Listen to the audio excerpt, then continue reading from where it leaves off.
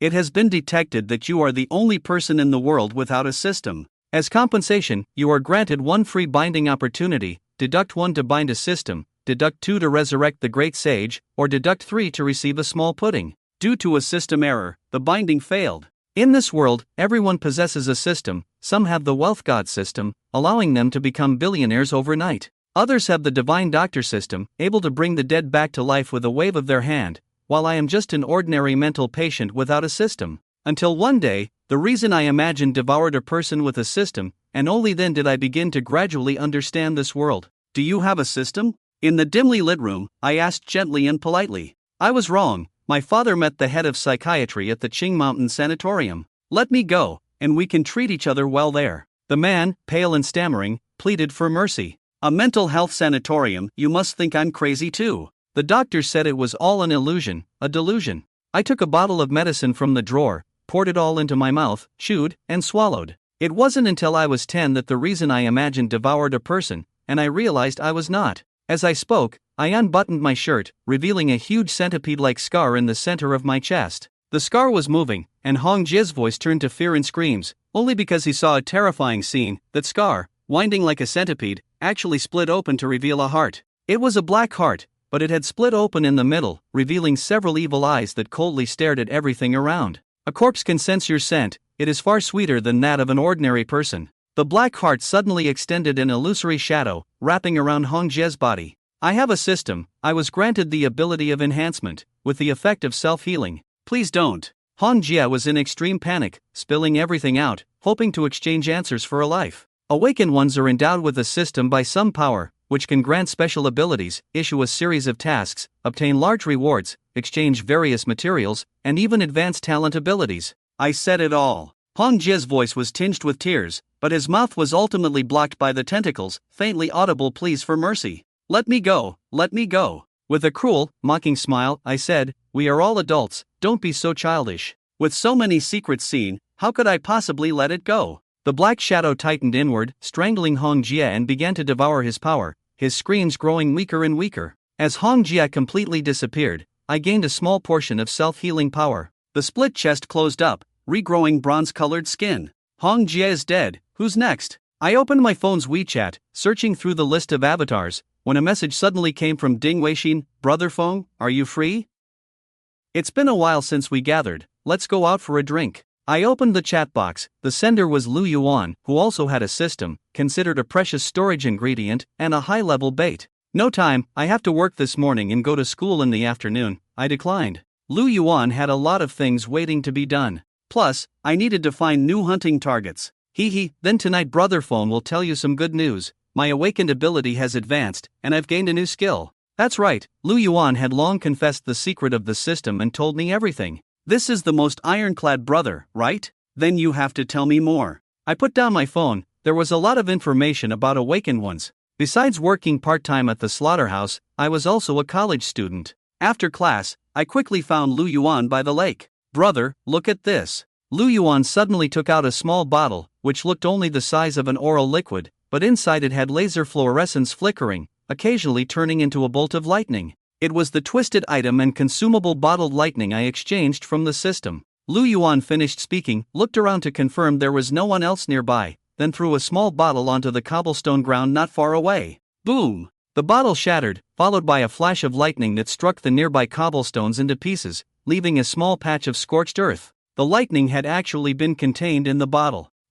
My god of wealth talent has evolved to level 2, and the system has unlocked item rewards from F level to level 1. Lu Yuan's smugness deepened. I paused for a moment, contemplating the information about the system, referring to the items exchanged as distorted objects. Even the lowest level F items transcended the limits of reality. Moreover, Lu Yuan's ability was quite special. He possessed an extremely rare divine talent. Don't be fooled by Lu Yuan's carefree demeanor. With this ability, he had astonishingly become a billionaire in just a few years. The system had finally upgraded. For every 10,000 earned, he received 1 point, and now he had so many points he couldn't spend them all. I am the chosen one. Lu Yuan stood up, hands on his hips, facing Lake Tianshui, his face full of arrogance and dreams for the future. The differences in awakened talents also meant different ways to level up. Lu Yuan's god of wealth talent meant that his way to level up was to make money while also earning a lot of points. Keep it up.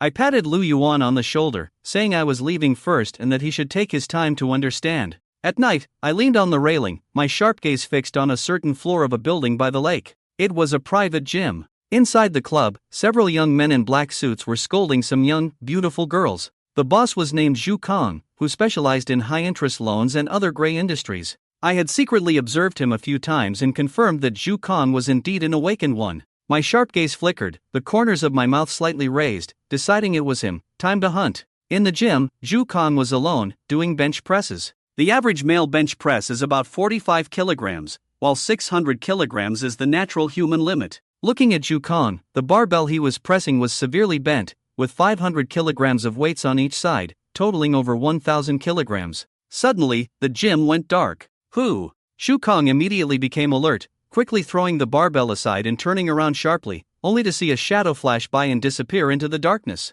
From the side, Zhu Kong heard some movement and swung the iron handle violently towards it. Sure enough, a shadow attacked. I easily dodged the iron handle's strike, then with a quick flick of my wrist, the bone knife sliced forward, the sound of flesh tearing echoed, and with a clang, the weights fell to the ground. This strike severed Zhu Kang's tendons and arteries, blood gushing uncontrollably, soaking the floor. Who are you? Why do you want to kill me? Zhu Kang's face showed fear, his mind racing to guess why the enemy was here. You come from the Survivor Mutual Aid Association, someone wants to kill me. The Survivor Mutual Aid Association is a large organization made up of awakened ones. I had heard of it before, and some other awakened ones had mentioned that anyone could join, banding together for support. No, I don't have many enemies. You're an enforcer, here to execute me? I haven't done anything against the organization's rules, at most just a bit unethical. Who exactly are you? An enforcer? That's a group of self-proclaimed justices, responsible for maintaining the delicate balance between ordinary people and awakened ones, executing those who have gone mad and are dangerously abnormal. This world is very complex, the ratio of awakened ones is quite high, at least 1 in 10,000. You know quite a few awakened ones, right?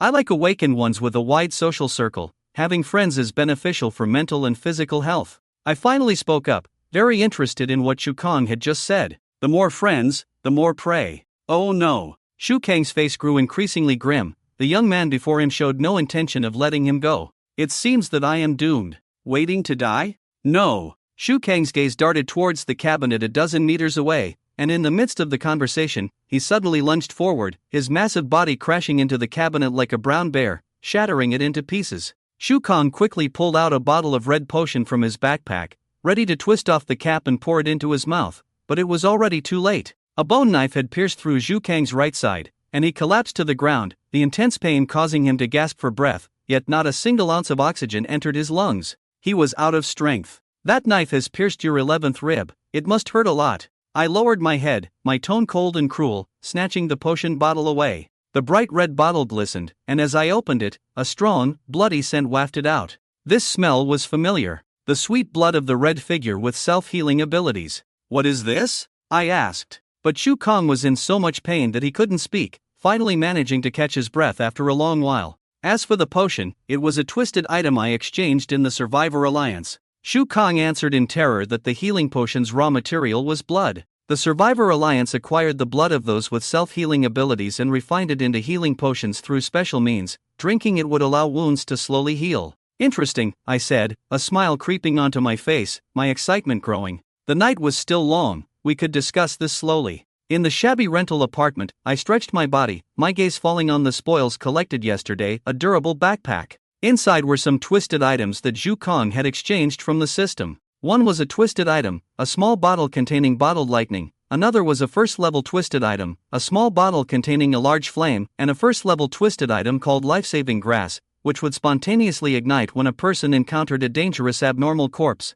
I took out a steel pipe and, with a slight effort from my arms, twisted it into a helix. Zhu Kong had a system talent for muscle modification, and after devouring it, my muscle strength increased significantly. Beep, beep, beep, the sound of car horns came from outside the rental apartment. I frowned slightly and opened the window to look out, only to see a black and gold supercar parked by the roadside. Is that Batman? This supercar parked by the side of the road bore some resemblance to Batman's vehicle in the movies. The car door, like cicada wings, slowly opened, and a familiar figure appeared, leaving a message. He excitedly got out of the car, waving his hands and shouting, "Brother phone, come down quickly." A few minutes later, I stood in front of Lu Yuan, patting the top of the black and gold supercar. Not bad, how much did you buy it for? Lu Yuan couldn't contain his excitement. Lotus Philippe Limited Edition, 28 million. 28 million. That was enough to buy a luxurious villa. Lu Yuan had become a nouveau riche, but he had never spent money like this before.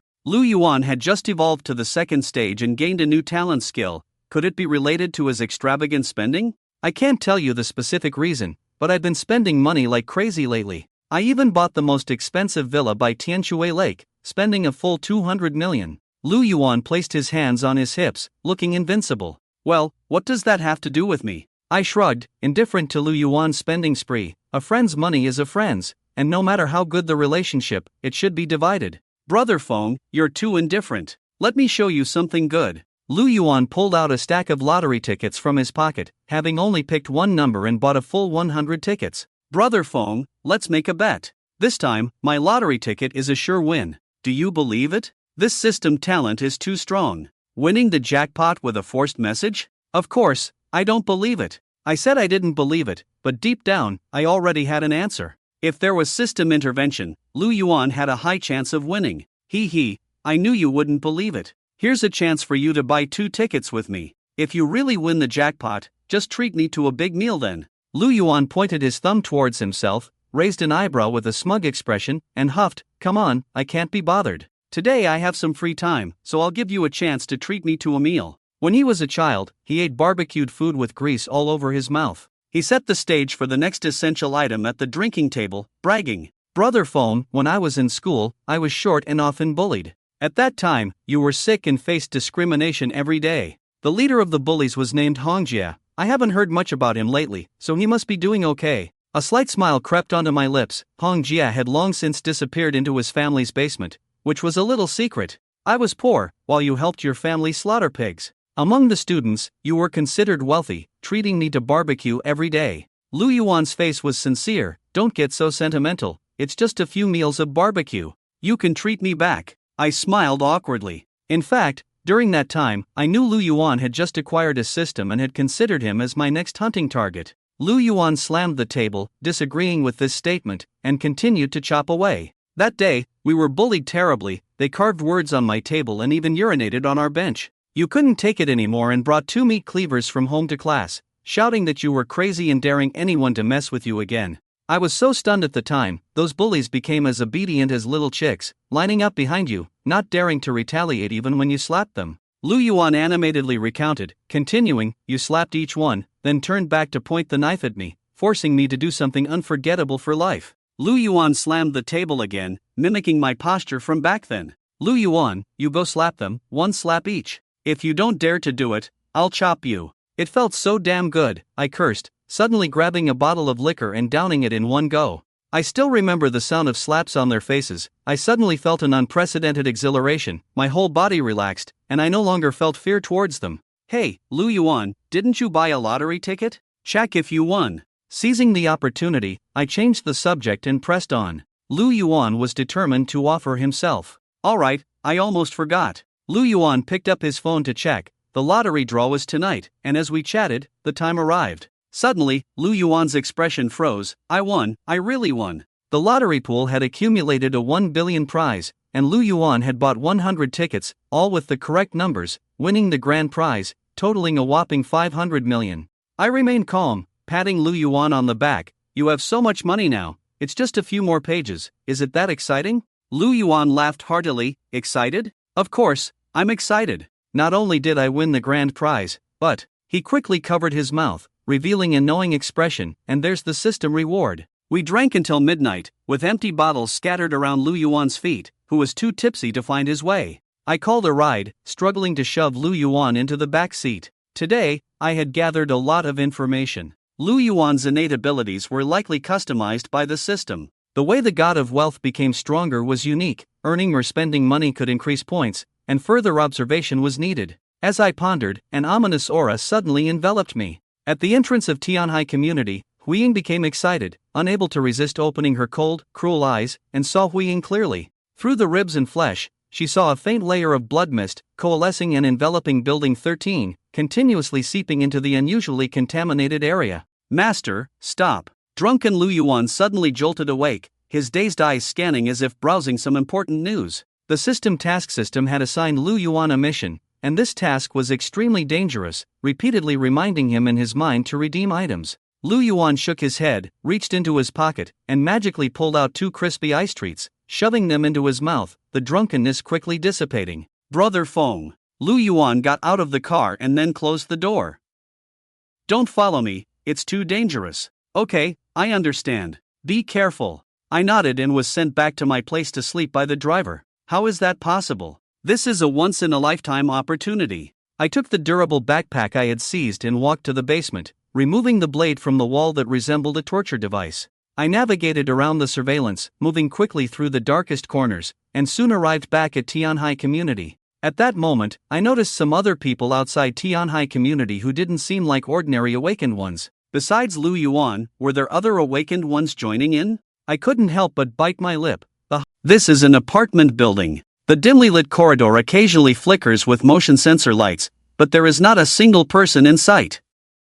Every room has its door wide open, and there are about 20 or so, which adds to the eeriness. Squelch! Yang Chen's shoe crushes something. Round, wet, sticky, and bursting with a large amount of fluid. Eyes? The ground under the motion sensor lights is covered with bloodstains, and round eyeball-like objects, connected by a network of nerve fibers, are placed in front of each room. Woohoo-hoo! A sob echoes. Yang Chen, with a bag slung over one shoulder, approaches the first room. The sobbing comes from a woman. She is alone, crouching in the corner, her cries mournful and sorrowful, her hands covering her face, with crimson liquid dripping from her fingers. Eyes. My eyes. You stepped on my eyes. The woman suddenly turns her head, her blood-covered hands leaving her cheeks, revealing a twisted face with 2 bloody hollows where her eyes should be. Terrifying. An ordinary person would probably be scared out of their wits. Yang Chen, however, remains calm, looking at his shoe sole. Sorry, your eyeball is already crushed. Give it back. Give it back. Gouge out your eyes and pay me back.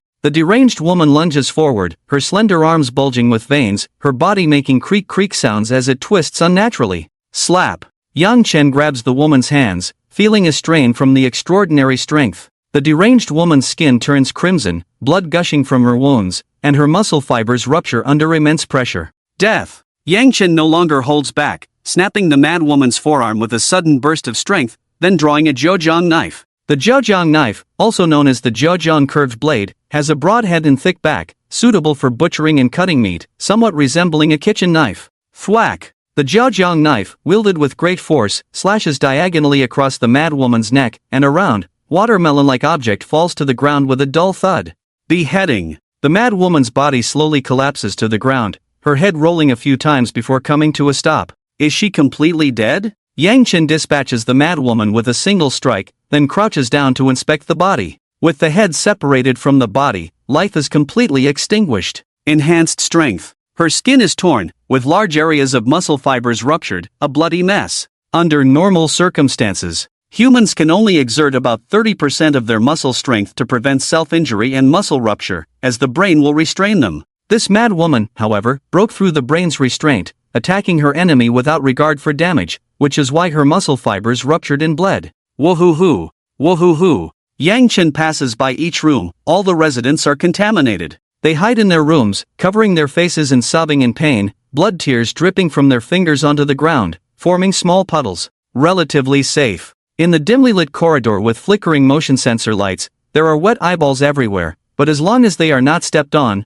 they will not attract the attention of the deranged residents. Squish squish! Those wet eyeballs actually start rolling on their own, as if alive, wriggling on the ground and moving towards the feet. Yang Chen lifts his foot, and several eyeballs roll to the spot where he is about to step, and if he steps back, they move to where his heel will land. Alright, it's been a while since I've stretched my muscles. Yang Chen exhales a long breath of turbid air, then twists his neck, his whole body making popping sounds like roasted beans, his bones cracking crisply. No more holding back. No more hiding. Yang Chen's foot stomps down on the eyeballs on the ground, the sound of breaking following one after another, and the deranged humans in the rooms also crawl out from their corners. My eyes. You crushed my eyes. Repay, repay, repay. Take out your eyes and give them back to me. The deranged people in the room all rushed out, wielding various weapons, roaring and charging. Yang Chen held the jiujiang knife in his right hand and a meat cleaver in his left, looking like a butcher with 2 kitchen knives. Come on. Yang Chen suddenly accelerated his footsteps, slashing the jiajiang knife towards the monster's neck,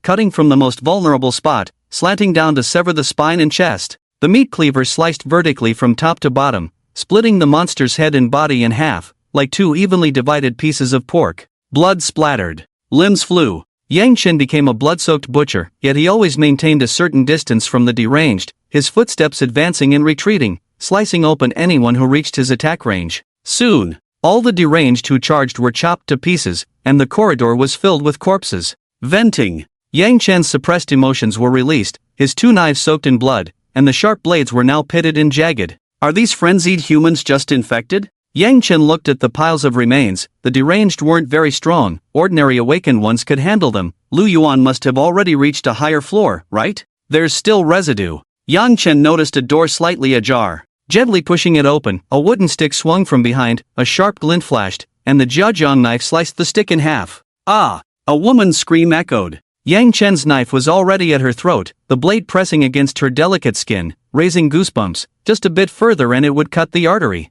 Don't scream.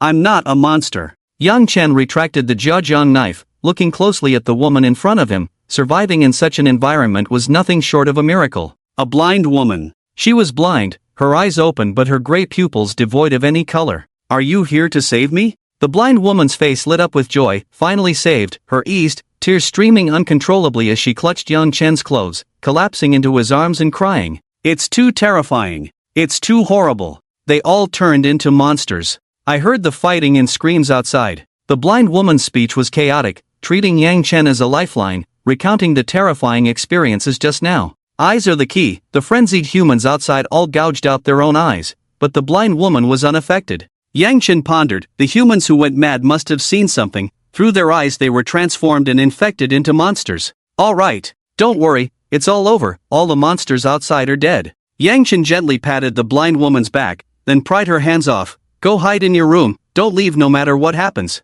Please, don't go, can you? The blind woman pleaded, I'm scared, I don't want to die. Yang Chen sighed, his tone firmer, hide, trust me. The blind woman bit her lip lightly, finally choosing to believe Yang Chen. She quickly returned to her room and locked the door. At that moment, a commotion came from downstairs, growing louder. Vaguely, the roars of monsters could be heard, mixed with the sound of gunfire and the grating noise of metal. Yang Chen's eyes flickered, he hid in the shadows to observe. A small team had stormed into Building 13, likely the awakened ones seen downstairs. 4 people. They worked efficiently, quickly clearing the frenzied monsters, entering experience farming mode. Iron Man, hold on. Ding ding ding ding. The sound of metal clashing rang out as a burly man stood at the forefront, his skin glistening with a metallic sheen, firm and thick. He lived up to his name. Iron Man possessed an enhancement ability, steel forging. This ability allowed him to forge his body into steel, reaching the second stage where his skin would harden like steel. It was said that with powerful steel forging abilities, after multiple evolutions, even muscles, bones, and internal organs could be forged into steel. It's nothing, Iron Man laughed loudly, unaffected by the frenzied attackers around him.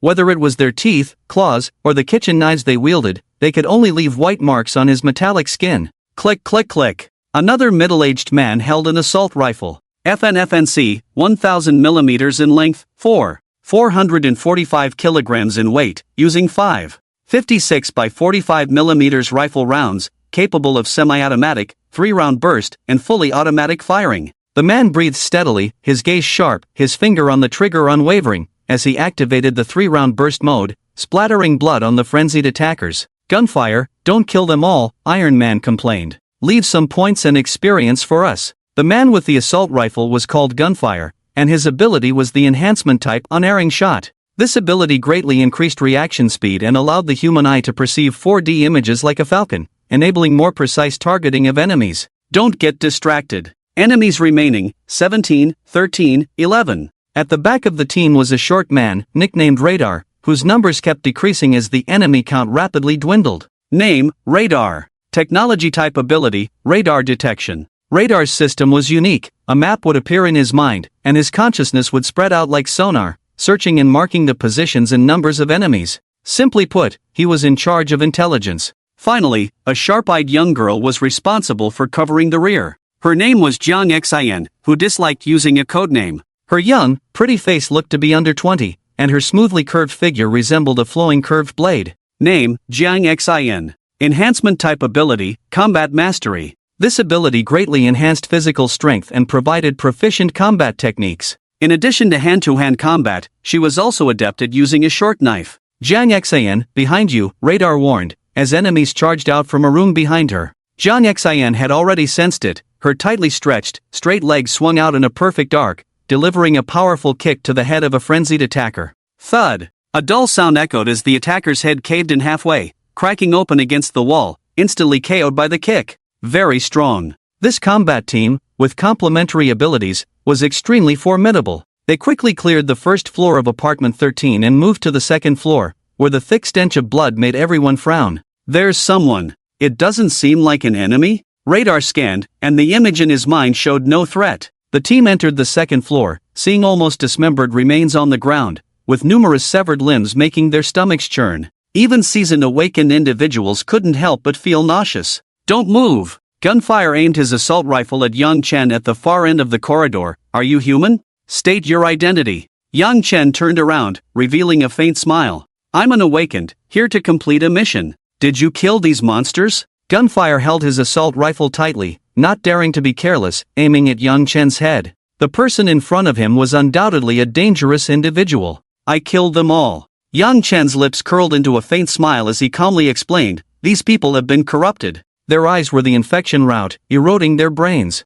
Impressive. In such a short time, he has already grasped the characteristics of anomalous creatures. Radar, how is it? Gunfire still felt uneasy and turned to look at Radar, who was in charge of reconnaissance. No immediate threat. The target is in a safe state. Radar pressed a finger to his temple, and waves of mental energy spread out, checking the danger level of the floor. Hearing this, Gunfire finally relaxed and lowered his assault rifle. Sorry, buddy, Iron Man, the leader of the group, walked over first. We awakened ones have to be cautious. Caution is the parent of safety. Jiang Xin, the young girl, also jumped out, her sharp eyes flickering as she looked at the wounds on the remains of the corpses, exclaiming, amazing, every strike was fatal, decisive, and ruthless. You wiped out all the frenzied ones on this entire floor alone. Are you a third-stage awakened one? Jiang Xian's eyes filled with admiration. Being skilled in combat and short blades, she knew very well what kind of strength it took to achieve this. Third-stage evolution. That was the elite among awakened ones, only those who had undergone years of training and participated in many dangerous missions could reach the third stage. It's nothing, Yang Chen replied with a light smile, neither confirming nor denying. He wiped the blood off his jiajiang knife and then took out a piece of happy crunchy ice, breaking it and sucking it down. This further lowered the group's guard. Iron Man followed suit and exchanged for a piece of crunchy ice, turning to his companions and saying, let's exchange for some too. Anomalous creatures have the ability to erode the mind, we must stay. Radar and Jiang Xin nodded and exchanged for F-grade consumables to maintain their Big Brother. What is your mission objective? If it's convenient, let's team up, it'll be safer. Iron Man approached Yang Chen, hoping to join forces with the powerful man in front of him. Judging from Yang Chen's performance just now, he was undoubtedly an experienced and strong awakened one. I'm used to being alone, Yang Chen said somewhat arrogantly, not easily trusting the group, and turned to ask, what about your mission? Very vigilant. Yang Chen was like a lone wolf with strong vigilance, and to get him to act, one had to first show sincerity. The team members exchanged glances and nodded silently. Gunfire, as the team leader, explained, our mission is to find the Red Room and eliminate the anomalous invaders. We just cleared a floor and got quite a few rewards. Yang Chen chuckled coldly, continuing to speak with an air of mystery. It's fine for you to clear these ordinary monsters, but what's inside the Red Room? The team members' expressions grew serious upon hearing this. It seemed that this expert knew more information, at least he was aware of what was hidden in the Red Room. Be careful, there are others on this floor. Radar suddenly issued a warning, and Iron Man instinctively moved away from Yang Chen. The group immediately resumed their positions and entered a combat stance. Bang! Jiang Xin kicked open the door and swiftly moved to the side, with Gunfire immediately aiming and ready to provide fire support. There's someone in the room. Jiang Xin heard rustling sounds, and Iron Man nodded, charging forward with a shoulder tackle that shattered the wooden door. Yeah. A scream came from the room. A blind girl huddled in the corner of the bed, covering her body with a blanket, trembling in fear. Don't kill me, don't kill me. Iron Man stepped forward, lifting the blanket to reveal an ordinary person. An ordinary person. She hasn't been infected, it's a miracle. Iron Man exclaimed, while the radar beside him revealed a sinister gaze. Just to be safe, shoot her. Da-da. The gunfire initiated a 3-round burst, shooting the blind girl, and the crimson liquid immediately splattered on the wall. The scream abruptly cut off. What are you doing? Yang Chen walked to the door, his face darkening. She wasn't infected, why did you kill her? Yang Chen's question caused a few of them to be puzzled. This is standard procedure. Although she hasn't turned into a monster, there's a possibility of infection. To prevent anomalies from spreading, complete elimination is the best option. The gunman said indifferently. Killing an innocent person didn't make him feel guilty, but rather, it was a very normal thing. Just weeds. These ordinary people will grow back. It's better than contamination spreading. Radar's view was even more extreme. Ordinary people seemed to be just lush weeds, insignificant to awakened ones. Even the last girl, Jiang Xian, showed no unusual expression, having long been accustomed to such things. Completely clean up anomalies.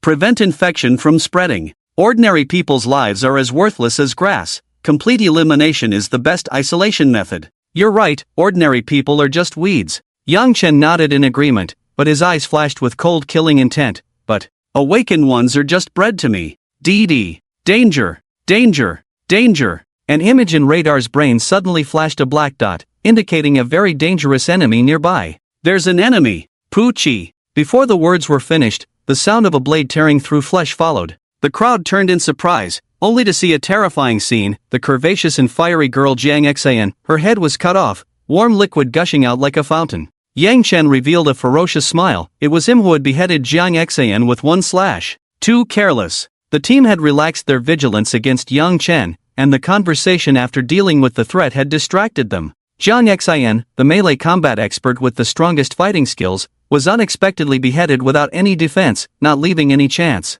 You! The gunman widened his eyes, immediately turning the gun, but at that moment the blade slashed down again. The Jiaozhong knife struck the assault rifle, the heavy force cracked the palm, the sturdy gun body sparking with metal friction, then bursting apart from the middle. The gun turned into a pile of fragments. The gunman's wrist was also injured, involuntarily retreating. Stop! Iron Man reacted quickly, his entire body's muscles tightened, the skin surface shimmering with metallic luster, shielding the gunman in a steel form, blocking the next blade slash. Dang! The Jiaozhong knife struck the steel skin, producing a sound of metal clashing. The blade full of notches also curled, showing the hardness of the steel skin. Hee. Yang Chen sneered, the cleaver in his other hand turned back to slash. The cleaver cut into Radar's chest, from the left shoulder to the right abdomen, splitting him in half diagonally. Radar's face was full of disbelief, his body uncontrollably spewing out a large amount of liquid, his upper body tilted and slid to the ground, a mess of colors flowing everywhere. Why? Unwilling. Why did I die? Why didn't my powerful detection ability notice Yang Chen was an enemy? Radar died with grievances, his upper body sliding to the ground, his lower body still standing. The terrifying scene stunned Iron Man and the gunman. In just a few seconds, the team had already suffered more than half casualties. Iron Man, help me block. The gunman's eyes turned angry. With his ability of never missing a shot, he naturally wouldn't just bring one gun. A large caliber Desert Eagle was drawn from the waist, its silver barrel sleek and powerful, known as the pocket cannon for its immense strength, capable of killing an adult brown bear with a single shot at close range. Boom, boom, boom. The gunfire, protected by the Iron Man, lay on its side and fired, the bullets passing through the crotch and aiming at Yang Chen, whose ability to hit the mark left him no room to dodge. Within 7 steps, the gun is both accurate and fast. Beyond 7 steps, the gun is fast. Within 7 steps, the gun is both accurate and fast. Yang Chen's body is strong, but not strong enough to dodge bullets. His sharp eyes, like those of a falcon, watched the gunfire's fingers, and at the moment the trigger was pulled, he immediately raised his knife to block the fatal blow. Ding, ding, ding. The large caliber bullets hit the meat cleaver, the terrifying force denting the steel surface and causing the handle to collapse and bend. The 7 bullets from the Desert Eagle caused the entire meat cleaver to burst into pieces, turning into dozens of steel fragments. Blood splattered. Yang Chen's body was also hit, the large caliber bullets tearing through his skin and leaving holes the size of a finger. Hee. Yang Chen was injured, but his smile became even more ferocious. The more injured the beast, the more ferocious, dangerous, and frenzied it becomes. Is that lightning in a bottle? The Iron Man widened his eyes, his steel-forged skin able to resist most physical damage, but lightning and thunder were his nemesis. Boom! Yang Chen threw out a small bottle, and a flash of white light exploded in the room, the lightning striking the Iron Man's body, causing a numb sensation to spread throughout, severely damaging his flesh and organs. It's your turn. A figure bypassed the paralyzed Iron Man, his ferocious smile almost reaching his ears, and a sharp, narrow boning knife was drawn from a durable backpack, stabbing at the gunfire who was changing the magazine. Changing the magazine, too slow. Blood spurted out. The gunfire was slashed across the throat, clutching his neck and struggling, his pupils soon dilating and losing color. Only one remained. The Iron Man's body recovered slightly from the paralysis, steam rising from his entire body, blood oozing from his ear and nose. All his teammates were dead. The Iron Man was severely injured, his eyes shaking like an earthquake, fear filling his body. Run! The Iron Man fled towards the stairs, but how could Yang Chen let him go? A whip kick. Yang Chen's foot stomped the ground, twisting his waist and hips to deliver a kick, the heavy whip leaving a series of almost distorted shadows, hitting the fleeing Iron Man's head hard. Crack, crack, crack. The bones under Yang Chen's foot cracked. The Iron Man's head was indeed hard, his steel forging ability was genuine. On the other side, the Iron Man was also hit by the heavy whip kick, his head smashing through a large section of the wall, revealing many concrete and steel structures, large pieces of rubble falling off. Don't kill me! The Iron Man fell to the ground, begging with eyes full of fear. Your ability is indeed powerful. Yang Chen smiled cruelly, approaching step by step, his gaze fixed on the Iron Man's ears, where thick blood was flowing from the ear canal to the neck. Weakness. The cochlea, mouth, anus, nostrils, eyes. These places were the Iron Man's weaknesses, his steel forging ability currently only strengthening the skin, unable to extend inward. No! The Iron Man realized something, just as he was about to cover his ears, the boning knife had already pierced the cochlea. Puff! The boning knife pierced through the temple and out the other side, bringing with it some slippery brain and spinal fluid, which stuck to the tip of the knife. Yang Chen pulled out the blade, gently flicking it to spin a knife flower, all the blood and mucus splattering on the ground. Just as the girl Jiang Xian had evaluated. Cruel methods. Decisive and resolute. Unhesitating slaughter, a move that inevitably took a life. Total annihilation. In less than half a minute, the awakened four-man team was annihilated, ushering in their moment of harvest. The bodies of the four awakened individuals were quickly moved into a small room, while Yang Chen unbuttoned his shirt, revealing a winding, gruesome scar on his chest resembling a centipede. The aberration, filthy infant. The filthy, wriggling heart opened its cold eyes and extended sticky tentacles that wrapped around the awakened individuals. Moments later, the scar on Yang Chen's chest closed. His gunshot wounds began to heal slowly. Large-caliber bullets, like almonds, were expelled from the wounds, followed by delicate, tender flesh strands intertwining and fusing together, quickly forming a layer of black scabs. After the scabs fell off, fresh, unblemished flesh and skin remained. Forged steel radar detection combat proficiency deadly aim. Yang Chen's filthy infant absorbed most of the nutrients, returning some foul black blood, enhancing his mental strength and slightly increasing his muscle density. The dense cracks in the bones under his feet also healed under the cover of the foul black blood, and due to the ability of forged steel, his entire skeleton became even harder. Feels good. Yang Chen's pores were all opened, absorbing the nutrients of four awakened individuals simultaneously, clearly feeling his overall strength increasing. Today was truly a bountiful harvest. However, it's not over yet. Yang Chen tidied up the backpacks and items left by the four, took away a large number of valuable spoils, and then continued to explore upward. 3rd floor, 4th floor, 5th floor. Yang Chen moved cautiously upward, but there were fewer and fewer deranged monsters left. The corridors were filled with scorch marks, obviously left by lightning strikes. The 6th floor was even more exaggerated, with the entire area engulfed in scorching flames. The flames swept through every room, the temperature suddenly rising, and the air filled with carbon monoxide fumes. Those with poor constitution would quickly faint. As for the deranged ones, they were all burned to ashes. Looks like I need to finish this quickly. Through the window, Yang Chen looked far away and saw fire trucks with sirens blaring and flashing lights rushing towards the neighborhood. The building was also surrounded, with not only regular police but also a group of strange people in full protective gear completely sealing off the apartment. Yang Chen continued forward, braving the fire and smoke to reach the 7th floor. Suddenly, something in the durable backpack caught fire. E-grade distorted item, life-saving straw man. This was a special warning consumable. Once it encountered a powerful contaminated anomaly, it would ignite. At the same time, the sound of intense fighting also came from the 7th floor, where a room was emitting a crimson glow, exuding an evil aura. Red room. That was the awakened team's red room, mentioned earlier. The anomalous creature they needed to eliminate was inside, along with a very familiar man. Lu Yuan. Lu Yuan was fighting against some powerful creature. Bottled lightning, bottled flame, rumble. Lu Yuan seemed to have an endless supply of resources, throwing out distorted consumables one after another. Blinding white lightning struck down, leaving scorched marks on the ground. A fiery storm swept through, waves of flames burning the surrounding walls to cracks. Buzz. The air began to vibrate, and a powerful telekinetic force lifted Lu Yuan's body. That mental force extinguished the surrounding flames and slammed Lu Yuan like a hammer, throwing him out of the red room. Upon closer inspection, there was a beautiful little boy inside the red room, looking like a porcelain doll, but with a crack on his forehead, growing a cold, evil vertical pupil.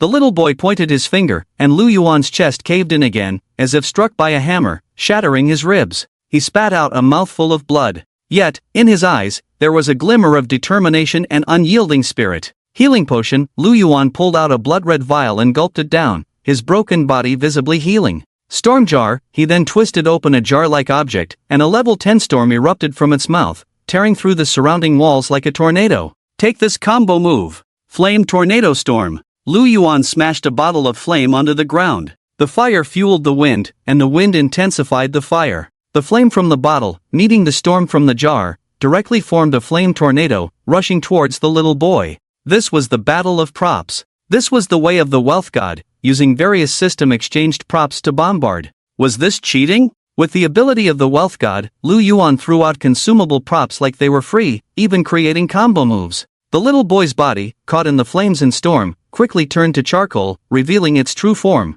Blood peacock. It was a monstrous bird, covered in rotting flesh, its body twisted and covered not in feathers but tentacles. The tips of these tentacles had evil, cold vertical pupils, like a peacock's tail, vibrating violently. Psychic burst. The evil gaze turned into psychic force, blocking the flame storm, forming a giant hand that crushed the fire tornado. Walls shattered. The ground cracked. The blood peacock let out a startled cry, and the psychic hand from its flesh feathers pinned Lu Yuan to the wall, leaving a claw-shaped dent. System. Add all remaining points to mental strength and strength. Lu Yuan shouted, and countless golden lights flashed, turning into threads that entered his body, immediately enhancing his strength and breaking free from the restraint. Ha! Lu Yuan punched, knocking the blood peacock's head aside, displaying formidable physical strength. Punch after punch after punch. As the wealth god, Lu Yuan's fists were powerful, pinning the blood peacock to the wall, causing dust and rubble to fall, and the wall to crack with countless fissures. Enraged, the blood peacock cried out again, using its ultimate move.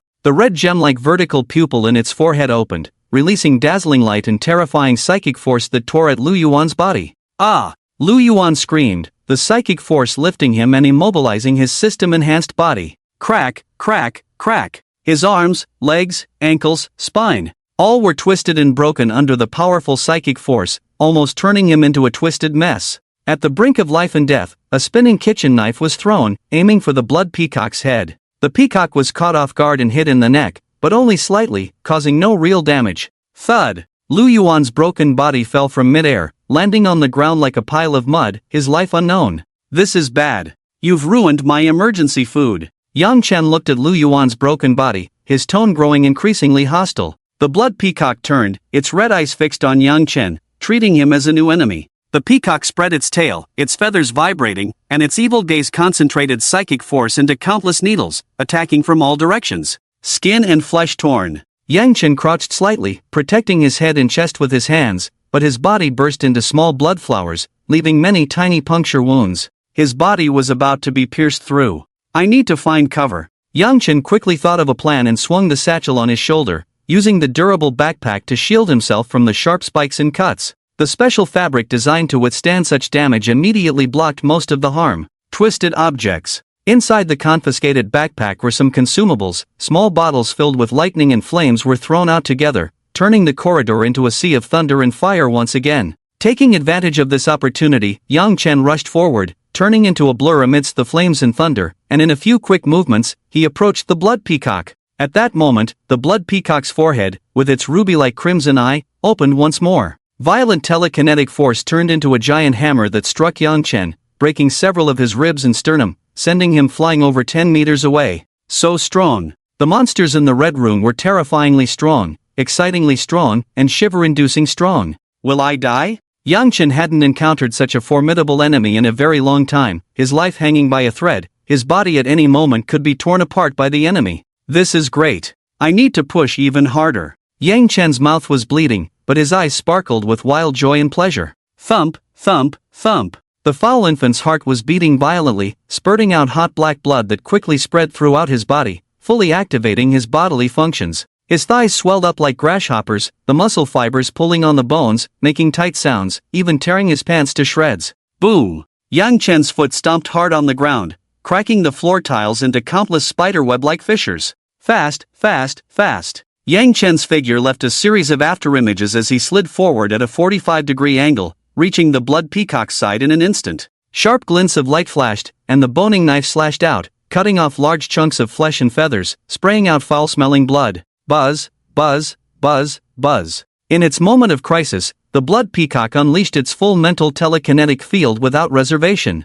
The mental intent caused the air to vibrate. Broken bricks and tiles in the red room, along with surrounding kitchen utensils, knives, forks, and even tables and chairs, all floated up under some kind of force. Its forehead's crimson evil vertical pupil, flowing with glowing precious blood, focused into a beam, looking at Yang Chen who was attacking it. Danger! Extremely dangerous. This was the blood peacock's killer move. Yang Chen's heart tightened. Under the extremely dangerous situation, his sense of time compressed, as if the flow of time around him had slowed down. Dodge! Yang Chen's grasshopper-like swollen thighs stomped the ground with terrifying force, breaking the floor along with the concrete structure, forcibly moving his body to dodge. Even so, he didn't completely avoid the blood peacock's fatal blow. Puff! Yang Chen's left arm suddenly withered, then twisted like a screw, the entire arm instantly shattered, turning into a cloud of blood mist. Not a single piece of flesh. Not a single fragment of bone the size of a fingernail. The left arm exploded into dust, turning into a cloud of powder, leaving nothing behind. Too terrifying. If Yang Chen had been a step slower, the shattered part wouldn't have been his left arm, but his entire body. Now it's my turn. The blood peacock's eye on its forehead dimmed, and this was the moment it was at its weakest. Yang Chen's smile became even more ferocious, completely unconcerned about his destroyed left arm, his right arm gripping the boning knife. He exerted all his strength, unleashing 100% of his power. Skull-piercing. The boning knife stabbed into the ruby-like crimson eye, directly piercing through the blood peacock's head, and even in its dying moment, it refused to give up. The blood peacock's glowing precious blood splashed out, releasing a large amount of mentally polluting intent, infiltrating Yang Chen's brain like silk being unraveled. Mental pollution. It was using a corrosive mental force to taint Yang Chen's thoughts and consciousness, turning him into a monster like a raving lunatic who gouged out his own eyes. You want to mess with my mind? Yang Chen's eyes flickered with disdain, his mind filled with chaotic negative thoughts, the best defense against mental attacks, but my mind is already a mess.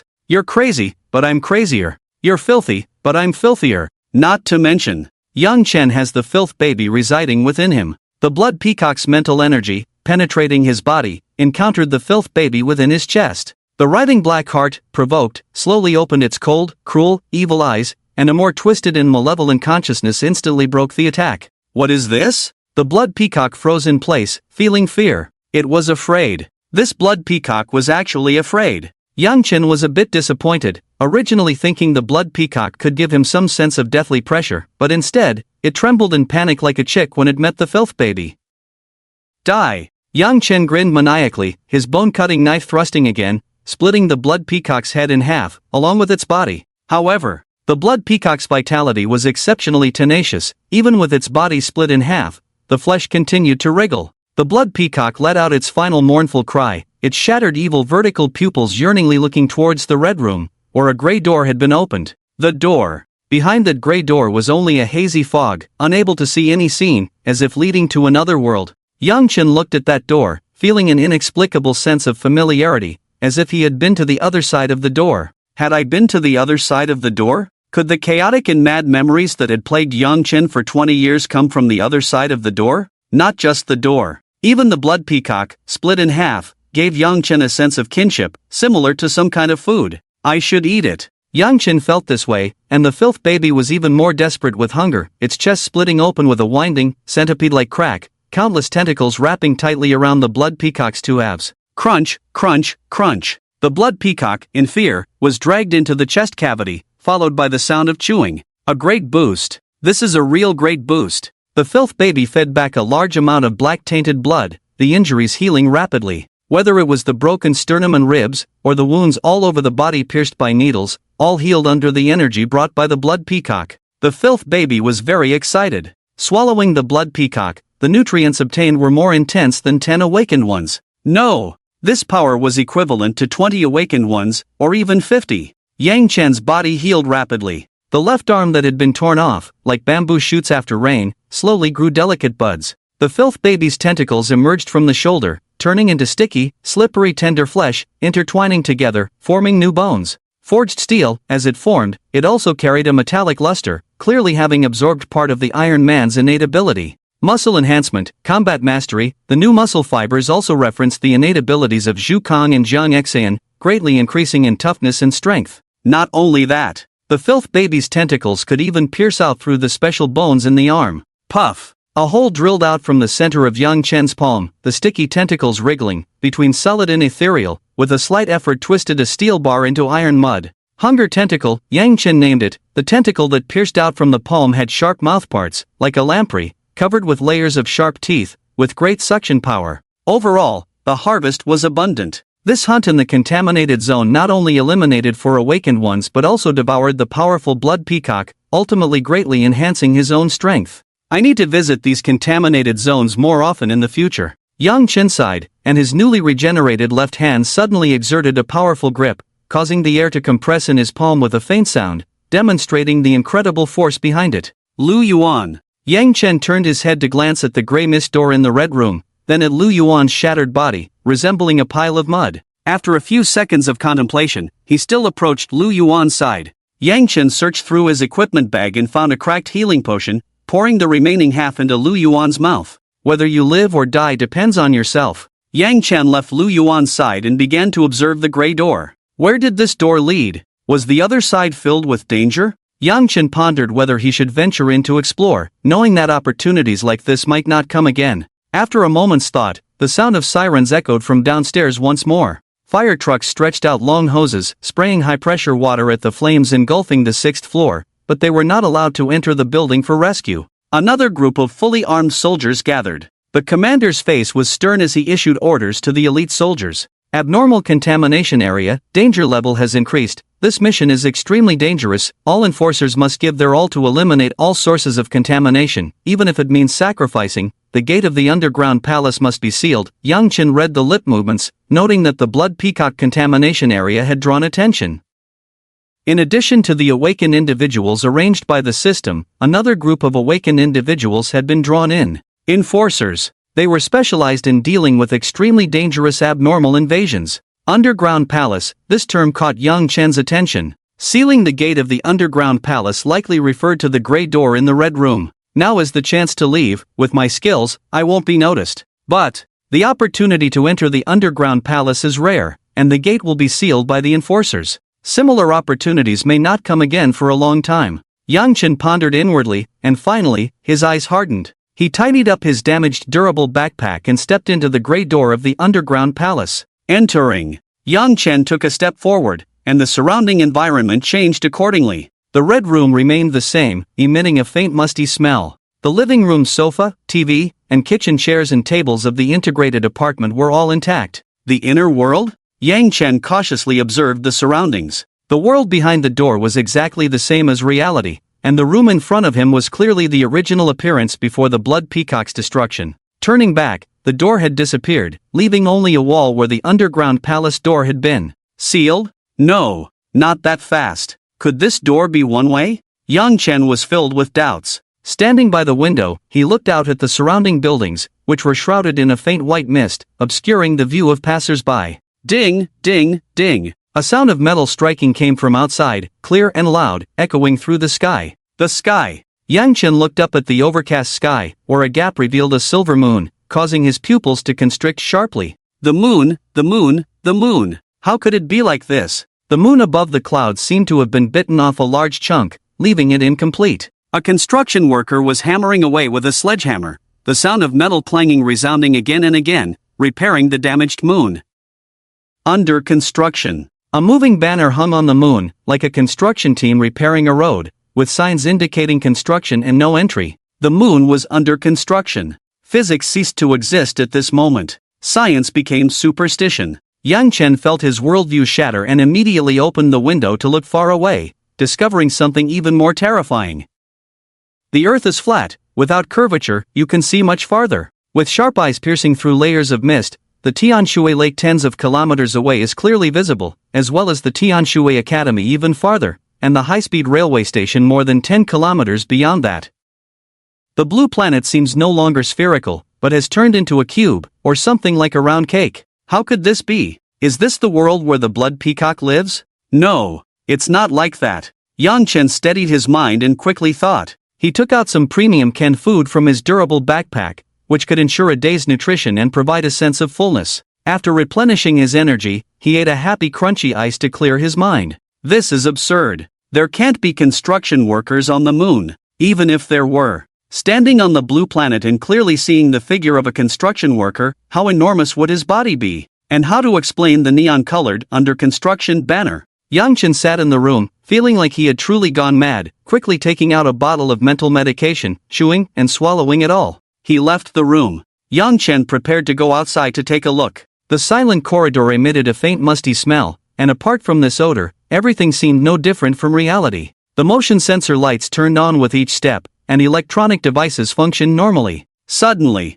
a vague foggy figure appeared from the stairwell. It was a blurred human silhouette, its face indiscernible, completely enveloped by a thin layer of mist. This mist, he had seen it in the room earlier, and it seemed to permeate the entire world. Enemy? Threat? Yang Chen assumed a combat stance, ready to sever the fogman's head at any moment. Passing by. The fogman didn't see him at all, or rather, it passed right through him, the mist dispersing upon contact with Yang Chen's body, turning into wisps of dust. The fogman's steps continued to float, and the dispersed dust reassembled ahead, returning to its original form. No substance? No! Yang Chen carefully observed the fogman, who actually took out a key from its pocket and inserted it into the door lock, turning it gently to open the apartment door. Physical contact. Both the key and the door lock are forms of physical contact. Stranger things followed, as another fogman appeared inside the room, looking like a young woman with an apron around her waist. The two fog people embraced, passionately kissing each other, like newlyweds.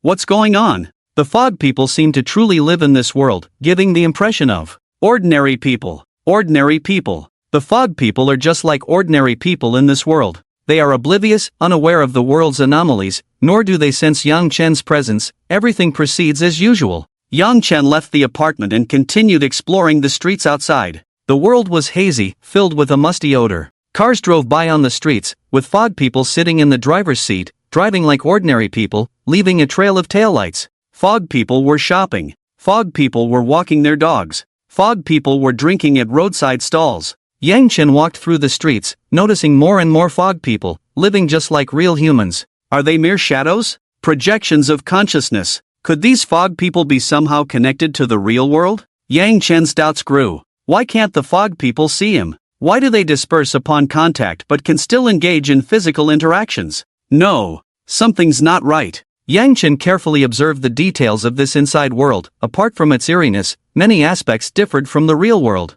The direction of the streetlights, the hotel signs, a once bustling restaurant had turned into a bar. That's right, the barbecue stand. Yang Chen sped up and arrived at the place where he had previously drank with Lu Yuan. The limited edition supercar was no longer parked here, and the original barbecue stall was gone. Hai Tian Internet Cafe. This name is wrong. This internet cafe should be called Manhwa Internet Cafe. Although it differs by just one character, it further confirms the idea in his mind. Yang Chen played a game of finding differences. The inner world and reality have significant differences, reflected in numerous details. Differences? Details? Did I remember wrong? The name of this internet cafe, it seems to be Blue Sky. Yang Chen's eyes gradually blurred, the musty smell in the air also faded, accustomed to this hazy environment. A fragrance wafted over. A spicy hot pot nearby, the window fan churning out waves of spicy aroma. A young couple was sitting at the door enjoying their meal. Humans? The young couple, the boy in a short-sleeved shirt and shorts, the girl in a white long dress, chatting and laughing while feeding each other, completely indistinguishable from normal people. The bustling sounds of people. Yang Chen suddenly looked back and found that the bar street had completely returned to normal, with people coming and going. Each bar was filled with noisy sounds, drunk youngsters hugging trees and vomiting all over the place. All the fog people had disappeared. No, The fog people hadn't disappeared, but had turned into these real people. Fog people? What are fog people? I seem to have forgotten something again. Yang Chen abruptly raised his head. The moon in the sky was half covered by clouds, but there were no construction workers continuing their work, nor any huge moving banners. All of this was his delusion. Yes, I am a mental patient. I have again produced unrealistic delusions. I should take my medication, otherwise these hallucinations will occur again. Yang Chen convinced himself, and some unfamiliar memories surfaced in his mind. He came from a happy family. Although he had contracted a mental illness, his parents were very good to him. More and more things were being forgotten. Yang Chen felt very uncomfortable in his heart. Many things in his mind were unfamiliar, especially the memories of his parents. After about 10 minutes, Yang Chen returned to his home, to an unfamiliar neighborhood. He had to recall several times to confirm his unit number and floor. His mother was a very gentle person. It was already past midnight. His somewhat thin mother was still waiting for him to come home, exhaustion written all over her face. Her once shiny black hair now had some gray strands. Yang Chen, you're back? The food is cold, I'll heat it up for you again. His mother carried the dishes back to the kitchen. Seeing her tired figure, Yang Chen felt a pang of guilt. This felt even more wrong. The sense of disconnection was severe. It was clearly his home, but it felt very unfamiliar and cold, and the so-called mother had no sense of closeness at all. Yang Chen walked back to his room. A clean and tidy bed. Opposite was a 2-meter-long table, with a cool computer on it, the CPU water-cooled screen flashing with his favorite anime characters. CPU Intel 14900K, graphics card RTX 4090 Raptor, paired with the top-end ROG Z790 EXT motherboard. Countless otaku's dream machine. This is not my computer. Yang Chen sat at the computer desk. Everything was just right, whether it was the height of the gaming chair or the placement of the ornaments on the table, all very much in line with his habits. But this was not his room. Thud. Yang Chen's heart skipped a beat. The foul infant slowly opened its cold, evil eyes. The frenzied twisted spirit tore at the brain, shattering the altered memories, breaking the false lies. Fog people. His mother was a massive fog, still heating up food in the kitchen, completely unaware of what was happening. Yang Chen spoke to her, no reaction. Yang Chen's fingers passed through the fog person's body, no reaction. This unfamiliar mother didn't even realize her child was missing, or perhaps she had forgotten she had a son altogether, as she finished her meal and went to sleep. The clanging of metal echoed, and the moon outside the window was being repaired, making the bizarre scene she witnessed all too real.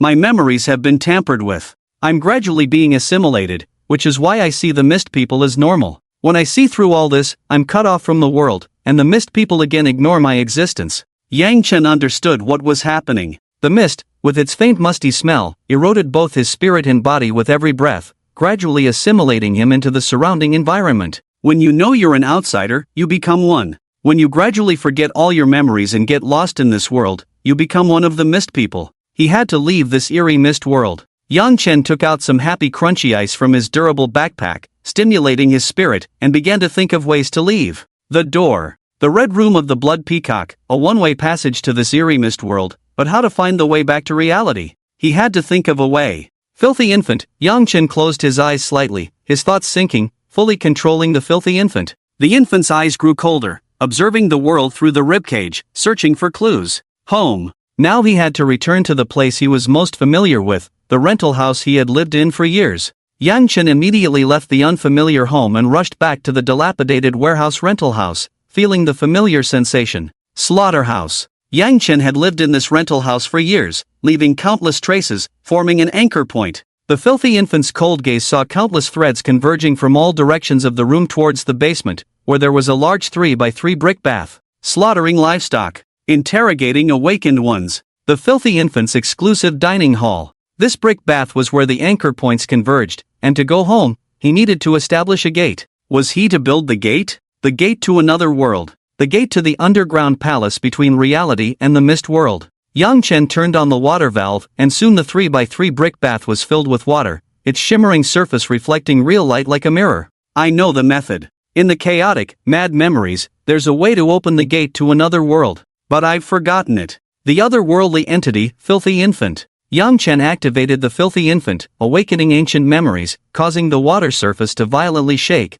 gradually gathering light into a gate. Splash! Yang Chen suddenly sat up from the water, and the scene around him changed again. A slaughtering table was placed against the wall, with chains and sharp meat hooks hanging from the ceiling, clearly a small specialized slaughterhouse. He was back. Yang Chen had returned to the real world. With the ancient knowledge awakened by the filthy infant, he had truly returned from the other world to reality. Too bizarre. The Red Room, the gate to the underground palace, the mist world, the ancient memories of the filthy infant. The experiences of just one night were incredibly eventful. Do you understand this world? Do you know the truth of this world? Yang Chen had thought that by killing some awakened ones and uncovering many secrets of the Yu system, he had grasped the truth of the world. However, these were just the tip of the iceberg. The next day, a dream was disturbed by a sudden, urgent knocking on the door. Yang Chen, disheveled and half asleep, opened the door in just his boxers. Yang Chen? Outside the door was a man in his 30s. He had a faint stubble on his face, wore a tight short-sleeved shirt, his muscles strong and powerful, with a tactical waist belt around his waist, possibly hiding firearms. An awakened one. This awakened individual is extremely powerful, exuding an even sweeter scent of deliciousness. Hello, my name is Dashin. Let me introduce myself. I am an awakened individual and also the captain of the 405 Enforcement Squad. Ah, direct self-disclosure? Captain Dashin, true to his name, got straight to the point and revealed his identity without any hesitation. However, exposing one's identity and secrets to ordinary people is a taboo for awakened individuals, and it could potentially invite unnecessary disasters. What's going on here? Captain, you're spouting nonsense again. A complaining voice came from behind, belonging to a dark Gothic-style girl. She had a long teardrop extending from the corner of her eye, wore a leather jacket with a skull motif, fishnet stockings with a few holes, leaned against the wall chewing gum, looking a bit cool. This girl was also a member of the enforcement team. Z, it's your turn. Dashin snapped his fingers. Z sighed and walked up, getting close to Yang Chen, where a subtle fragrance of perfume could be smelled, making one feel comfortable, completely different from her attire. Pop pop. Z suddenly puckered her lips and gave Yang Chen a kiss on the cheek, leaving a lipstick mark on his scruffy face. Kiss of mischief. Z possessed a mysterious talent, charm. This special charm skill gave rise to a practical ability, where a kiss and a lipstick mark could temporarily control the target and easily make them reveal the truth. Come, into the house. Z hooked her finger, and Yang Chen's body uncontrollably walked into the house, then sat on the sofa waiting for further commands. A control over mental thoughts? Yang Chen pondered inwardly, temporarily refraining from counterattack, as killing these two would have severe consequences, and he couldn't let the enforcers die in his home. Captain Dashin leaned against the wall, took out a notebook, then nodded to Z. Begin. Interrogation? Z's ability was indeed very suitable for interrogation. The kiss of mischief could directly control the other party, easily obtaining the desired information. Do you know Lu Yuan? Z asked indifferently, turning to sit on the table opposite Yang Chen, her round, taut legs crossed, a teasing smile curling her lips. Yang Chen, yes. Z, how long have you known him? Yang Chen, since high school. Z, do you know he's an awakened individual? Yang Chen, yes. The questioning paused. Z exchanged a glance with Captain Dashin. Not good. This ordinary human knew a lot of awakened information, for several years. Captain, should we clean up? Z asked the captain's opinion, as knowing too many secrets could lead to execution by the enforcers. Clean up? He's Lu Yuan's good friend. If we want to recruit Lu Yuan into the squad, we need to leave a good impression. Dashin sighed, continuing with a resentful tone, and, I don't like killing ordinary people. Alright then. Z shrugged, agreeing with Dashin's point. Anyway, he hasn't been corrupted, no immediate threat. Z turned back, continuing the interrogation, her plump legs crossed and changed position. Let's continue. Is my skirt nice to look at? How perverse. Yang Chen really wanted to roll his eyes, but the mental control made his body nod. He. Let me tell you secretly, I'm a boy. Z said even more perversely. Even the well-traveled Yang Chen couldn't help but pause. Never would he have thought that the cool dark Gothic-style girl in front of him was actually a little boy. Were you at home all last night? As he abruptly changed the subject, directly asking the most critical question. The sudden shift in topic would catch the suspect off guard, although she didn't really need such interrogation techniques. So that's it. This is the purpose of an enforcer's interrogation. The extremely dangerous contaminated zone, the eerie Red Room, the deaths of several people, the seriously injured and unconscious Lu Yuan, and the mysteriously disappeared contamination source, the bleeding peacock, all drew the high attention of the enforcers. According to the investigation, after Yang Chen sent Lu Yuan away, he took a taxi back to his rental house.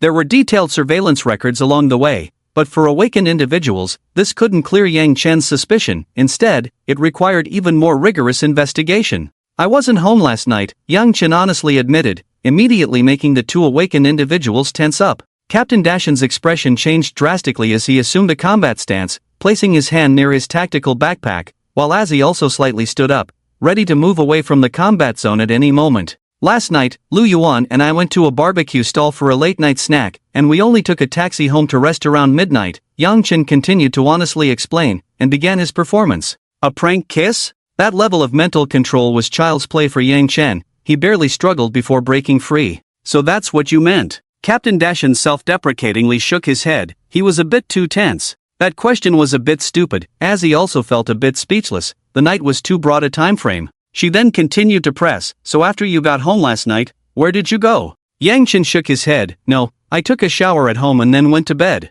"Alright," as he got the answer, revealing a slightly disappointed look. Another clue was cut off. "That's enough." Dashan closed his notebook. He should be unrelated to last night's incident. Let's continue the investigation in other directions. With that, Dashan took out a spray bottle from his waist bag. D-level distorted item amnesia spray, standard consumable for enforcers. Spraying it on the target can cause them to lose their memories, forgetting everything within the last 24 hours. PSSST. The amnesia spray was sprayed on Yang Chen's face. His brain's memories began to blur, as if an eraser was wiping them away, even forgetting the events of drinking with Lu Yuan yesterday. Azzy then took out her handkerchief and wiped Yang Chen's face, removing the prank kiss's lipstick mark, and everything was settled. "Let's go." Dashan and Azzy left the room, as if they had never been there. No wonder the enforcement team acted so boldly, revealing their identities right away. It turned out they had already prepared the amnesia spray, and the conversation and interrogation would be forgotten. After a while, Yang Chen's erased memories resurfaced.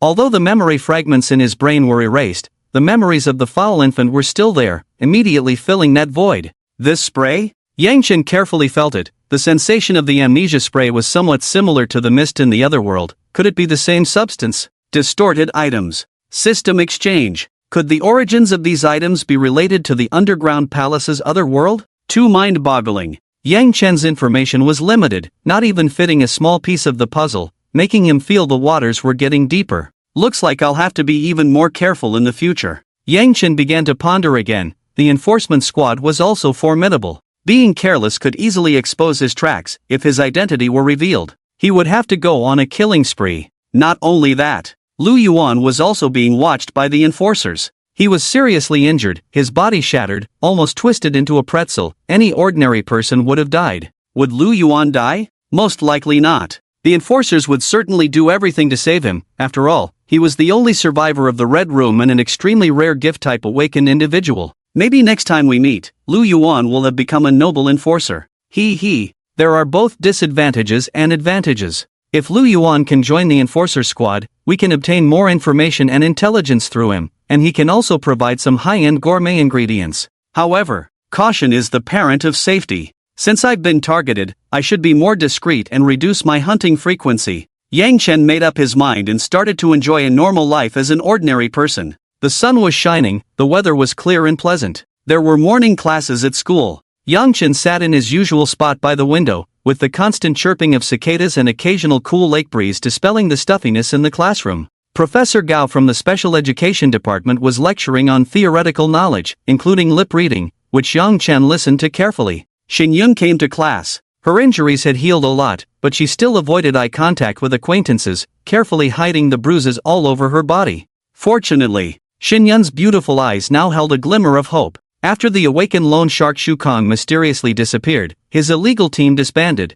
and the heavy burden on Xinyun was finally lifted. The class soon ended. After much internal struggle, Xinyun lowered her head and approached Yang Chen. "I'll pay you back some money first." Xinyun signed with her hands and then took out her phone to transfer over 1,000 yuan to Yang Chen. "I'll pay back the rest slowly." Xinyun kept her head down, too afraid to look into Yang Chen's eyes, and quickly fled without waiting for his response. Humans, such fragile yet charming emotional creatures. Yang Chen sighed inwardly, thinking himself a kind-hearted good person, and began to list his virtues: heroism, helping classmates, caring for relatives, generous, public-spirited, a model, a righteous partner, your friendly neighbor, the successful man. Suddenly pointing his finger at the reflective surface of the front seat, "And you, my friend, are the true hero." Crazy. What am I suddenly going on about? Yang Chen self-mockingly shook his head, then took out a bottle of medicine from his pocket, pouring it all into his mouth and chewing it like candy. His thoughts drifted further, and Yang Chen remembered the wonders of another world.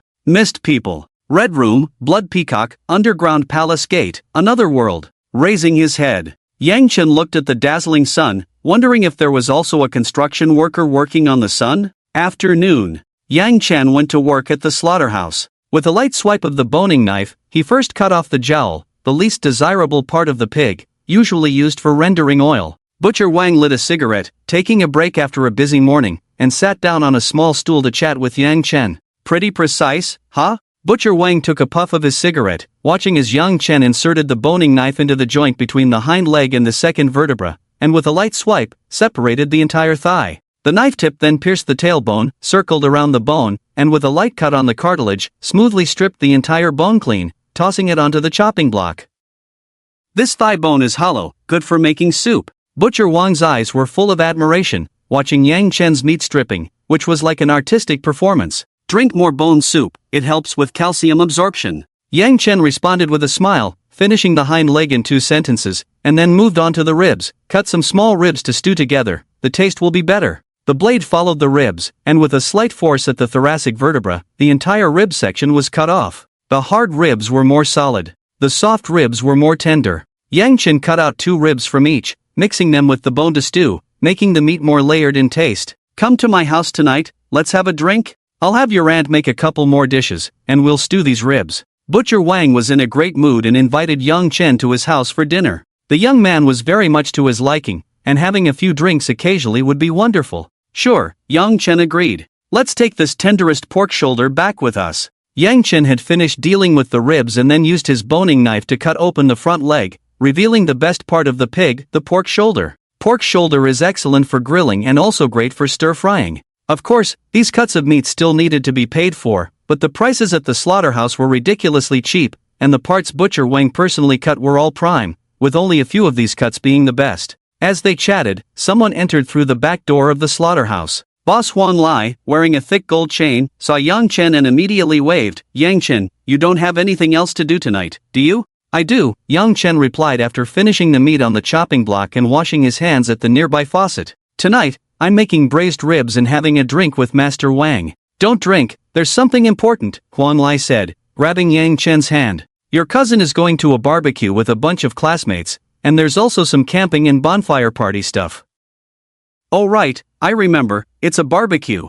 I heard it's quite a mixed crowd, with over a dozen classmates, and they'll have to set up tents and stay overnight. You're young too, why don't you go with your cousin? It'll be fun and relaxing, and it might help with your condition. Huang Lai looked very concerned. Nowadays, young people play quite wildly, they say it's a bonfire camping trip but it's really all about that romantic stuff. Butcher Wang, who was listening, frowned and looked unhappy. He spat out his cigarette but then stomped on it angrily, then walked back to the chopping block to continue working. It seemed there wouldn't be any drinking today. I'm not going, Yang Chen flatly refused. I don't know any of Huang Zhao's friends, it's not interesting. He had no good feelings for his willful cousin, and intruding on someone else's class reunion would be too awkward. What if your cousin gets bullied? Huang Lai's expression changed as he played the family card. Besides having fun, you, as her cousin, also need to protect her. This was the real deal. His own daughter couldn't be taken advantage of. Yang Chen remained unmoved, so Huang Lai reluctantly took out his phone. Alright, I'll send you a big red envelope. Ding! The red envelope arrived. Huang Lai sent a 4-digit sum and promised to cover all expenses for Huang Zhao and Yang Chen. Alright, Yang Chen agreed reluctantly for the sake of the big red envelope, then turned to Butcher Wang and said, Master Wang, let's reschedule our gathering for next time? Master Wang nodded and agreed readily, no problem, next time we'll have a good drink together. Yang Chen left early as agreed and arrived at the villa that belonged to Huang Zhao, the nouveau riche. Uncle Huang and his family had accumulated a lot of wealth in recent years through the slaughterhouse and other businesses. Huang Zhao was decked out in, carrying a Hermes limited edition handbag, wearing a Chanel summer floral dress set, and even her stockings had Gucci logos. She was originally a 7-point beauty, but with the most luxurious cosmetics and a bit of makeup, she looked even more refined, even reaching an 8-point level. People show what they lack, Yang Chen thought as he saw Huang Zhao from afar. Her full setup made her stand out, proving to everyone that she was rich. Yang Chen! Huang Jiao also saw the scruffy Yang Chen, with his unshaven face and a t-shirt bought from a street stall, the whole outfit costing less than 200 yuan. "Why are you dressed like this?" Huang Jiao approached, catching a whiff of a faint bloodstain, and immediately wrinkled her nose, pinching it. "It stinks, didn't you take a bath?" "I did, I specifically took a bath and changed into clean clothes." Yang Chen lifted his collar to his nose and sniffed, then shrugged helplessly. "I can't help it, you know I'm a butcher, the smell of blood is hard to wash off." "You! That's so gross, how can you meet my friends like this? Isn't this embarrassing for me?" Huang Jiajia took a step back, distancing herself from Yang Chen, her face full of disgust. Yang Chen, unfazed, spread his hands. "Your dad asked me to go, not that I insisted on tagging along." Huang Jiajiao's face darkened, and she pointed a finger at Yang Chen's face. "Let me tell you, on this trip, you'd better keep your mouth shut and not say anything unnecessary. Don't tattle to my dad, pretend you don't know anything no matter what you see, got it?" "Got it. Of course, I got it. Campfire camping, mixed gender accommodation, sparks flying. Definitely not something to tell parents. No way. Your dad gave me a big red envelope to keep an eye on you." Yang Chen refused Huang Jiajiao. "I'm such a righteous person, I have to protect my sister well, can't let anyone get handsy." Huang Jiajiao was so angry she gritted her teeth, then took out her phone and sent Yang Chen a big red envelope. "Is that okay now?" Ding, Yang Chen's phone rang, and seeing the amount, he nodded in satisfaction. "Alright, considering your sincerity, I can turn a blind eye. By the way, be safe." Yang Chen gave a knowing look, understanding the romantic tension between men and women, but it's not good to end up with a baby, necessary safety measures must be taken. "You!" Huang Jiajiao stomped her foot in anger, her face turning red with embarrassment, realizing what Yang Chen meant by safety measures. At that moment, a small luxury bus slowly approached, followed by a Mercedes-Benz G-Class and a EV, equipped with various camping tools. So rich. Some are born in Rome, some are born as cattle. Most of Huang Jiajiao's friends are just freshmen, yet they drive cars worth millions, truly a sigh-inducing sight. "Jiao Jiao." A handsome boy got off, and Huang Jiajiao immediately linked her arm with his, nestling into the softness of her chest. "Is this your cousin? I've heard Huang Jiajiao talk about you. I'm Han Zitao, nice to meet you." Han Zitao had a faint smile on his face, speaking and acting with great propriety, extending his hand to shake Yang Chen's, giving off a warm and welcoming vibe. Sunny, open, amiable, and rich. Such a boy is almost every girl's dream lover. No wonder Huang Jiajiao was so excited, wanting to seal the deal with him during the campfire camping. "Hello, I'm Yang Chen." Yang Chen shook hands with him. Despite his cheap clothes and faint smell of blood, Han Zitao showed no signs of disgust. "Well bred. This is a true rich person." Han Zitao exuded a sense of relaxation, but deep in his eyes was a subtle disdain, not caring about anyone but himself. This is the disdain from the top of the pyramid. After withdrawing their hands, Han Zitao tilted his head and took a few more glances at Yang Chen, feeling an inexplicable flutter in his heart. "Get on the bus." There were about 7 or 8 people on the luxury bus, plus the G-Class and the totaling around 14 or 15 people. The most eye-catching one was a beauty by the window on the right. Her black hair cascaded down like a waterfall, draped over her snow-white shoulders, her cold and beautiful face with a beauty mark by the corner of her eye as the perfect accent. The waistband of her skirt was just the right size, her round and firm straight legs with a hint of fleshiness, the semi-transparent stockings reflecting a glossy sheen, and the high heels showcasing her delicate feet added a touch of charm. Ruya, an absolute 9-point beauty. "You're back." Ruya had reserved a seat for Han Zitao, but upon seeing Huang Jiajiao's arm-linking gesture, her expression immediately turned sour. Han Zitao nodded with a smile, about to sit back next to Ruya, but was directly pulled aside by Huang Jiajiao. "Zitao Gij, let's sit here," Huang Jiajiao cooed, dragging Han Zitao to another seat, while Ruya's face grew even colder, staring at Han Zitao without a word.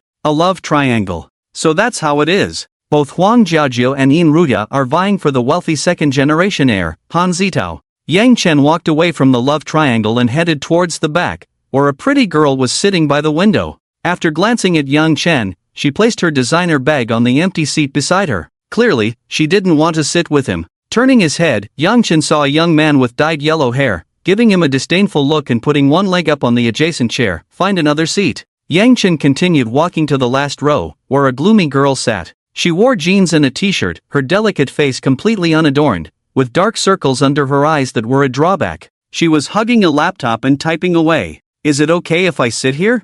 Yang Chen asked politely. The girl was so focused on her computer that she was taken aback to realize he was talking to her. Nodding a bit dazedly, "Sure, sit." The girl's laptop had an Alienware logo, indicating high specifications. The screen displayed a non-standard Windows operating system, with streams of programming characters cascading down like a waterfall, clearly showing her prowess as a computer expert. "This is my sister, Han Bingbing," Han Zitao's voice came, as he approached Yang Chen, escaping the love triangle. Looking back at Huang Jiaojiao, she and her rival Yin Ruya were seated separately, glaring at each other as if daggers were flying in their eyes. "This is Yang Chen," Han Zitao introduced to his sister, who merely responded with an while engrossed in her work. The vehicle started moving. The destination was a highway, leading to a natural scenic area 200 kilometers away, where during the off-season, it was sparsely populated, perfect for outdoor camping. "Do you smoke?" Han Zitao opened the window beside him and pulled out a pack of foreign-brand cigarettes. Yang Chen took one. Sometimes a cigarette could bridge the gap, but Han Zitao didn't give off that vibe. "What do you usually do for fun, Yang Chen?" Han Zitao found a topic, showing interest in the young man beside him. "I'm a butcher, usually slaughtering pigs and sheep, and in my free time, I watch short videos and play games," Yang Chen casually chatted, his hobbies not much different from ordinary people, even a bit mundane. Mentioning the slaughtering of livestock piqued Han Zitao's interest. "Do they bleed a lot? Do they resist before dying, and do you feel disgusted when handling their corpses?" Han Zitao asked some gruesome questions but felt they were a bit abrupt, politely adding, "Sorry, I didn't mean to offend you. It's just work." Yang Chen felt Han Zitao's questions were a bit strange but explained, "Separating the bones from the meat, cleaning the different parts, that's all." This answer seemed to disappoint Han Zitao. Everyone has a curiosity for the unusual, and the wealthy often have a stronger desire for experiences that money can't buy. Yang Chen fit the concept of curiosity perfectly. He was both a bloody butcher and a mentally disturbed individual, dangerous and mysterious, evoking endless speculation. Moreover, Han Zitao had a hunch that the young man in front of him was definitely not as simple as he appeared, and must be very interesting. The atmosphere grew a bit tense. People chatted casually, and Han Bingbing, who had been silent all along, suddenly said, "Brother, transfer $500,000 to this account." It was an overseas account, and $500,000 was no small sum, just to satisfy Han Bingbing's curiosity and buy a piece of information. Han Zitao didn't even ask why. He operated on his phone a few times, and the large sum was transferred directly. Yang Chen turned his head and glanced at Han Bingbing's computer again. An email had been sent to the mailbox, and Han Bingbing opened it with a hint of excitement, reading it carefully. It was a bizarre rulebook, with most of the data deleted, and the remaining fragments were protected, with key parts replaced by black blocks. Survivor Alliance Rulebook. Rule 1, each is forbidden to reveal S secrets to ordinary humans. Rule 2, ordinary humans are not protected by, the truth will bring disaster. If a contamination event occurs, must be performed, or must be performed. Rule 3, data deleted. Rule 4, data deleted. Rule 5, upon discovering a new gate, report it to the organization immediately.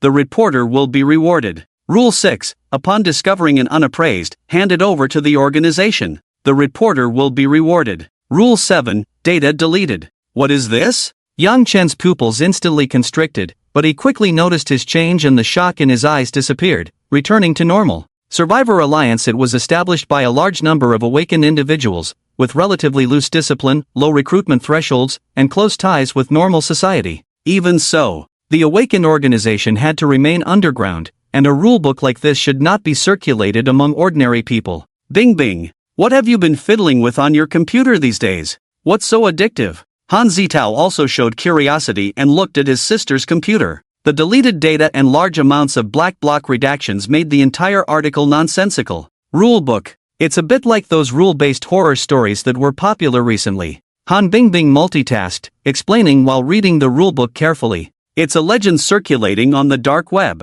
Once the rulebook is decrypted, it can attract unpredictable terror and extreme sensory experience. As a top hacker, Han Bingbing was fascinated by the deepest content of the dark web, especially the recent horror legends circulating. Many top hackers around the world had developed a strong interest in this rulebook, and Han Bingbing had spent $500,000 to purchase part of the information about the rulebook. Rulebook that can summon terrifying entities. This is playing with fire. These ordinary humans have no idea what they're doing. Can I take a look? Yang Chen asked politely, and Han Bingbing nodded, displaying the email document in front of Yang Chen. Rulebook. Rule 1, each is forbidden to reveal S secrets to ordinary humans. Rule 1, each awakened is forbidden to reveal System S secrets to ordinary humans. Yang Chen, relying on his understanding of awakened individuals, immediately judged the content of the first rule. This was a taboo among awakened individuals. Among the awakened individuals Yang Chen knew, most had endured severe torture before revealing the truth. Only Lu Yuan, the hothead, had voluntarily disclosed the secret.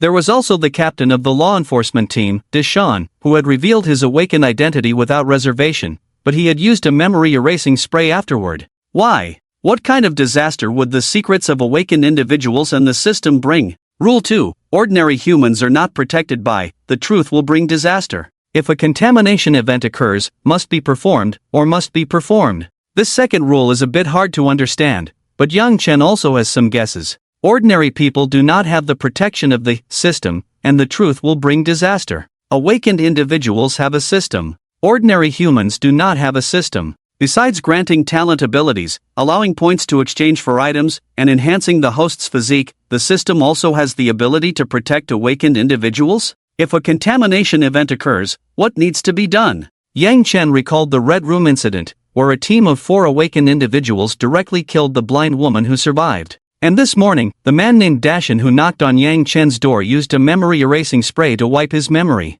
Perhaps. Rule 2 is the method to handle abnormal contamination, by killing all witnesses or erasing their memories. What do you think? Do you have any ideas? Han Bingbing asked curiously, seeing how intently Yang Chen had been looking, expecting some special discovery. No ideas. I think this stuff is just like random fiction, maybe you've been scammed. Yang Chen shrugged, looking at Han Bingbing as if she were a sucker who wasted $500,000. Han Bingbing was so angry she gritted her teeth, snatching the computer back and quickly typing again. Ha ha ha. Bored anyway. Why don't we play a word puzzle game? Han Zitao had his sister copy the rulebook and send it to the WeChat group, then invited everyone to participate in the word puzzle. Rule-based anomalies. Everyone, guess what should be filled in the black squares. Han Zitao stood up in the luxurious coach, urging everyone to join the game, then opened the window and waved to the Mercedes G-Class and Hummer behind. Poof. Huang Jiajiu glared at Yin Ruya, then typed in the WeChat group. Rich tycoon, making money. Each rich tycoon is forbidden to tell ordinary humans the secret of making money. Makes sense. Cultivator, immortality. Each cultivator is forbidden to tell ordinary humans the secret of immortality. This is a brother who reads too many novels and immediately thought of cultivation. The answers were all over the place. WeChat group messages immediately flooded the screen. Survivors, non-humans, capitalists, aliens. Miracles, abilities, monopolies, flying saucers. Everyone participated in the interaction, each with their own unique ideas, until someone guessed the correct answer. Awakened, system, someone in the WeChat group actually gave the answer, and when Yang Chen clicked on his profile, he found it was an anonymous account with no name or avatar. This was intentional. A fish in the pond, someone used a small account to infiltrate the WeChat group, deliberately spreading real information. Yang Chen became cautious, originally thinking this was just an ordinary camping trip, but unexpectedly, it was full of mysteries. Could there be an awakened individual hidden among them? Carefully sensing. Yang Chen slightly closed his eyes, feeling through the filth infant, trying to find a sweeter-tasting awakened individual. None. Yang Chen was very sure that there were no awakened individuals in this luxurious coach, they were all just ordinary humans. Rule 2. Ordinary humans do not have the protection of the system, the truth will bring disaster. If a contamination event occurs, it requires memory erasure, or eradication cleanup. That small account gave a second answer. The chat frequency in the WeChat group slowed down, everyone was watching this answer, feeling a bit puzzled. This answer is quite interesting, it fits in without any awkwardness. Could this be the real answer? Hey, who is this person, no name or avatar, someone's small account? Han Xiao, isn't this your friend playing a prank? Not me, ask Wang Yang and Lu Biao. Discussions were ongoing in the WeChat group, but someone noticed that the small account had changed its avatar and name, which looked eerie. Horrifying Truth. The small account's name had become Horrifying Truth, and its avatar was a wrist with a slit artery, resembling a screenshot from some horror movie. Horrifying Truth, you're all going to die. Horrifying Truth, you're all going to die. Horrifying Truth, you're all going to die. The small account in the WeChat group suddenly began to spam, and the content was spine-chilling, making everyone's hair stand on end. After a few seconds, Han Zitao reacted and immediately kicked the Horrifying Truth account out of the group. That was scary. What's going on? Is someone using a small account to prank us? I can hardly breathe. Whoa. Don't worry, it's just a prank. I've kicked him out. The delicate girls in the group expressed that they were frightened, and Huang Jiaojiao, sitting in the front row, even stood up and moved to the back. Zitao Gij, I'm so scared, woo. Huang Jiaojiao wiped away her tears and secretly signaled to Yang Chen to give up his seat next to Han Zitao. Yang Chen had no choice but to give up his seat. Huang Jiaojiao immediately sat down, pressing her body close to Han Zitao's, and rubbed her head against his chest, smearing her makeup onto his shirt. Whoa, that weirdo in the WeChat group scared me to death. Huang Jiaojiao twisted her body, using the opportunity to get closer to Han Zitao. It's okay, it's okay. Han Zitao softly comforted Huang Jiaojiao, but his eyes showed impatience, though moving again would be too impolite. Yang Chen shrugged. He returned to Huang Jiaojiao's original seat, turning his head to see the stunning Yin Ruya. So beautiful. Yin Ruya's silk stocking-clad leg was round, firm, and long, and even Yang Chen couldn't help but glance a few times, immediately receiving a look of disgust. Yin Ruya's face showed disdain, not just because of Yang Chen's lewd gaze, but more so because of the little scheme between Yang Chen and Huang Jiaojiao. These two were too despicable in their attempts to get close to Han Zitao. Not long after, the bus slowed down as it entered a lush forest path, and after a few kilometers, the view suddenly opened up. A crystal-clear stream meandered down, its ripples reflecting the sunlight, with smooth, rounded pebbles beneath. Farther away, there was a waterfall.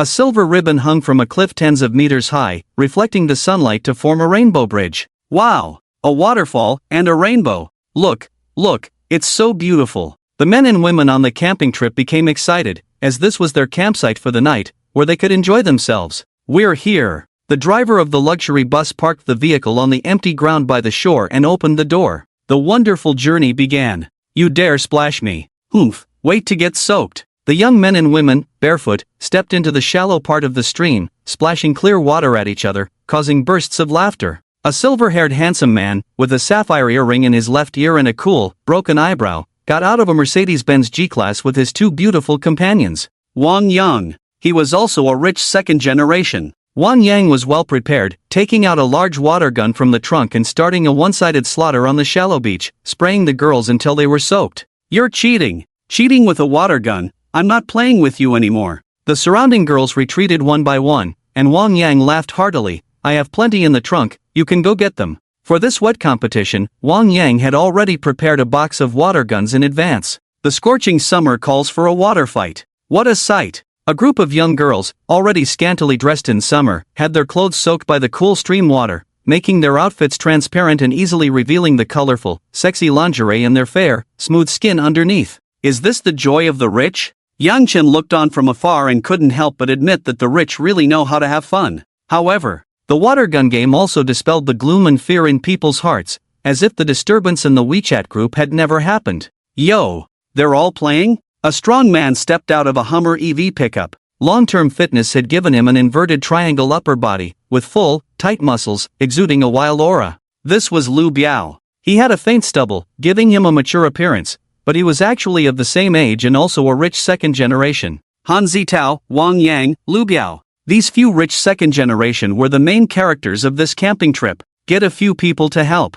Lu Biao called out, moving a barbecue grill made of alloy material from the open cargo compartment of the Hummer pickup, ready for a satisfying barbecue. You look quite slim, but you're quite strong. Lu Biao looked at the young man beside him in surprise. Yang Chen helped him carry the barbecue grill and soon arrived at a clearing by the stream. Han Zitao and a yellow-haired lackey also came to help, though they carried lighter items like tables and chairs.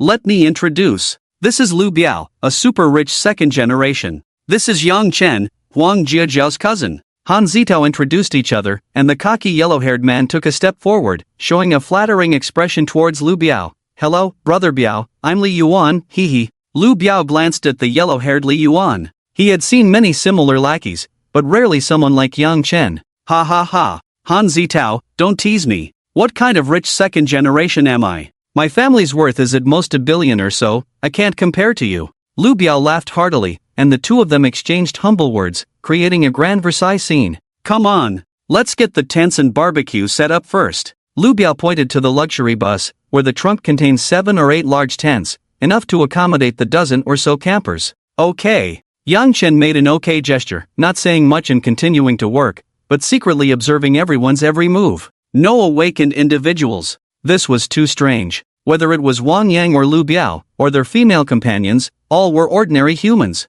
Just a prank? Yang Chen thought to himself, but immediately dismissed the idea. Using the secrets of awakened individuals and the system for a prank was practically asking for death. 2 hours later, Yang Chen and Lu Biao fixed the last tent, confirming there were no safety issues, and waved to the beauties by the stream. The tents are set up, it's time to eat, girls, come quickly. The wet, graceful beauties, laughing and playing, entered the various tents to change out of their completely soaked clothes, creating a scene that made one's imagination run wild. Let's go. Let's get something to eat. Lu Biao took out a pack of cigarettes, offering one to Yang Chen, and the two of them, like hired workers, busied themselves for the whole team. I heard you're a butcher? What an interesting profession. Lu Biao didn't discriminate against Yang Chen, handing over a luxury lighter embedded with diamonds, while Yang Chen cupped his hands around the flame as a sign of respect, bringing them closer. You're more interesting. Couldn't these tasks be left to workers and lackeys? Yang Chen looked at Lu Biao again. Rich second generation had different hobbies, and Lu Biao was an outlier,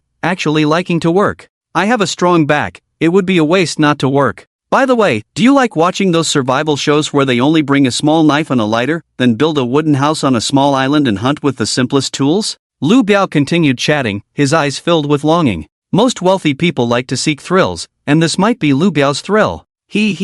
Who has time for wilderness survival? Yang Chen shrugged. We work in the city, that's our survival. A luxury bus. Inside, there was also a modified large cold storage freezer, which contained some high-end beers and meats. Large pieces of M12 grade snowflake original cut frostfall beef, which cost several hundred yuan per kilogram, could be several times more expensive in top restaurants. There were also some custom German sausages, top-grade French Guillardeau oysters, all placed on different levels of the cold storage freezer. A barbecue. The value of these ingredients, combined, probably amounted to over 100,000 yuan. You guys are really extravagant. Yang Chen shook his head, helping to take out some meats, then carrying a small stool to the barbecue grill, starting to handle these meats. Slices of juicy snowflake beef, cut into moderately thick pieces. It sizzled on the grill, droplets of oil falling onto the oak charcoal, releasing a special smoky aroma, combined with the burning and evaporation of the oil, making the meat's delicious layers more intense. What great craftsmanship! Han Zitao walked over, accompanied by the beauties Huang Jiajiu and Yin Ruya, bringing a few deck chairs to sit comfortably by the stream. I'm embarrassed. Yang Chen has done so much work, and now he's still helping us barbecue, he hasn't had a moment's rest. Lu Biao came to Yang Chen's side, taking out a pair of tongs to place a few sausages on the grill. You take a break, I'll barbecue these meats. It's nothing. Huang Jiajiu has paid. Yang Chen said half-jokingly, he was originally an outsider, and the two big red envelopes were considered labor fees. SSSSSSSSS Han Zitao opened several bottles of beer, handing one to each person. Your guests, I should be entertaining you. Li Yuan, come over and help. Han Zitao shouted, and Li Yuan, who was playing with the girls by the stream, reluctantly left and came over to take over the barbecue work. However, Li Yuan's barbecue skills were terrible. Either he flipped the meat too quickly, not giving it enough time to heat up, or he couldn't control the fire, burning the part near the flame into charcoal. Forget it. I'll do it. Yang Chen sighed, while Li Yuan left the grill resentfully, unable to do even such a small task. It was a bit embarrassing. A moment later, the first round of barbecue was completed. More than a dozen people gathered around the barbecue stand, starting to eat and drink. Some sat on pebbles, some on deck chairs or small stools, eating top-grade M12 level grilled steaks, enjoying chilled high-end beer. The spring water tinkled, the stream flowed endlessly, the cliff waterfall, and the gentle breeze blowing, making people feel comfortable and relaxed. Only Han Bingbing, as if possessed, sat by the stream fiddling with her computer. Ever since the small account named Terrifying Truth was kicked out of the WeChat group, Han Bingbing seemed to have discovered a new continent, digging deep into the dark web. Not good. Yang Chen felt something was amiss. As night fell, the water mist by the stream gradually thickened, the bright moonlight shone on the rippling water, reflecting faint fragments of light. The main event of the camping began. People picked up some dry branches, piling them into a bonfire near the stream, sitting around it laughing and discussing. The silver-haired rich second-generation Wang Yang picked up a guitar and sang a folk song. Many little girls showed admiration, and after the song ended, there was a lot of applause. It's night. Let's play something exciting. How about a ghost story night? Wang Yang organized everyone to play a game that young people love, taking turns telling ghost stories. Scary. Exciting. Pretty girls who get scared will burrow into your arms, or maybe they're just giving you an opportunity. Come on. Gentlemen first, let's see who can scare more people. Ghost story night. The bonfire burned fiercely, casting flickering shadows of people swaying with the wind. The handsome guys and beautiful girls gathered together, occasionally letting out a series of screams, and some girls hid in their boyfriend's arms, their hands tightly clasped together. This beef is really good. Yang Chen didn't participate, but roasted another piece of beef and stuffed it into his mouth. The tender, juicy meat exploded in his mouth, and the golden, crispy fat was the perfect finishing touch. Aren't you going to play? Lu Biao lay on a sun lounger drinking beer, swallowing half a sausage, and looked curiously at Yang Chen. Not interested. Yang Chen shook his head and continued to enjoy the barbecue. We'd definitely make good friends. I still prefer to sit by the creek, feel the breeze, eat barbecue, and drink. Lu Biao said contentedly, then looked at Han Zitao, who was surrounded by people. Not only did Huang Jiaojiu and Yin Ruya show interest in him, but a few other girls also seemed to be trying to curry favor. You think, who will Han Zitao sleep with tonight? Lu Biao suddenly asked, and Yang Chen was taken aback. The question was a bit too intrusive. I'd choose Yin Ruya. Black stockings, long legs, and a good fit. Her icy beauty face, her temperament must be very stubborn. Lu Biao continued, evaluating Yin Ruya. She looks like the kind of woman who thinks highly of herself. After all, with such beauty, how could she be content with being ordinary? This kind of woman is the most fun. She feels wronged but wants to rebel, yet still has to submit to you. These words were shocking, completely inconsistent with Lu Biao's previous amiable demeanor. Look at Huang Jiaojiao. Her poor family might have tens of millions in assets, but what can that change? She wraps herself in designer clothes, afraid that others will see her as poor. Even if she dresses up in the most glamorous way, she's just a nouveau riche, a country bumpkin. She's just a poor girl with more money, fantasizing that marrying Han Zitao will make her a true member of the elite. Lu Biao commented on Huang Jiaojiao, showing little interest and not liking such girls. She's my cousin. Yang Chen's expression changed, and he said coldly, are these girls just playthings to you?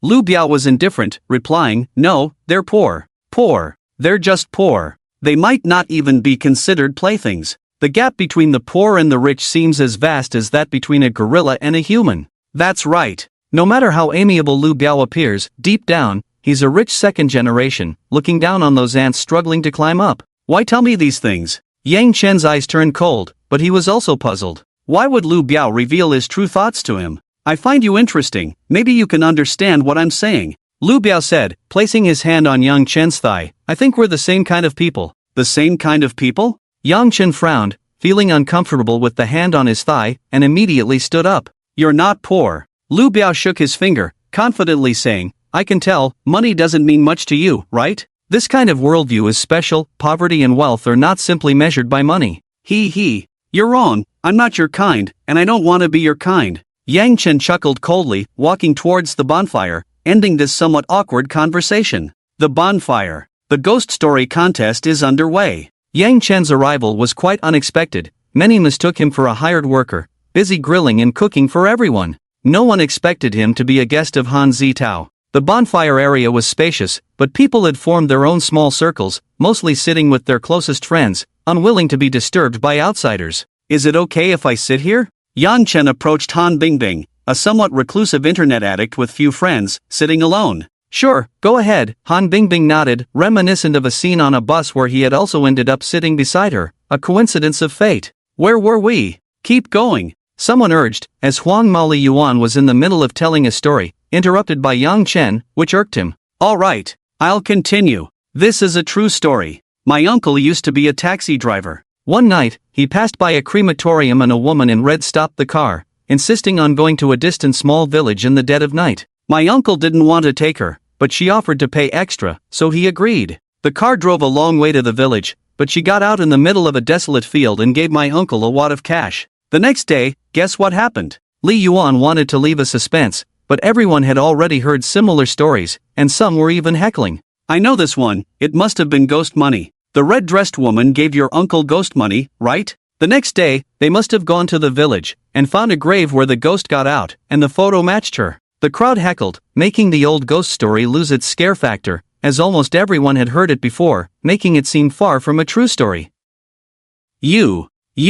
I'm telling the truth. Later, my uncle bought a string of firecrackers and set them off around the car. I watched it as a kid. Li Yuan was embarrassed and stubbornly insisted. Finally, he sat down in defeat amidst the crowd's heckling, even his female companion teasing him with a mocking look. All right, Alright, stop it. Han Zitao calmed the crowd. When telling ghost stories, leave some suspense for others. Spoiling it isn't fun. Hearing this, Li Yuan was moved to tears. Han Xiao was well-mannered and considerate of people's feelings. Yang Chen, why don't you tell one? We've all gone through a couple of rounds. Share one with us, Han Zitao invited. And the atmosphere was stirred up, everyone looking expectantly at Yang Chen. Yang Chen, Yang Chen, Yang Chen. The crowd chanted Yang Chen's name, the atmosphere rising. All right. Yang Chen didn't dampen the mood, standing up with a smile and saying, I'll tell a story called Turtle Soup. One day, a storm shattered a fishing boat, leaving several crew members stranded on a tiny island of just a few dozen square meters. Food and water quickly ran out, and some crew members starved to death on the island. The captain fell ill, thirst and hunger overwhelming him, losing consciousness. When he woke up, the remaining sailors brought him cooked meat. The captain, struggling, asked, What kind of meat is this? The sailors said, It's turtle meat we caught, made into soup, drink it to regain your strength. The captain survived, and a few days later, they were luckily rescued. This incident happened over a decade ago. The captain retired and returned to the small fishing port, where he found a restaurant selling turtle soup. Recalling the past, the turtle soup was so fresh, the turtle meat so delicious. He ordered a bowl of turtle soup, and after eating it, he hanged himself in the restroom. The end. Yang Chen told a horror story, which was actually quite famous, but still many people hadn't heard it. Ah, is that it? Why would someone commit suicide after drinking turtle soup? The audience was left wanting more, but they were completely confused about the ending, which quickly sparked discussions. I think there's something wrong with the turtle soup. I agree. Where would they find such a large turtle on a small island? Their luck is too good, isn't it? What if the turtle soup was actually made from the bodies of the dead crew members? The captain drank the turtle soup and was then cursed by the crew, so he ended up hanging himself. People made various guesses, and they were close to the truth. Han Zitao stood up again, asking Yang Chen to continue, reveal the answer, everyone's itching to know. Yang Chen smiled mysteriously and continued, the old captain tasted the turtle soup and found it completely different from the meat soup he had tasted before. He immediately realized that the so-called turtle soup was actually made from the crew members' flesh. Overcome with guilt, he couldn't accept it in his heart, so he chose to commit suicide. So that was it. People suddenly understood, feeling a chill down their spines, but also feeling a sense of sorrow for the story. In such desperate circumstances, people had no other choice, right? Tell another one, tell another one, tell another one. The crowd began to cheer, finding Yang Chen's stories interesting, with a mix of horror and twists, and they could also provoke deep thoughts. His storytelling skills were also good. No more, no more. I only know a few horror stories. Yang Chen waved his hand, giving the opportunity to others, as he wasn't the main character here. At that moment, Han Bingbing stood up voluntarily, glancing at the computer one last time. I'll tell a story too. A story about an awakened one. Awakened one? Everyone looked at each other, not understanding what Han Bingbing was talking about. Some people's expressions became unnatural, recalling the prank in the group chat during the day, where the word game involved strange tales about awakened ones and systems. We've been living in a huge lie all along. The world is full of dangers, with monsters that can eat people appearing anywhere, but all the facts have been concealed. The awakened ones have erased all the information. We ordinary people are kept in the dark, and those who know the truth might even be erased and killed. Han Bingbing spoke loudly, while the handsome men and beautiful women around the bonfire were full of confusion, thinking she was just telling a story. What kind of ghost story is this? I don't know. Didn't the awakened one mention something in the group chat? Could that be Han Bingbing's alias? Some people whispered, while others drank beer and played around, not taking Han Bingbing's words seriously at all. Han Bingbing's expression gradually changed, and she shouted at the playful crowd, I'm not joking with you. I know of a great existence. She is called the Lady of 1,000 Needles. The Lady of 1,000 Needles is most skilled at weaving lies, but she also hates lies the most. She is deep in the underground palace, silently watching us, observing those who lie. Han Bingbing continued, mentioning the underground palace and a so-called great existence. Lady of 1,000 Needles, the leaves in the distant forest rustled, bringing it chilling wind. The moonlight seemed even colder, and the cold wind blowing over the pebble-strewn creek made the bonfire's flames dance wildly, casting shadows that looked like demons dancing. Watching, Yang Chen could feel a sinister, inexplicable force watching them. A sense of fear? Yang Chen felt a sense of dread, and the foul infant involuntarily opened its cold, cruel eyes, but found nothing. Contaminants? No. It was something far more powerful than the crying peacock. Truth and secrets bring calamity. Yang Chen immediately understood this phrase, and Han Bingbing's words had indeed attracted some unknown horror. Bingbing, don't say any more. Han Zitao approached, placing his hand on Han Bingbing's shoulder. You're too obsessed with the dark web. Many stories are fake, or maybe some cults. Don't be fooled, Han Zitao said gently, but Han Bingbing slapped his hand away. Brother, don't pretend to be a good guy. Han Bingbing snorted coldly. You've always had violent tendencies. Since childhood you've stabbed fish in the pond to death, and chopped up cats and dogs into pieces. I know what's on your mind. Next you'll be killing people, right? Han Bingbing pushed her brother away, her eyes revealing disgust, and revealed some secrets. Violent tendencies. Killing cats and dogs without any emotional reaction, even feeling a sense of pleasure. Emotional deficiency. Unable to empathize with others, all smiles are masks, all gentleness is performance. Han Zitao is a natural actor, always pretending to be a good person. Who wouldn't like a super rich second generation who was approachable? But Han Zitao's heart has long been twisted, which is why he was so interested in Yang Chen when he first saw him. Stunned, Han Bingbing's words left everyone present in shock. How is that possible? Han Zitao is a pervert? People looked at Han Zitao in disbelief, never expecting the gentle and refined gentleman to be so terrifying in private. Many girls covered their mouths, unable to believe this fact. Brother, we are rich. Our desires have always been satisfied. When was the last time you felt happy? Would buying a Ferrari make you happy? Playing with these pretty girls make you happy? Spending millions on computer games make you happy? Han Bingbing asked soul-searching questions. The happiness of the rich is unimaginable to the poor. The troubles of the rich are incomprehensible to the poor. The threshold for happiness is infinitely raised. If an ordinary person won 5 million in the lottery, they would definitely be overjoyed and happy to the point of collapse. Han Zitao? Don't mention 5 million, even 50 million wouldn't make much of a difference. Any problem that money can solve is not a problem for Han Zitao. Any happiness that money can buy is so bland for Han Zitao. So, destroying something, killing something, that intense sense of stimulation, can make Han Zitao feel happy. Swish! Han Bingbing rolled up her sleeve, revealing dense scratch scars, like winding centipedes. Cutting veins. Han Bingbing didn't just attempt suicide once, judging by the density of the scars, she had done it at least dozens of times. The handsome men and beautiful women around exclaimed in shock, never expecting the heavenly beauty Han Bingbing to have such a twisted mind. Brother, I live just like you, numb. But every time I bleed, I can feel that pain. Pain is so vivid, but that's not enough. I want to pursue more and more. Han Bingbing's eyes gradually became wild, and the reason she cut her veins wasn't entirely for suicide, but to feel that pain and the sensation of a living life. Self-destructive tendencies. Such people have a strong inclination towards self-destruction, almost on par with her brother. The sorrow of the rich. An infinitely satisfied life, leaving only endless emptiness. Why? Han Zitao was even more confused, pointing at his sister and trembling as he said, "You hate me so much. Why did you ask me to organize this gathering?" What?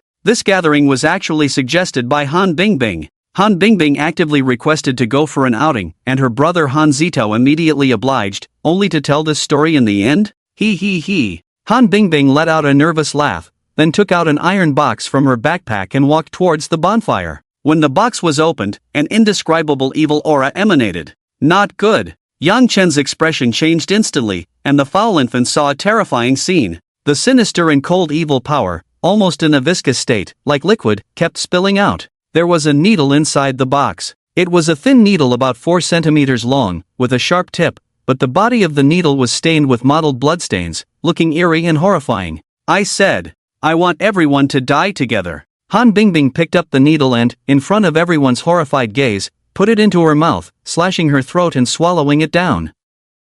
Indeed, that small account called Terrifying Truth was Han Bingbing. Han Bingbing's previous series of actions were all premeditated, including making Han Zitao spend 500,000 to buy information, and also including that crossword puzzle. She spread the truth and secrets. She spread information that ordinary people should not know. The feeling of prying became stronger and stronger, turning into a focused gaze. A certain terrifying existence, relying on these truths and secrets, searched for the remaining needle and finally pinpointed everyone's location. Found you, those who lie must swallow 1,000 needles. A shrill scream came from above the bonfire, and the sound was so sharp and cold, 1,000 times more grating than nails scraping on a blackboard. Behind Han Bingbing, a huge black shadow appeared. A certain unknown terrifying existence had truly descended. Lady of 1,000 needles, She was the great existence Han Bingbing mentioned, Lady of 1,000 Needles. Terror descended. Above the bonfire, a giant woman with her head lowered appeared. She was about 2 meters tall, with jet black hair covering her face, wearing a pale blue evening gown but stained with mottled bloodstains. Although this terrifying woman was tall, her body proportion was graceful and slender, her exposed arms were as white as the cold moonlight, only the long, sharp black nails ruined this beauty. Suddenly, Lady of 1,000 Needles raised her head. Her hair twisted wildly, growing infinitely, like seaweed floating in midair. Her face became colder and colder, her mouth split open with a long bloody gash, extending to the ear, and her mouth was filled with countless sharp teeth like steel blades. Terror! All the handsome men and beautiful women around showed expressions of utter horror. Monster! Run, run, run! Ah! People screamed and scattered, but immediately the twisted hair floating in mid-air moved, quickly binding and curling everyone, pulling them back to the bonfire. Even Lu Biao, who was far away by the barbecue grill, was entangled by the hair and dragged to the crowd with a scream. Bing Bing! What is going on? Let us go! Han Zitao struggled, unable to break free from the control of the hair, which only tightened more, cutting into his skin and drawing blood. Yang Chen was also surprised, his powerful body gradually exerting pressure, but even his strong physique could not break free from the madly entangled hair. The power of the hair is very strong. Even the foul infant is suppressed by this aura. Yang Chen's foul infant observed carefully, the hair strands wrapped around his body were not just endlessly growing hair, but contained an irresistible force. How to describe it? Contract. Restriction. Rule. Yes, they were like the unbreakable rules in a game. I can only wait and see. This is a power I currently cannot understand, like the foggy alien world. Yang Chen calmed down, and the Lady of 1,000 Needles appeared like an evil god descending, far exceeding his own cognition. Resisting rashly would be extremely foolish. It was highly likely to be instantly killed. However, the feeling of danger was truly interesting. Yang Chen's lips curled slightly upwards, his eyes revealing an excited light. The unknown and fear made his body tremble. It had been a long time since he had experienced this feeling of danger. Really? I really summoned it. The people on the dark web didn't lie to me. It's the real deal. Han Bingbing was excited, jumping up and down. She had come into contact with a mysterious organization on the dark web, purchasing a large amount of top-secret information that ordinary people could not access. Later, she spent a huge sum of money, investing all the pocket money she had saved, to buy this needle. The mysterious organization also kindly provided instructions on how to use it. Han Bingbing was fanatically excited, following the instructions to gather a large group of people, and the men and women in front of the bonfire were the sacrificial offerings for this ritual. Self-destruction. This severe tendency towards self-destruction was clearly demonstrated to the extreme by Han Bingbing. Now I'm going to play a game. Han Bingbing extended a finger, making a gesture of one, and after scanning the crowd, continued, the rules of this game are very simple, everyone has played it. Truth or dare. Truth or dare, a game with very simple rules. Each person has two choices. Truth, Han Bingbing can ask any question, but the answer must be true. Dare, Han Bingbing issues an action command, which must be executed. This simple game is very popular among young men and women. Some use the truth to confess, and others use the dare to kiss their loved ones. I don't want to play. I don't want to play truth or dare with you. A little beauty said with a sob. Let me go, please let me go. Whoa, you don't want to play? Han Bingbing pointed her finger at the girl. Out. Put. The hair strands wrapped around the girl suddenly tightened inward, turning into countless sharp steel blades, tearing her into countless pieces. Blood splattered. Flesh and bones were cut. The slippery, colorful mess was scattered all over the ground. The crowd screamed in even greater terror, some even lost control of their bowels and bladder, and some girls had difficulty breathing and fainted on the spot. He. Feel it. Not playing this game means you're out. This is the feeling of being alive. How interesting. Han Bingbing wiped the blood off her face, then took off her long-sleeved shirt, exposing the scars on her wrists. Not just her wrists. Han Bingbing's arms, shoulders, and even her collarbone and chest were covered with scars, as if only self-mutilation could bring her happiness. Let's start officially. Let me see, who should I start with? Han Bingbing's smile gradually became deranged. Huang Jiao, you pursued my brother passionately, let's start with you. Me? Huang Jiao pointed to herself, her eyes revealing fear and helplessness, not knowing what to do next. After hesitating for a moment, Huang Jiao made a choice with a firm bite. I choose truth. Very good. The first player followed the rules of the game. Han Bingbing nodded in satisfaction, thought for a moment, and asked a very private question. Who did you lose your virginity to? This question was too personal. Huang Jiajiao's face turned crimson with embarrassment, her hands involuntarily clutching her clothes tightly. Answering such a question in public was simply too shameful. Little devil, she muttered. My first time was with a sex toy. Huang Jiajiao said this with a face full of awkwardness, not knowing the consequences of lying, but after much hesitation, she still gave the honest answer. The expressions of the people around her changed, a mix of fear and surprise. Additionally, Huang Jiajiao's answer was somewhat amusing, making people chuckle despite the situation. This kind of question was very fitting for a risque truth or dare game, as if they were genuinely playing, which diluted the fearful atmosphere a bit. You pass. Han Bingbing glanced back at the Thousand Needles lady, saw nothing unusual, and then proceeded to ask the next person, Ruya, it's your turn. Ruya shuddered, lightly bit her cherry-red lips, and then said with her head down, Dare. Dare? Is your secret that important? Han Bingbing was a bit surprised. Perhaps Ruya had some unspeakable past that she refused to answer those shameful questions? Han Bingbing continued, you're also chasing my brother, aren't you? Let's start with an easy one. Go and kiss Yang Chen, and it has to be a French kiss, lasting more than 60 seconds. Here it comes. The favorite kissing part of Truth or Dare. Han Bingbing, as if genuinely playing a game, proposed a mischievous dare, also showing her mischievous side. Ruya detested Yang Chen, a detail easily caught by Han Bingbing. Ruya was stunned, a million reluctances in her heart, but seeing the bloodstains and body parts around, she suppressed her disgust and approached Yang Chen. A faint fragrance of a young girl wafted over. Her soft, cherry-red lips touched, followed by a sweet, slippery sensation. Yang Chen's eyes widened, his mouth blocked, unable to speak, only seeing the magnified beautiful face, experiencing the thrilling kiss. Yes, Han Bingbing clapped, that's it. You have to stick out your tongue, the kind that pulls strings. She read the 60-second countdown, deliberately slowing down the pace. The long 60 seconds. Ruya wiped her mouth, her cherry-red lips losing their lipstick, turning into a pale peach color, and her gaze towards Yang Chen became even more disdainful. Aha!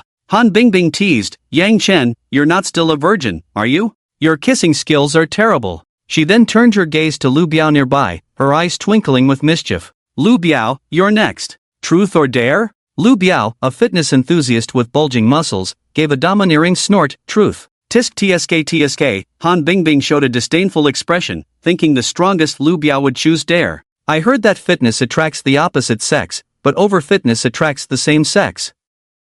Biao Gu. Although you always brag about how you play with women, I rarely see you picking up girls. Do you like men? Han Bingbing smirked, and Lu Biao's face turned black instantly, as if his sore spot had been hit. Bragging. Lu Biao had just boasted to Yang Chen about what type of women he liked and how he would train Ruya. Like men? Like women? Lu Biao said with a stiff face, I like women. At that moment, the Thousand Needles lady beside Han Bingbing suddenly moved, her fair, moonlit arm slowly raised, pointing towards Lu Biao's direction. Those who lie must swallow 1,000 needles. That terrifying sentence was like an oracle, followed by countless steel needles, each about 10 centimeters long, appearing out of thin air, and the floating hair wrapping around Lu Biao's body. No, don't do this. Ah! Lu Biao's head was forcibly lifted, his mouth caught by strands of hair, forced open with brute strength, and with a soft click, his jaw dislocated completely, but his mouth opened to its maximum extent.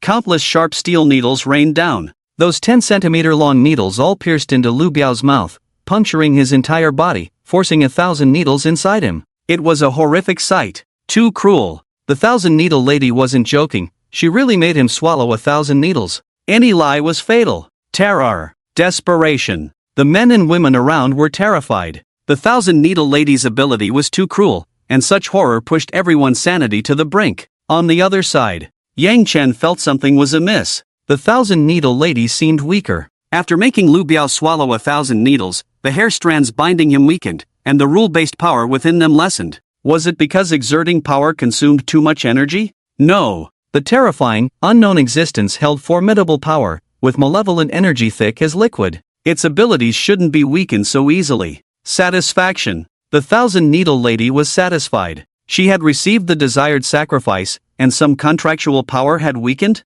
Yang Chen pondered various possibilities, simultaneously conceiving a bold idea. If the 1,000-needle lady kept weakening, would there be an opportunity? What a pity. Looks like Brother Biao is a gay. Han Bingbing shook her head, her gaze shifting to Yang Chen, pondering for a moment. How will you play? I haven't figured it out yet. Han Bingbing then turned her gaze to her own brother. This was the main event. Han Zitao showed a look of terror, pleading softly, "Bing Bing, we're siblings, you can't harm me. I'll spare you once, since you're my brother."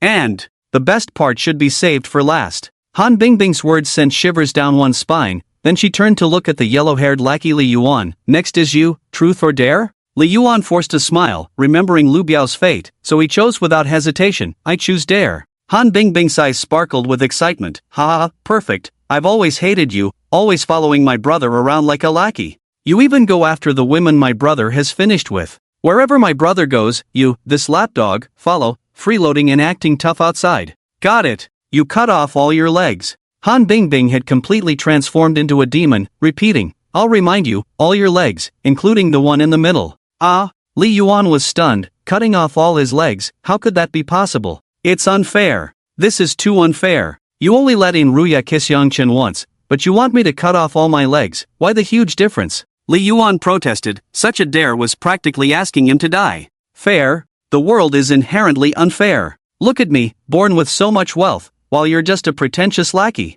Han Bingbing snorted, "So the rules are like this, I make the rules, you do what I say." Twisted. Han Bingbing's worldview was completely twisted. As a top-tier rich kid, she received a completely different elite education, her way of thinking gradually becoming extreme. "Thousand Needle Lady, please help him." Han Bingbing made a gesture of invitation, sharp hair strands coiled around Li Yuan's legs, just to pull would sever flesh and bone, like a surgical wire saw. I'll cut, alright." Li Yuan's face contorted in agony as he grabbed a handful of his soft hair and began to vigorously rub the sharp strands against his skin. The sharp hair cut into his flesh, severed muscle fibers, and started to grind against his bones. "Ah!" Li Yuan screamed, tears and snot streaming down his face, his eyes bloodshot. "I can't do it. Why I can't do it." Li Yuan was cutting into his own leg, a gruesome sight, and two egg-shaped objects fell to the ground. The pain was unbearable. The excruciating sensation filled his nerves, even more so than the legendary Guan Yu enduring bone scraping for medical treatment.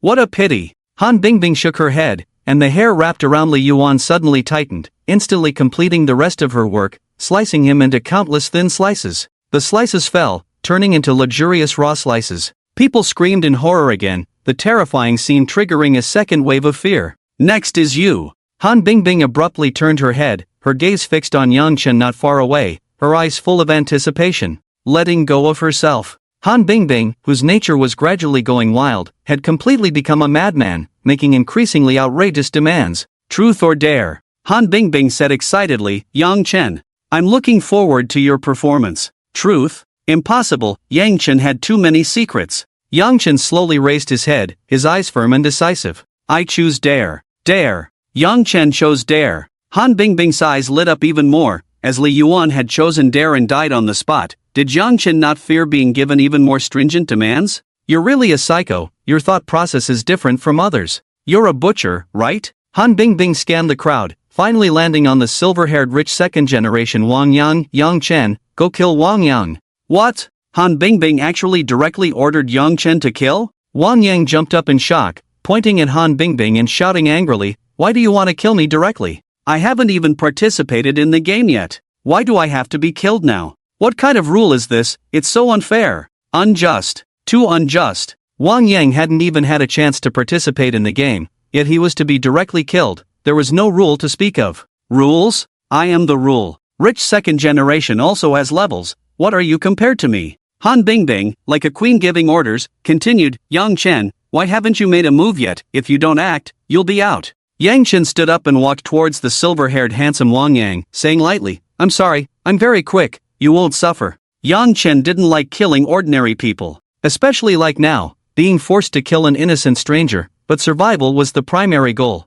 "Don't come near me. I'm telling you, my dad is." Wang Yang raised his hand in threat, but Yang Chen took a step forward, grabbing Wang Yang's chin and head with both hands. Crack! Wang Yang's head was twisted off, and the rest of his words were never spoken. Clean and neat. Everyone was stunned, not expecting Yang Chen to be so decisive in killing, and his technique was extremely skilled, not at all like it was his first time. "Have you killed many people?" Han Bingbing narrowed her eyes, taking a closer look at Yang Chen, her interest growing even more. "I chose dare, not truth, so I don't need to answer you." Yang Chen's voice turned cold, refusing to answer the question. "Cool. Very cool." Han Bingbing gave Yang Chen a thumbs up, planning to deal with him later. Alright, it's time for the main event. Brother, what do you want to choose? Han Bingbing turned her gaze to her older brother, which was the main event she had been looking forward to. How to choose? Han Zitao was unsure. His younger sister was completely insane, and if it was a dare, she might make some outrageous request.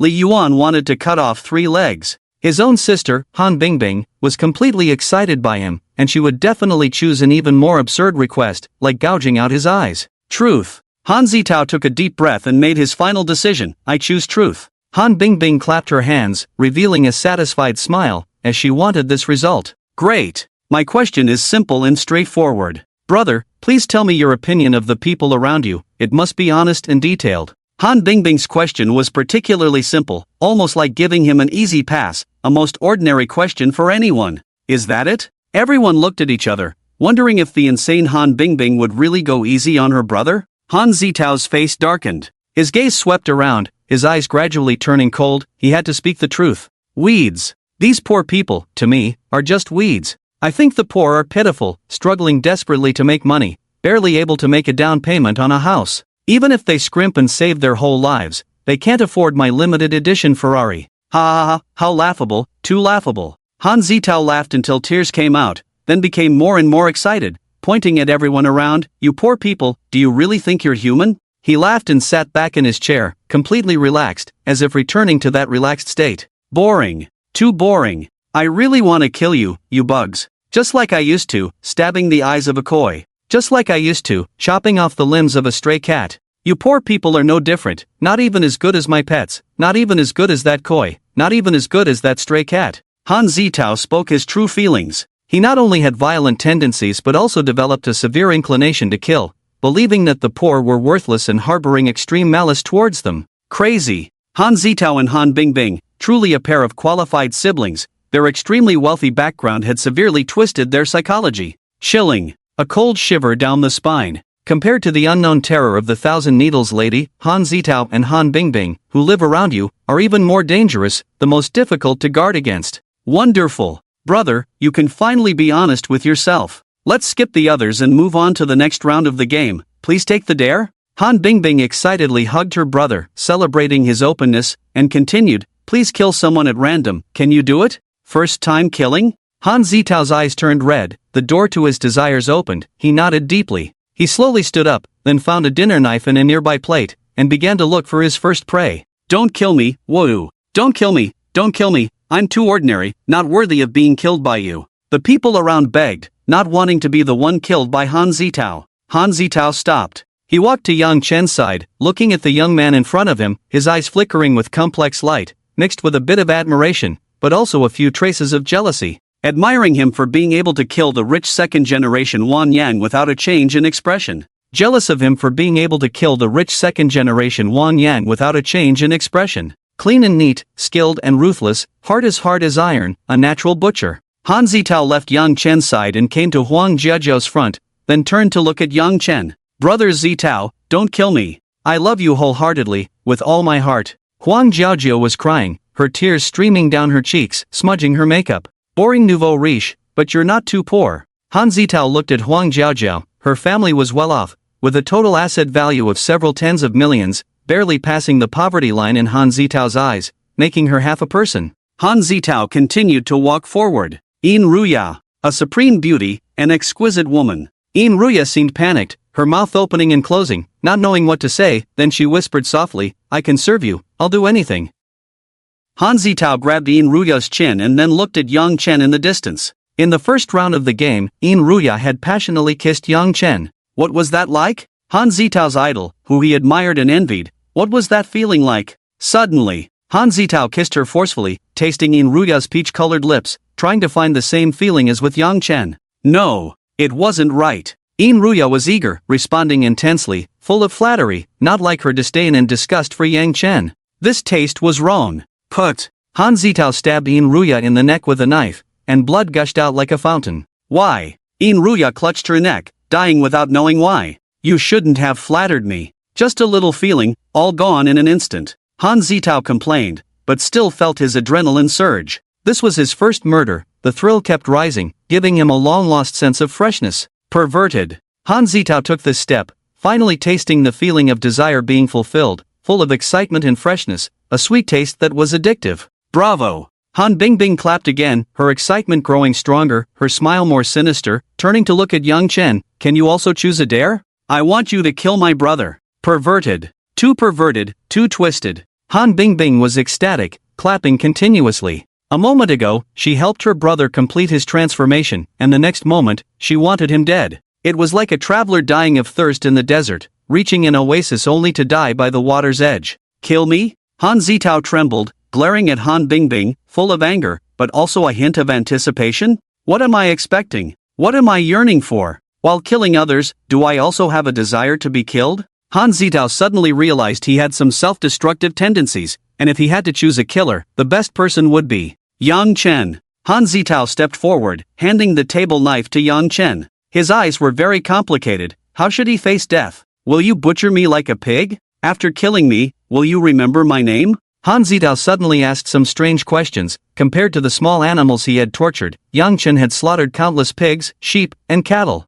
Yang Chen must have killed many people too? Han Zitao could feel that the young man in front of him, though appearing mature and steady, must be even more insane inside, far surpassing himself. Madmen understand madmen better. Especially after Han Zitao took that perverted step, his gaze at Yang Chen changed again, like a young boy who had just lost his virginity, seeing a seasoned gunslinger. Yang Chen slowly stood up, taking the table knife from Han Zitao's hand. The residual blood was still dripping, and the next second, a sharp blade flashed. Han Zitao clutched his neck in terror, but nothing happened. What was going on? Han Zitao felt the murderous intent and his legs went weak, but he wasn't injured. He turned around. Yang Chen's dinner knife had pierced Han Bingbing's throat. Unpredictable. Yang Chen had killed Han Bingbing, the host of the game and the controller of the Thousand Needles Lady. The game ends here. Thousand Needles Lady, you've devoured so many sacrifices, you must be very weak now, right? Yang Chen sneered. Each death satisfied the Thousand Needles Lady, especially those filled with complex emotions. The filth baby observed the entire process. Each person was a sacrifice. The more desperate and fearful, the more twisted and perverted, the stronger the emotions, the more they could appease the desires of the Thousand Needles Lady. She grew weaker, like someone who had eaten too much and felt sleepy. Until now. The Thousand Needles Lady was extremely weak, and her sharp hair could no longer imprison Yang Chen. The shadow. Han Bingbing's complex emotions had reached their peak, and her death caused the Thousand Needles Lady's body to become mostly ethereal. Even the host had become a sacrifice. Hunger's touch. Yang Chen suddenly extended his hand, and a viscous tentacle like a viper emerged, biting into the Thousand Needles Lady's body. Lamprey-like teeth dug out a hole, and then it sucked greedily. The sudden change stunned everyone. Monster! Yang Chen was also a monster, with tentacles emerging from his palm, fighting the Thousand Needles Lady. Gurgle gurgle gurgle. Hunger's touch would not let go once it bit, and an endless stream of energy was being devoured. The tentacle could be clearly seen writhing and swallowing. Swish swish swish. The Thousand Needles Lady's sharp hair danced. They turned into countless steel blades, covering the surface of Hunger's touch, tightening and cutting inward, spilling large amounts of dark blood. Put! Hunger's touch was severed. The tentacle cut into countless pieces, spraying out a lot of filthy black blood. Pain! The deep, bone-piercing pain also came, like someone scraping a knife along your nerve fibers.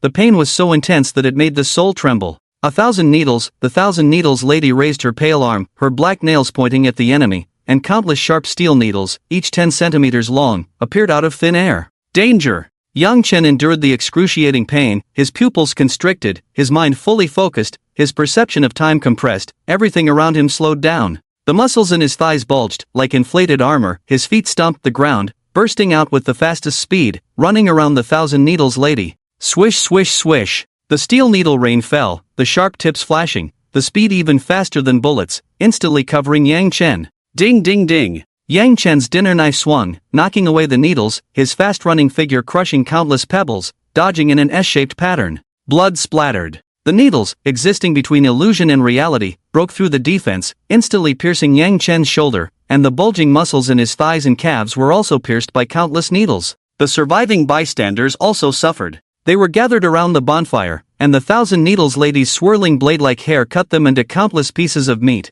The needles aimed at Yang Chen also deviated to them. Large amounts of blood splattered and exploded. Ah! Help! Help! Men and women died on the spot, some with dozens of holes in their bodies but still not dead, lying on the ground, crying in pain. waiting in despair and fear for their lives to drain. Too powerful. The Thousand Needles lady, even with just a faint shadow left, could easily inflict serious injuries on Yang Chen. I need more power. The filth baby in Yang Chen's chest began to beat violently, spreading its filthy, scorching blood throughout his body, enhancing certain special factors. Filth blood infusion, self-healing. This was a power he had once devoured, now amplified tenfold through the refinement of filth blood. Blood vapor rose. Yang Chen's body became scorching hot, his wounds writhing as countless tender white new muscles grew, forcibly pulling out the steel needles. The self-healing factor exploded with 10 times its effectiveness, rapidly healing all wounds, even the pierced bones regenerating. Power. He had to resort to a strategy of harming the enemy 1,000 while harming himself 800,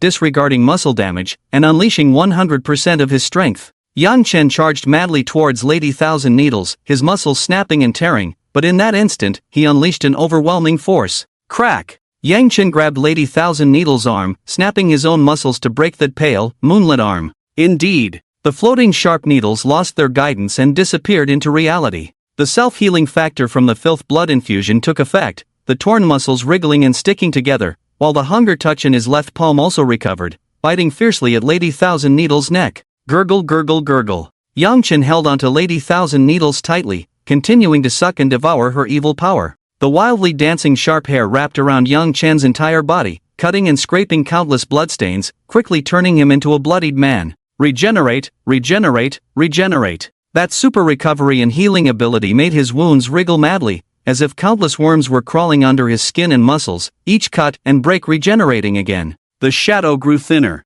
Lady Thousand Needles' power also weakened. Her body gradually withered, her steel-like hair turning into brittle weeds, her pale, moonlit skin shriveling. Soon, Lady Thousand Needles was completely devoured, the giant shadow disappearing entirely. Victory? Over? The great terrifying existence has descended. Lady Thousand Needles was truly annihilated? Yang Chen's body steamed with blood-colored smoke, the self-healing factor still in effect, completely healing all wounds, and the power from Lady Thousand Needles also made the filth baby grow stronger. Not only that, Yang Chen also gained some spoils of war. Iron box, it was the special box brought by Han Bingbing. The blood-stained sharp needle inside emitted a strong evil aura, but in the iron box, it was hard to detect, showing it was a treasure. Of course, there was also the needle Han Bingbing had swallowed. Yang Chen approached Han Bingbing, pondering for a moment before preparing to cut open her stomach to retrieve the needle.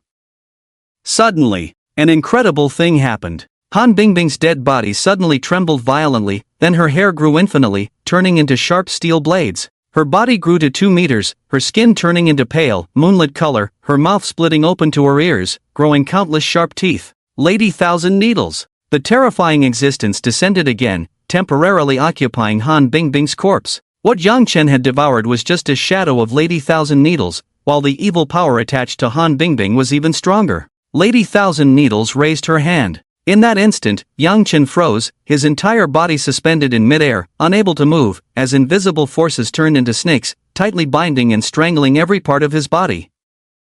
Blessing upon you, weaving lies needle. Lady Thousand Needles' hoarse voice spoke a malicious curse and blessing, then slowly opened her mouth, spitting out the blood-stained needle. The pale, cold moon-colored hand gripped Yang Chen's cheek, forcing his mouth open. Then, the slender needle known as the Weaver of Lies was inserted into his mouth, piercing through his throat and entering his body. The wicked, dark, sharp hairs wildly danced, detaching from Han Bingbing's body and transforming into a surging tide, which also entered Yang Chen's throat, wrapping around the slender needle. Han Bingbing was completely dead, collapsing to the ground as a corpse, and the Thousand Needles lady attached to her body had all entered Yang Chen's body. A blessing? The Weaver of Lies? Yang Chen knelt on the ground, feeling an evil force within him, the very force of the Weaver of Lies he had just swallowed. The foul infant opened its eyes. Its evil, cold gaze fixed on the Weaver of Lies hidden within, with the hairs around it vaguely forming the shape of a woman. The two did not encroach upon each other, seemingly reaching a delicate balance, each wary of the other. On the other side,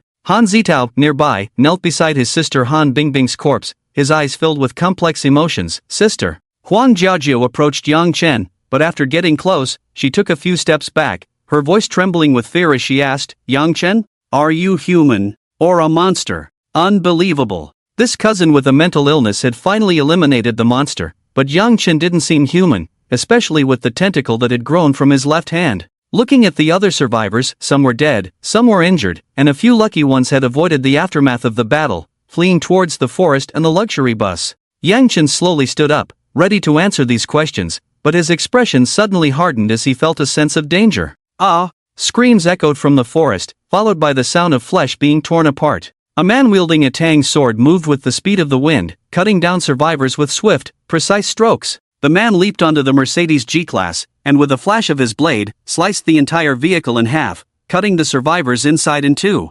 Awakened one. That was a man named Feng Dao, exuding a powerful aura, his eyes cold and cruel, his tang sword exceptionally sharp.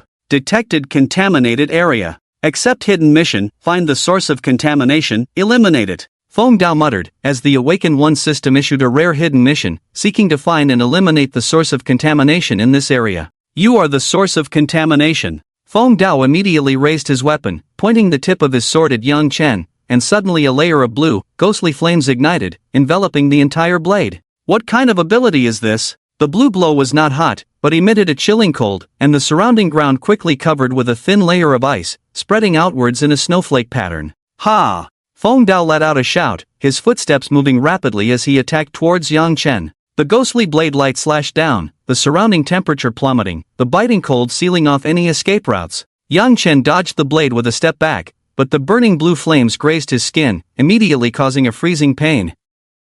A piece of skin was frozen and cracked, the chill penetrating into the flesh, turning into crystal and ice. Trying to freeze me like this? Yang Chen sneered, grabbing the frozen part and tearing it off with a jerk, the frozen flesh piece coming off, blood spraying out. Interesting. Feng Dao was surprised by Yang Chen's agility, a confident smile appearing on his lips. He then gripped the sword handle with both hands, his aura suddenly surging, the blue flames on the tang sword burning even more fiercely. The icy flames swept in all directions, the man at the center of the blue flames charging at Yang Chen with all his might, the freezing air causing countless ice crystal fragments to form in the surrounding air. The hunger tentacle. A tentacle like a viper's coil shot out from his palm, its lamprey-like mouth filled with sharp teeth, biting into the blade and leaving jagged nicks. What immense strength! What a tough tentacle! The hunger's touch gnawed at the tang sword, and the blue ice flames burning on it had little effect, wrapping around the blade like a python, preventing the sword from being retracted.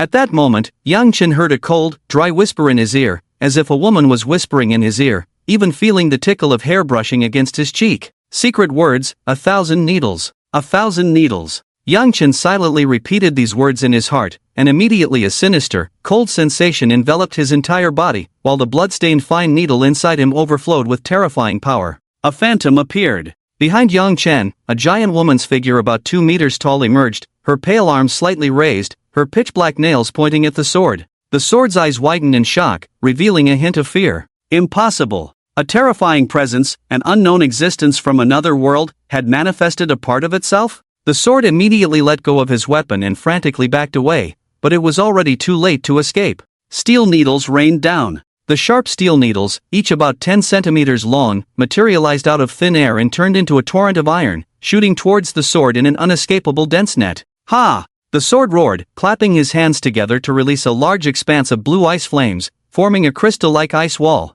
Thud thud thud. The 1,000 steel needles pierced through the ice wall, their power undiminished as they shot towards the sword, splattering blood everywhere. Cough cough cough. The sword knelt on one knee, then spat out a large mouthful of thick blood, his entire body pierced by the needles, his internal organs completely shredded. Support! I need support. Support! Only at the brink of death did the sword reveal the hidden mission. He wanted to find more awakened ones to support him, secretly crushing a small talisman in his hand. What's that? Are you calling for your comrades? Yang Chen's gaze was sharp as a falcon, noticing the sword's small action, but it was already too late, the message had been sent out. Yes. Other awakened ones, and the law enforcement team will be here soon. You'd better run now. The sword was at the end of his rope, using this method to scare Yang Chen, while he also had a final counterattack, trying to hold on until help arrived. The flowing blood gradually turned icy, condensing in his palm with the sound of ice crystals forming. A blade of extreme cold appeared, similar in shape and length to the previous tang sword, but more dangerous and powerful. He. Still holding on. Yang Chen sneered, but his eyes glanced towards the nearby small woods. Let your comrades come out too.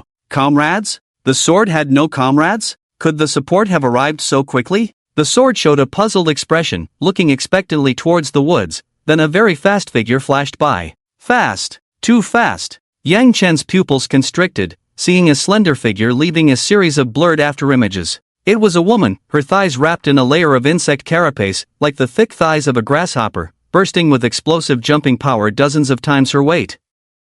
Mantis blade. The woman's arm suddenly deformed, her hand turning into a sharp blade, slashing towards the sword's head. Clang! The sound of metal clashing followed, and the sword was startled by this sudden attack, barely lifting his ice blade to block, almost being thrown off by the huge force. The next moment, the woman's lower legs were twisted and deformed, extending into razor-sharp blades from her grasshopper-like, swollen thighs. With a perfectly curved kick, she aimed at Feng Dao's neck. Her jump, exceeding 30 times her body weight, was powerful and swift, slicing through the air with a piercing shriek, effortlessly cutting through the ice blade in front of her. The broken ice blade spun to the ground, embedding itself in the soil and covering the surrounding area with a layer of frost.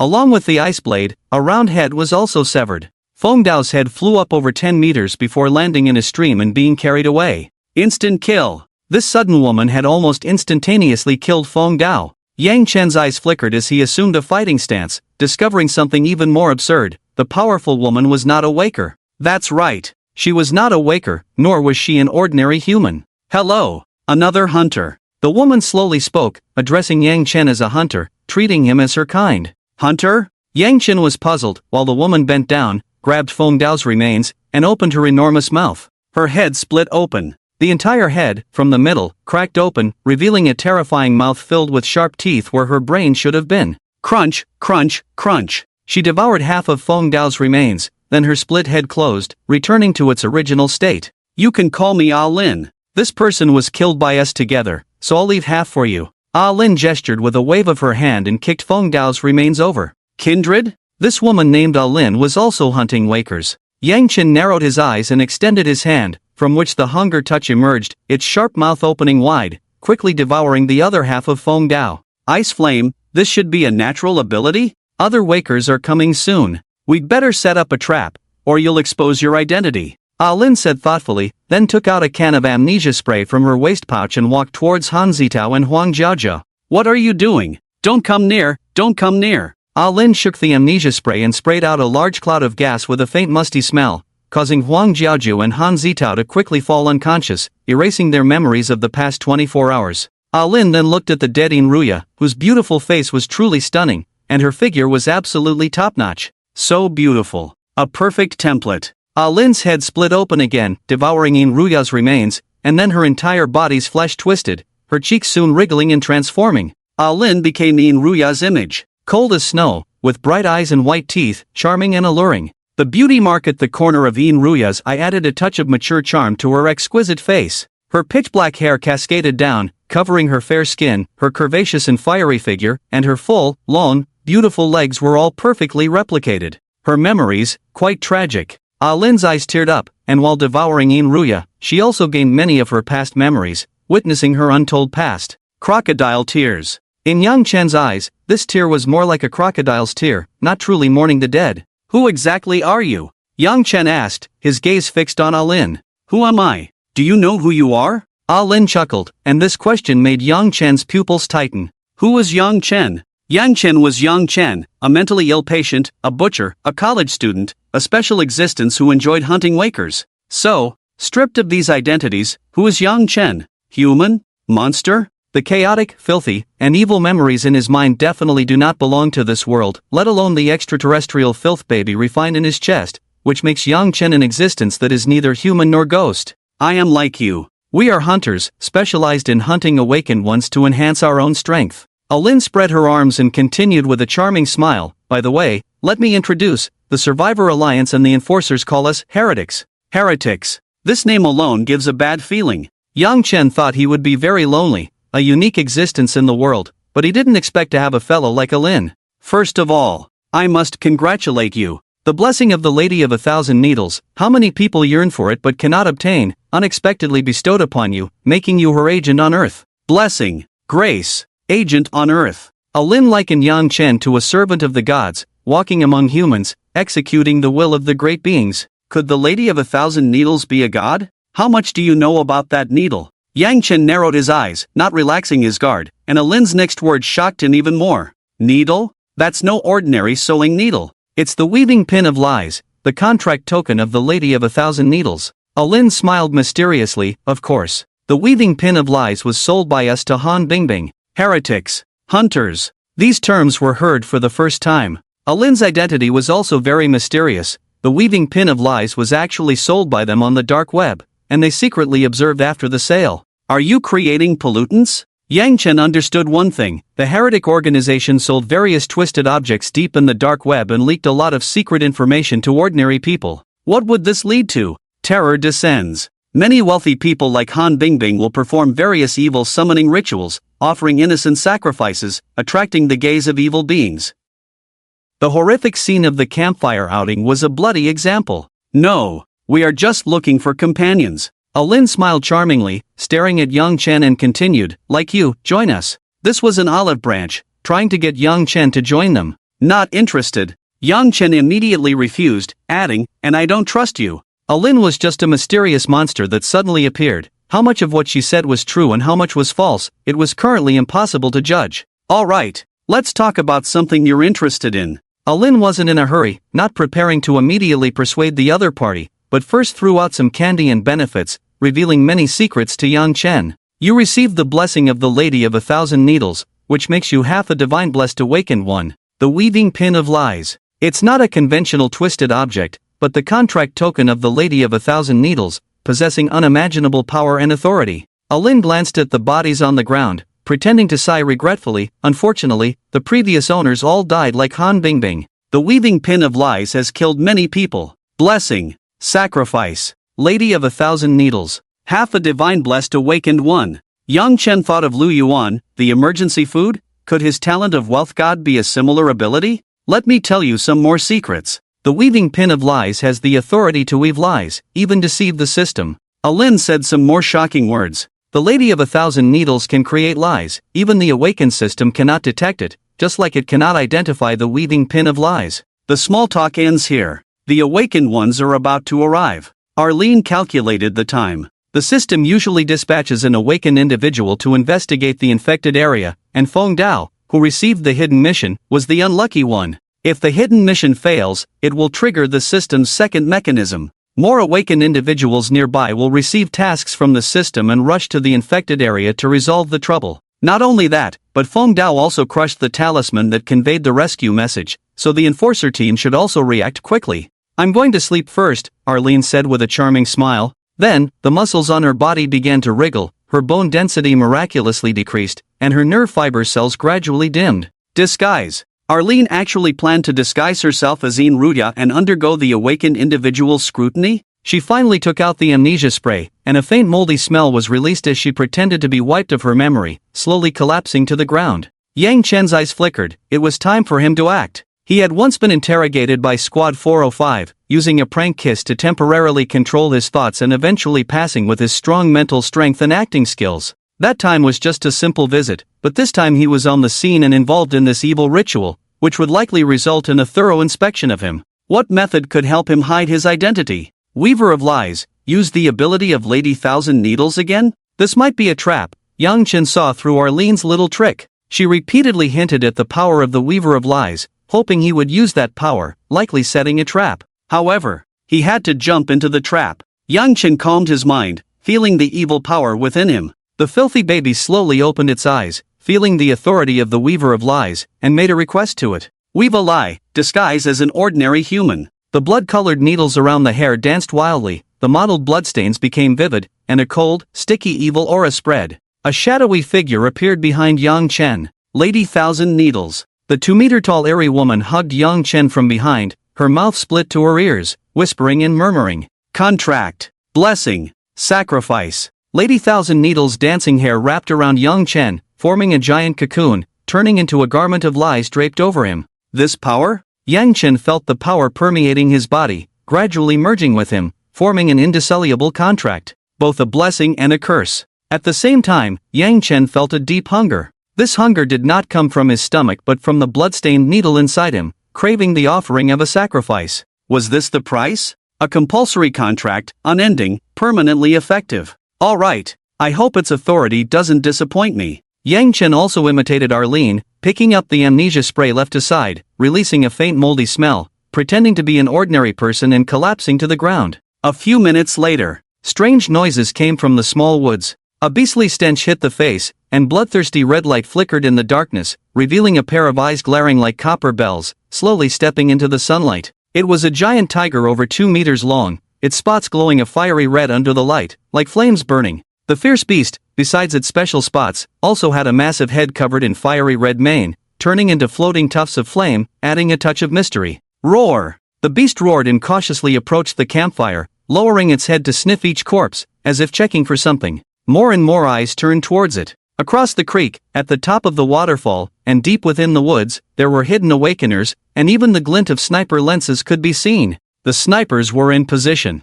The beast searched for a moment and found no issues. Its massive body lay on the ground, its fur shedding, and its beastly flesh deforming. In just a few short seconds, it transformed into a muscular, robust man. Indeed, the beast was also an awakener, and a squad leader of the 377 enforcement team, Tiger. Mysterious system talent, Tiger. The squad leader's code name was the same as his talent's name, currently evolved to the 3rd stage, reaching the realm of transcendence. Tiger stood up straight, gesturing to his companions that there was no danger nearby. Soon, the awakeners hiding nearby emerged. It's a tragedy. All these college students are dead. A middle-aged man with a receding hairline approached, holding a special computer, his gaze filled with sorrow as he looked at everyone.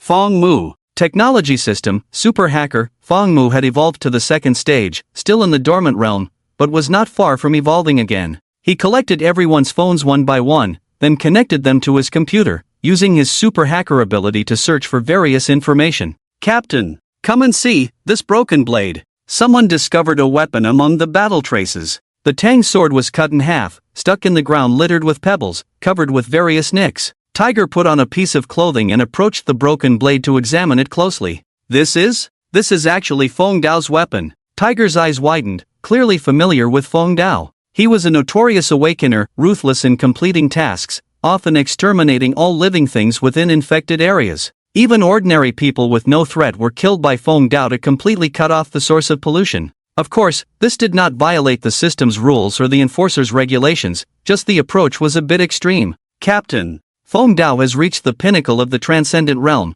just one step away from evolving to the 4th stage. What anomaly could have killed him? A team member asked in great shock, as Feng Dao's strength among awakeners was formidable, having entered the 3rd stage of evolution long ago. Just one step away, he could reach the realm of breakthrough, with few rivals in the entire city. The number of evolutions represents strength. Awakeners can continuously evolve, and each transformation results in a doubling of power. 1st stage, infant, awakeners just gain their abilities, like newborn babies. Infants need enough time to adapt, understand the essence of their abilities, and explore their talents. This process usually doesn't take long, a few months to a couple of years. 2nd stage, dormant, awakeners gradually understand their talents, evolving to the next stage. This dormant stage allows awakeners to continue to tap their potential, accumulate a lot of experience, gain enough points, gradually mature, and wait for the quantitative change to produce qualitative change, then they can completely transform.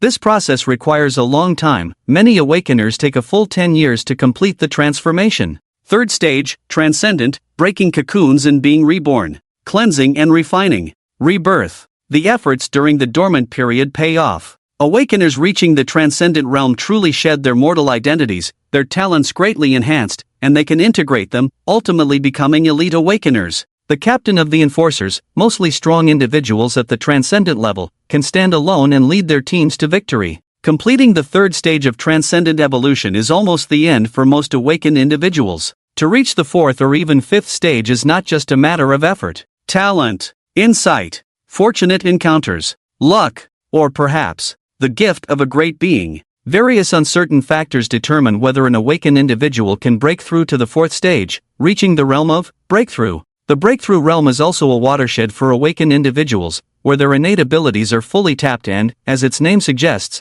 break through their limits. As for higher realms, those are beyond the reach of these awakened individuals and enforcers. The blade is broken. The notch in the blade looks like it was bitten by some creature. The abnormal contamination source has at least 2 different attack methods, and perhaps Feng Dao has already sacrificed. Lai, who examines the broken blade. For an awakened individual like Feng Dao, A broken weapon is tantamount to defeat, and with his strong pride, Feng Dao's final use of the rescue talisman makes death seem inevitable. What a headache! The death of an awakened individual at the transcendent level, the contamination source missing, leaving only a field of corpses, is bound to cause a lot of trouble. Captain, please look at this. A team member of the enforcers found an iron box, clearly used to hold the weaving liar's thorn. What is this? Lihu is once again shocked and begins to inspect the slightly rusty iron box, which turns out to be an unappraised twisted object capable of hiding the aura of forbidden items. Not simple. This campfire outing is not simple. Feng Mu, how's your investigation going? Lihu raises his voice a few decibels, and Feng Mu's expression becomes increasingly grave. Everything stems from a girl named Han Bingbing. Han Bingbing purchased a large number of dark secrets from the dark web and shared them with her companions at this gathering. Feng Mu explains. Ordinary people, not protected by a system, knowing too many secrets might attract the gaze of terrifying beings. I checked Han Bingbing's bank transaction records. She spent a huge fortune to buy some forbidden item on the dark web. All the seller's information has been erased, even I can't find any clues. The other party is very influential. Feng Mu's super hacker talent can't trace the origin of the transaction. Lihu's eyes flicker, realizing the complexity of this incident. Perhaps there's some big shot behind the scenes. Gather all the evidence. Contact official media, suppress the news, and let the police file the case with some fabricated reason. Lihu arranges a series of tasks and then looks at the 4 survivors. Yang Chen, Han Zitao, Huang Jiaozhou, Yin Ruya. These 4 survivors, take them back to the base for a thorough check. The 4 survivors are placed on stretchers. Yang Chen's body is in a coma, but the City Huiying opens its cold, evil eyes, observing everything around. That Lihu is very strong. His strength is no less than the killed Feng Dao. The other awakened individuals are weaker. The sweet aroma they emit is far less intense than Lihu's. Yang Chen evaluates the strength of the awakened individuals but is surprised to find another thing. Most of the enforcers' team are ordinary humans. Ordinary humans? They are some elites selected from the army, with extremely strong physical qualities, even comparable to the first stage of evolved juvenile awakened individuals. They are uniformly equipped with gas masks, night vision goggles that detect heat and radiation, carbon fiber bulletproof vests, multifunctional tactical belts, waterproof and fireproof durable backpacks. Their weaponry is even more formidable, with firearms biased towards heavy firepower capable of easily killing large beasts, and several high-explosive grenades and flashbangs to handle more dangerous situations. Such a group of troops are undoubtedly the elite of the elite, an enhanced version of special forces. However, ordinary people without the protection of a system, knowing too many secrets will attract terrifying scrutiny, and even cause catastrophic consequences like Han Bingbing. Law enforcers know even more secrets. Do they have some means of evasion? Careful observation. Yang Chen's filth baby squirmed, opening a second eye on the side, staring at the surrounding law enforcers, trying to see what makes them different from ordinary people. Badge? It is a medal engraved with a sword and shield pattern, imbued with some mysterious power, protecting these elite warriors. D-grade distorted item, law enforcer badge. This is a distorted item exclusive to the law enforcement agency. Although it cannot protect the host like a system, it can safeguard the user's will and soul. Good stuff. At such close range, the filth baby opening one eye couldn't even detect it. It can prevent the scrutiny of the unknown. Yang Chen thought. The filth baby opened 2 evil vertical pupils, barely able to see the badges on their bodies. Indeed good stuff. Additionally, Yang Chen eavesdropped on a series of orders from Lihu, slightly understanding the nature of law enforcers, who are not just awakened individuals. Media, police, even the military. All parties work together, with awakened individuals at the core, dealing with various abnormal pollution incidents, maintaining the balance of reality. This is inevitable. Relying solely on awakened individuals to cover up all facts is almost impossible. The internal structure of law enforcers is not only awakened individuals, but also requires official cooperation and support. The core of the law enforcement team is awakened individuals, but most are elite soldiers of ordinary humans, truly admirable. Mortal bodies, confronting the abnormal. Yang Chen couldn't help but sigh. Most of the elite warriors in the law enforcement team, without the help of a system, without talents and abilities, but have to face the bizarre objects of abnormal pollution. This is almost equivalent to suicide. Soon, Yang Chen and the others were quickly lifted onto a disguised armored vehicle, fully armed elite soldiers guarding inside, under a command heading towards the outskirts. Green Mountain Sanatorium, fictional. This is a private mental treatment center, nestled in a beautiful environment with mountains and water, equipped with advanced medical instruments, and the chief doctors are renowned far and wide. It enjoys great prestige in this province. Mild mental issues only need a little guidance, plus a small dose of medication, can be cured in a short time. Luxurious, extravagant, expensive. Due to advanced treatment concepts, plus the expensive hospitalization price, all patient rooms are as luxurious and comfortable as 5-star hotels, as if coming for a vacation. Except for Building 7. Building 7 houses some seriously ill patients, and those with violent attack tendencies, and even a few mentally ill murderers. Fortunately, they won't leave Building 7. The armored vehicle entered from the back door, stopping near Building 7. Yang Chen and the others were carried out on stretchers. This building is problematic. Yang Chen immediately sensed that Building 7 of Green Mountain Sanatorium concealed an extremely oppressive atmosphere. This feeling is strange, like a severe abnormal pollution zone, but all threats are forcibly suppressed or sealed. Dr. Meng. Liehu got out of the car, greeted with a nod, and was met by a male doctor dressed in a suit and tie, who was the chief physician here. Dr. Meng's hair was neatly combed, and despite being over 40, he still exuded a mature and handsome charm, his every move exuding a gentlemanly demeanor. These people need a comprehensive examination. Let's discuss it at the base. Liehu waved his hand, signaling his subordinates to bring out Yang Chen and the other 3, then entered through the back door of Building 7, quickly disappearing from sight. Building 7 was peculiar. All the windows in the corridors were sealed, preventing any natural light from entering, but the ceiling and surrounding walls were adorned with rows of shadowless lights. The place was brightly lit. 24 hours a day, day and night, it was always as bright as day. Shadowless lights? Yang Chen noticed that there were no dark corners in Building 7, and no shadows of any objects could be seen. The staff was sparse. Building 7 had only a few nurses and doctors, while most of the rooms were guarded by enforcers, with a fully armed soldier every 10 meters or so. A high-end sanatorium? No. It seemed more like a prison. Ding, the elevator doors slowly opened.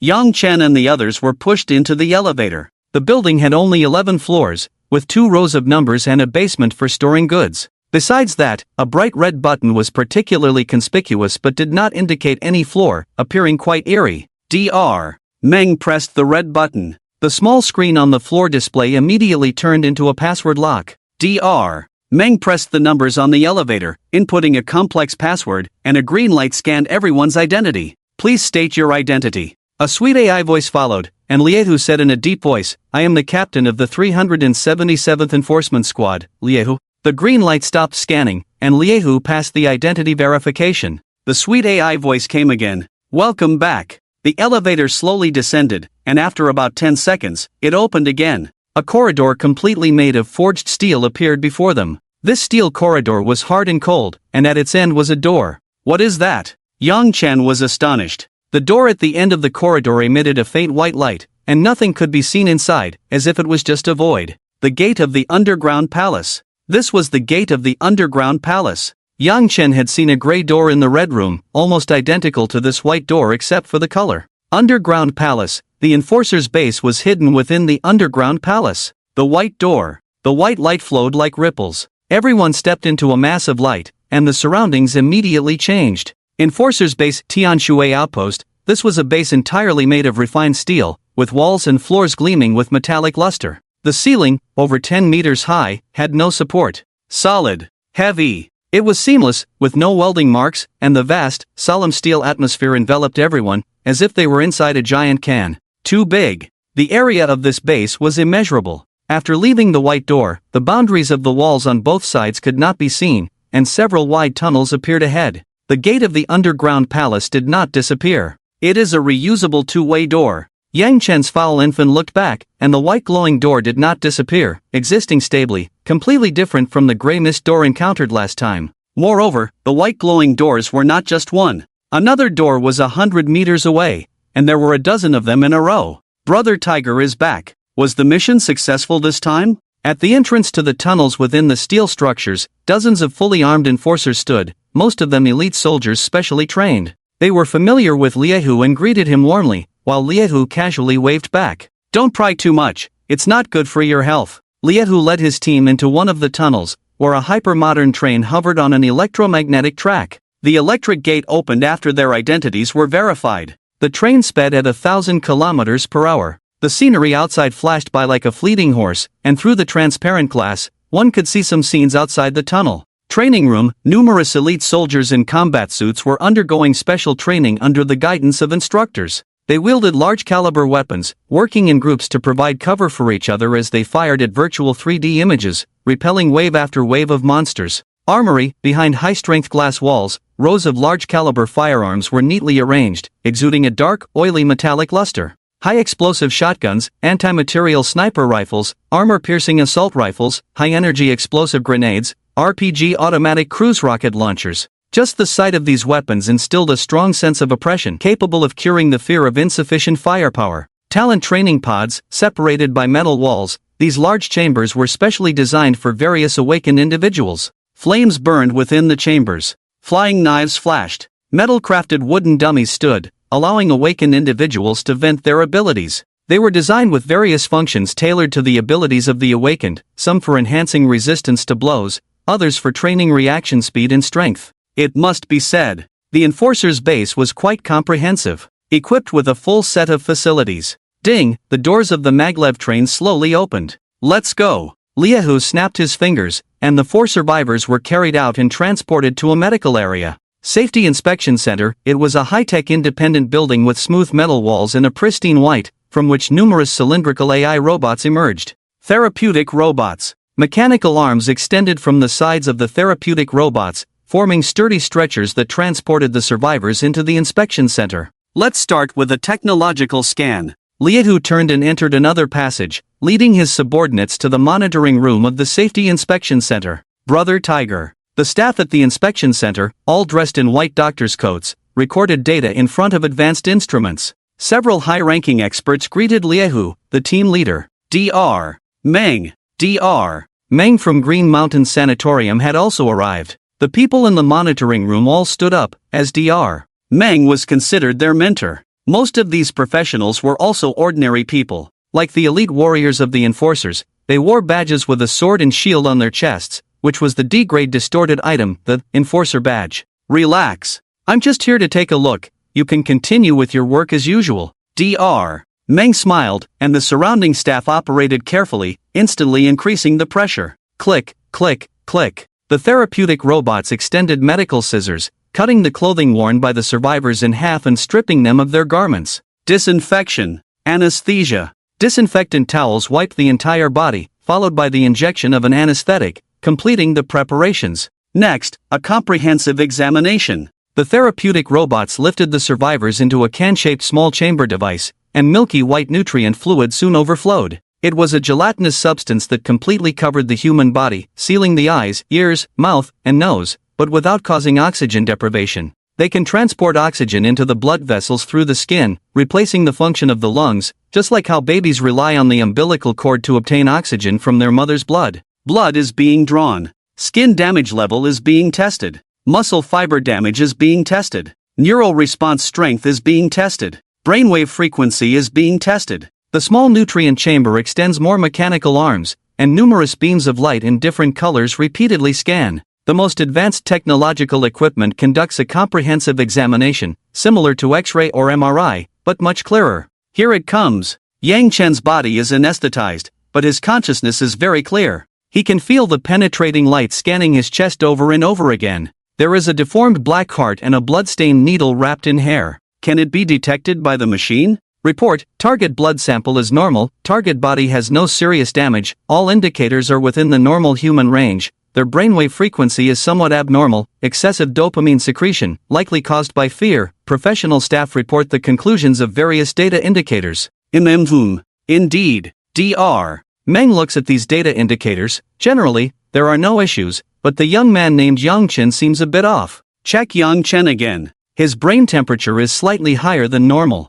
Dr. Meng notices a small detail. Yang Chen's brain is abnormal, like it's infected with encephalitis, with a slightly elevated temperature. The instruments start up again. Various scans penetrate Yang Chen's body, examining his internal organs and blood vessels, all clearly visible. At this moment, Super Hacker Fong Mu speaks up, finding some information about Yang Chen. Dr. Meng, take a look at this case file. Yang Chen has severe depression, delusions. Dr. Meng looks at these documents and nods. That explains it. Preliminary observation shows that these survivors are all fine. Success. the lies woven by the Lady of 1,000 Needles form a powerful rule contract. Strangely, even electronic devices are deceived, failing to scan the foreign objects in his body or detect the several times higher physical data than a normal person. A true lie. This ability almost distorts part of reality. Old Meng. I'm still a bit uneasy. Light, who looks at the test results and takes out 2 items, placing them in front of Dr.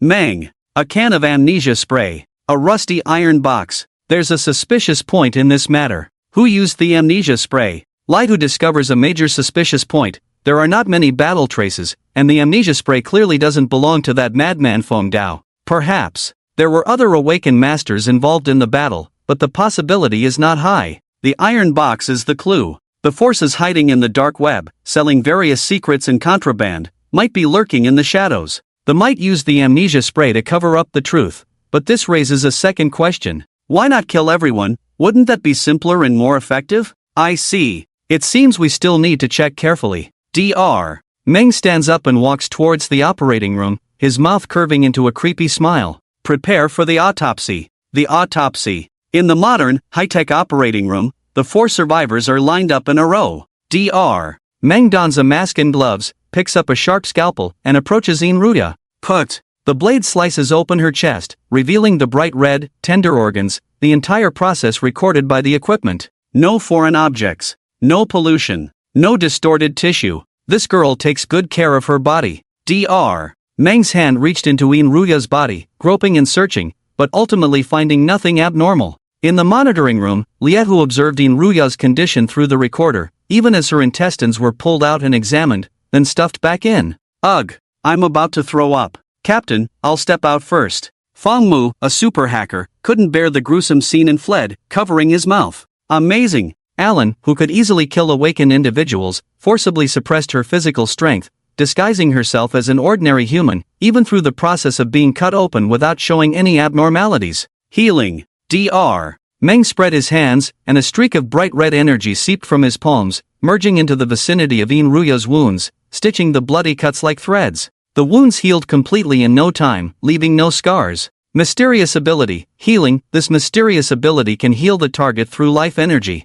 It looks similar to the enhancement ability, self-healing, but the two have fundamental differences and operate on completely different principles. Your turn. Dr. Meng then approached Yang Chen. The sharp scalpel flashed, gently slicing open Yang Chen's chest. Then, something terrifying happened. Yang Chen sensed danger, and the foul infant opened its cold, cruel eyes, countless sticky, wriggling tentacles dancing wildly, about to burst out of his chest to entangle and devour Dr. Meng. Not just the foul infant. The blood-stained needle emitted a chilling, evil aura, and countless black steel blade hairs stirred, almost enveloping Dr. Meng. 2 evil, terrifying forces emerged from his chest, ready to tear Dr. Meng to pieces in the next second. Exposed. Completely exposed. Yang Chen was prepared. If completely exposed, he would prepare to slaughter his way out. However, Dr. Meng's expression remained calm, as if he didn't see the tentacles and hairs at all. Dr. Meng observed for a moment, then reached into Yang Chen's body, pulled out his intestines to examine them closely, and finally stuffed them back in. No discovery. Dr. Meng ignored the sticky tentacles and steel blade hairs. Weaving lies. This was the blessing of the 1,000 Needles lady. Lies were woven like the emperor's new clothes, draped over Yang Chen, causing severe cognitive errors, completely ignoring the twisted, evil things. Not just humans. Even electronic machinery, recording equipment, intelligent AI, and even awakened systems were deceived by these lies. This was the ability that countless people yearned for. The blessing of the 1,000 Needles lady, the authority of lies and deception, could help you solve most problems. Looks fine. Liet, who observed through the glass window, seeing the slimy, evil tentacles and sharp black hairs dancing wildly, almost reflected in the glass. Liet, who merely nodded, confirming that Yang Chen was just an ordinary person. Safe and harmless. These survivors are just ordinary people. Dr. Meng made his judgment, and the red energy in his palm turned into threads, stitching up Yang Chen's wounds, which quickly healed. Clang! The scalpel fell to the ground.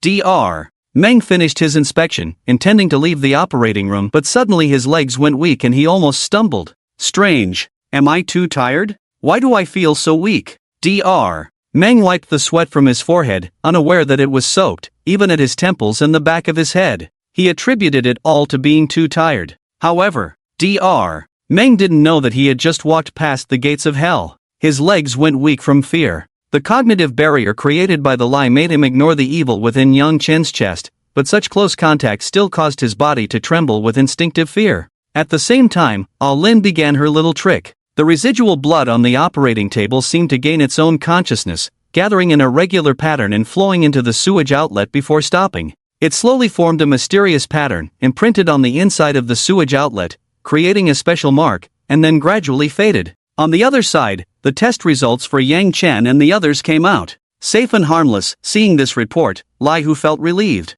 With the most advanced technology, precise and comprehensive data, and Dr. Meng's autopsy, the group had cleared their suspicions. Return them to Green Mountain Sanatorium for observation for 2 days. If there are no issues, let them leave. Lai Hu issued the order and then turned to leave the security inspection center, no longer wasting time on a few ordinary people. A few hours later, Yang Chen and the other survivors were escorted out, passing through the white door with fluorescent ripples, leaving the heavily guarded Building 7 for critically ill patients. They were finally arranged into luxurious single rooms at Green Mountain Sanatorium. At dawn, Huang Jiajiu was the first to wake up. Unaware of the situation, an ordinary nurse quickly called Dr. Meng. "Hello, I'm Dr. Meng." The door opened, and Dr. Meng entered, dressed in a suit and tie, his hair neatly combed, looking quite dignified. This was to comfort the patient's emotions. Wearing a doctor's white coat and nurse's uniform would imply to the patients that they were sick, possibly even exacerbating their condition.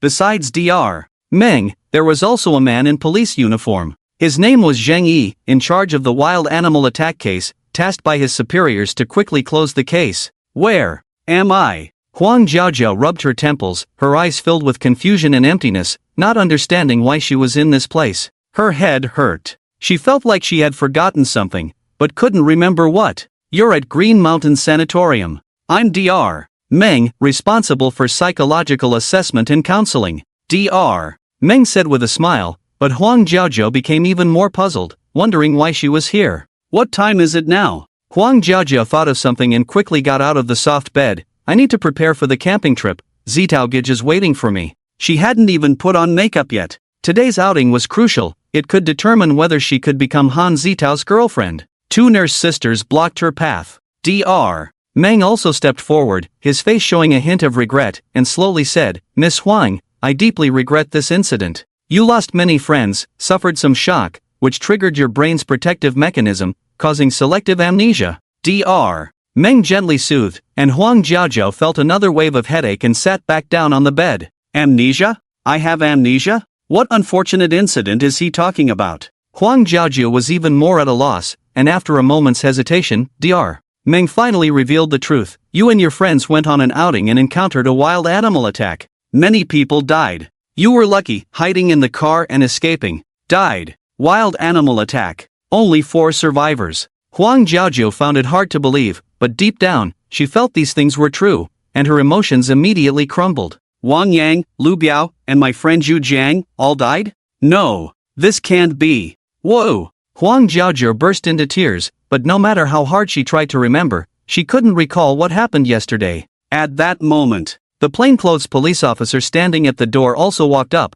holding a notebook in his hand. "Huang Jiajiu, I'm Detective Zheng Yi. I have a few questions for you. This incident has had a significant impact on society, but all media have been suppressed, though the process still needs to be followed, at least to question the parties involved." Detective Zheng, Dr. Meng stopped Zheng Yi, whispering a request. "Could you give her some time to adjust first? Otherwise, it might leave serious psychological trauma." Zheng Yi took a few more glances at Huang Jiajiu. It was indeed not the right time to question her, so he agreed to Dr. Meng's request. Not long after, Yang Chen also woke up. Dr. Meng had a nurse stay behind to comfort Huang Jiajiu and quickly went to the room where Yang Chen was. The same explanation was repeated. What was astonishing was, Yang Chen was exceptionally calm, showing only mild surprise, not overly saddened by the deaths of the others. "I don't remember." Yang Chen shook his head, showing some confusion. "Huang Jiajiu is my cousin, but I don't know the others." The act was thorough. The memory erasing spray could wipe out 24 hours of memories.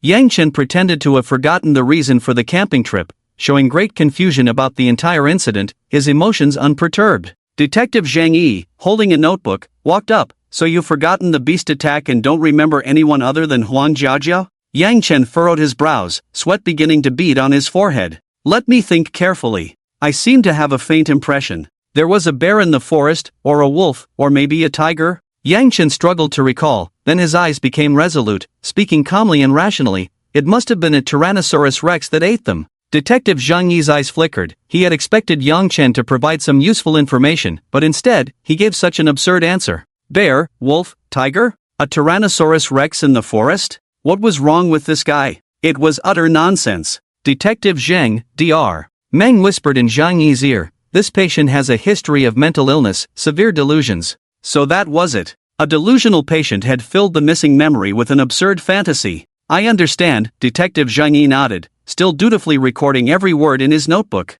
Soon, Han Zitao and Yin Ruya also woke up. Dr. Meng provided psychological counseling to each of them, while Detective Zhang Yi completed the questioning. Strangely, everyone had lost their memories. Collective amnesia? It was too much of a coincidence. Detective Zhang Yi had been to the crime scene but found it completely sealed off. Even he, as a detective, was not allowed in, only knowing that the entire incident was horrific. Now faced with collective amnesia, the whole case exuded an eerie atmosphere. Detective Zhang Yi wanted to continue investigating, but his superior called, reminding him once again to stop here, classifying the incident as a beast attack. Detective Zhang, I'm sorry. These survivors have suffered severe mental trauma and need time to recuperate. If they remember anything, I will inform you immediately. Dr. Meng issued a dismissal order, and Detective Zhang Yi had no choice but to give up, leaving Green Mountain Sanatorium and closing the case as his superior instructed. A moment later, Dr. Meng took out a special evaluation document. Memory erasure, Dr. Meng checked this item, proving that the memories of the individuals had been cleaned thoroughly, leaving no severe aftereffects. This was a good thing. Some terrifying memories were better off erased. Otherwise, they would go mad, become frenzied, turn neurotic, and end up in Ward 7 of the sanatorium. You will need to stay in the hospital for observation for 2 more days. I have already informed the family, and they will come to pick you up at the appointed time. After Dr. Meng completed the final procedures and passed the observation period, the 4 of them were allowed to leave. Finally over, Yang Chen exhaled in relief. He enjoyed the nutritious meal provided by the sanatorium and then lay on the luxurious single bed, reminiscing about the events of the past 2 days. Campfire camping. The arrival of terror, the ritual of sacrifice, the Lady of 1,000 Needles. The needle of lies, the ability of secret words, awakened ones receiving missions, the sudden appearance of the Hunter Elin, and the so-called heretical organization. And the base of the enforcers. The white fluorescent underground palace gate, which upon crossing could lead to the enforcer's base, was simply inconceivable. There was too much information. The events of these 2 days gave Yang Chen a new understanding of this world and taught him a lot of new terms and many hidden knowledge. Suddenly, an ominous feeling swept over him. Yang Chen sat up abruptly, but a chilling and cold aura enveloped his entire body. The Lady of 1,000 Needles. A huge shadowy figure stood by the window, her eyes hidden under her black hair even deeper and darker, her hand with black nails slowly rising. The sharp steel hair wrapped around Yang Chen's neck, tightening more and more, making it increasingly difficult to breathe.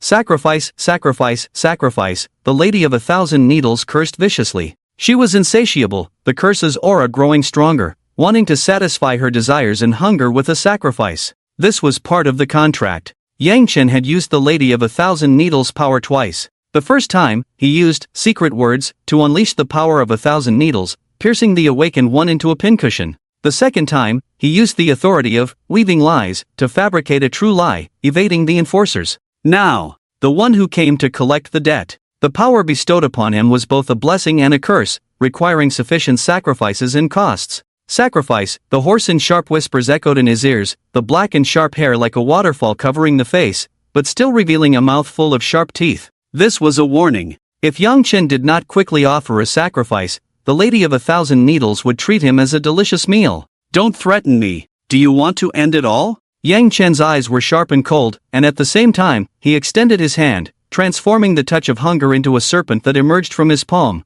wrapping around the Lady of 1,000 Needles' shadowy neck. Contract. 3 days. The blood-stained fine needle emitted an even colder and evil aura, and the faint huge shadow became more solid. The Lady of 1,000 Needles' pale hand grasped the touch of hunger, actively inserting the mouthpiece into her chest, forcibly pouring resentment into the tentacle. The shadow soon disappeared. Yang Chen carefully felt the blood-stained needle inside him, the dried bloodstains expanding, half of the needle dyed a deep red. The resentment and evil emitted by the needle of lies grew stronger, and perhaps when the needle was completely dyed red, an ominous and terrifying event would occur. 3 days. This was the final deadline. Yang Chen had signed a contract with the Lady of 1,000 Needles, using her power and authority, and had to abide by the agreement and offer a sacrifice, otherwise, the consequences would be unimaginable. Sacrifice. Yang Chen's face was a bit grim. Was he supposed to start a perverted game like Han Bingbing? The sky gradually brightened. Sunlight filtered through the curtain gauze, casting golden spots,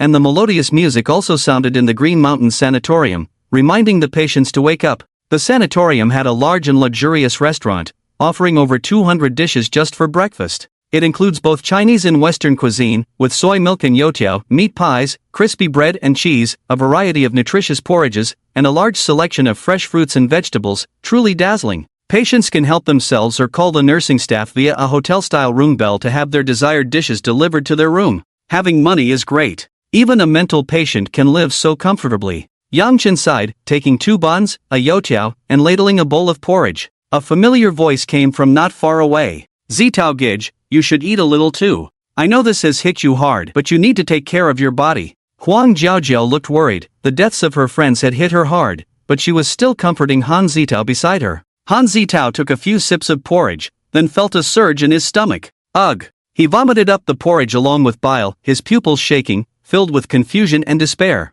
Dead. All his friends were dead, and his sister Han Bingbing had died under mysterious circumstances. Han Zitao's memories had been erased, leaving a huge void in his heart that was impossible to fill. Zitao Gij, are you okay? Huang Jiaojiao patted Han Zitao's back, tearfully hugging him. Everything is over, you still have me. You? What are you? Could you be as important as a finger of Han Bingbing? Han Zitao suddenly pushed Huang Jiaojiao away, causing her to fall to the ground, her elbow scraping the skin. Hey, don't go too far. Yang Chen walked over to Huang Jiaojiao, gently helping her up. Han Zitao looked up at Yang Chen, suddenly shuddering, feeling a strong complex emotion. Who is this person? Why does he feel so familiar? A complex emotion surged from the void in his heart, both yearning and worship for the man in front of him, but also filled with resentment and jealousy. Who are you? Han Zitao's voice trembled, lacking the confidence and pride of a rich second generation. I'm Yang Chen. Huang Jiaojiao is my sister,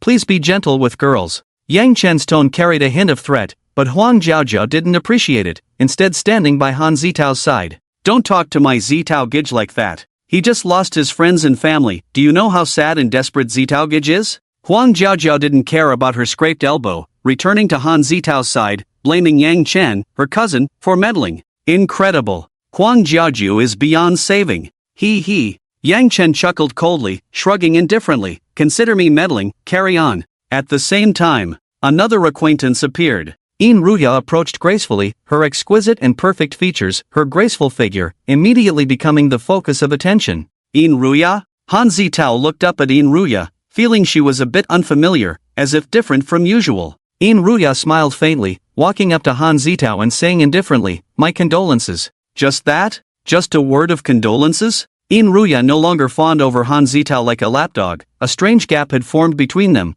making Han Zitao feel uneasy. You're Huang Jiaojiao's cousin, right? I heard from Officer Zhang. We were together yesterday, but I've forgotten everything. Ruya blinked her cunning eyelashes, extending her fair slender hand to lightly shake Yang Chen's. Ruya, nice to meet you. He. 1,000-year fox, playing what tricks? Hello, I'm Yang Chen. We should be meeting for the first time. Yang Chen also introduced himself, and the two exchanged glances, their lips curling up slightly. They both knew each other's identities, just playing along for the sake of appearances. For some reason, Han Zitao felt a strong sense of jealousy and his tone became much harsher as he commanded, Ruya, come to my room later. Disdain. Ma Kori. Ruya turned her head, her eyes filled with contempt as she looked at Han Zitao. Aren't you with Huang Jiaojiao? I'm sure she can satisfy you. Besides, I'm no longer your dog. Ruya's words left Han Zitao stunned. He was in a daze, his mind filled with confusion and questions. Why? Why did the world change so much after just one night?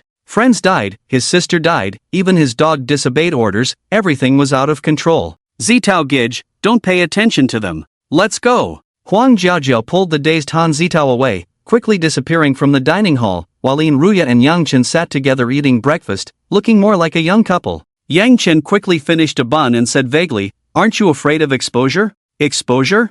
Ruya stirred her coffee, casually responding, "Memory erasure can change one's temperament, and it's normal for young couples to argue and break up. The more you pretend everything is normal, the more unnatural it seems." This explanation made sense. Finished eating? Shall we take a walk to help digestion? Ruya stood up with her coffee cup, ready to leave the dining hall for a stroll outside, enjoying the fresh air and warm sunshine. 100 steps after a meal, live to 99. I haven't lived enough yet. Yang Chen made a double entendre, standing up to leave with Ruya. He had many questions to ask this member of the heretical organization, Lin. The sanatorium was relaxing. Fresh air, shaded paths, birdsong, and fragrant flowers. Yang Chen and Ruya strolled, watched birds, and their tense emotions eased. Have you thought about it? The heretical organization welcomes you. Lin's smile was teasing, hoping Yang Chen would join the mysterious and evil organization. I refuse. You set a trap, forcing me to use the authority of Lady Thousand Needles and sign a contract. Yang Chen's eyes flickered with a hint of killing intent. The contract with Lady Thousand Needles came with a price, and carelessness could be fatal. So ruthless. Lin shrugged, finding a bench to sit on, leaning comfortably against it, her tone turning heavy and cold. Everything has its pros and cons. I helped you through a tough time and gained powerful blessings, and all you had to pay was a small price. At least you didn't expose your identity and can continue your original life, otherwise, you'd be like other hunters, hunted down. Hunted. Many hunters exposed their identities, forced to abandon their old lives and flee. There are always trade-offs. You can't have your cake and eat it too. The unknown terrors are far more than just horses. I don't like being manipulated. Yang Chen leaned close to Lin's face, their cold eyes meeting. Signing a contract and paying a price is one thing, but being forced into a scheme is another. All right, what else do you want to ask? Lin conceded, planning to answer one question to make up for it. What are hunters? Yang Chen inquired, as hunters pertain to his identity, a crucial question. Hunters, as the name suggests, they are hunters, predators, inherently opposed to awakened beings. Hunters are not a single type of person. Some hunters come from polluted areas and have mutated under the influence of the bizarre. Some hunters have been seduced by unknown terrifying entities, receiving both blessings and curses, becoming human agents. Some hunters are even more bizarre, perhaps not even belonging to this world. And so on. The only commonality: hunters have all become targets of extermination, almost reaching the point of mutual destruction with awakened beings. We have no systems protection. We cannot earn points, cannot exchange items, cannot exchange upgrade points, cannot exchange various rewards. Hunters can only survive by hunting those awakened beings, obtaining power from them. Lin explained, revealing some anger and hatred. Hunters are like a batch of monsters abandoned by the gods. Then I am also a hunter. Yang Chen confirmed that he too was a hunter, the foul infant being the best proof, and those chaotic and filthy memories clearly do not belong to this world. Besides, Yang Chen also received the blessing of the Thousand Needles lady, using the lying needle to sign a contract, which also fits the identity of a hunter. Next question. How much do you know about the underground palace? Yang Chen then asked, and upon hearing the words underground palace, Lin's expression changed again. Underground palace, this is a very complex concept. After pondering for a moment, Lin gave an ambiguous answer. I can only tell you that the underground palace is not just one level. What? The underground palace is not just one level. Yang Chen's first entry into the underground palace led him to a world filled with mist, with a moon under construction in the sky. Yang Chen's second entry into the underground palace brought him to the water division outpost of the enforcers, a building completely integrated and made entirely of steel. Could it be that the enforcers' base and the mist world are in different levels of the underground palace? Satisfied? Now interested in joining the heretics? Lin's firm and delicate legs crossed, her fingers drawing circles on Yang Chen's arm. We are the same kind. Quite a few little actions. Yang Chen remained silent for a few seconds, thinking carefully and cautiously, ultimately still refusing Lin's invitation. No, I don't plan to join for now. Yang Chen had just finished speaking when he changed his tone, however. Cooperation is possible. Great. Lin had thought hope would be lost, but upon hearing the possibility of cooperation, her beautiful eyes immediately smiled into crescents. Then let's start with cooperation. Lin stood up from the bench, stretched comfortably, and beckoned to Yang Chen with a finger. Follow me. Passing through the shaded path, Lin led Yang Chen towards a certain direction of the Green Mountain Sanatorium. Building 7. This building style is completely out of place with the Green Mountain Sanatorium. Although the walls of Building 7 are painted in bright colors, they give off a strong sense of oppression. The closer one gets, the more uneasy one feels. The Water Division outpost of the Enforcers is located below Building 7, accessible through a glowing white door to the underground palace. Building 7 holds a companion. He is also a hunter. Ailin's words surprised Yang Chen, that Building 7, which houses many violent mental patients, actually hides a hunter. Building 7 is not that simple. A large number of mental patients are not just driven mad by unknown terrors, some have been severely contaminated, always hearing the whispers and murmurs of evil gods. Is this also a prison? Why not execute these dangers? Aren't you afraid of inviting disaster? Yang Chen was even more puzzled. Locking so many lunatics together might trigger a large-scale contamination event, causing irreparable disaster. These lunatics, their ears ringing with terrifying and unknown whispers, and those fragments of words may also hide veiled secrets. Secrets represent wisdom. Secrets represent power. A simple incantation can unleash terrifying power. Incantation, 1,000 needles. Yang Chen once used the incantation, and the phantom of the Lady of 1,000 Needles appeared behind him, releasing 1,000 needles that turned the awakened swordsman into a pincushion. Of course, this incantation seems simple, but without knowing its meaning, it is almost impossible for a human throat to pronounce it completely. You mean, the Enforcers are studying these lunatics? Yang Chen turned to look at Lin, feeling an ominous premonition. Do you want to rescue your companions? Yang Chen was startled but quickly dismissed the idea. No, you have a bigger plan. Lin has a bigger scheme. Lin's actions are strongly purposeful, first selling the needle of weaving lies on the dark web, then silently monitoring the ceremony. The ceremony was successful. Lin replaced Inruya's identity and voluntarily underwent inspection at the Enforcer's base, behind which there must be some small moves. Now Lin has set her sights on Ward 7. If it were just to save her companions, there would be no need for such a big operation. There must be other reasons behind it. Obviously, this is a conspiracy. A series of actions seem unrelated, but in fact, they are interconnected. Waiting for the layout to be completed, they can be detonated one by one. Let's go back. There are many guards near Building 7. Staying too long is hard to explain. Lin blinked her beautiful eyes, revealing a cunning smile, neither confirming nor denying Yang Chen's guess, then put on a seductive and teasing look. Tonight, I'll come to your room to find you. Night. Knock knock. There was a knock on Yang Chen's door, and when he opened it, it was indeed Inruya, or rather, Lin disguised as Inruya. Shoo! Lin raised a finger to Yang Chen's lips, signaling him not to speak. Take off your clothes. Let's talk in bed. Lin gave a charming smile, then began to undress herself, revealing her fair and smooth skin, pulling Yang Chen into the big bed. Passion ignited. The smooth and cool skin, like white jade, touched made the whole body blush. I want you to help me with a small favor. Lin pretended to be pitiful and begged. With Inruya's beautiful face, no man could refuse this delicate beauty. Especially in bed. Help? Help naked? We're not that close, are we? Yang Chen's eyes were clear, knowing very well that Lin was not here for fun. Of course. Lin bit her lip lightly, then her body trembled slightly.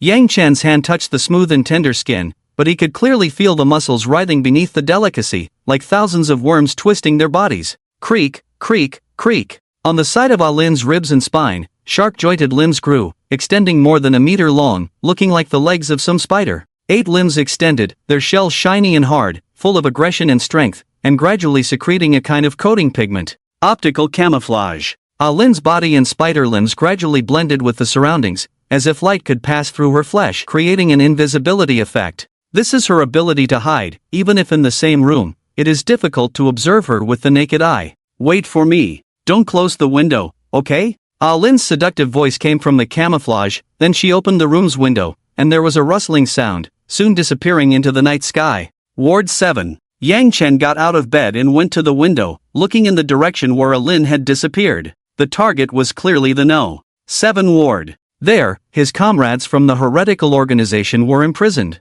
Was it tonight that they were going to rescue him? A few minutes later, Yang Chen waited in the room, when suddenly the lights flickered and the entire room plunged into darkness. A power outage? Everywhere Yang Chen could see with his naked eyes turned pitch black, not just his room, but the entire area's power was cut off. Lin's doing. Yang Chen suddenly thought of a detail. The No. 7 ward was as bright as day. In that special building, not a single shadow could be seen, all darkness was dispelled by the shadowless lights. Was it preventing something? 10 seconds. 30 seconds. 1 minute. The darkness, though only a minute long, felt so long. Yang Chen could sense that something had changed in the direction of the No. 7 ward. Evil forces were growing rampant, about to spill out of the building. Click. The No. 7 ward activated its backup power, and all the shadowless lights resumed normal operation. Not only that, a large number of searchlights around the No. 7 building lit up, completely covering a radius of 100 meters around the building, illuminating it like a giant tower of light in the night. A few tens of seconds later, the entire Green Mountain Sanatorium also restored power, the air conditioner in the room made a drip sound, and all electrical appliances resumed operation. Backup plan. They use light to prevent some kind of anomaly from escaping? Yang Chen guessed roughly, light could dispel darkness, perhaps it had something to do with the imprisoned hunter. Rustle. A faint crawling sound came. The silver moonlight outside the window fell into the room, slightly distorting, as a Lin, covered in optical camouflage, returned. You're back. Yang Chen spoke to the air, but a woman appeared in the empty room, with 8 blood-stained black articulated limbs growing from her spine and ribs. Blood? Did a Lin kill someone? Disabling the optical camouflage, her flesh and blood body continued to squirm. The 8 limbs were also retracted into her body, restoring her appearance to Ruya. Don't speak, kiss me. A Lin hugged Yang Chen tightly, the soft and sweet warmth engulfed him, pushing him onto the bed. There's someone outside. The power outage was definitely man-made, and the suspect needs to be thoroughly searched. Dr. Meng, with fully armed soldiers, carefully searched the building, violently kicking open every door, looking for suspicious individuals. Boom! The door almost shattered. Huang Jiaojia let out a scream, lying in Han Zitao's arms, quickly pulling the blanket to cover her beautiful body. This was Han Zitao's room. Huang Jiaojia had been comforting this rich second generation, and before she knew it, they ended up on the bed. Sorry. A thief broke into the sanatorium, intruded into the dormitory. We are currently investigating. Dr. Meng found a random excuse, then left with a dark expression, continuing to search other rooms. Boom! A muffled sound came from not far away. Ruya's room was broken into. Ruya wasn't here. The room was empty. Ruya had long since disappeared, which made Dr. Meng's expression even worse. Was it her? Impossible. I personally performed the surgery, checked every organ, even the intestines were checked section by section. Dr. Meng clenched his fists. Perhaps Ruya was the mysterious person who cut off the power, and also destroyed 2 sets of backup power for the No. 7 building. Fortunately, there were 5 backup power sources for the No. 7 ward, otherwise, it would have been a big trouble. Dr. Meng's expression was very bad, then he kicked open Yang Chen's door. And then, Dr. Meng was stunned. After breaking into Yang Chen's room, he saw a very erotic scene. It seemed as if a cold, white human-shaped serpent was coiling around Yang Chen, with moonlight glistening on the flawless, delicate body, shimmering with an alluring luster. Yaya! Ruya let out a scream, hurriedly grabbing a blanket beside her to cover her body, and fearfully retreated back into Yang Chen's embrace. Dr. Meng, what are you doing? Yang Chen played along, shielding Ruya in his arms, then picked up a bra beside the bed and handed it to the stunning woman under the covers. Dr. Meng's face showed helplessness, but he also breathed a deep sigh of relief, realizing his surgery had been successful. Why are modern couples so open? The moral decline of the times. Dr. Meng sighed, then led his subordinates to search other rooms. Meanwhile, the corridor outside was filled with onlookers who had forced their way in. Huang Jiaojia also arrived at the door, peeking into the room at Yang Chen and Ruya, her hands covering her mouth in disbelief. You? Huang Jiaojia's eyes widened like copper bells, struggling to understand how Yang Chen and Ruya had ended up together. Han Zitao soon arrived, seeing the scene and struck dumb, standing motionless. Ruya was a woman who prided herself on her purity and aimed to climb higher using her status and wealth, so why would she be with Yang Chen, a madman? No choice. It's love at first sight. Yang Chen had already put on his pants, revealing 8 steel-like abdominal muscles, glistening with sweat from intense exercise, and he shrugged helplessly. You can't help falling in love, unable to control their feelings. Yang Chen leaned against the doorframe, his seemingly slender body brimming with wildness and explosive power, his muscles chiseled like iron, hot sweat trickling through the gaps. It was hard to imagine what kind of passionate battle Yang Chen and Ruya had experienced. Why is this happening? Ruya, why did you sleep with him? Han Zitao's expression changed, a hollow feeling in his heart that was devastating, his mind filled with fantasies of Yang Chen and Ruya's intimate moments. You said you didn't want to be an ordinary person. You're so beautiful, prettier than any movie star. I can make you famous, only I can make you famous, so why did you sleep with him? Han Zitao was breaking down, his expression completely twisted, spilling out his true feelings. Ruya was just a toy. As a super-rich second generation, Han Zitao was just playing around, planning to discard her when he got bored. But now, at this moment, Han Zitao felt an overwhelming mix of complex emotions. Jealousy and envy mingled with betrayal and anger, along with helplessness and fear of losing control. These twisted emotions made it hard for Han Zitao to process, the hollow feeling in his heart impossible to fill. He. Lin had dressed, lazily chuckling, her crystal-clear feet stepping on the carpet, slowly approaching Yang Chen,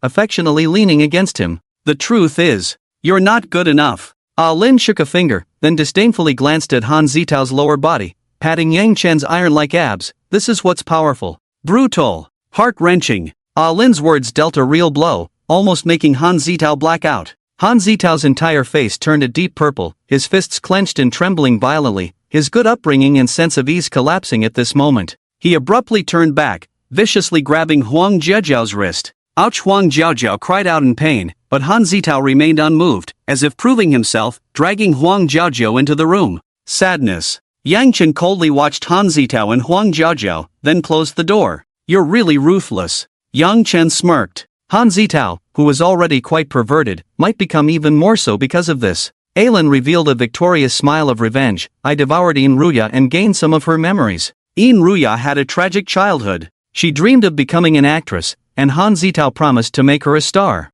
The condition was simple: serve Han Zitao well, be his obedient dog at his feet. It's a rich man's game. Han Zitao might spend some money to promote Ruya, making her a minor celebrity, then exploit her remaining value, make a profit, and discard her. Of course, Han Zitao could also gift his obedient dog to some famous directors or behind-the-scenes big shots in the investment circle, fulfilling Ruya's wish. After all, I took over Ruya's identity. Moreover, Han Zitao is still useful to me. When he completely collapses, he will make a good consumable. Aylin pursed her lips, her eyes flickering with terrifying danger. Consumable? This Aylin is terrifying, planning to include Han Zitao, gradually driving him to the brink of mental and psychological collapse, and then transforming him. The night is long. My interest is piqued. Why don't we make it real and relax a bit? Aylin turned her gaze to Yang Chen, and making it real naturally referred to that kind of thing. No. Yang Chen immediately refused, glancing coldly at Aylin. Ruya's face and figure are indeed alluring, but do you even have a gender?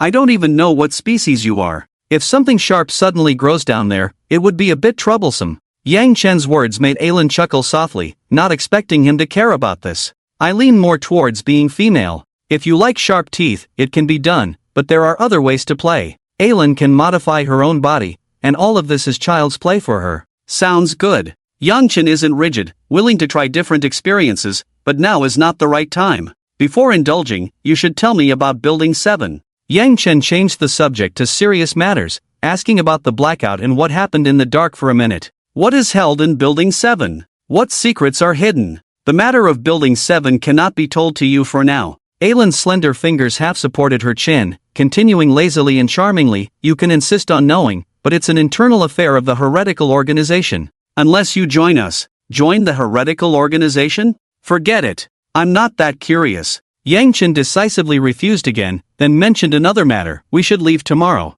There's something you can help me with. Mutual assistance. Conditions exchanged. Yang Chen helped Aylin tonight, and tomorrow is the time for repayment. Oh, I will definitely help you. Aylin walked over to Yang Chen, drawing circles on his chest, teasingly smiling. What do you need me to do? Sacrifice. Yang Chen said 2 words. Lady Thousand Needles requires a sacrifice, and the contract must be fulfilled on time, or misfortune and calamity will descend. He. Aylin let out a melodious laugh, then whispered softly in Yang Chen's ear, Big sister will teach you well. Meanwhile, Green Mountain Sanatorium, Building 7. Liehu, leading the 377 enforcement team, appeared at the safety passage on the 9th floor. Although the entire building had restored power, the floors above the 9th remained in darkness, all the shadowless lamps destroyed. Darkness wriggled. The pitch-black corridor was filled with shadows that seemed to twist and crawl, and the sound of flesh being torn apart could be heard faintly. Searchlights. We need to illuminate the surroundings completely with each step we take. Liehu issued the command, and the law enforcement team behind him, holding searchlights, dispersed the darkness around them. A horrifying scene unfolded. As the searchlight swept past, the black walls appeared to be covered with large human hands, leaving countless bloody handprints. The light caused the writhing dark hands to retreat, and a large clump of shredded flesh fell from the wall. Human? It was a shredded human, bloodied and unrecognizable. That's the guard from the 9th floor. An awakened individual beside Liehu widened his eyes and approached the clump of flesh, finding torn uniforms and a crushed law enforcement badge. Stay away from the darkness, Liehu warned, sweeping the searchlight forward, but it was already too late. Hundreds of shadowy figures, like countless childlike hands, suddenly emerged from the darkness, grabbing the awakened individual and dragging him quickly into the shadows. In the next instant, the hundreds of small shadowy hands pulled the awakened individual into the darkness, followed by screams. "Ah! Save me! Save me! Save me!" Countless small hands dragged him into the darkness, followed by piercing screams. Roar! Liehu roared in fury, his throat emitting the roar of a beast, and his body rapidly mutated, turning into a giant beast several meters long in an instant. The red stripes on the tiger's body burned with fire, illuminating the entire passage and dispersing the surrounding darkness. The shadowy hands in the darkness tried to extend forward but immediately melted and vanished upon contact with the light. "I'll fix the lights." Super hacker Fong Mu picked up a ladder and began replacing the shadowless lights on the walls and ceiling, repairing the damaged circuits. Soon, the nearby shadowless lights lit up, and the white light was the greatest nemesis of the shadows. The writhing dark substance in the corridor could only retreat back to the 9th floor. Liehu advanced step by step. The 9th floor was clearly a living hell. Nurses, doctors, and a large number of the insane patients held captive here had all become victims, gradually merging with the darkness. This sight made Fong Mu's stomach churn again, almost causing him to vomit. Install shadowless lights. Repair the circuits. We need to push the darkness back to the top floor. The beast Liehu spoke human words, issuing commands to the warriors holding searchlights, and they began replacing the damaged shadowless lights. It was terrifying. The 7th ward had only lost power for a minute, yet the eerie presence hidden in the darkness had already expanded to several floors, and no survivors had been found so far. "Captain, Team 352 is here to support, and several other teams have also come to support." Fong Mu received the message that the Tianshui outpost had dispatched more law enforcement officers to quickly repair the 7th ward. The tension finally eased. The group gradually restored the light sources, cleaned the blood-soaked floors, and used the lights to gradually suppress the darkness back into a confined space. It was a cube-shaped magic cube floating in mid-air. It was only 1 meter in diameter, made of a special material, seamless and without vents, pure darkness. A trace of evil dark aura seeped out from within. Hundreds of high-power lighting lamps illuminated it from all angles, and any darkness that seeped out was immediately dispersed by the light. Black Nightmare, this was the name people gave to the darkness. The origin of the Black Nightmare is mysterious, even Liehu doesn't know, but there is a reason for placing such a dangerous object here. The Mausoleum Gate. The opening of the Mausoleum Gate is often accompanied by the descent of abnormal pollution. This, Black Nightmare, which can be easily dispelled by light, has a similar function, allowing the Mausoleum Gate to remain stable. As long as the Black Nightmare is continuously sealed within the cube puzzle, the Mausoleum Gate will continue to exist, and this is one of the secrets of the Enforcer base. Report. The prison on the 10th floor has been opened. Liehu was startled by the report, as troubles kept coming one after another. The 10th floor housed some dangerous individuals, now all missing, not knowing if they were killed by the Black Nightmare or escaped from the 7th ward. This is bad. This is going to be a big problem. The enforcers of Tianshui City will probably be busy. The next day, the 7th ward was placed under full alert, with a large number of soldiers surrounding the area. The enforcer team searched layer by layer, not letting go of any suspicious objects, repeatedly confirming the safety of the Black Nightmare,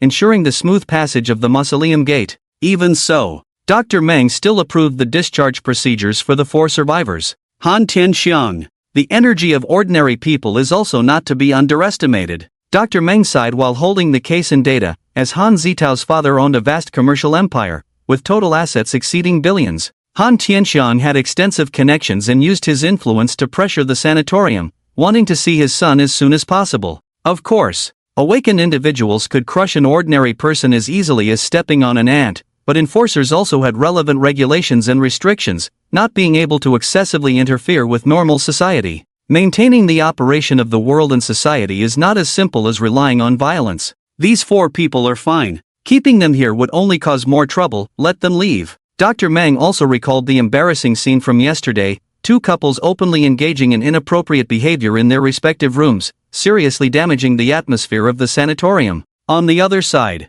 a Rolls-Royce stopped outside the Green Hill Sanatorium. The window slowly rolled down, revealing half of a resolute and authoritative profile. Cold. That face only showed indifference and apathy, not showing a hint of sadness even after the death of his daughter. Han Zitao, with a face full of exhaustion and gloom, trembled at the sight of his father's face, and finally, in a state of disarray, got into the car and left the Green Hill Sanatorium. Jiao, Dad is here. Huang Jiao's father had also been waiting for a long time. Seeing his daughter's figure, Huang Lai rushed forward in anxiety, hugging Huang Jiao tightly. My dear daughter, you scared me to death. Seeing the news I couldn't sleep for days. Huang Lai's tears flowed. The news only reported the incident of young people being attacked by beasts, and then the media suppressed the heat, with very little information available from all channels. Dad, I'm fine. Huang Jiao's face was also pale, perhaps having experienced something painful last night. Her teary eyes couldn't help but shed 2 lines of clear tears. Father and daughter hugged and cried for a while before suddenly remembering another person.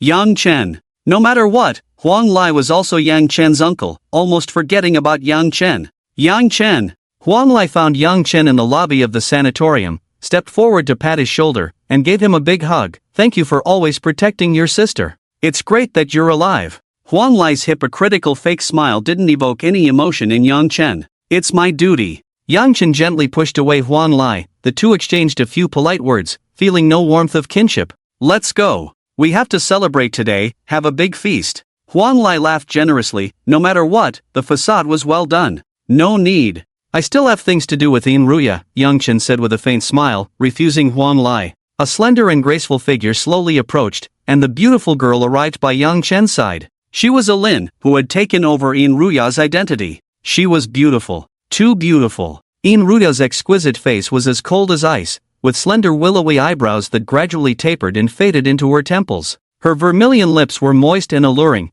and the beauty mark under her eye added a touch of charm and seductiveness. Huang Lai was momentarily stunned, feeling a sense of doubt and dissonance. How could a scruffy poor student like Yang Chen have such a beauty by his side? It was truly bizarre. Alin nodded slightly, moving closer to Yang Chen, and the two appeared very affectionate, like a couple. I understand, Huang Lai said with a knowing look. Let's celebrate another day. I'll drive you back to the city. It's quite difficult to get a taxi around here. Yang Chen and Ruya did not refuse, and the group quickly left the Green Mountain Sanatorium by car. The atmosphere was a bit awkward. The two girls sat in the back, while Yang Chen sat in the front passenger seat. Throughout the journey, Huang Lai kept asking questions. Jiao, no one bullied you, right? Lost your memory? It's good that you're back. Next time, don't run off with your classmates. Huang Lai alternated between scolding and comforting, until Huang Jiao started crying in the back seat, causing him to stop his nagging with a heartache. This was not over. This matter was far from over. Yang Chen tilted his head, always looking at the rearview mirror, as if he could still see the Green Mountain Sanatorium that had long disappeared from his sight. He had a feeling that this was just the beginning. Old District. Tianshui City had undergone a major demolition. The old district was mostly demolished, but due to the poor economic environment, many real estate developers went bankrupt, leaving behind a lot of unfinished buildings. Ruya's home was in a dilapidated neighborhood near the unfinished buildings. Is it okay to stop here? Huang Lai parked the car near the neighborhood, then chatted with Yang Chen for a while before leaving with his daughter. Next, it was time to find the sacrificial offering. Sacrificial offering, this was the contract between Yang Chen and the 1,000-needle lady. At this moment, the fine needles in his chest were mostly stained with blood, and there was only 1 day left until the final deadline. Could my sacrificial offering be in your home? Yang Chen looked up at the neighborhood sign, which was rusty and the paint was peeling off. The buildings were in poor condition, probably built 30 years ago, with no elevators installed. The handrails were rusty steel pipes, and the white wall paint was peeling off in large patches, revealing the concrete structure. The air was humid and smelled of mold, with some places growing mildew, and spider webs everywhere in the corners. Most of the residents had moved out, leaving only a few impoverished people without jobs. Before helping you fulfill the contract, let me tell you a story, Alin said mysteriously, blinking, and then began to recount Ruya's tragic life. Ruya originally had a complete and happy family. Her mother was exceptionally beautiful and was once the factory flower of a handcraft factory. Her father was a hardworking and honest man. Although many people pursued her mother, she eventually chose Ruya's father, so it was a case of true love ending in marriage. Alin recounted Inruya's past, where her parents, though not well matched in the eyes of others, lived a sweet life.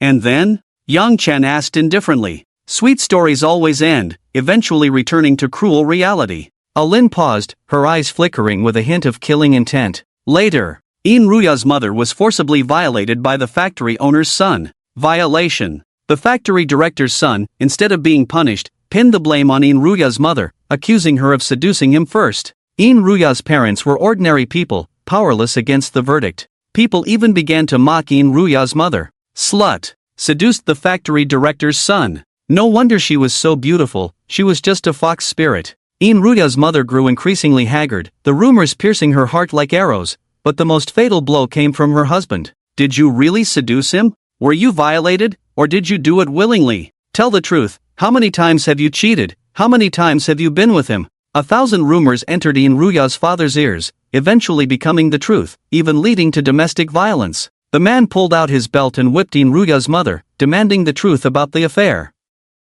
Alcoholism, irritability, gambling. Inruya's father picked up all sorts of vices, always pulling out his belt to beat the poor woman whenever he came home. Give me money, I know there's still money at home. The man was especially irritable after losing a bet, while Inruya's mother could only plead. The child is still young. Growing. Inruya's tuition hasn't been paid. Her classmates laugh at her. The man ignored it all, continuing to whip the woman, even hitting the young Inruya. If you don't have money, go find the factory director's son. Aren't you good at seducing him? The man's words were like knives, deeply wounding the poor woman's heart. There is no greater sorrow than a broken heart. Perhaps Inruya's mother truly died of a broken heart. One day, the poor woman put on her beautiful wedding dress, did her makeup, and hugged her daughter for the last time. She ended her own life. The poor woman. The pitiful man. Inruya's childhood was tragic. After her mother's suicide, the family situation deteriorated daily. Her alcoholic father worsened, accumulating large gambling debts and drinking himself into a stupor every day. The man was cowardly, unable to face reality, escaping his deep-seated guilt with alcohol. The man was irritable, taking out his frustrations on the weaker, with Inruya becoming the target of his anger, the belt whipping the little girl again and again. Go buy me some alcohol. Hungry? I don't care. Money? I don't have any. Figure it out. Why? Why do you look so much like that bitch? The man became exceptionally irritable every time he saw Inruya. Her face was 8/10 like her mother's, each glance reminding him of the poor woman who had committed suicide, like tearing open the darkest scar in his heart. In Inruya's memory, her father often beat her. The belt left bruises, the battered little girl begged on the streets, picking up discarded bottles and trash to sell. When hungry, she rummaged through garbage near food stalls. Sometimes a kind boss would cook her a bowl of noodles. Lin continued recounting those memories. A poor little girl, growing up in such a cruel environment. No wonder Inruya chose a dare in the truth or dare game. Her past was too painful to recall. Inruya understood from a young age that she had to escape this family. Her only advantage was her beauty, so the best way to transcend class was to find a rich husband. Inruya couldn't afford skincare, so she had to take cold showers every day, trying to shrink her pores and make her skin smooth. Even in the coldest winter, she shivered from the cold, insisting on using cold water to stimulate her skin. Arlene began to recount the inspiring story of Inruya again. Although becoming a gold digger was not a glorious path, it was the simplest and most effective shortcut for Inruya. Until the gambling debts came knocking. You scumbag, it's only right to repay your debts. How about this? Use your daughter to settle the debt. The vicious thugs, after taking all the valuable items, turned their eyes to the newly adult Inruya. It was a tragic night. Inruya's cowardly father just watched helplessly, despairing, numb, and finally, like before, compromised. So, that's why she would do anything to please Han Zitao. Yang Chen felt some sympathy for Inruya, whose entire life was filled with tragedy, and Han Zitao was her best chance to transcend her class. However, the most ironic thing was Inruya's death. Inruya ultimately died at the hands of Han Zitao, pierced through the throat by this super-rich second generation who had transcended his class, ending her tragic life.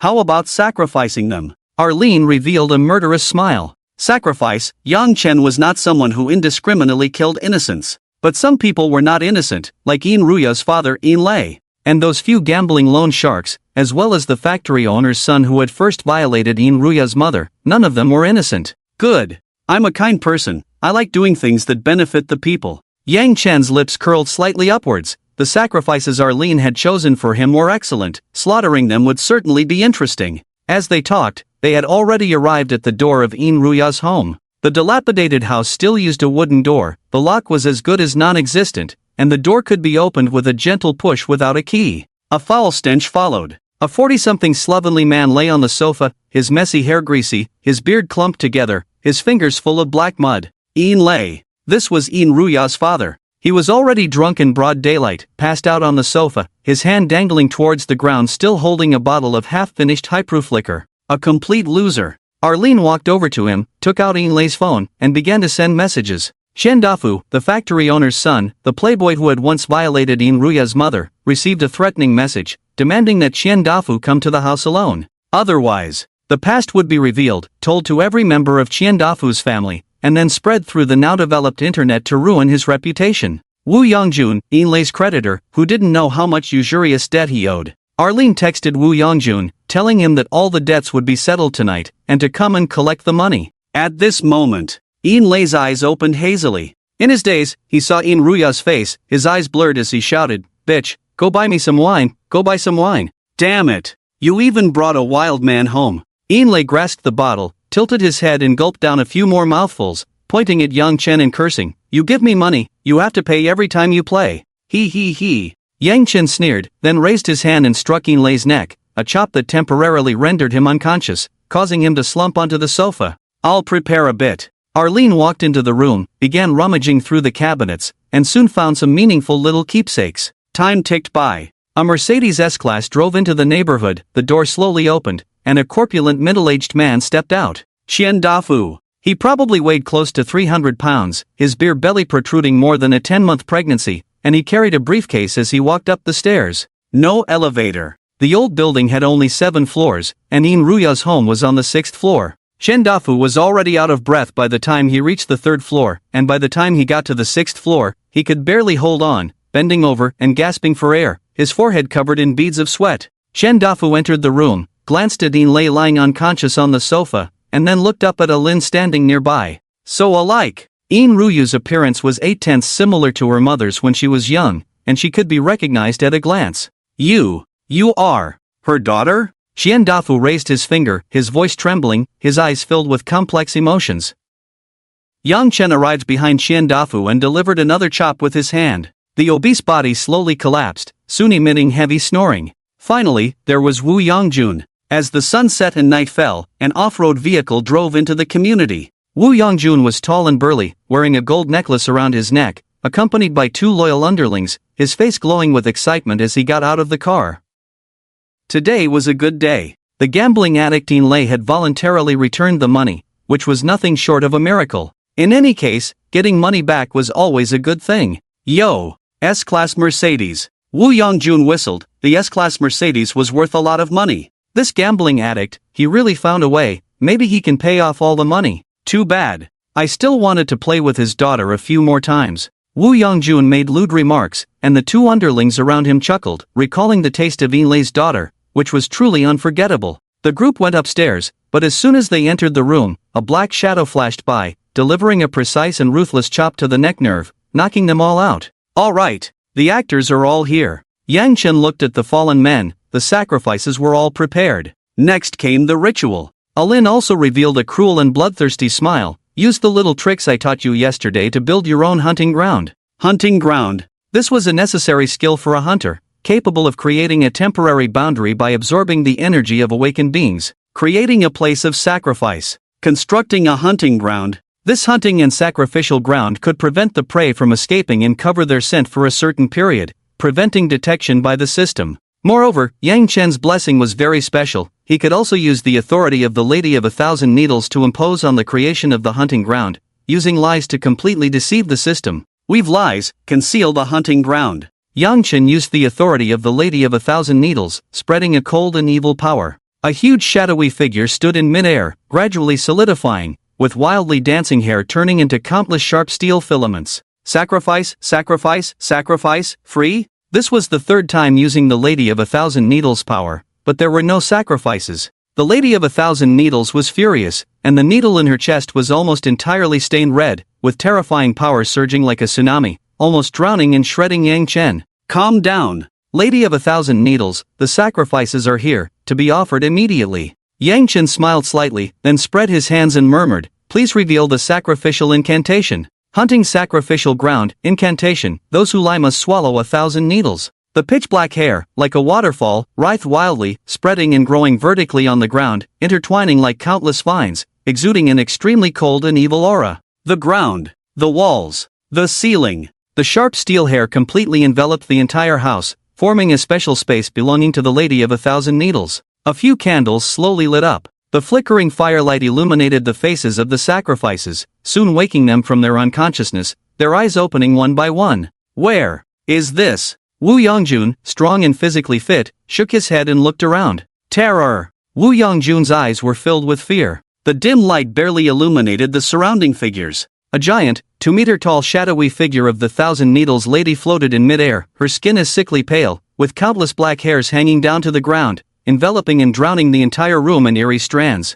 Wu Yongjun's legs gave way, and he collapsed to the floor, drenched in cold sweat. Ah! Ghost, ghost, save me! Wu Yongjun's 2 underlings also woke up, screaming like pigs, scrambling and crawling towards the door, only to find their way blocked by countless strands of hair. Amit Ba! Buddha protect me, Buddha protect me! Xian Dafu knelt down, pulling out a jade amulet from a vibrant imperial green worth a fortune, with a Buddha carved on it. Praying to gods and Buddha? Those were all superstitious beliefs. However, Yin Lei's reaction was unexpected. This father of Yin Ruya slowly awakened from his drunken stupor, his eyes filled with fear, but unlike the others, he didn't scream. He even picked up a bottle from the ground and took a few more swigs. Hello, my name is Yang Chen. Yang Chen gave a chilling smile and continued, I want to play a game with you, Redemption and Judgment. The game. Yang Chen created the hunting ground, with the power to set the rules, just like Han Bingbing choosing to play Truth or Dare last time. The rules of the game didn't matter.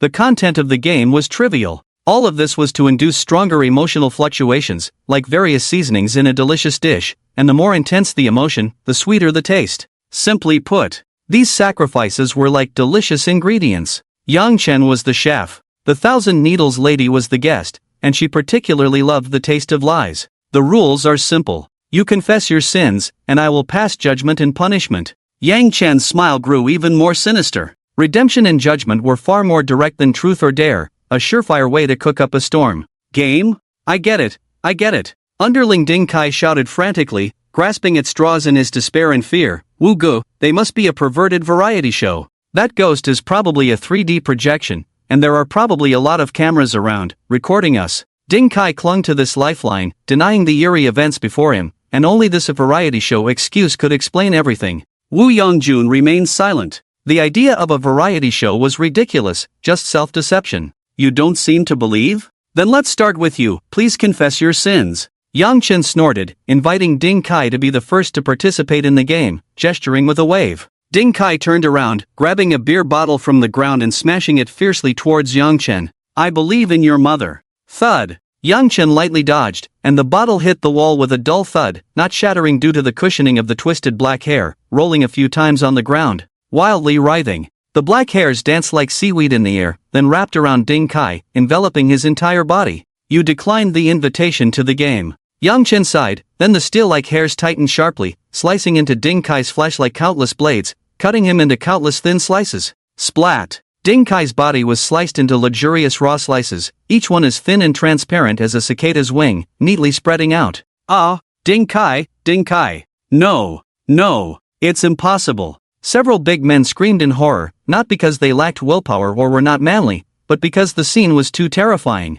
Any ordinary person witnessing such a bloody and cruel sight would be scared out of their wits. The first sacrifice was completed. Lady 1,000 Needles savored the first dish. It was tasteless, bland. The first offering was too weak, with only a hint of fear as seasoning, making it unpalatable yet regrettable to discard. Yang Chen felt the liar's needle within him, a thin needle stained with most of its blood color, barely changed, only slightly faded at one spot, proving that Lady 1,000 Needles' desires were far from being satisfied. However, Ding Kai's death made the remaining sacrifices more delicious. His death generated even more fear, along with despair and collapse, adding a bit of salt to the mix. So that's how it is. Yang Chen mused, gradually understanding the essence of the sacrifice, realizing that he, the host, needed to evoke more emotions. Let's continue. Yang Chen smiled at the remaining four. Does anyone want to quit? Quit? Wasn't Ding Kai's death gruesome enough? The living ones shook their heads like a rattle drum, all choosing to obediently participate in the game.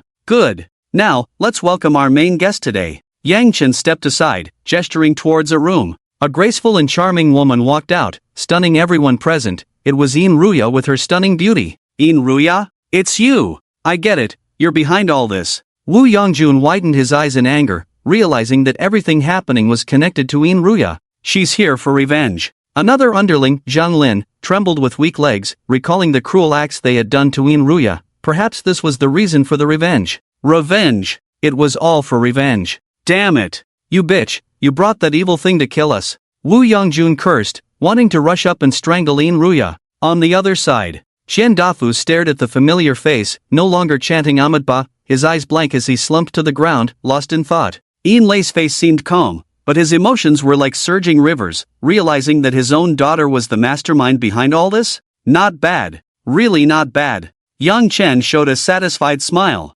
Lin taking Ruya's place generated intense emotions from the 4 sacrifices, like adding a spoonful of MSG to a delicious dish. Even Lady Thousand Needles showed an eager expression, but the real cooking had just begun. The game continues. You, count your sins. Yang Chen pointed at Wu Yongjun's other underling. This was an appetizer. Human emotions needed to be built up gradually. This underling named Zhang Lin was both an appetizer and a seasoning. Each death would affect the survivors, fear and despair like a thickening soup, and the final survivor would reach its peak. Me. What should I say? Zhang Lin's legs went weak, his mind blank, not daring to look at Yang Chen and Lin. I stole money. When I was young, I stole money from my dad's pocket and went to play arcade games. Zhang Lin's voice trembled as he chose the smallest sin, hoping it would spare him punishment. Stealing money from dad to play games? What crime is that? Many naive kids have done it, at most getting scolded and receiving a double beating from their parents. After Zhang Lin said this, he secretly glanced at Yang Chen, waiting for his judgment. Keep going, Yang Chen sneered, prompting Zhang Lin to continue, not intending to let him off the hook. Zhang Lin planned to confess to bigger crimes. I peeked at a female classmate while she was bathing. I got into a group fight at school and injured a classmate. When I was with Brother Yong, I stabbed someone with a knife. As Zhang Lin confessed to increasingly serious offenses, it was like many parents' teachings: start by stealing needles, end by stealing gold. Initially, he only stole 10 yuan to play games, but as things progressed, he gradually sank deeper, committing countless bad deeds until he became a small-time thug under Wu Yongjun's command. And then? Yang Chen's eyes glinted with cold light. He glanced at Lin, then shifted his gaze back to Zhang Lin. You know what I'm waiting for you to say. Zhang Lin clenched his fists, his body trembling, and finally confessed to that incident. I raped Ruya. I'm a gangster, the boss gave the order. As a little brother, I had to go through with it. Zhang Lin's facial features contorted as he pointed at Wu Yongjun, shifting all the blame and guilt onto his leader. Thud. Zhang Lin knelt down, kowtowing to Ruya, his head hitting the ground with a thud. I'm sorry. I was forced. All the other brothers did it. If I didn't, I'd lose face. Zhang Lin's words infuriated Wu Yongjun, who kicked him down and punched him in the face, breaking his nose. Damn it! You're throwing all kinds of dirt on me. Wu Yongjun cursed. Weren't you enjoying it too, bragging to the brothers about how hot the girls you slept with were? Zhang Lin was covered in blood, even looking to Yang Chen for help, hoping the host would save him. Yang Chen just sneered, watching them turn on each other, and couldn't help but remark, how interesting. Betrayal, anger, fear, guilt, terror. Various emotions surged forth, making the broth prepared for the Thousand Needles lady more and more potent, and those words contained lies. The Thousand Needles lady was very satisfied. Zhang Lin kept lying, evading responsibility while portraying himself as an innocent victim. I didn't do it. Wu Yongjun forced me to do it. Why, I've always felt guilty about Ruya, please believe me. Zhang Lin was in tears, even crying loudly, blood mixing with tears and snot, making his already twisted face even more filthy. He begged for Ruya's forgiveness, thinking that if she forgave him, all his sins would be wiped clean. Guilty. I sentence you. Guilty. Yang Chen smiled slightly, and then the Thousand Needles lady's mouth opened wide, her terrifying smile stretching to her ears, slowly raising her arm. It was a fair, delicate arm, but under the eerie power, it appeared sickly pale, with long, sharp black nails pointing at Zhang Lin, whispering secrets incomprehensible to humans.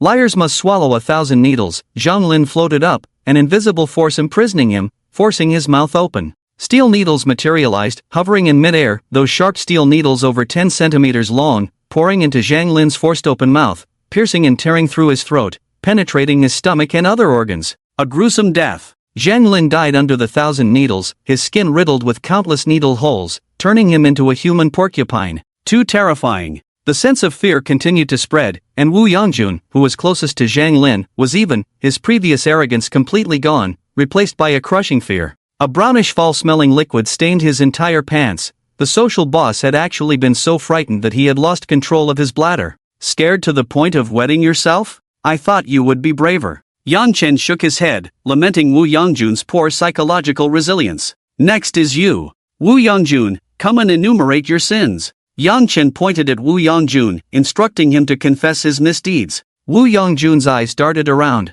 He glanced at his underlings. First, Ding Kai was sliced up, then Zhang Lin was turned into a porcupine, and now it was his turn. No, I won't say. Do you think I'm stupid? If I say it, I'll die. Wu Yangjun roared in fear and, having committed too many heinous acts, confessing would surely be worse than Zhang Lin's fate. Yang Chen shrugged indifferently, smiling. You'll die even if you don't say it. That's the rule of the game. I'm doomed, doomed, doomed. Wu Yangjun's pupils constricted, shaking like an earthquake, his hands tearing at his hair, his facial features contorted. It's a death either way, just kill me, kill me. Don't torture me. I've had enough, had enough. Too much torment. Death is frightening, but the process of waiting for death is even more agonizing. At that moment, Alin, who had been silent, suddenly spoke. Wu Yangjun, speak up. If you confess everything, I'll forgive you. Alin said calmly, and Wu Yangjun's head shot up as if he had found a lifeline, his eyes flashing with a glimmer of hope. Really? You really will forgive me?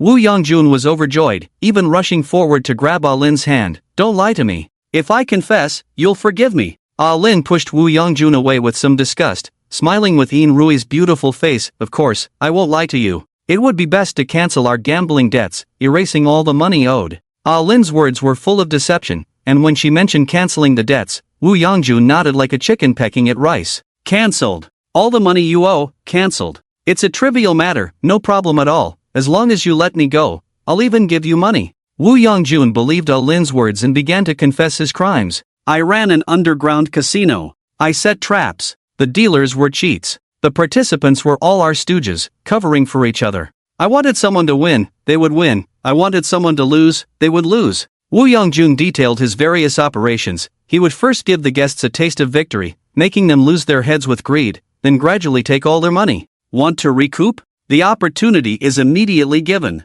Wu Yangjun also lent high-interest loans to the gambling addicts who lost everything. In that stimulating environment, the addicts, once they got a large sum of money, would only do one thing: keep playing. The high-interest loans were lost, so they borrowed more, lost more, borrowed more, lost more. They could borrow as much as they wanted, knowing it would all end up with Wu Yangjun, reaping benefits on both ends. Simply put, what was borrowed was a chip, what was lost was real money. I forced them to sell their cars. I forced them to sell their houses. I forced them to borrow money, to take out bank loans, and if they had no money, I harassed their families, hung banners in their neighborhoods, and splashed paint at their relatives' homes. All relatives and friends were borrowed from, even their parents' houses had to be sold, their life savings used to pay off the gambling debts. The gamblers have run out of money, and I forced them to sell their children. Wu Yangjun confessed everything. Yin Ruya was not the first, nor the last. She was just one of countless victims. Despicable. Wu Yangjun's actions were utterly detestable.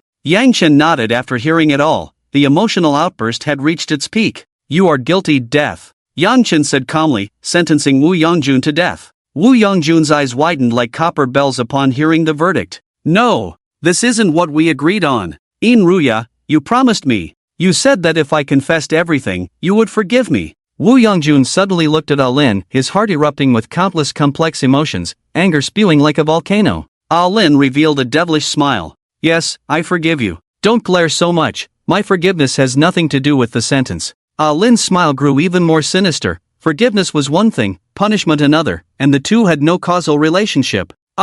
You. Wu Yangjun roared in fury, realizing he had been misled. Lin's forgiveness was useless, he was still doomed to die. At that moment, the enormous phantom of the 1,000 Needles lady moved. She slowly approached Wu Yangjun, her pale, sickly arm rising to grasp his neck. The execution began. The Thousand Needles lady gripped Wu Yongjun's neck. Her wildly dancing, sharp hair enveloped his body like a mummy. Her pale, sickly hand tightened slightly. The black, cascading hair began to twist like a spiral, slowly turning and emitting the sounds of bones breaking and flesh tearing. Ugh, ugh.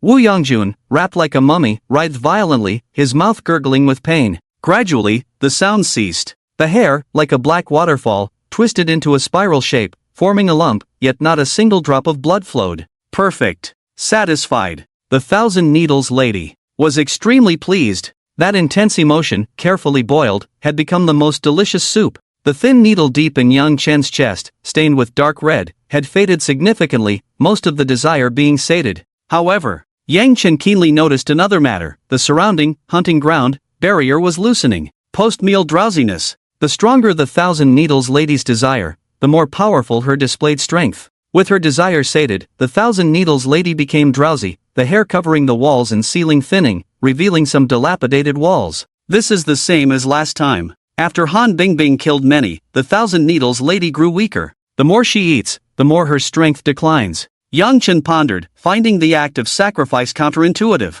If following common sense, the more offerings in a sacrifice, the stronger the unknown entity should become, but the reality was the opposite. Does she need to digest these offerings? Or, the more desperate, the stronger the... Yang Chen mused, realizing he needed to speed up the trial, or else the barrier would completely fail. Next is you, Xian Dafu. Yang Chen turned to face the greasy man weighing over 300 pounds. Xian Dafu was the man who initially defiled Yin Ruya's mother and was also the son of the former factory director. It was time to settle old scores. Wait, please wait. Xian Dafu knelt, pleading with Yang Chen to spare him. I'm different from them. I have long since repented and done many good deeds. Xian Dafu pleaded with a mournful face, asking Yang Chen to give him a chance to recount the good deeds he had done over the years. The hand-weaving factory went bankrupt after just a few years. I ventured into business, took out a loan to build a new factory, and provided jobs for the old employees. I treated my employees well, giving them various benefits during holidays,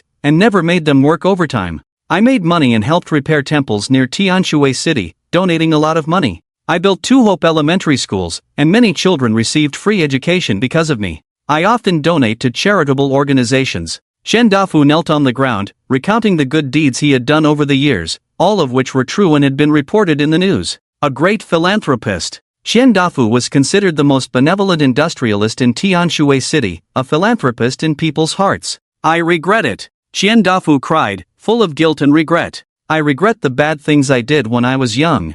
I regret humiliating Yin Ruya's mother. That has always been the most painful and guilty memory in my heart. I pray to the Buddha every day, asking for forgiveness. I recite sutras for Yin Ruya's mother every day, hoping she can ascend to paradise early. Xian Dafu was in tears, seemingly turning over a new leaf and embarking on a path of redemption. Put. Yin Lei, who had been silent, spat fiercely at Xian Dafu and then slapped him hard with his greasy hand. What good is regret? Xian Dafu, you humiliated my wife, which led to my family's ruin. Can all those good deeds erase this debt? Yin Lei charged forward viciously, his fists pounding into Xian Dafu's face, his eyes filled with hatred. Can one good deed really offset a crime? Xian Dafu helped many people, did a lot of charity, and changed the life trajectories of many poor people, but could his past sins be offset? I'm sorry. Yin Lei, I'm sorry. Xian Dafu's eyes were full of remorse, and even though he was beaten to the point of blood, he had no intention of resisting. I am willing to atone. Xian Dafu shed tears of regret. I am willing to compensate you, compensate Yin Ruya, and give you a good material life.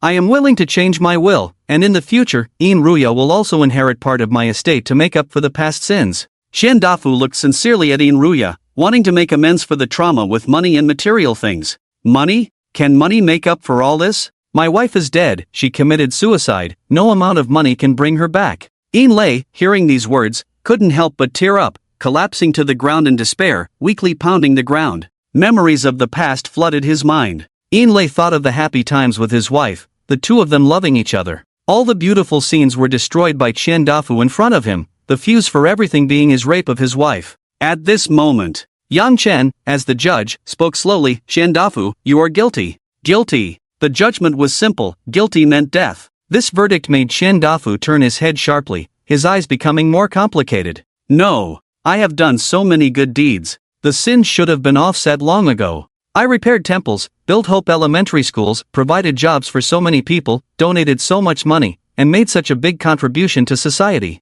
I am the best entrepreneur in Tianhai City. I just made a small mistake, and she committed suicide not because of my instigation. Xian Dafu was very resentful. Although he had just shown deep remorse and regret, he had actually long forgiven himself, believing in his heart that his life was worth more. That's right. Xian Dafu believed that his life was worth more precious, and more valuable, far beyond that of ordinary people. I just humiliated her. Do you know how many lives I've saved? Do you know how many workers I've supported? My life is worth far more than an ordinary person's. Why should I be held responsible for a woman's suicide? As Qian Dafu spoke, he became more and more agitated. As a noble entrepreneur and philanthropist, he should have been forgiven long ago. Arrogance. Conceit. Under the threat of death, Qian Dafu finally revealed his innermost thoughts. Qian Dafu could compensate. Qian Dafu could regret. Qian Dafu could recite scriptures and chant prayers. Qian Dafu could donate large sums of charitable funds.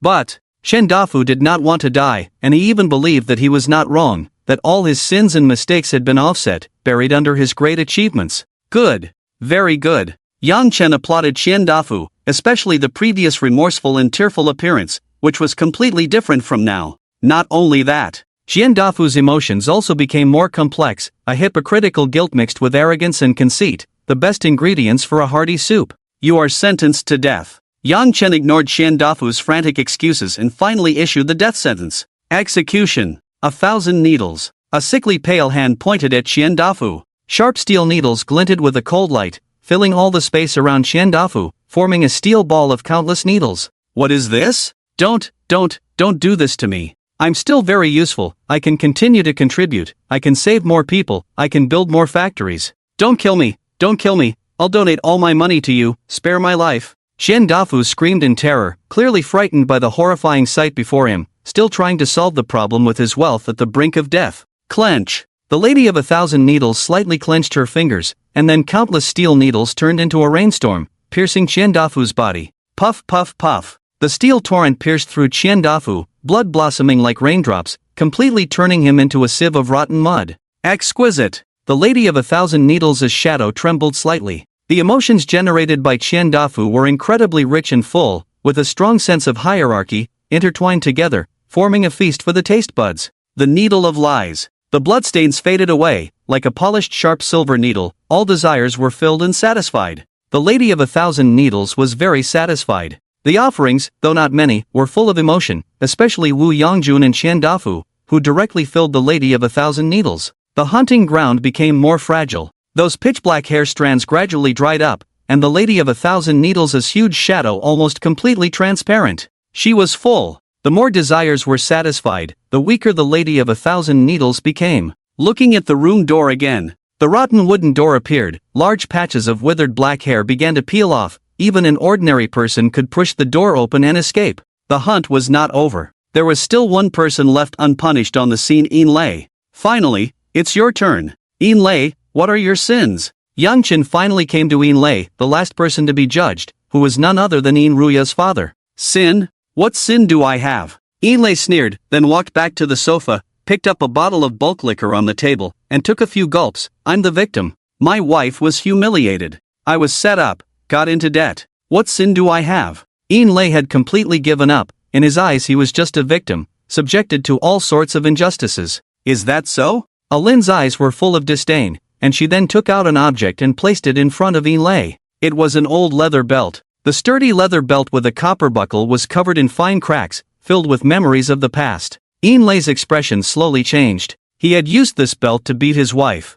Did you really cheat on me? How many times did you cheat with Qian Dafu? Yin Lei had used this belt to beat his wife until she was covered in bruises. No matter how much she pleaded or explained, he showed no intention of stopping. Yin Lei had also used this belt to beat his daughter. You slut! Why are you so much like your mother? You're inherently a slut, just like her. The opposite of loving the house also means hating the house. No matter how sensible Yin Ruya was, no matter how innocent she was, the leather belt still struck the little girl repeatedly. Complicated. Yin Lei looked at the leather belt, his face growing increasingly grim, as memories from the past surged like a tide, tormenting his conscience that had long been numb. Please look at this. Lin took out a notebook. It was an old notebook, with a cute rabbit head covered in dust, one of its rabbit ears missing, which was Ruya's diary from when she was a child. I love daddy, I love mommy. Today mommy and daddy took me to the amusement park and bought me ice cream. The crooked handwriting showed the child's innocence and naivety, with many words spelled out in pinyin as she didn't know how to write them.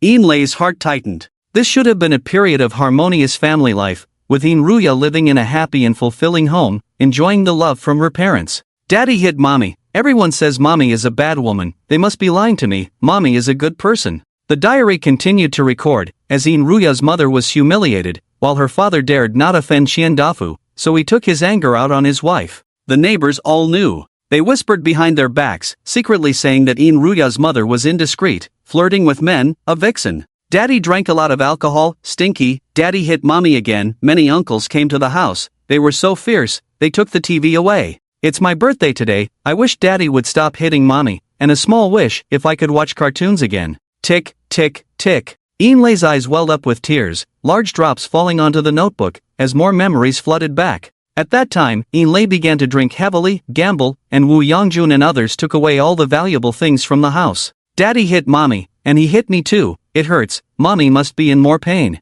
Today mommy took me to pick up trash, I'm so hungry, the roasted duck leg downstairs smells so good. Those fierce uncles came again, mommy gave me a few dollars to buy something to eat, the sausage was so delicious. I need to save the rest of the money. Mommy was so beautiful today, mommy held me and cried, so sad, mommy died, Yaha doesn't have a mommy anymore, the diary continued. Inlay completely broke down in tears here, recalling the past scenes. What wrong had the weak and innocent Ruya done? The little girl picked up trash to eat. Occasionally, kind neighbors left her some leftover food, allowing her to barely fill her stomach. She collected some waste, cardboard, and drink bottles, then exchanged them for a few cents, which she used to buy alcohol for Inlay. Such a tragic childhood is truly heartbreaking. I'm sorry. I'm sorry. It's all my fault. I'm the one who killed my wife, I'm the one to blame. Inlay wept bitterly, his conscience tormenting his heart. Recalling past events, wasn't it Inlay himself who had been cowardly avoiding everything? He broke down.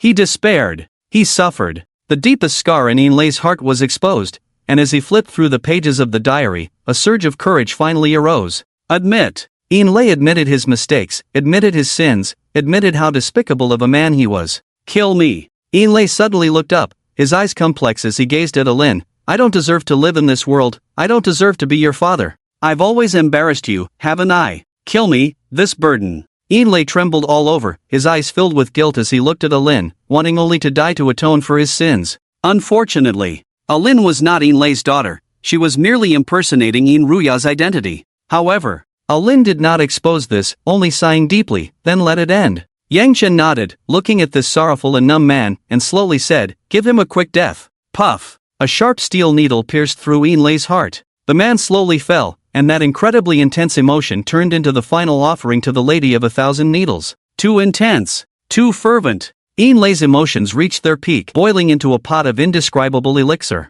The Lady of 1,000 Needles' needs were fully satisfied, and then the thin shadow suddenly shuddered, her hair like a black waterfall writhing, the huge shadow embracing Yang Chen. Reward. The Lady of 1,000 Needles had to bestow a reward. She was very satisfied. The huge shadow hugged Yang Chen, her face completely covered in black hair, twisted, and the gaping maw that split to her ears opened. Shriek. The Lady of 1,000 Needles' eerie and evil shriek turned into a whisper in the ear, bestowing a more powerful secret phrase. Secret phrase, blood-soaked needle. Yang Chen's liar's sting in his chest instantly turned completely blood-red, as if soaked in thick liquid, transforming into its second form. Shadow. An outer layer of the blood-soaked needle's shadow appeared on the liar's sting, the two needles overlapping, representing the Lady of 1,000 Needles' high approval. Blood-soaked needle. Yang Chen's mind moved, murmuring the obscure secret phrase, and then a sharp needle completely soaked in blood floated in his palm. It was completely under his control, containing immense killing power, capable of being used as a hidden weapon to pierce an enemy's body.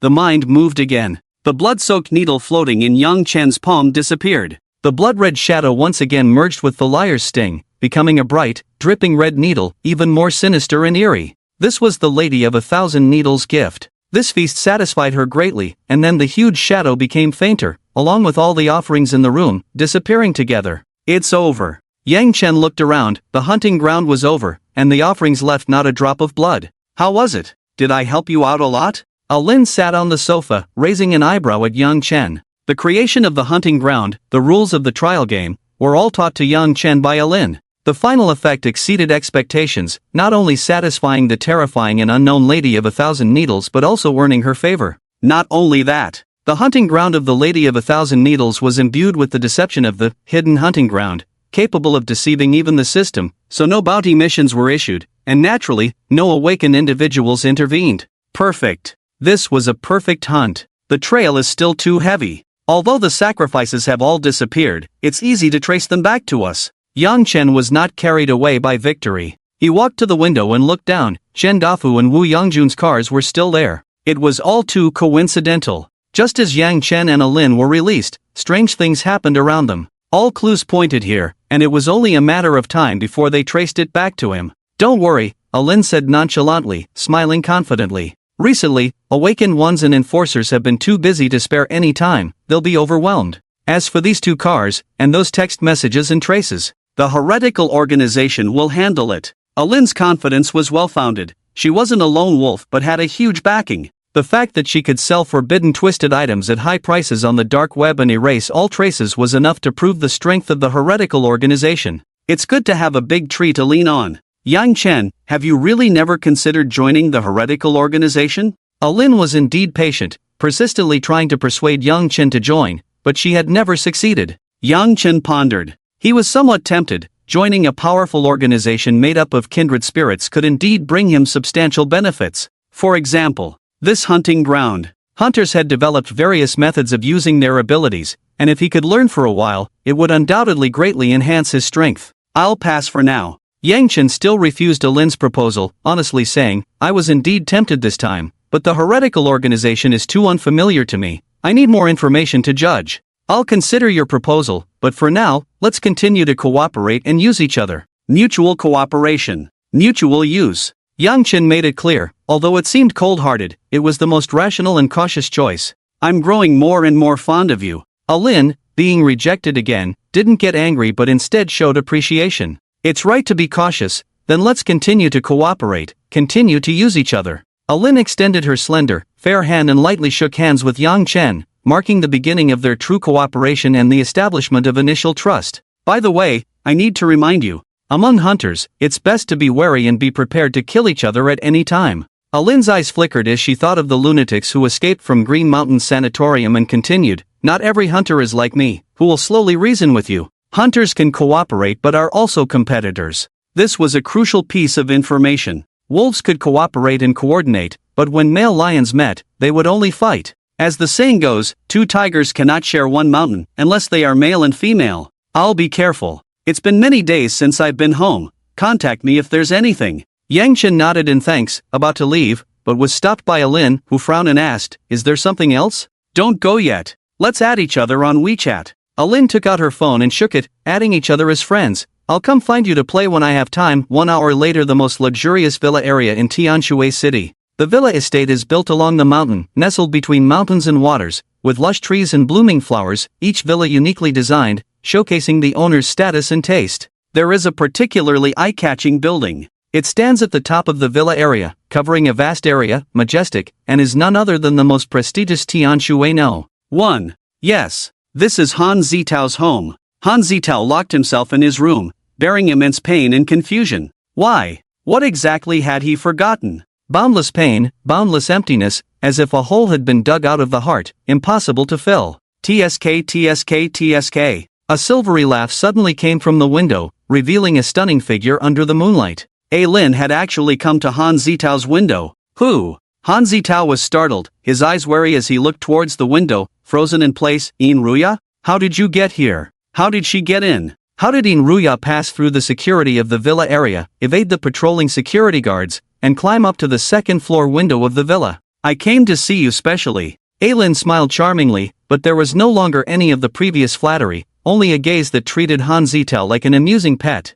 Get lost. Han Zitao's face showed some anger, his eyes also turning colder. Aren't you with Yang Chen now? It's too late to regret it. A sneer. Lin's eyes were full of mockery. I really feel sorry for you. Is your mind only filled with those trivial matters between men and women? Even the most important thing has been forgotten. The most important thing. Han Zitao's eyes flickered. He rushed forward and grabbed Aylin's slender wrist. Inruya, you must know something, right? How did my sister die? Han Zitao interrogated, his eyes blazing with murderous intent, his obsession with the truth almost reaching a frenzied level. Sister. Is your sister the most important to you? Aylin looked at Han Zitao as if he were a pitiful little dog, then gave the cruelest answer. What's most important to you is probably the thrill of killing. These words struck Han Zitao like a bolt of lightning, turning him into a statue. His body trembled slightly, his eyes filled with shock. He let go of Aylin's wrist and stepped back, then fell onto the carpet. You're a pervert. Aylin continued, that bonfire camping trip,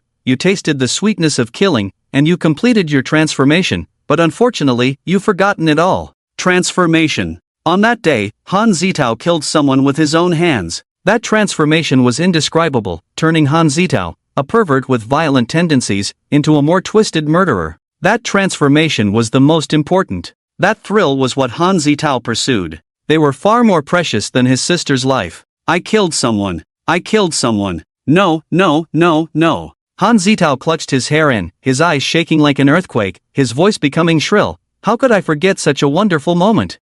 Not because of guilt. Han Zitao felt regret. Just because he had forgotten this first time, such a precious and sweet experience, it should have been remembered for a lifetime. Do you remember who you killed? Think carefully. Relive it carefully. Aylin guided, prompting Han Zitao to recall the forgotten experiences. My head hurts. Han Zitao tried to remember, but his brain felt like it had been erased by an eraser. He couldn't remember anything. That memory was shrouded in mist. No matter how he fantasized or searched, he couldn't peel away the thick fog. This was to be expected. Memory loss spray, after all, it was a D-grade distorted item, capable of completely erasing 24 hours of memory, with almost no possibility of recovery for ordinary people. How did I kill? What was the first time like? Feeling. Han Zitao's memory was erased, but the feeling remained, the sense of liberation brought by unleashing his true nature. He went mad, searching within the emptiness of his heart. I have an impression. I remember that explosive feeling. The first person I killed was Inruya. Han Zitao actually managed to part the layers of fog, following his released perverted nature, and recalled the scene of the murder. Han Zitao remembered the first person he killed. No, this is very wrong. Han Zitao suddenly turned back to look at the woman in front of him. Inruya should have been killed by him, but who is this woman standing in front of him? Han Zitao stepped back, his eyes filled with fear. Could it be that Inruya has turned into a vengeful ghost to seek revenge on him? Do you remember? Lin's lips curled slightly upwards, and then she took out something from behind her. A mask. It was a white mask, half of it depicting a crying face, and the other half a smiling face, looking eerie and sinister. Persona mask, unidentified twisted object, forbidden item.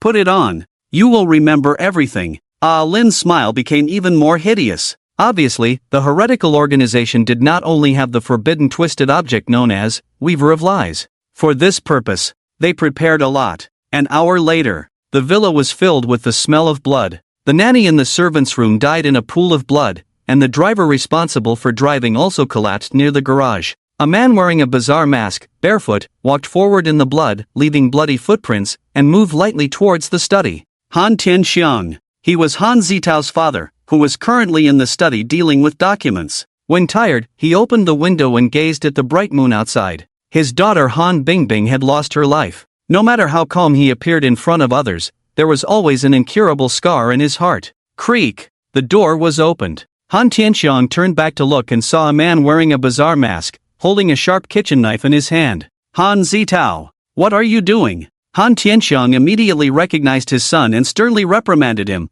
What kind of outfit is this? Get back to your room right now. Giggle. Suddenly, a girl's laughter came from under the mask. This voice was all too familiar to Han Tianxiang. It was unmistakably Han Bingbing's laughter. Dad, you're mistaken. I'm not Han Zitao, but your daughter Han Bingbing. The masked man holding the kitchen knife moved exactly like Han Bingbing, and even his voice was flawless. Bingbing? How is that possible? Bingbing has already. Han Tianxiang clenched his fists. His daughter had died a few days ago, but in a trance, he felt as if he could really see Han Bingbing through the mask. Bingbing! It really is Bingbing! Han Tianxiang, as if possessed, rushed forward and hugged the masked man. You're back. It's good that you're back. It's good. Thwack. The next second, the sound of flesh tearing came, and the cold blade in the masked man's hand deeply pierced Han Tianxiang's abdomen. "Brother, how could you kill father?" The pleasant voice of Han Bingbing came from under the mask again. "Bingbing, I just couldn't hold back. The old man should have died long ago. He only gives us a few million in pocket money each month. How is that enough?" The voice of Han Zitao came from under the mask, responding to Han Bingbing's question. The voices of the brother and sister echoed each other, even able to speak simultaneously. Han Tianxiang couldn't tell if the person under the mask was his son Han Zitao or his deceased daughter Han Bingbing. "Monster! You are a monster!" Han Tianxiang trembled as he reached for the mask, intending to remove it to see who lay beneath. However, the mask seemed to have fused with his face, becoming a part of his body, making it impossible to remove normally. "Idiot! I'm your son! I'm your daughter!" Two voices emerged simultaneously from beneath the persona mask, giving the impression of unison, though there was only one mouth. Thud! Han Tianxiang collapsed. Han Zitao, now fully transformed into a monster, stood in a pool of blood, excitedly jumping up and down. He. Let's go find some fun." Han Zitao, wielding a kitchen knife, left the luxurious villa and ventured into the pitch-black night. The city became even more chaotic. 3 days later, the basement was dimly lit, and a strong stench of decay filled the air. A large amount of diseased flesh was thrown into the bathtub, causing a layer of foul oil to float on the surface. Hunger's touch, Yang Chen spread out his left hand, from which a slimy tentacle emerged, its sharp mouth opening to reveal a ring of fine teeth. Crunch, crunch, crunch. The slimy tentacle wrapped around the diseased flesh and devoured it, quickly cleaning up the filth in the bathtub. Not bad. The foul infant was growing stronger and hungrier, swallowing hundreds of pounds of rotten flesh in one go. Yang Chen had taken a few days off. He attended classes during the day and worked at his uncle's unscrupulous slaughterhouse, finding peace in the mundane routine. Today was the weekend. There were no classes at school, and his work at the slaughterhouse was over, so it was time to reward himself. Hunting. Yang Chen felt a little excited. Hunting awakened individuals was one of the few recreational activities, and it also helped strengthen his own powers. Ring ring, his phone suddenly rang.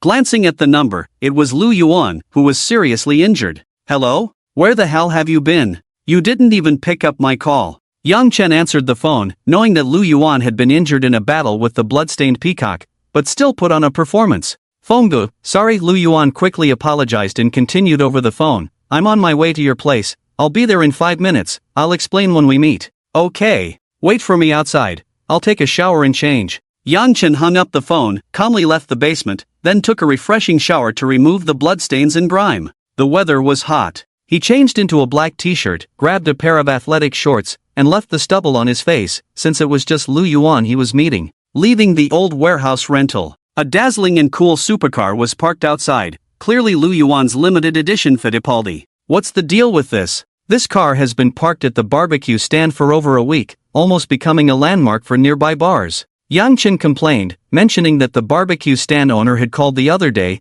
worried the supercar would be towed by the traffic police. Over a week, the area near the barbecue stand had almost become a photo spot. The little beauties from the surrounding bars seized the opportunity to take photos, posting 9-grid beauty shots on their social media, as if their status had been elevated several levels. Stop scolding, stop scolding." Lu Yuan quickly pleaded for mercy. "I know I was wrong, I just ran into some trouble." "Spit it out." Yang Chen walked up to Lu Yuan, patted his shoulder. "What's today's agenda?" "Ouch ouch, ouch." Lu Yuan immediately cried out in pain, his shoulder wound almost reopening. Lu Yuan had been in a battle in the Red Room, his flesh torn to pieces, and despite a week of treatment, he had not fully recovered. "You're injured?" Yang Chen knew the question was rhetorical, as he had been right there when Lu Yuan was injured and had even saved his life. "Feng, don't ask about this, it's not good for you." Lu Yuan shook his head. The matter of the Red Room was classified and couldn't be casually shared with others. Moreover, Lu Yuan had learned more rules.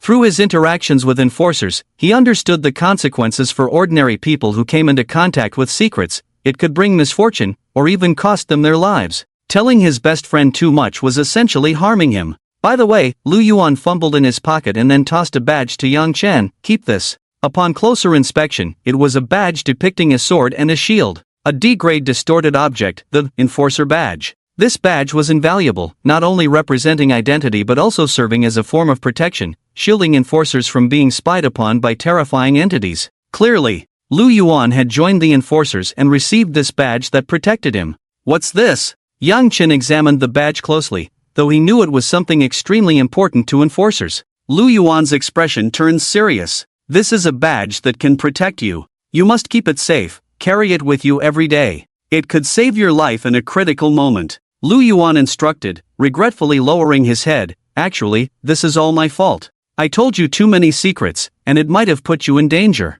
Recalling the past, Lu Yuan had gained divine-given abilities, making him overnight rich. Excited, he had shared all his secrets with Yang Chen. Now it seemed those revelations had harmed his best friend. I won't die. It's not as serious as you say. Yang Chen smiled, comforting Lu Yuan, then pocketed the badge. Don't worry, I'll get a keychain for it, it won't get lost.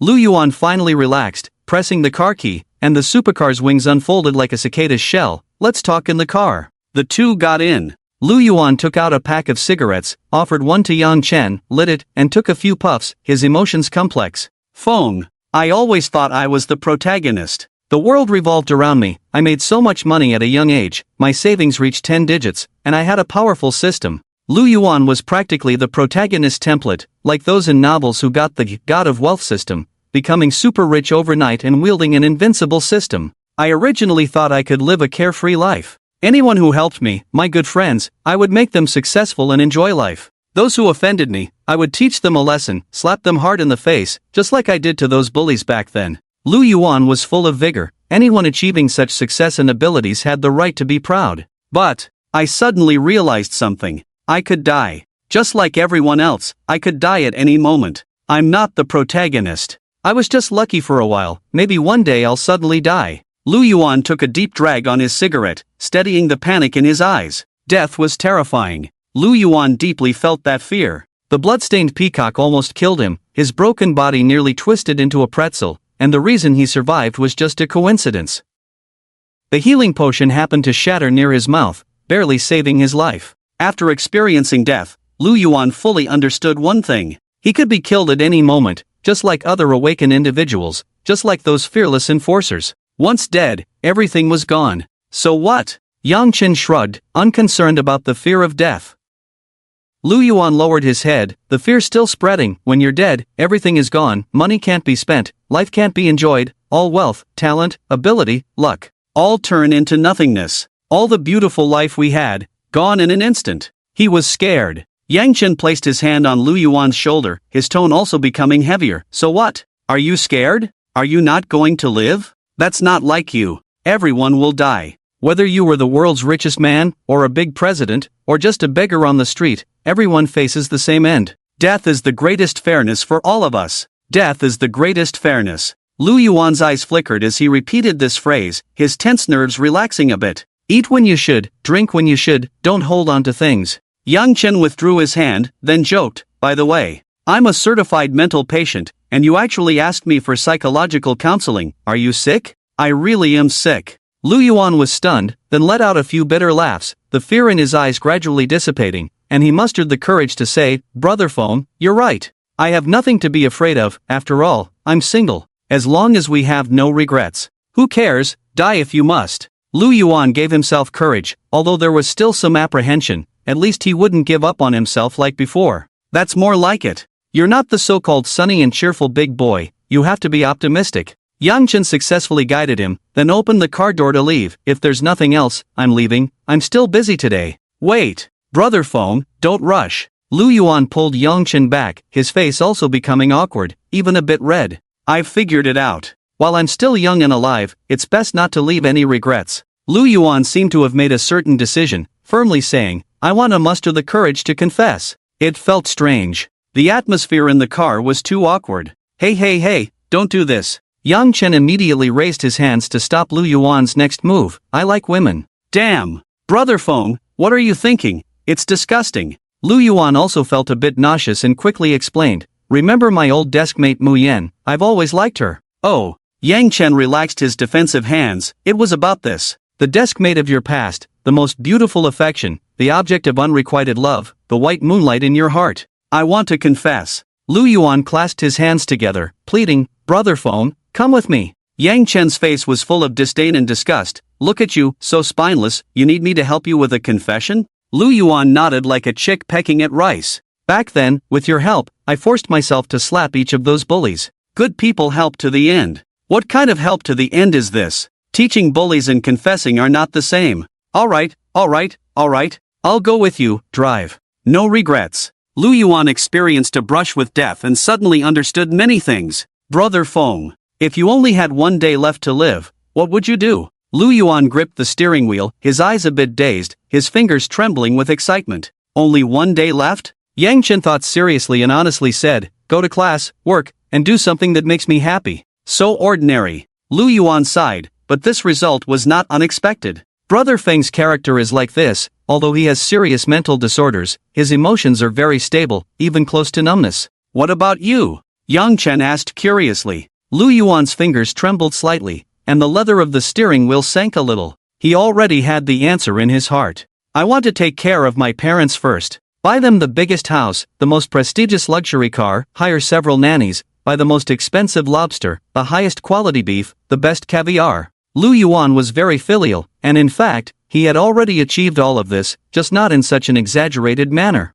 I also want to drink with Brother Feng until we can't stand. I have many friends, but those people are just drinking buddies. Especially after making a fortune, most of them come to flatter me, wanting to get some benefit. Brother Feng is different. He is my closest friend, and also my benefactor, my noble person. Lu Yuan's true feelings were revealed. Friends don't need to be many, 1 or 2 genuine ones are enough. I still have one regret. Do you remember my desk mate? Mu Yan, the girl who smiles with 2 little tiger teeth and a shallow dimple. Lu Yuan's eyes softened as he recalled the girl in his heart, always feeling a slight tingle in his nose. I remember. Yang Chen nodded. He did have some impression. Mu Yan was a bit rustic and slightly plump, but her personality was quite likable. Beauty is in the eye of the beholder. What others might see as a chubby, plain girl, might be a virtue in Lu Yuan's eyes. Mu Yan likes to read novels. I like to read novels too. Lu Yuan's lips curved slightly, his eyes becoming even gentler, but she reads female-oriented novels, especially obsessed with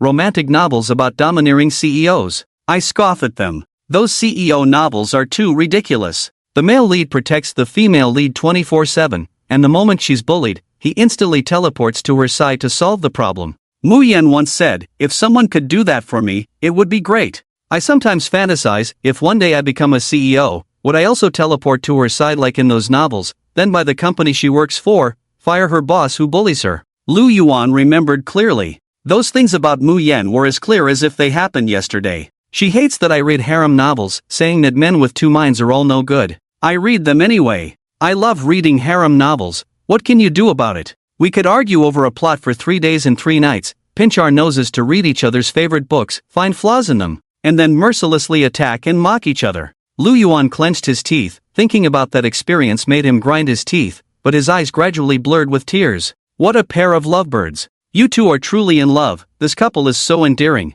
Yang Chen sighed. I remember Mu Yan transferred schools, right? Lu Yuan nodded. Our relationship was too good, and we were considered to be in a premature relationship. Plus, we were always reading novels, our grades dropped significantly. Mu Yan's family situation was already tough, and the only way out was through the college entrance exam. Continuing like this would have ruined everything. Lu Yuan rubbed his eyes and continued, that day, Mu Yan's father came to find me. I thought I was going to get beaten, but instead, her dad almost knelt down to beg me not to delay Mu Yan anymore, not to harm her. In that moment, Lu Yuan realized that his innocent affection with Mu Yan had already become a premature relationship and mischief in the eyes of the parents. Since then, Lu Yuan never saw Mu Yan again. Although they had each other's contact information, they never spoke a word. Lu Yuan was silent for a while, his eyes showing a hint of sadness. We don't even have a single photo together. Unresolved feelings. Yang Chen sighed deeply. The only consolation was that Lu Yuan still had a chance. Have you contacted her? Yang Chen asked, but Lu Yuan shook his head. I didn't dare. In the end, I asked around among our classmates to find out about her. Lu Yuan had Mu Yan's contact information, but he didn't dare to say a word to her, yet now he was going to her place directly. Was this bravery or cowardice? After more than 10 minutes, Lu Yuan and Yang Chen finally arrived at their destination. Shaoyan Coffee. It was a coffee shop with a cartoonish decor, less than 20 square meters in size, with a few small tables inside. It should be here. Mu Yan's coffee shop, it looks pretty good. Through the window, Yang Chen could vaguely see a girl in an apron sitting at the cashier's desk playing with her phone. It's her. Lu Yuan's voice trembled, and his hands gripping the steering wheel creaked. Then what are you waiting for? Yang Chen urged loudly. Go ahead. But Lu Yuan bowed his head deeply and shook his head forcefully. No, I shouldn't disturb her. It's good enough to see her like this. Too cowardly. Then why did you bring me here? Yang Chen raised his fist and knocked a bump on Lu Yuan's head. The rules are the same as back then. If you don't go, I'll knock you out. Everything seemed to return to those youthful days. That year, Yang Chen held two meat cleavers, threatening Lu Yuan to slap each of the bullies. I'll go. Phone good, thank you. Lu Yuan took a deep breath, opened the car door, and was about to get out when he turned back to fix his hair and clothes, confirming everything was in order before heading towards the coffee shop. Ding-a-ling-a-ling. The wind chime at the coffee shop door rang. Mu Yan was still the same, with two shallow dimples on her cheeks, smiling sweetly. Welcome. Mu Yan didn't even look up, her eyes completely absorbed in the exciting novel content on her phone, completely unaware that Lu Yuan was standing in front of her. What novel are you reading? Lu Yuan smiled slightly, and the familiar voice made Mu Yan suddenly freeze, then she looked up in disbelief. Eyes met. Silence for a moment. When Lu Yuan and Mu Yan looked at each other, complex emotions and memories surged, their throats felt blocked, and they stood there in a daze for more than 10 seconds. Lu Yuan, why are you here? Mu Yan's eyes shifted slightly upwards, steadying her emotions, holding back the tears that were about to emerge, then she revealed her trademark sweet smile, her two little tiger teeth still so cute. I was just strolling around. I didn't expect to run into you here. Lu Yuan pretended to be passing by, while Mu Yan quickly came out from behind the counter and pulled him to a small table nearby. Just a moment. I'll make you a drink. Mu Yan hurried back to the bar, flusteredly making coffee, almost breaking a glass. Soon, Mu Yan brought over a cappuccino with delicate milk foam, placed it in front of Lu Yuan, and then sat down opposite him. How have you been? How have you been these years? They spoke almost simultaneously, just like back then, with the same, and even the questions were similar. They smiled at each other. Both laughed out loud, the awkward atmosphere melting away like icebergs. After I transferred schools, I didn't have much interest in studying. My exams were terrible, barely enough to get into a junior college. Mu Yan spoke the truth. The scolding and pressure from her parents only fueled the girl's rebellious spirit, causing her grades to plummet even further. In a fit of anger, she ran away from home and worked at a coffee shop for over a year. Later, she reconciled with her parents and opened this small coffee shop. It's a pity. It's a sigh. I didn't go to university either. Lu Yuan's words surprised Mu Yan. She remembered that Lu Yuan's grades were quite good, and he should have been able to get into a second-tier university without much trouble. You transferred schools not long ago, and I dropped out. I started doing business, learning about stocks, futures, and some other stuff. Lu Yuan also spoke the truth, only concealing the details about the system. Impressive. Mu Yan's tone carried 3 parts admiration and 7 parts sarcasm. Now you've become a big boss. Ha ha ha ha, I am indeed a domineering CEO now. If your boss dares to bully you, I'll buy this store. Lu Yuan proudly patted his chest, recalling the from back then, where the domineering CEO would buy the company the heroine worked for and fire the mean boss. Humph, you won't get that chance. Mu Yan pouted. I'm the boss of this store. Impressive, right? Yang Chen looked at the two through the window. Lu Yuan and Mu Yan were completely engrossed in their conversation, exchanging words as if they had endless topics to discuss. At that moment, the eyes of the foul infant involuntarily opened, sensing a strong threat. Where? Yang Chen's peripheral vision scanned the crowd, spotting a tall, muscular man about 1.9 meters tall, moving slowly like a wall down the street. The man's expression was wooden, but his eyes were filled with hunger, staring fixedly in the direction of Lu Yuan. A hunter. This man was a hunter, searching for today's target. Yang Chen thought of Alin's previous warning that hunters have cooperative relationships, but more often, they are in competition and conflict. For example, fighting over food. Ding-a-ling-a-ling. Lu Yuan walked out of the coffee shop, his eyes complex as he headed towards the supercar. The strong, hungry hunter turned and slowly disappeared into the crowd. The traffic light turned red, and a few cars rushed by, completely disappearing from sight. He's targeting Lu Yuan, he'll definitely come back, Yang Chen judged, just as he wouldn't easily let go of his prey. Thump. The car door opened. Lu Yuan sat in the driver's seat, his heart pounding with excitement. Did you confess? Yang Chen withdrew his vigilant gaze and then asked. Lu Yuan shook his head. He had talked with Mu Yan for a long time, and she hadn't found a boyfriend in years, just like Lu Yuan hadn't found a girlfriend. Love is like a prison, where the person in your heart doesn't leave, and you never gain freedom. I'm afraid Mu Yan will agree to me. If I die one day without explanation, how much will Mu Yen suffer? Lu Yuan was deeply saddened, having experienced the event of the bleeding peacock. He understood that death could happen at any time, and now that he had joined the law enforcement team, he faced even more dangers. Lu Yuan didn't want his loved one to become a widow. Coward. You could have confessed successfully, but you ran away in the end. Yang Chen was frustrated, his eyes glancing back at the coffee shop. You're too selfish, thinking that running away is the best choice, actively distancing yourself from her. Whether to accept, reject, or be willing to become a widow in the future, should be Mu Yan's choice. Yang Chen's words suddenly woke Lu Yuan up. Yes. What right did he have to make choices for Mu Yan? Why not go and clarify it? Yang Chen urged again, giving Lu Yuan a stern look. Lu Yuan awkwardly scratched his head, still lacking a bit of courage.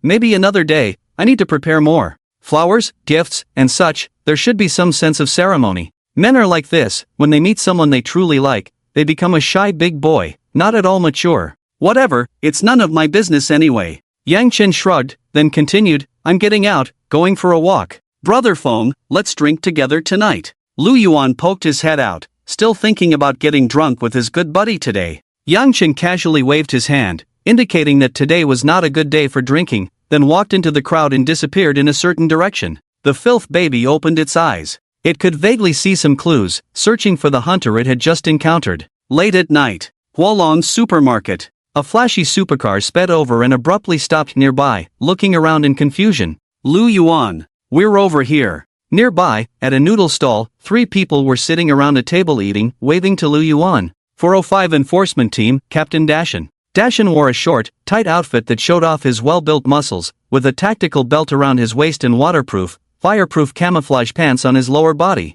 405 Deputy Captain, Purple. Purple's fox-like eyes were captivating, her natural charm and allure irresistible. Even though she was just wearing a simple t-shirt, anyone close to her would be instantly drawn in. 405 Senior Member, Brother Wei. Brother Wei, around 40 years old, still wrapped himself tightly despite the hot weather, even wearing gloves while eating, which seemed a bit strange. Hee, sit here. Purple smiled and patted the empty seat next to her, inviting Lu Yuan to sit beside her. Lu Yuan couldn't help but shiver. He knew Purple's true identity, actually a male who had developed a charm ability, making him increasingly feminine. I'll sit next to the captain. Lu Yuan moved his stool away from the so-called Purple, as the captain was the most normal person in the team. Boss, 1 bowl of beef noodles. Captain Dashan shouted, then took out a bottle of Coke and placed it in front of Lu Yuan. D-grade distorted item, cognitive cola. This was a drink that could enhance self-awareness, capable of seeing through low-level illusions for a period of time. Gulp gulp.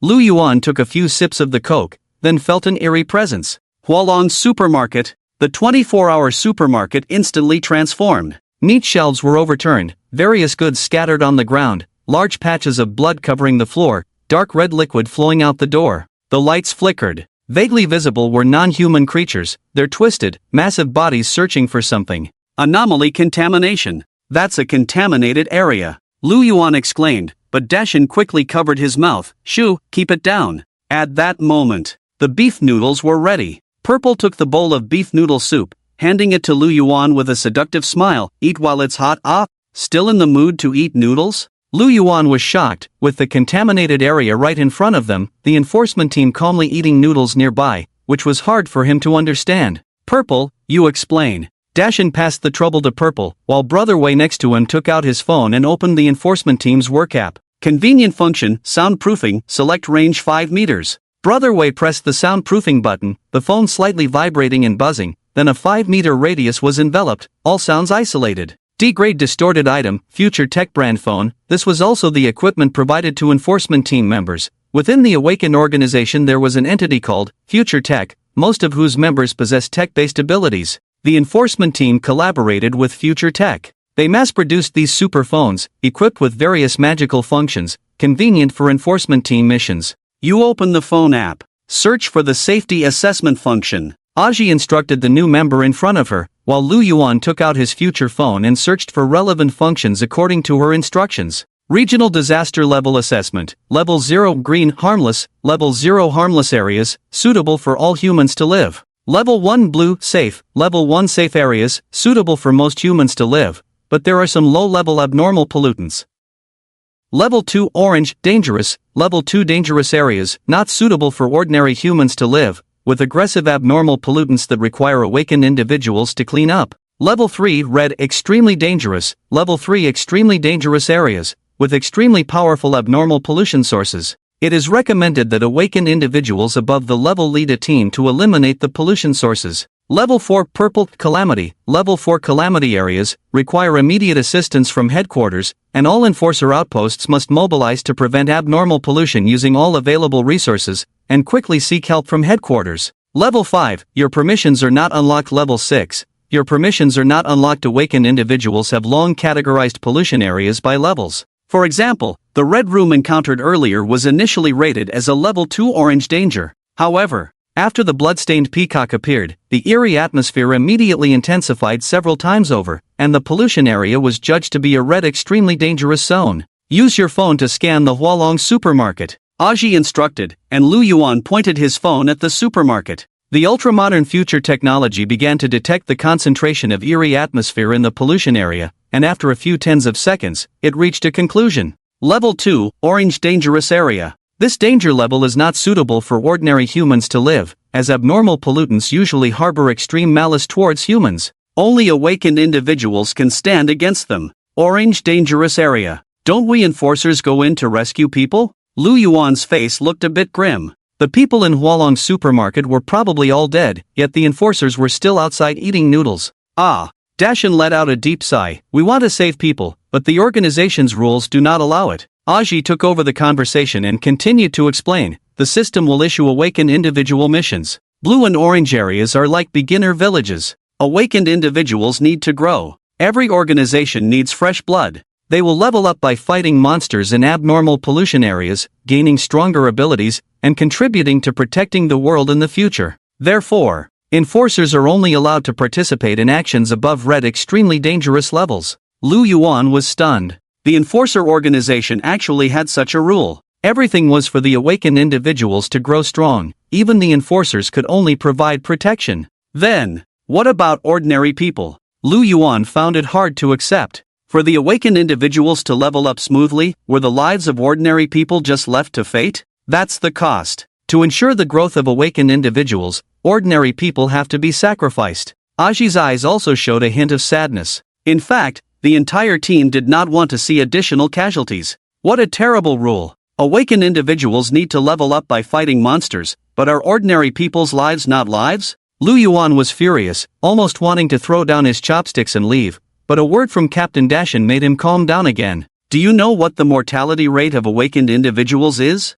99%. Captain Dashan's words immediately left Lu Yuan standing in shock. The mortality rate of awakened individuals was as high as 99%. How could there be such a high proportion? We will all die. Maybe in a pollution area, maybe at the hands of other awakened individuals, maybe hunted by hunters, or maybe encountering a level 4 purple calamity. Deshan's voice was filled with sorrow. Team 405 once had 20 members, and I was the youngest and weakest among them. Now they are all gone. Lu Yuan, in a few years, perhaps we too will die, and then it will be your turn to lead the team. Awakened individuals are constantly dying. The law enforcement teams are constantly changing. Deshan's predecessors, teachers, old friends, one after another, have fallen in the contaminated zones, and the burden of leadership has ultimately fallen on him. How important is fresh blood? Each new awakened is a future hope, someone who will take over to protect the world, which is why law enforcers must safeguard them. Do you think being awakened is a cheat code for an exhilarating life?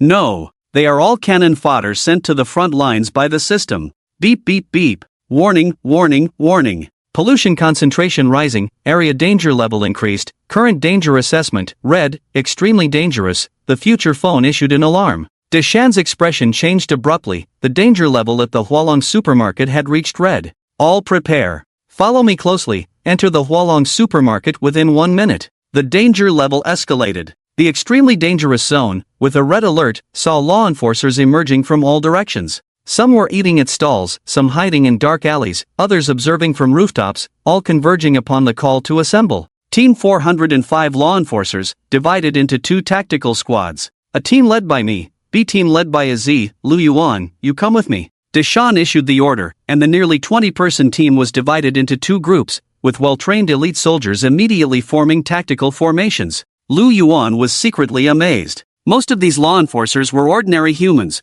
with only 4 awakened: Deshan, Azi, Wei Gu, Lu Yuan. Upon closer inspection, the elite warriors' faces were filled with determination. They wore camouflage combat suits, full-face gas masks, and night vision goggles with thermal imaging and electromagnetic scanning capabilities. Their durable backpacks stored a large amount of supplies and equipment. Each held different types of weapons. Assault soldiers wielded the QBZ-191 automatic rifle, made of high-strength alloy for stability and durability, while medics and demolition experts used lighter submachine guns. Move out. With a command from Deshan, the tactical squads entered the supermarket in an orderly manner. Each person's position was carefully considered. 2 assault soldiers led the way, the commander stood in the best vantage point, and medics and demolition experts were in relatively safe positions. Fire support and defensive support personnel guarded the flanks and rear. Lu Yuan's first mission. He felt a bit lost, surrounded by the group. As an awakened individual, he was protected by layers of security.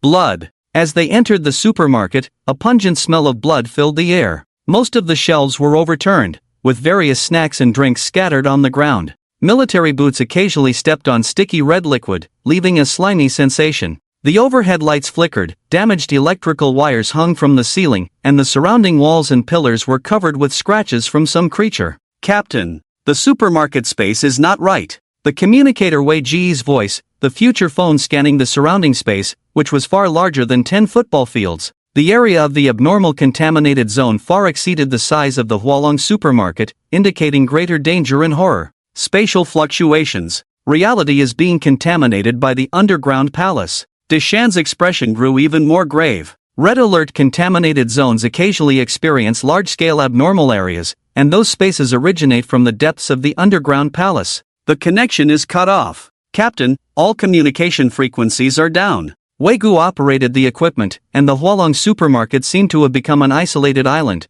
with signals completely cut off, unable to transmit any messages to the outside world. Don't panic, the captain, Deshan, calmed the troops. We continue with our mission, support will arrive soon. He then took out a talisman and burned it. This talisman was special. It could send a distress signal to the enforcer outpost, immune to electromagnetic interference. Eeyore. From the vicinity of the collapsed shelves, low growls and whimpers could be heard. It was a humanoid monster covered in blood, with eyes filled with fine red blood vessels, and shark-like jagged teeth in its mouth. Its eyes were filled with hunger and desire, and its powerful sense of smell detected human scent, causing it to stagger to its feet. Blood corpse. This was a common creature in anomalous contamination zones. After mutation, its strength exceeded that of a normal human by 3 times, and its running speed was like that of an athlete, with a strong obsession for fresh flesh. Meat. I want to eat meat. The blood corpse's remaining consciousness was only obsessed with food, and it then charged towards the team. Blood corpse, Deshan gestured, and the assault team opened fire, with armor-piercing bullets hitting the heart and head,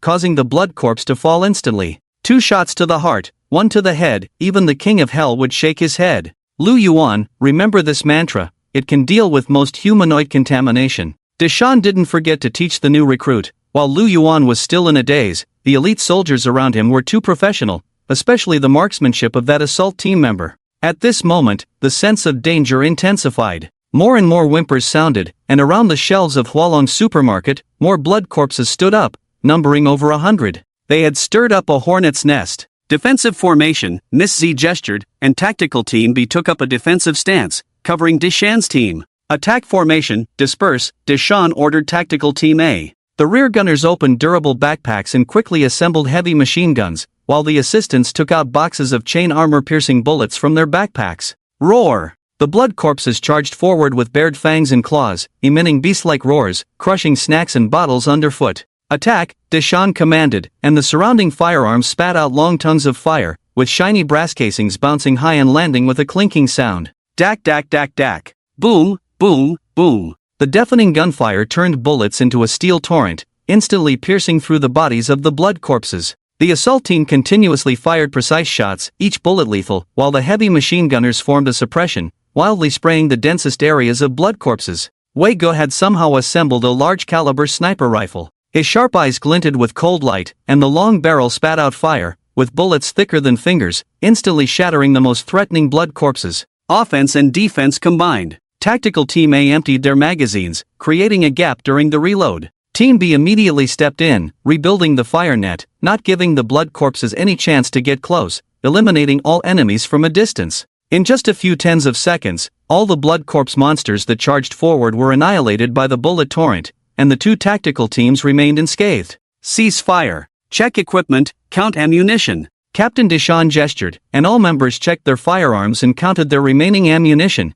completing the task in a very short time. So strong. The well-trained elite soldiers were simply too strong. The tactical squad, though composed of ordinary people, performed exceptionally well, even surpassing those novice awakened individuals. This is incredible, Lu Yuan exclaimed, his eyes wide with amazement. Not far away, Z shot him a flirtatious glance. This is just the beginning, there's still much for you to learn. Brother Wei also put away his anti-material sniper rifle, smiling confidently, just a little shock for the new recruits. Stop joking, Captain Dashin stepped forward, inspecting the remains of the blood corpses. Some were infected supermarket staff and customers, while others were of unknown origin. The underground palace contamination isn't that simple. We might encounter even more troublesome pollutants. And, don't touch this blood. Captain Dashin was particularly experienced. Blood corpses had a powerful infection ability, capable of turning targets into pollutants through biting and scratching. Moreover, touching this tainted blood could also lead to infection and transformation.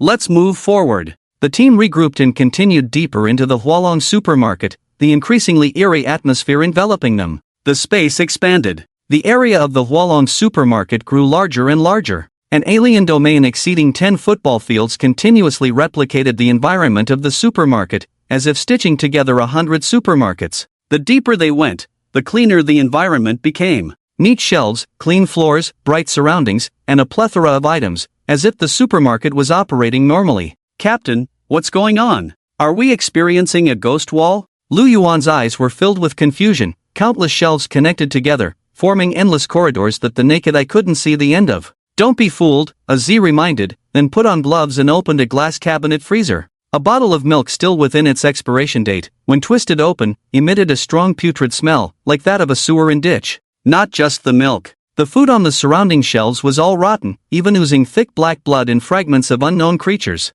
Suddenly, 100 meters away, a large number of shelves suddenly exploded. Various food packaging bags burst open, spewing out a large amount of rotten crimson pus, from which countless small spiders crawled out. The crimson spiders, vibrant and dripping with color, had eerie patterns and sharp mandibles that gleamed with a cold light, clearly indicating they were extremely dangerous. Countless. More and more crimson spiders emerged from the filth, the surrounding area filled with the sound of crawling limbs, and soon the ceiling and floor were covered in a layer of bright red. Lu Yuan, use fire quickly, Captain Dashin urged, and Lu Yuan immediately took out a bottle of flammable liquid, throwing it towards the direction of the spiders.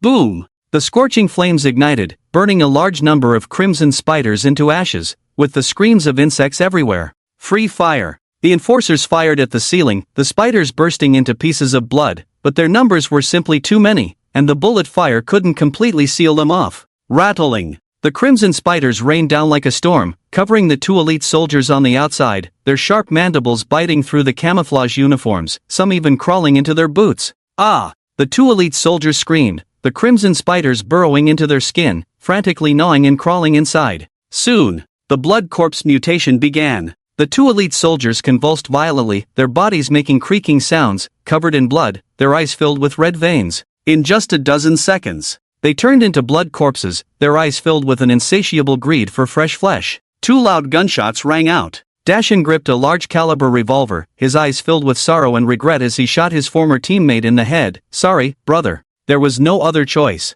Once infected and turned into a blood corpse monster, there was no possibility of recovery, and the best outcome was to help them find release. Close ranks. Flamethrower, use the flamethrower. Dashin issued the command, and the two tactical squads quickly tightened their formation. The gunners pulled out flamethrowers and sprayed fiercely towards the ceiling. Charred spiderlings rained down like soot, further enraging the tide of spiders, and the sound of crawling insects around them grew denser. Got it. Lu Yuan suddenly had an idea. Exchange item, strong insect repellent. It was a grade F distorted object, smelling of 6 gods mosquito repellent, capable of repelling insects for a certain period of time, but it was uncertain whether it would work on these crimson spiderlings. PSSSSS Lu Yuan took out the insect repellent spray and sprayed it wildly around his companions. Then, something miraculous happened, the surrounding crimson spiderlings all avoided them. It worked! This was the lowest grade distorted object, yet it resolved the deadly crisis at hand. Lu Yuan exchanged for a few more bottles of strong insect repellent, and everyone sprayed it all over their bodies.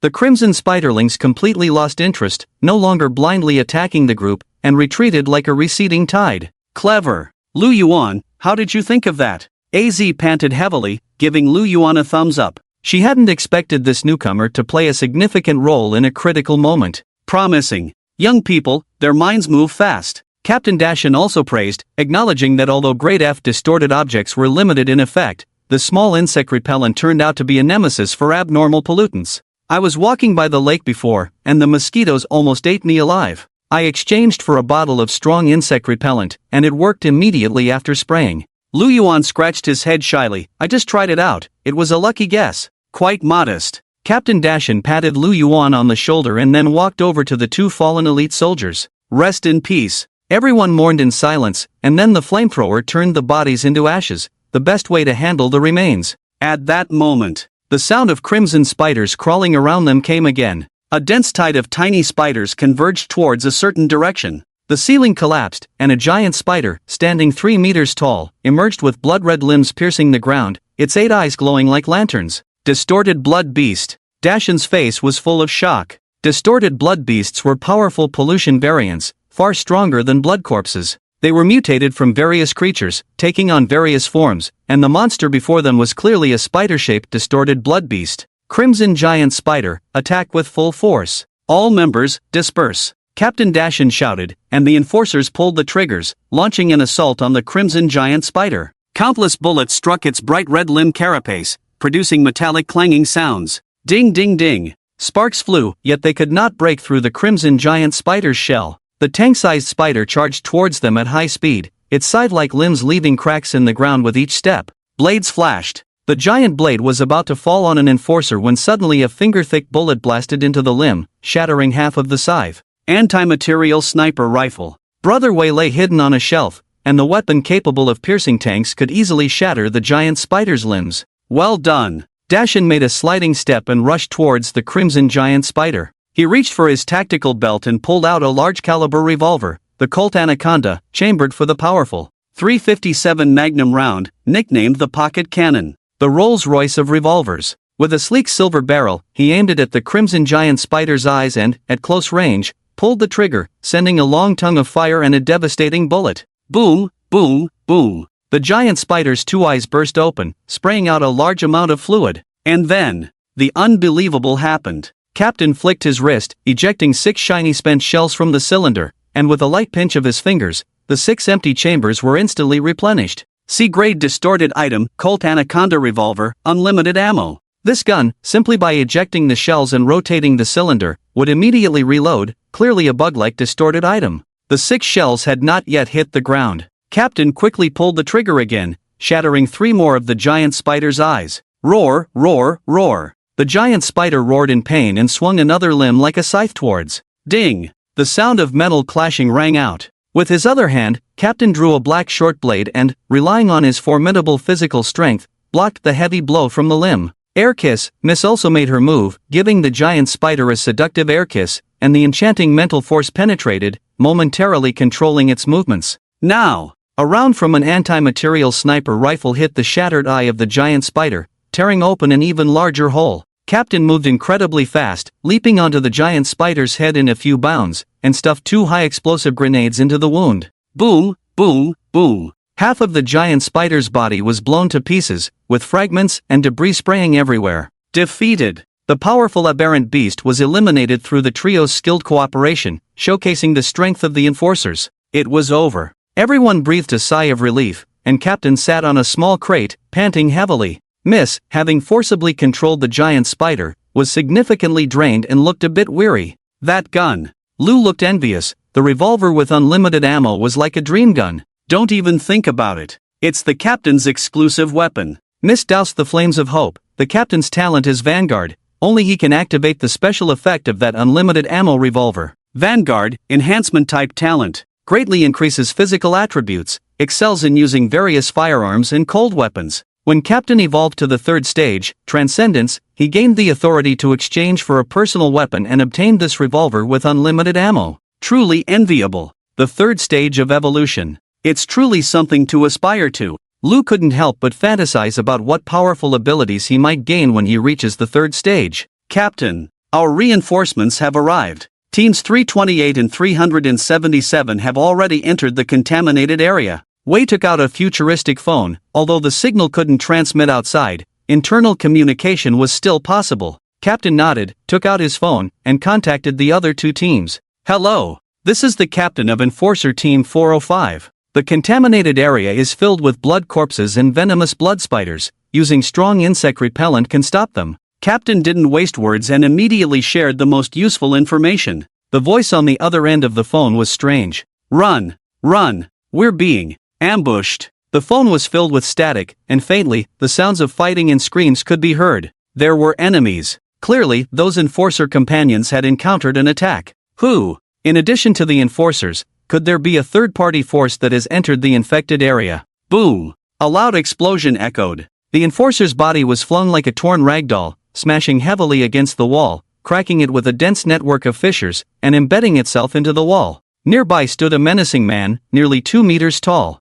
His robust and muscular physique was like a wall, exuding a fierce and savage aura. In his hand, he held a rusty butcher's knife, its thick blade nearly 2 centimeters wide, yet the edge was honed to a razor-sharp perfection, curving in a flawless streamline, with the tip radiating a chilling sharpness. Butcher, a notorious hunter. He had been imprisoned in Green Mountain Sanitarium, surrounded by the darkness of Black Nightmare. Stepping out of the brightly lit room would result in being torn to shreds, until a Lin set him free. Hunter. Butcher. The 377th Enforcer Squad, dispatched to support the anomalous contamination zone, was ambushed by the hunter, resulting in heavy casualties. Roar! The fierce tiger let out a beastly roar, his clothes quickly torn apart as his body sprouted a mass of flaming fur, transforming into a monstrous tiger beast 3 meters long. Song Chen, Fong Mu, I'll hold him off. The tiger roared and charged towards the butcher, while the surrounding elite soldiers provided cover from the sides, their guns spewing long tongues of fire, bullets raining down on the butcher.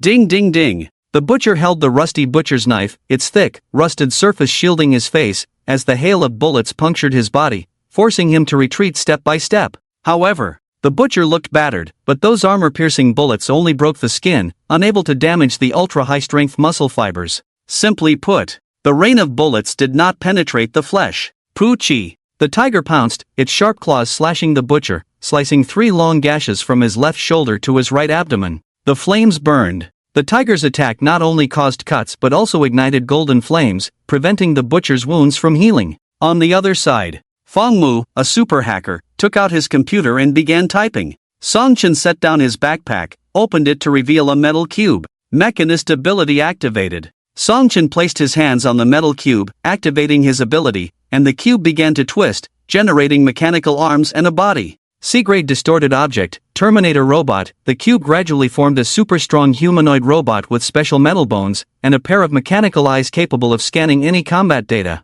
I'll overclock the Terminator. As a super hacker, Fong Mu connected to the Terminator's control system, significantly boosting its physical capabilities, forcing an upgrade. Weapon upgrade. Armor upgrade. Core system upgrade in 60 seconds. Fong Mu used his super hacker abilities to forcibly transform the C-grade Terminator robot into a more advanced combat weapon. Once the transformation was complete, its combat power would even surpass that of Captain Tiger. Now looking at Tiger. He darted and dodged, the 3-meter-long beast moving swiftly around the butcher, suddenly launching a surprise attack from the side with his tiger claws. The butcher's side was also slashed, leaving several wounds, with golden flames burning fiercely, preventing the wounds from healing. Advantage. A huge advantage. The butcher was constantly on the defensive, under heavy fire suppression, with no opportunity to counterattack, and victory seemed within reach. However, only Tiger knew that those seemingly bloody wounds were not fatal, and the cuts were shallow, not hitting the bones or completely severing the muscle fibers.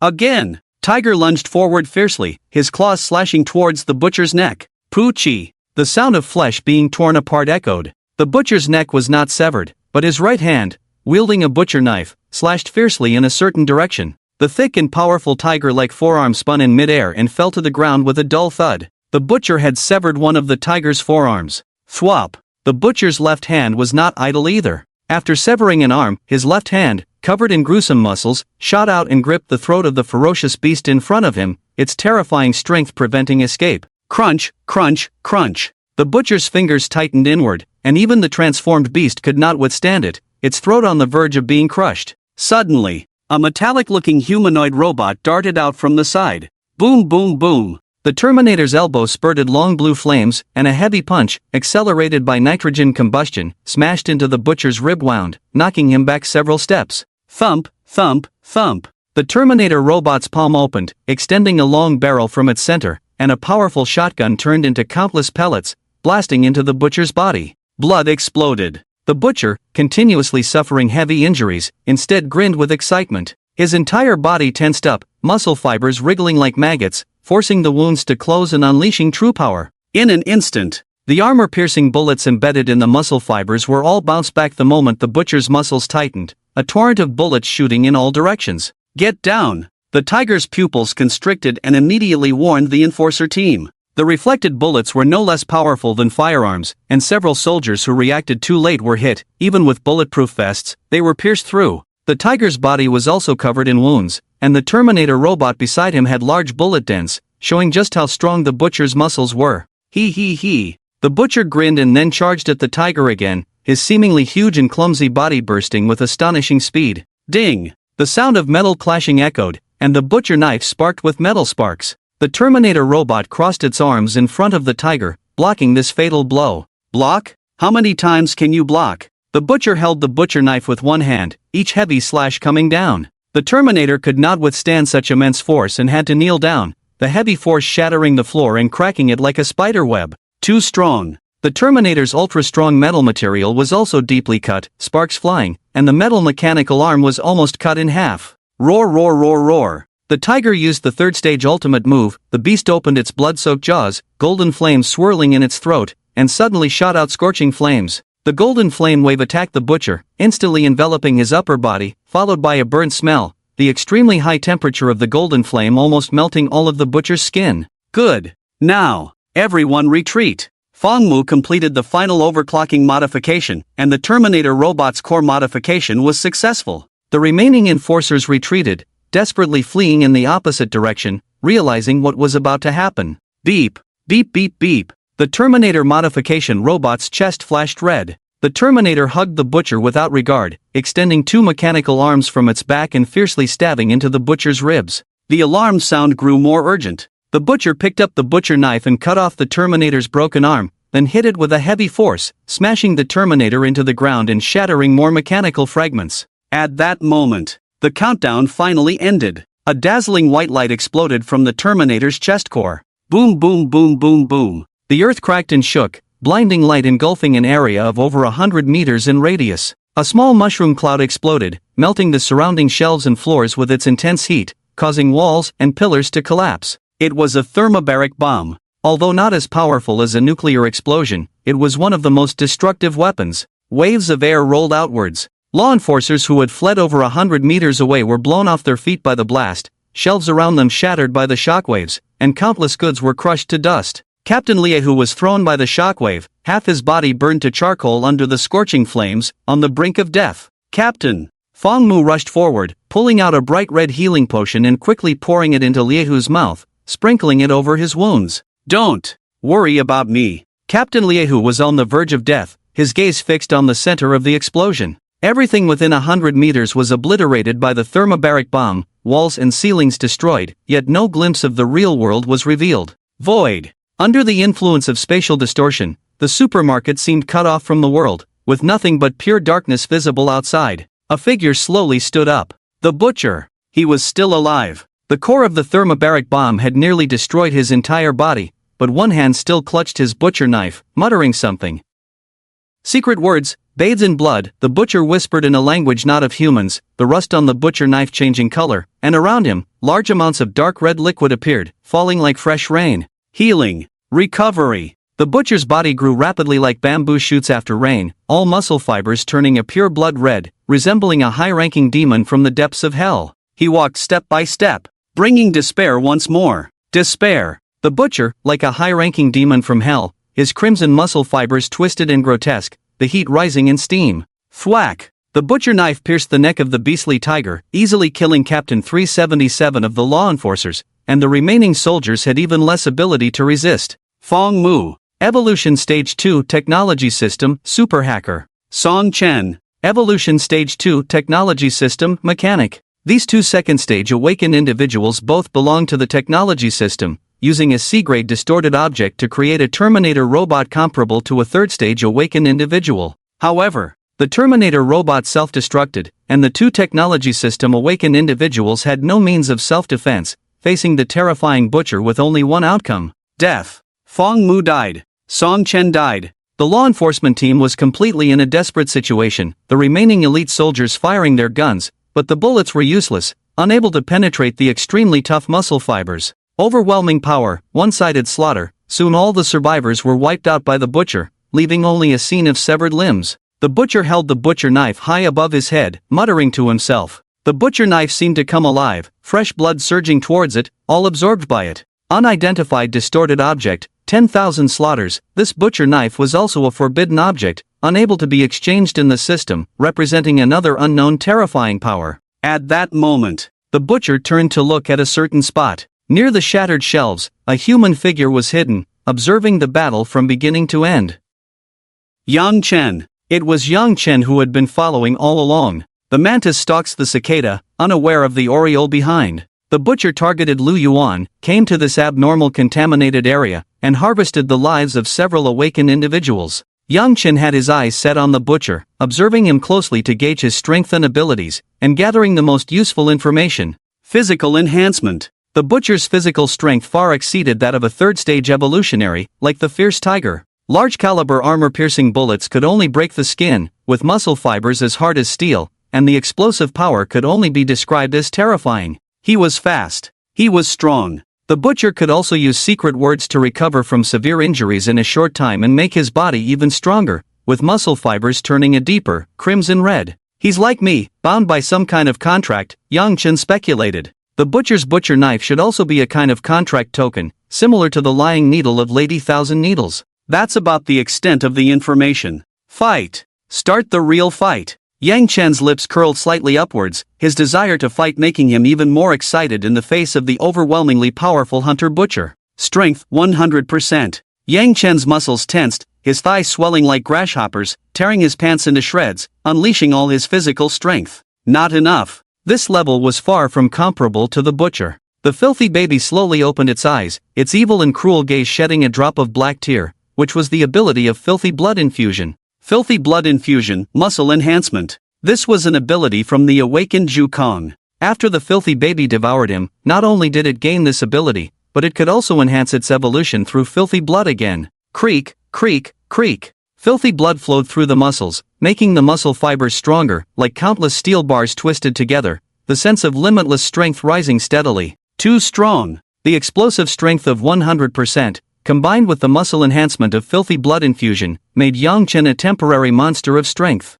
However, the side effects also appeared. Yang Chen would break his bones and crush his internal skeleton if he exerted even a little force. At this moment, the filthy baby opened its second vertical eye. The cruel, cold gaze shed a second drop of black tear. Filthy blood infusion, steel forging. It came from an awakened person called Iron Man. The steel forging ability could make the skin as hard as steel, and after being sublimated by filthy blood, it produced the effect of steel bones. Yang Chen's bones became as hard as fine steel, combined with the monstrously twisted muscle fibers, greatly enhancing his physical strength. Then, the filthy baby opened its third vertical eye. Yang Chen trembled all over, his heart beating violently, like a large oxide drum producing a deep, heavy sound. Extremely heavy load. The third cruel vertical eye shed black tears, each beat bringing deep pain but also endless strength. Filthy blood infusion, combat mastery. This ability came from Jiang Xin, which could comprehensively enhance physical fitness and greatly increase body flexibility,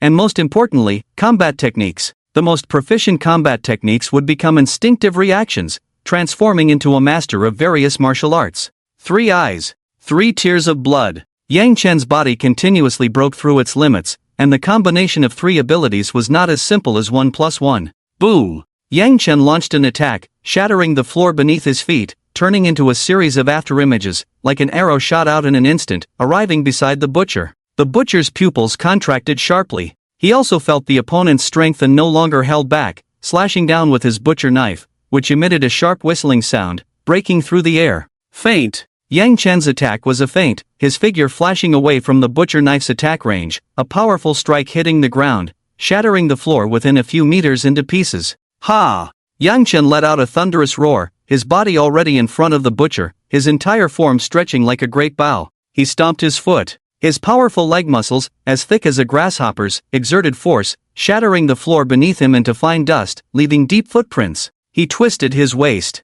The terrifying power transferred from his thighs to his spine, his steel-like bones bearing immense pressure, all his muscles stretched taut in that instant. He threw a punch. All of Yang Chen's strength concentrated at the tip of his fist. The deep force on his spine pulled half of his body into a full moon shape, his arm the arrow on the bowstring, and his fist the arrowhead. Boom! Yang Chen's punch was executed in one fluid motion, all his strength erupting simultaneously, the arrow-like punch crashing into the butcher's body. The butcher's chest caved in deeply. A cacophony of ceramic-like cracking sounds, the incredibly powerful punch force exploded, penetrating directly through the muscle fibers into the body. The butcher spewed out a large mouthful of blood, his entire body flying like a cannonball, creating a long trench as he crashed to the ground, smashing through several shelves before coming to a stop. At that moment, Yang Chen pressed his advantage, his toes constantly shattering the ground, turning into a series of afterimages as he arrived at the butcher's side, his thighs swinging out in a perfect phantom, like an iron whip cracking with a loud snap.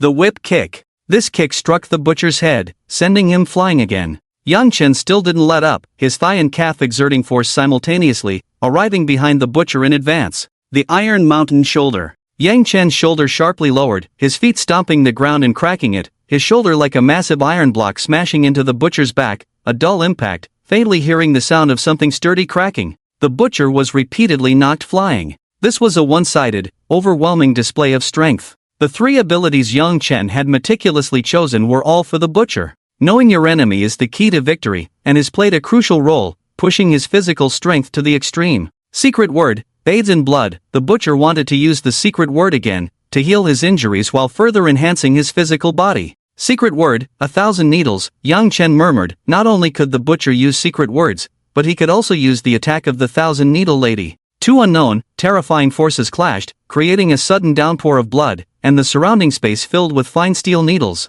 Blood rain fell. The needle tips pierced the butcher's body. His formidable physique quickly healed, but the next moment he was pierced by 1,000 steel needles, the cold, sharp needles exuding evil power, greatly reducing the potency of the blood rain. Ha! Yang Chen attacked again, his fists raining down on the butcher. The ability enhanced by foul blood infusion made Yang Chen like a boxing master, each punch accurately hitting the acupoints. The Shinkei acupoint under the armpit. His fist, with the index finger pointed, struck the Shinkei acupoint, instantly stopping the artery, the pain from the crossed nerves causing the entire arm to go numb. The Jiuwei acupoint above the navel. His fist struck 7 inches above the navel, causing the abdomen to vibrate, liver and gallbladder to rupture, heart to go numb. The Mingmen acupoint on the spine. His fist struck between the second and third lumbar vertebrae, cutting off the spinal nerves, potentially causing paralysis. The Yanglingquan acupoint on the outer side of the knee. A kick to the Yanglingquan acupoint, easily breaking the knee bone, the pain nerve causing the entire thigh to go numb, repeated strikes directly destroying its mobility. Yang Chen's fists relentlessly attacked the butcher's weak points. Once, 10 times, 100 times. The butcher's healing speed couldn't keep up with Yang Chen's attack speed. The flowing, seamless punches and movements, perfectly dodging attacks while launching counterattacks, using master-level techniques to toy with the butcher. Frustrating. Too frustrating. The butcher swung his cleaver incessantly, yet couldn't even touch the hem of Yang Chen's clothes. His terrifying physical strength was rendered useless, as if a mighty warrior were trying to catch a dancing butterfly. The most absurd part was, this dancing butterfly was also a mighty warrior. Secret phrase, evil spirit sever. The butcher suddenly raised his cleaver, murmuring to himself, and a deep crimson power surged forth, causing the rusted inscriptions on the blade to vanish. Danger! Danger! Danger! Yang Chen, in an absolute advantage, felt an overwhelming sense of dread. The cleaver exuded a terrifying aura, as if countless evil spirits had been unleashed, swarming towards Yang Chen's body. Shadows flickered past. The cleaver had claimed countless lives, and all those souls were sealed within the blade, now released as vengeful spirits, gripping Yang Chen's limbs tightly. Unable to move. Yang Chen's body was ensnared by malevolent forces, rendering his butterfly-like agility useless, unable to block the butcher's next strike. The butcher raised his cleaver high, his entire body brimming with power, his exposed crimson muscles writhing like countless maggots. Swing! The butcher's figure seemed to grow taller, the cleaver descending with unstoppable force, as if to split Yang Chen in two. No! Cannot be hit by this strike. Otherwise, I'll be cleaved in half. Yang Chen's pupils contracted to pinpoints, and at this critical moment, a serpent-like tentacle emerged from his palm. Tentacle of hunger, the viscous, slippery tentacle extended, biting towards the descending cleaver, attempting to block it. In an instant, the sharp mouthparts of the tentacle of hunger were shattered, its resilient body sliced in half, nearly causing the cleaver to pause for a moment. Trick move. Yang Chen had one last trick move, which he had to use now. Bloodstained needle, Yang Chen's will moved, the secret phrase murmured. The phantom of the liar's needle flickered, appearing before Yang Chen in the next instant, shooting towards the butcher. Thwack! Yang Chen's tentacle of hunger was severed, his entire body almost split in two, from shoulder to abdomen completely sliced open, blood bursting forth. On the other side, the blood-stained needle pierced into the butcher's body. A chilling, evil aura exploded, and countless black hairs emerged around the needle, growing and spreading endlessly, enveloping the butcher's entire body. Tearing, slicing, the black hairs from the blood-stained needle wrapped around every part of his body, tightening inward bit by bit, slicing through the steel-like, twisted muscle fibers. Terrifying. This is the power of unknown terror. The bloodstained needle was a trick move, invoking the true authority of the Thousand Needle Lady, with countless hair masses writhing and growing like a waterfall. Not enough. Still not enough. Yang Chen's body was split open, the foul infant in his chest exposed to the air, followed by countless slimy tentacles emerging,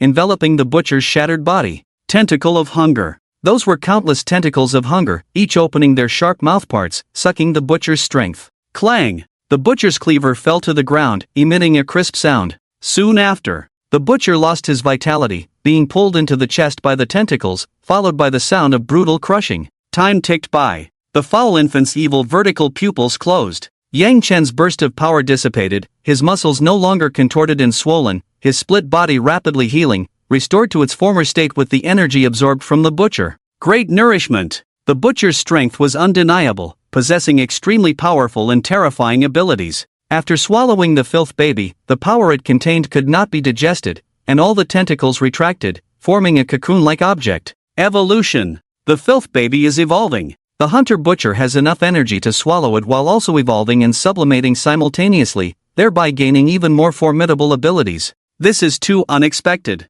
This feeling of transformation is only experienced when the filth baby is shaped, and it will be a revolutionary change. However, the evolution of the filth baby is also a troublesome matter. Yang Chen is currently in an abnormal contamination zone. Although his physical fitness far exceeds that of ordinary people, he must be more cautious if he cannot use the filth baby. This knife. Yang Chen crouched down and picked up the butcher knife on the ground. The murderous intent was intense. As soon as Yang Chen held it, he immediately felt a strong murderous intent, and his consciousness and emotions became restless, wanting to find something to slash and kill. Secret phrase, bathed in blood, the murderous intent gathered together, turning into a whispered murmur, explaining its usage. Contract. Token. This butcher knife, just like the Thousand Needles Lady's lying thorn, is apparently a contract token of some terrifying unknown existence. If this secret phrase is used, it is likely that a contract with something will be signed. ZZZT. ZZZT. The phone in the distance rang, replacing the communicator, and the voice of another team came through.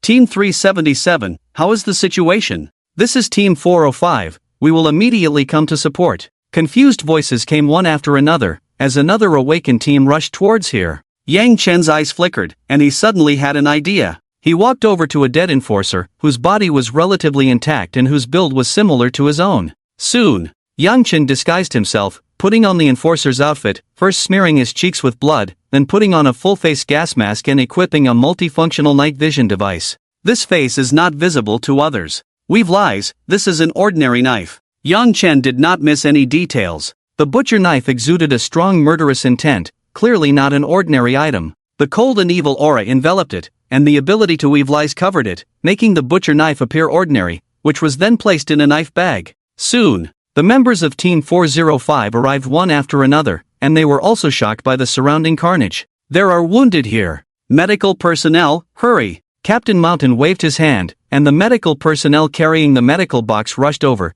taking out a tube of dark red medication, which was clearly a healing agent. Hold on. The medical personnel encouraged, then injected the medication into Yang Chen's arm. Lu Yuan. Yang Chen glanced at Lu Yuan not far away, who was actually in the 405 Enforcer team. The Hunter-Butcher first encountered Team 328, then annihilated the just Team 377, eliminating two teams that had taken a big risk for Lu Yuan. I am Captain Mountain of Team 405. Brother, can you tell me what happened? Mountain squatted beside Yang Chen, asking about the recent events. The captain is dead. The other members are also dead. Yang Chen used a hoarse voice, changed his original voice, and spoke with a tone full of sorrow. Self-destruction. The hunter who blocked us was destroyed in the self-destruction. Yang Chen continued, the traces of the cloud bomb explosion were still there, its power was shocking, and it was very convincing. Touching. The captain and members were all wiped out. The cloud bomb finally annihilated the hunter together, leaving only one survivor.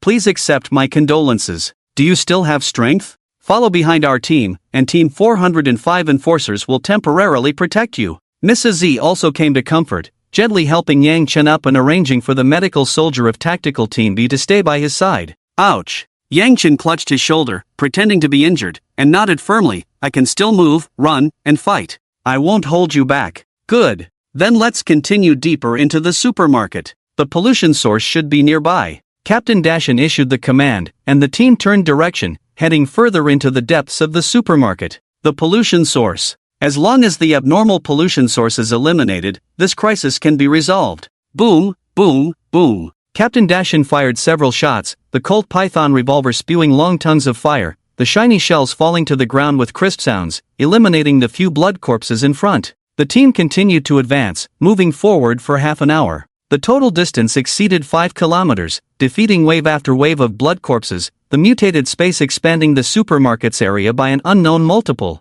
Report. My ammunition is exhausted. A commando reported, the high-intensity battle consuming a large amount of ammunition, the magazine slots on the tactical belt empty, and the backpack on the shoulder deflated. Rest for 5 minutes. Replenish your strength, evenly distribute the remaining ammunition. Dashin made a gesture, signaling the team to pause, and the weary team finally got a brief respite. F-level distorted item, Ace Can. This canned food tastes good, although it looks like a pile of mush, it contains rich nutrients and gives a satisfying fullness. The elite soldiers skillfully opened the cans, replenishing their lost strength. Miss AZ also exchanged for some happy crunchy ice, distributing it to each elite soldier, easing the tense spirits. Lu Yuan, you seem distracted. Miss AZ walked to Lu Yuan's side, showing a concerned look. Since the support for Squad 377, Lu Yuan's mood has been low. I'm thinking about the two law enforcement squads, 377 and 328, who sacrificed. Did they just die like that? Lu Yuan, as a newcomer, has not yet gotten used to the sacrifices and deaths of his comrades. Recalling the scene of the ground littered with corpses, he always felt he could do something, but couldn't do anything. I understand your thoughts. Awakened individuals possess powerful innate abilities, and as strong individuals, we should protect the weak. Miss AZ saw the softness and justice in Lu Yuan's heart, opened her arms to hug him, and softly comforted, you are kind, but don't be too hard on yourself, we can't save everyone. Miss AZ gently patted Lu Yuan's back. Death is always around. For law enforcement officers who clean up abnormal pollution, death and sacrifice are a normal occurrence. System protection, innate abilities, cheat like strength. But for this world hidden with eerie horrors, it's not much. What's poking me? Lu Yuan suddenly pushed Miss AZ away, his eyes wide open, as if sensing something terrifying. He almost forgot, the so-called Miss AZ in front of him is not a girl, but a little boy. Drooling. Miss AZ wiped the corner of her mouth, taking the opportunity to comfort, and took a big advantage. Ha ha ha ha. Brother Wei laughed beside him. Another newcomer was fooled, falling into Miss AZ's gentle embrace. The team atmosphere relaxed a bit. Miss AZ then came to Yang Chen's side, softly saying, is your injury better? Why aren't you eating something? You should replenish your strength. Suspicious. In the half-hour interaction, Yang Chen seemed a bit out of place. Having never attended the special training for enforcers, he was unfamiliar with the team's combat style. Although he tried his best to mimic the movements of other team members, he exposed many flaws. No, thank you. I'm not hungry. Yang Chen shook his head, and this explanation only made Miss AZ more suspicious. What's your name? What position do you hold in the team? Miss AZ continued to ask, her seductive and alluring eyes fixed on Yang Chen, as if trying to see through his thoughts. I'm Yimu. Yang Chen made up a name and continued, I'm the team's gunner. Mrs. Z nodded and then handed Yang Chen a packet of happy crunchy ice. Calm down, there will be more battles ahead. Eating required lifting the full-face gas mask. Miss AZ and Captain Dashin had met Yang Chen before, and Lu Yuan was even more familiar with him. Exposure. If his face was recognized, all his disguises would be ruined, but refusing Miss AZ's offer would immediately admit that there was something wrong. What to do? Kill them all. Yang Chen had another option, to kill everyone present. Although the filth baby had temporarily entered a state of evolution in dormancy, combined with the secret words of the weaving lies needle and the recently acquired slaughter butcher knife, it should be easy to accomplish. Then, Yang Chen gripped his gas mask and slowly lifted the visor, revealing a blood-stained cheek. Miss AZ took out her phone and checked the members' information of Squad 377, indeed finding a gunner named Yimu. Xiaobu, male, 37 years old, Special Forces background. Miss AZ looked at the photo of a hardened face full of hardships and compared it to Yang Chen's youthful appearance, confirming it was the same person. The name in the data was Xiaobu. Yang Chen said he was Yimu. The name matched. The age in the data was 37 years old. Yang Chen looked about 20 years old. The age matched. The data showed he was a breacher. Yang Chen said he was a gunner. The profession matched. Yang Chen's information matched perfectly with the data on the phone, without any discrepancies. Miss AZ relaxed and patted Yang Chen's shoulder. Don't be nervous, I'm just verifying your identity to prevent anyone from taking advantage of the chaos. Cognitive distortion. The elite warrior in the phone data was completely different from Yang Chen. Not a single point was the same. Miss AZ, however, mistakenly identified them as the same person. Even with her mysterious charm ability, she was influenced by the weaving of lies and suffered severe cognitive errors. Yang Chen finished the happy crunchy ice and put the full-face gas mask back on. Suddenly, Yang Chen felt his body stiffen, a cold and evil aura enveloping him, as if countless evil snakes were crawling inside his chest. The weaving lies needle. The artifact of Lady Thousand Needles.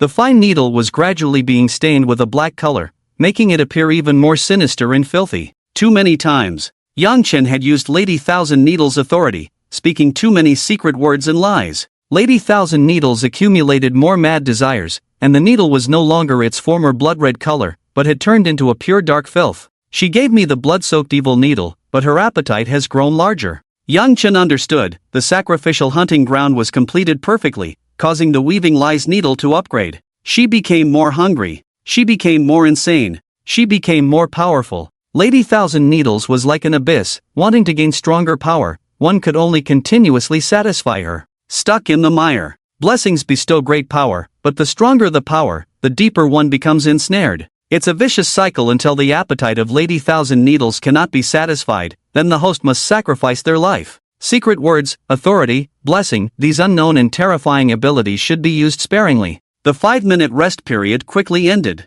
Team 405 of the enforcers continued their advance, the scent of blood growing stronger, and the surroundings no longer bright and clean. Shelves were covered with wriggling flesh sores. Many refrigerator doors were open, spilling out rotten, foul-smelling chunks that made the ground slippery. Everyone be careful. We're almost at the core of the contamination zone. Be cautious. Don't touch these contaminants. Captain Dashin reminded again, as the environment around them worsened, the ceiling lights no longer flickering, darkness and bloodiness encroaching. Night vision goggles activated. Thermal scanning initiated, revealing a large amount of thermal energy on the surrounding shelves and walls, clearly some kind of pulsating flesh sores, occasionally spraying out a bit of pus. Distorted blood beast. At the rear of the team, Brother Wei held an anti-material sniper rifle, aiming at a 2-meter-tall beast. Human. It was a monstrous figure, over 2.5 meters tall, with sharp white bone spikes protruding from its spine and shoulders, and a bone-white tail. That's a mutated awakened one, retreat.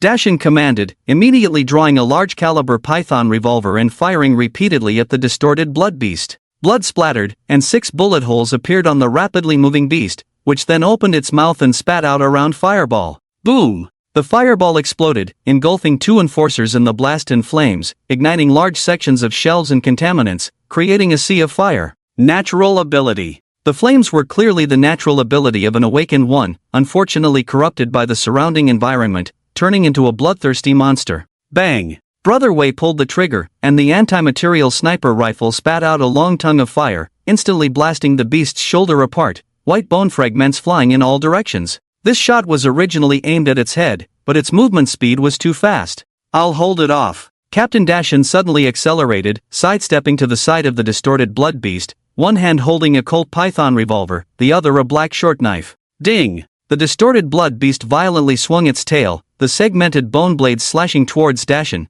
but immediately blocked by the black short knife, producing a crisp metallic sound. Bang, bang, bang. While defending, Dashin quickly pulled the trigger, firing 6 close-range shots at the distorted blood beast, creating several bullet holes the size of bottle caps. Agile, powerful. The third-stage evolution of the elite soldier, talent gave Dashin extremely strong physical qualities, engaging in close combat around the distorted blood beast.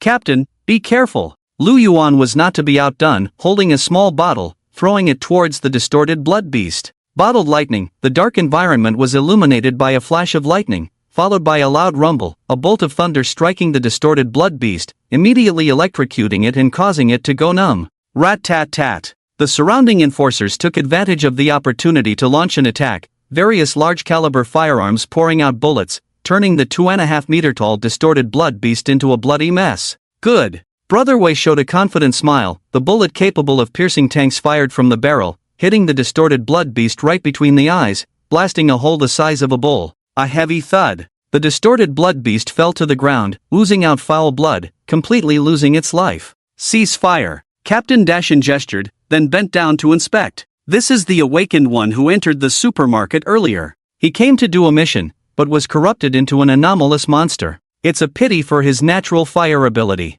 Captain Dashin shook his head regretfully. The natural fire ability was highly destructive, and if he could join the enforcers, he would surely shine. Unfortunately, this awakened one was corrupted, mutated into a bloodthirsty monster. Fortunately, he wasn't very high level, so dealing with him wasn't too troublesome. At that moment, the ground suddenly began to shake violently. Surrounding floors began to ooze thick, dark red liquid, as if some monster was about to break through the bricks. Retreat! The group quickly backed away, while the surging liquid enveloped the bloodthirsty beast, followed by a series of mournful wails. Meat! I want to eat meat! We want to eat meat! Beneath the floor were infected blood corpses, their remaining consciousness only craving fresh flesh. Their dried, hoarse throats emitted inhuman, piercing roars. The surging dark red liquid converged to envelop them, gradually forming a giant spherical object. What is this? The enforcers watched in horror at the sight before them. The giant, fleshy ball-shaped monster extended countless deformed arms, rolling towards them with screams,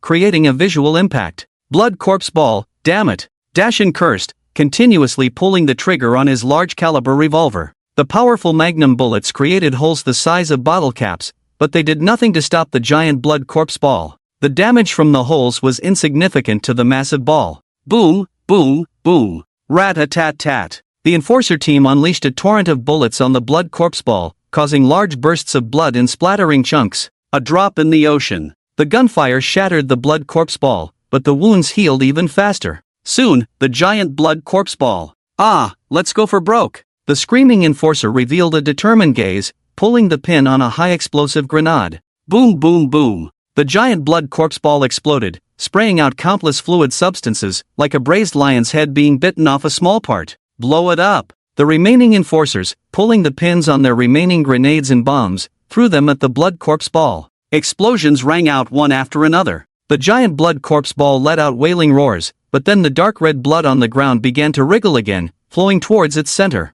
Its healing speed increased even more. The gunner rushed forward, his small flamethrower still had some fuel, aimed at the liquid on the ground and sprayed it fiercely, burning it to ashes. Let me do it. I can't just sit on the sidelines the whole time. At the critical moment, Lu Yuan stepped forward proactively, activating his innate ability. Gong Xia Fei Kai, Lu Yuan prayed, using the divine gift ability, as if a light shone upon him, and then the Gong Xia Fei Kai ability was activated. For a short period, Lu Yuan could exchange low-level consumables without any cost or limit. These exchanged consumables would disappear after the Gong Xia Fei Kai effect ended. Bottled lightning, bottled flame, bottled frost, various offensive consumables were exchanged. These precious twisted items, originally requiring high system points to exchange, were now being thrown out like they were free. It was like throwing money out by the basketful. Lightning exploded. Silver thunder struck down, turning the wriggling flesh into charcoal. Flames burned. The intense flames engulfed the entire blood corpse ball, with numerous bottles of flammable liquid stacked together, causing the temperature of the flames to rise steadily, producing a series of crackling sounds. The pungent smell of burning followed. The blood corpse ball was almost reduced to ashes by the thunder and flames, but a layer of silver frost mist then enveloped it, extinguishing the flames and freezing the blood corpse ball. After freezing, it became more brittle, cracking open large fissures. Another bolt of lightning struck, followed by the scorching heat of the flames, completely destroying the just frozen, shattered flesh, turning it into burning ice shards. What is wealth and power? These potent twisted objects were thrown out in baskets, without a hint of regret. Divine Blessing Talent, God of Wealth, the group, including Dashin and Miss AZ, were dumbfounded, having never heard of such a combat method. Yang Chen was also somewhat shocked, realizing that his buddy had grown to such a level without him noticing. If he were to fight Lu Yuan, giving the opponent enough preparation time and maintaining a safe distance, the bombardment of vast resources would indeed be troublesome. Moments later, the blood corpse ball was completely blown to ashes. The spot where it had been now held a small, crimson lump of flesh, which had miraculously survived the flames and thunder.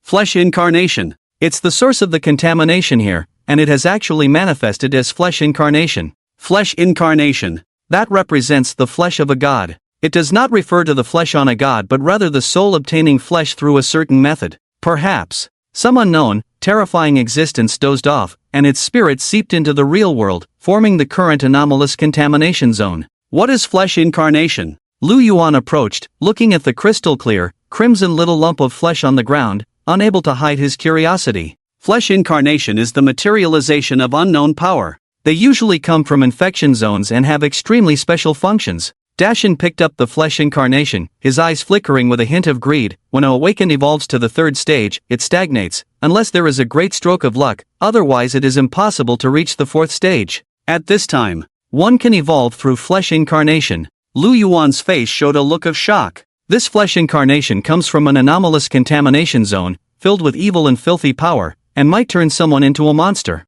However, to elevate and awaken to the fourth stage, breakthrough, realm, one must consume this dirty and filthy flesh incarnation, and what does that represent? Could it be those fourth stage powerhouses? Lu Yuan's eyes jumped wildly, realizing an unacceptable reality. The awakened at the breakthrough realm actually need to upgrade through anomalous contamination. You guessed right. Flesh incarnation cannot be exchanged from the system, only obtained from anomalous contamination zones. We are very lucky this time. Dashin sighed, obtaining flesh incarnation is a great merit, but if he were to consume it himself, he might be able to break through to the fourth stage realm. The space is contracting. Miss AZ looked around. As the contamination source was eliminated, the abnormal spatial fluctuations also disappeared. The supermarket that extended infinitely in all directions was rapidly contracting inward. The ceiling, floor, walls, shelves, everything, centered around the contamination source, was quickly retracting inward, excess shelves and supplies disappearing, and the supermarket soon returned to its original state.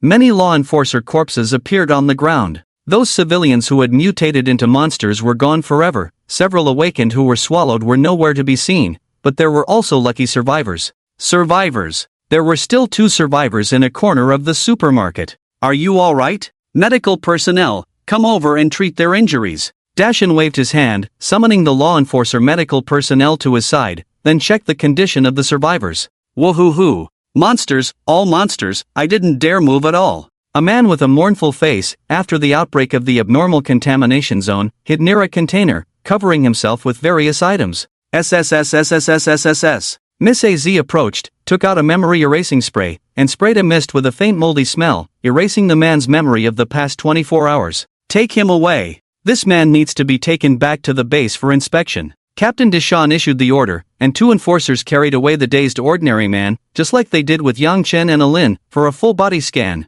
After confirming there were no security risks, he would be allowed to return to society. Awakened? Mrs. Z asked another person, who was clearly an awakened, looking quite young. Yes. My name is Lin Yifan, a natural ability user. I originally came to complete a system task, and after killing a few blood corpses, I noticed something was wrong. Lin Yifan explained, finding the abnormal contamination zone becoming more dangerous, he chose not to confront the monsters head-on and hid in a secluded corner. Not bad. Quite clever. Captain Deshawn nodded, then exchanged a glance with Miss AZ, subtly giving a signal. Ahem, ahem. Az coughed lightly, her voice becoming seductive. Lin Yifan, the enforcer team is short-handed, with super excellent benefits. Are you interested in joining us? Lin Yifan blushed and scratched his head, not knowing how to refuse, but still mustered the courage to say, I've already joined the Survivor Alliance. Although the enforcers had good benefits, it was a high-risk profession and not as free as the Survivor Alliance. No conflict. Mrs. Z's eyes were seductive, coaxing. You join the Survivor Alliance, it doesn't hinder joining us enforcers, you can have both. The atmosphere was good. Everyone narrowly escaped danger, completed the mission, and obtained ultra-rare items, and now it was time for a Z to use her charm, perhaps to trick a new member. Suddenly, a figure sprang up, sharp cold light flashing, slashing towards Captain Deshawn's neck. Who? Deshawn was startled, quickly stepping back, reaching for his waist knife, and swiftly adopting a defensive stance. Ding! A crisp metallic clink sounded, the butcher knife lightly touching the black short blade. This was just a feint, the butcher knife flashing with a cold light, slicing open Deshawn's tactical belt, a crystal-clear small meat lump being grabbed. The meat! Yang Chen snatched the meat. Damn it! You're not an enforcer. Captain Deshawn immediately understood. The rescued elite soldier had disguised himself as one of the enforcers and deceived everyone. Counterattack. Captain Deshawn used the black short knife, displaying the formidable combat abilities of a sharp soldier, stabbing at Yang Chen from an angle. Ha! Yang Chen sneered, no longer using feints, his butcher knife drawing a perfect arc, slashing towards Deshawn's black short blade. Half a blade flew out. Deshawn's face was shocked, the short knife exchanged from the system, was cut in half, the broken blade spinning and embedding itself in the nearby wall. A bloodstain appeared on Deshawn's face. If the blade had been a bit off, the consequences would have been unimaginable. Yang Chen struck and retreated, his footsteps quick, rushing towards the exit of the supermarket. Feeling more enforcers nearby, he had to seize the opportunity to escape. Don't run! Lu Yuan roared, blocking Yang Chen's path. Get out of the way. Yang Chen's voice was hoarse and low, kicking towards Lu Yuan's face, instantly sending him flying several meters. Chase! Deshawn gripped his short knife, took out his revolver, his footsteps light, chasing at the fastest speed. Stepping out of the supermarket entrance, several enforcers stationed nearby were knocked down, while the mysterious figure disappeared without a trace. A blood-stained enforcer combat suit was found at the corner of an alley. He got away. Dashin gritted his teeth, having finally obtained a flesh and blood body, only to have it snatched away. Azzy and Lu Yuan intended to continue the pursuit, but Dashin stopped them, preventing this foolish action. That person's physical fitness is probably stronger than mine. His strength is comparable to the peak of a third-tier awakened being. If you find him, you'll just be sending yourselves to your deaths. Dashin assessed Yang Chen's strength, judging by his extraordinary power and speed, as well as his astonishing reflexes. At the very least, he had reached the peak of the third tier, transcendence. A hunter. That should be an experienced hunter, extremely dangerous. Don't get involved in this. I'll notify headquarters, only an enforcer can compete with a hunter. Dashin was rational, realizing that requesting support was the correct choice.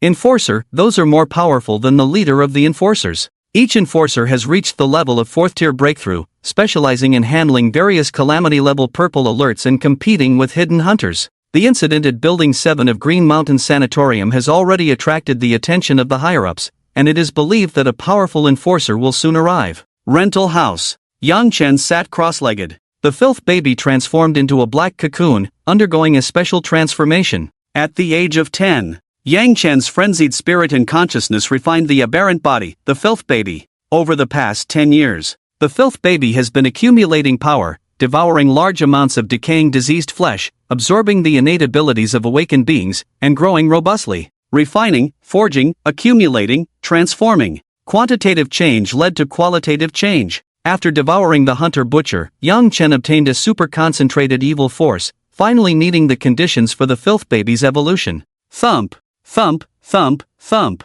The filth baby inside the black cocoon pulsed, initially weakly and fragile, but as it gradually digested the butcher's power, the heartbeat became as deep as a drum. Butcher, that is the ultimate flesh and blood power. The abilities it contained were gradually absorbed and assimilated into the filth baby, melting into its own abilities. The black flesh cocoon cracked open. The filth baby opened a blood-red eye, its pupil vibrant like blood, filled with murderous intent and cruelty. Crimson evil eye, butcher. Power. The crimson force, brimming with murderous intent and destructive power, filled the entire body. Yang Chen's whole body was boiling with blood, as if burning, with vigorous blood surging, and his skin surface like a hot iron plate, evaporating sweat into white steam. Swelling. Yang Chen's body swelled dramatically, turning into a 2.5-meter giant in an instant. Muscle fibers bulged and twisted like countless pythons, and the entire skeleton seemed as if it had been cast in steel demon iron. becoming extremely tough. Butcher form. Yang Chen completely digested the butcher's power, temporarily becoming an extremely terrifying and powerful existence with the help of this special crimson evil eye. It wasn't over yet. Another pupil grew within the crimson evil eye, forming a bizarre double pupil appearance. Healing, that was a much darker red pupil, representing the innate ability of healing. This healing ability began to merge with the crimson butcher's power, transforming the underlying functions of the body, allowing all wounds to heal rapidly on their own. Not only that, within the crimson eye, another vertical pupil with a metallic sheen split open.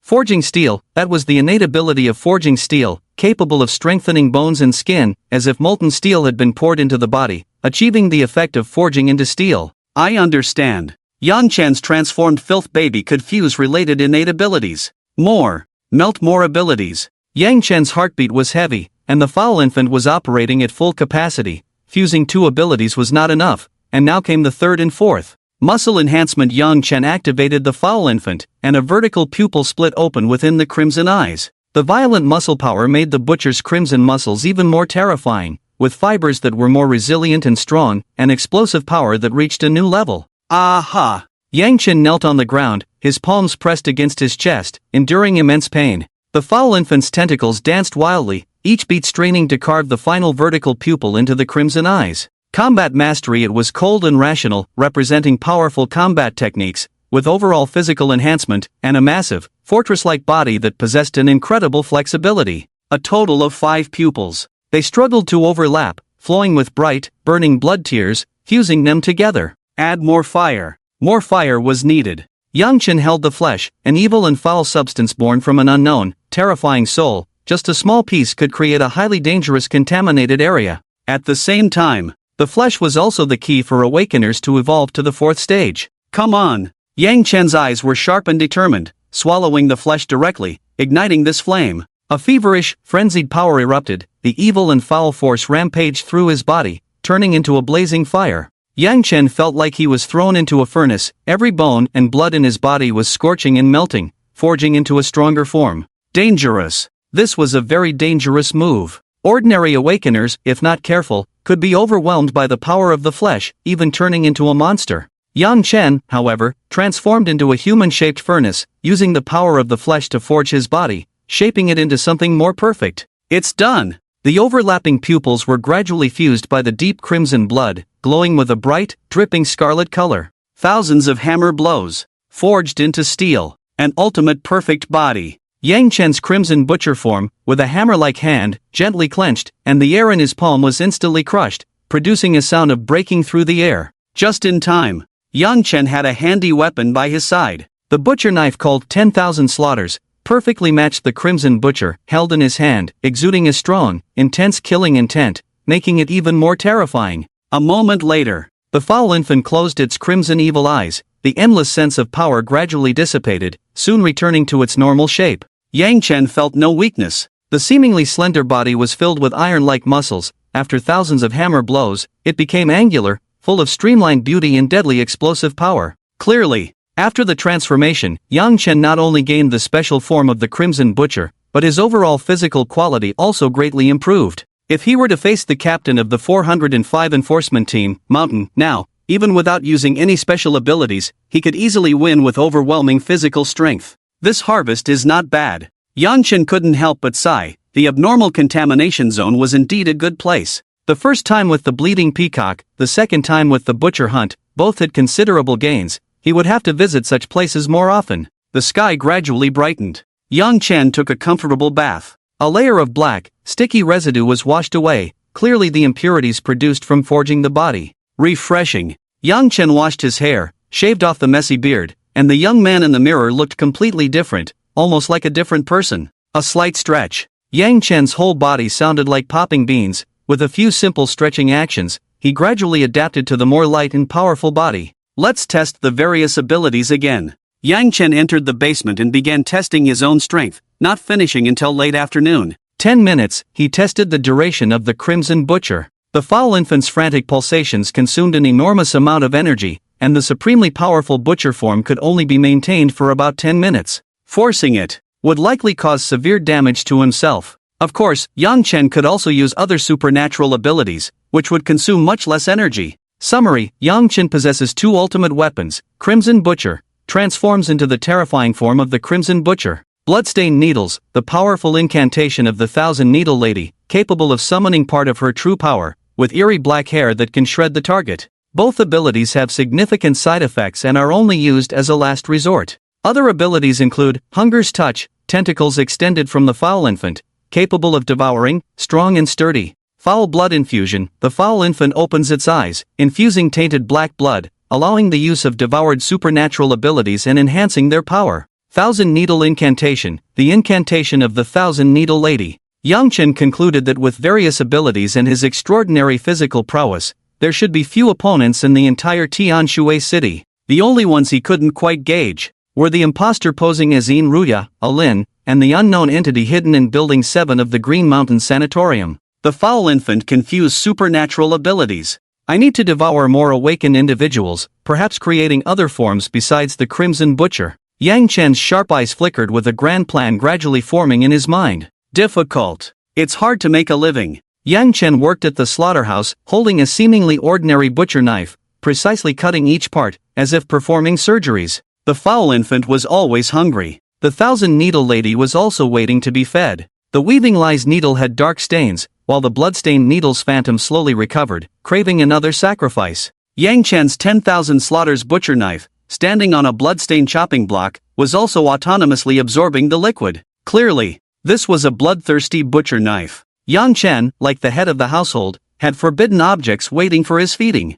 What have you been up to lately? Master Wang, busy as ever, complained to Yang Chen. I'm about to die of exhaustion, and you don't even help out. This past week had been exhausting for Master Wang, with all the slaughtering duties falling on him, often working from morning till midnight. Took a leave, went out for a spin, Yang Chen casually replied, his butcher knife steady and precise, the speed of slaughtering much faster than before, like a ruthless killing machine. Youth is good, Master Wang grumbled, sitting down on a small stool, stretching his shoulders. These old bones are rusty, a bit worn out. Today's work is on you, let this old man rest. Master Wang happily lit a cigarette, looking at Yang Chen with the eyes of a proud parent, truly a hardworking and reliable child. Okay. Yang Chen gestured. With a slight flick of his wrist, he sliced off the entire piece of plum meat, the knife tip sliding along the meat's texture effortlessly, as natural as flowing water, even easier than cutting tofu. An hour later, Master Wang stared in astonishment at the chopping block. The young man before him had finished an entire day's work. You kid, that's just too much. I've been doing this for 30 years, and I've never heard of anyone slaughtering a pig so quickly. Master Wang, with his 30 years of experience as an old butcher, was no slouch himself, but he was far from being a match for Yang Chen now. I was born for this line of work, Yang Chen boasted, though there was a double meaning to his words. He was good at more than just slaughtering pigs and cattle. At that moment, a graceful figure appeared outside the slaughterhouse gate. Her 3,000 strands of hair cascaded down like a black waterfall, resting on her fair and smooth shoulders. Her icy beauty, with a beauty mark that was the perfect accent. Yin Rui. It was clearly Alin, who had taken over Yin Rui's identity. Oh my, what a beautiful girl. Master Wang couldn't help but exclaim, giving Yang Chen a strange look. You got yourself a girlfriend? Sort of, Yang Chen replied. Master Wang, the rest of the work is yours. Yang Chen rinsed his hands with water, took off his butcher's apron, and glanced at the large amount of rotten diseased meat he had cut off, instructing, leave the rotten meat here for now. I'll take care of it when I'm done. No problem. Go on and enjoy your date. Leave the rest of this small job to me. Master Wang patted Yang Chen on the shoulder, giving him an encouraging look, allowing the young man enough space for romance. Yang Chen hid the butcher knife and walked towards Alin outside the gate, wondering what this hunter from the heretical organization wanted with him. Have you gotten stronger? Alin's eyes flickered, sensing that Yang Chen was different, cleaner, more radiant, and more composed. Who knows? Yang Chen shrugged, neither confirming nor denying, and asked indifferently, what do you want from me? Alin smiled, her frosty expression melting away, like a girl falling in love, her eyes filled with admiration and tenderness. She hugged Yang Chen's arm, her movements very affectionate, looking like a real couple. Is it necessary? Yang Chen gave Alin a sidelong glance. Why be so serious about the act? I need your help. Of course it's necessary, Alin said with a hint of coquetry, then took out 2 movie tickets from her bag. Want to go see a movie with me? Not interested. Yang Chen was unenthusiastic but still cooperated and walked out. What do you need help with, and what's in it for me? Alin's eyes flickered with a faint trace of killing intent. I want you to join a hunt. Hunt. Alin was inviting Yang Chen to join a hunt, which meant the enemy would be formidable and the situation extremely dangerous. What's the target? Yang Chen's expression grew serious as he inquired about the details of the hunt. I can't tell you yet, Alin said with a mysterious smile, then changed the subject, but I can tell you what the reward is in advance. Reward. Alin was so confident, the reward must be very generous, right? The underground palace. Alin slowly uttered 2 words, smiling seductively. I can take you to the underground palace and bring you back safely. Yang Chen's pupils constricted at the mention of the underground palace. Mysterious, eerie, dangerous. Yang Chen was indeed very interested in the underground palace. The otherworldly realm always brought a strange sense of familiarity. When does the hunt start? Yang Chen asked, accepting Alin's terms, determined to go to the underground palace. Don't be in a hurry. I'll take you to meet someone else.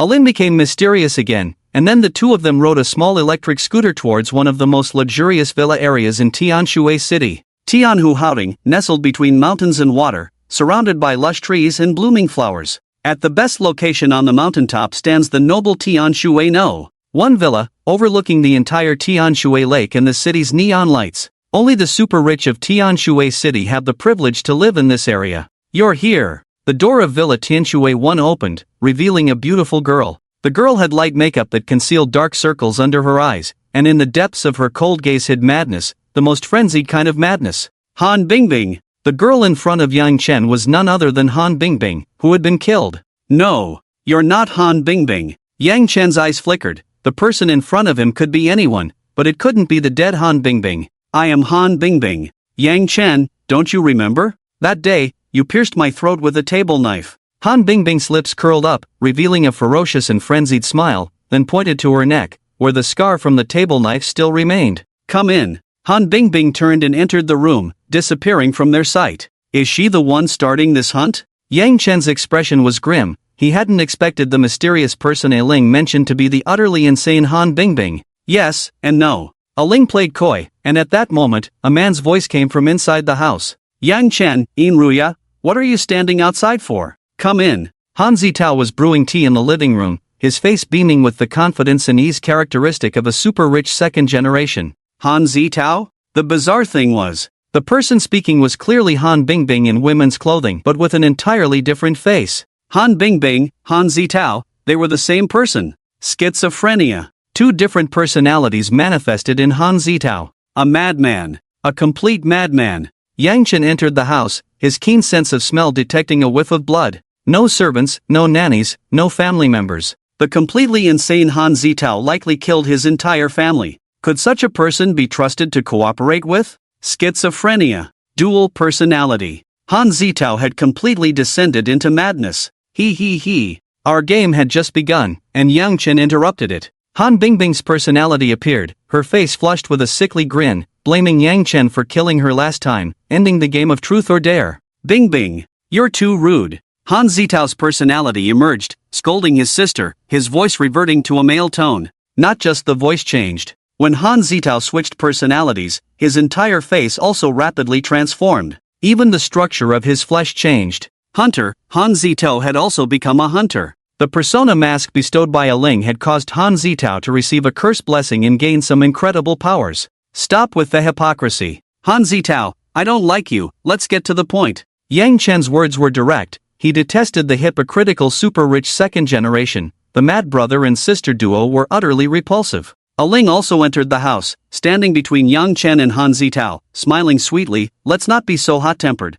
we still need to cooperate. Cooperation. After Aling spoke, she stomped her high heels heavily on the floor, and a mysterious symbol lit up. It was a symbol that looked like writhing flesh, constantly changing shape, soon expanding throughout the entire villa, forming a kind of barrier. What kind of ability was this? Yang Chen felt an inexplicable sensation, as if the entire room had turned into a giant stomach, waiting for food to arrive. Don't be nervous. I won't hurt you. Aling sat on a nearby sofa, her long, rounded legs crossed, her face full of charm and allure. This is just the first step of the hunt. If all goes well, the villa will create a gateway to the underground palace. The underground palace. Arlene was carrying out her plan step by step, intending to create a gate to an underground palace within the villa, just like in Building 7 of Green Mountain Sanatorium. What do you need me to do? Yang Chen asked directly, his confidence bolstered by the transformation of the filth baby, feeling he could hold his own even if it turned against him. Arlene's expression grew more serious. We need the power of the Lady of Thousand Needles. Your deception ability can even fool the system. Arlene wanted to use Yang Chen's abilities, just as he had dealt with Yin Ruya's father and a group of scumbags before. Han Zitao also stood up, switching to Han Bingbing's personality, his face filled with an insane smile. We can cooperate. Cooperate? Yang Chen's eyes were cold as he asked indifferently, what is your ability? Interference. I can corrupt the system and issue false mission information. I can lure those awakened ones here and then slowly kill them. Han Bingbing was extremely excited, imagining luring the awakened ones to this villa, and couldn't help but grab his own throat, feeling the sensation of suffocation. What? Yang Chen was quite shocked. What kind of ability did Han Zitao acquire to be able to interfere with the system and spread false missions? Can you replace the system to issue missions? That sounds impossible. Yang Chen was somewhat skeptical. This ability seemed too overpowered. Nothing is impossible, Arlene sneered, turning to Yang Chen and asking, what do you think the system is? What is the system? Where does the system come from? Who created the system? What is the meaning of the system's existence? Yang Chen had pondered these questions but found no answers. There was simply too little information about the system. Awakened ones, underground palace, system, twisted things, innate abilities, abnormal pollution. Our world is filled with inexplicable things. Who can guarantee the system is 100% reliable? Arlene's words were thought-provoking. The system is not omnipotent, otherwise, it wouldn't be deceived by woven lies. This world is far more bizarre and complex than imagined. Just the unidentifiable forbidden objects have already left the system in a state of disarray. You're right. If the system were omnipotent, there wouldn't be so many abnormal pollution zones. Yang Chen agreed with Arlene's view. The system seems to be protecting this world, but only from a macro perspective, ensuring the normal functioning of the real world. From a micro perspective, the system is far from being as all-powerful as people imagine. The system selects awakened ones. The system commands awakened ones. The system sends batches of awakened ones to eliminate invasions in abnormal pollution zones, but it doesn't care about their lives. Don't forget, whether it's the Survivor Alliance or the so-called enforcer organizations, they are all human self-organized, not rights and obligations given by the system. The system sends groups of humans to fight, to compete, to die. Humans can only huddle together for warmth, establishing various organizations, using their own abilities to get through the difficulties. So, what is the system? Heaven's will, the ruler, the world's consciousness, and so on, but it always feels like something is missing. I understand. Thank you for the enlightenment. Yang Chen nodded, murmuring a secret incantation, using the power of the Lady of Thousand Needles to deceive the system. A cold and terrifying aura spread. The enormous phantom of the Lady of Thousand Needles appeared, her evil black hair moving without wind, like seaweed dancing wildly in the water, a mouth full of sharp teeth stretching to her ears, almost covering her sickly pale face. The liar's needle within Yang Chen's chest also turned completely black at this moment, becoming filthy. Hunting ground. Sacrifice. Yang Chen spoke to the phantom of Lady Qianjin, and immediately after, countless strands of hair wrapped around the surrounding rooms, covering the floors and ceilings. A few minutes later, the phantom of Lady Qianjin slowly disappeared, and beneath the walls and floor tiles, a rustling sound emerged as countless filthy, tangled strands of hair began to wriggle. It's my turn now. Finally, it's my turn. The game is about to begin. The hunt is about to begin. Han Bingbing was extremely excited, her throat emitting both male and female voices simultaneously, causing her persona to twist. It alternated between expressions of joy and sorrow. A more sinister twisted force spread outward, sending false system messages to the awakened ones. Congratulations, you have been given a chance to undertake a hidden mission. The rewards for this mission are very generous. Please go to Villano. One at Tianhai immediately, warning, disclosing this mission will be considered a failure. Many awakened ones received the message. A hidden mission. This was like a pie falling from the sky, the prospect of very generous rewards making their imaginations run wild. Could it be some powerful skill, a super item, or even a unique artifact-level equipment? The awakened ones rubbed their hands together, rushing towards the villa, fantasizing about what treasures they might obtain next. Protagonists. Every awakened one with a system considered themselves the protagonist. They firmly believed they could lead a life of extraordinary success, just like the protagonists in novels, and their rise would begin with this hidden mission. Tianhai, the door to Villano. One was wide open. The luxurious and spacious bright hall was covered with a soft, crimson carpet, and stepping on it immediately brought a warm sensation. In the center of the hall was a set of luxurious sofas, equipped with the most advanced audio equipment and a large screen TV, all imported brands. However, such a villa exuded an ominous and eerie atmosphere, making it seem sinister and terrifying even under the blazing sun. A figure approached the villa.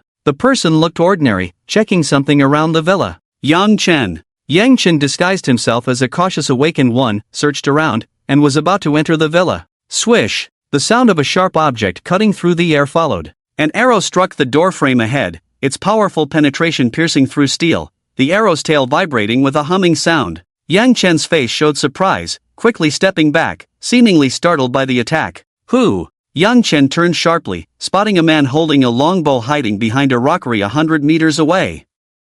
Lin Yu. Second tier awakened 1. Enhancement type talent, God Archer, did I let you in? Lin Yu walked over slowly, his sharp eyes carrying a hint of arrogance, his tone even more unpleasant. This was a hidden mission. Whoever entered the villa first might gain some advantage. Yang Chen gritted his teeth, but after glancing at the arrow in the doorframe, he could only swallow his anger. After you. A breeze began to blow. Under the scorching sun, a few gentle breezes passed by. Lin Yu's eyes suddenly changed, his footsteps moving quickly, followed by a few strands of hair falling, clearly caught by some sharp object.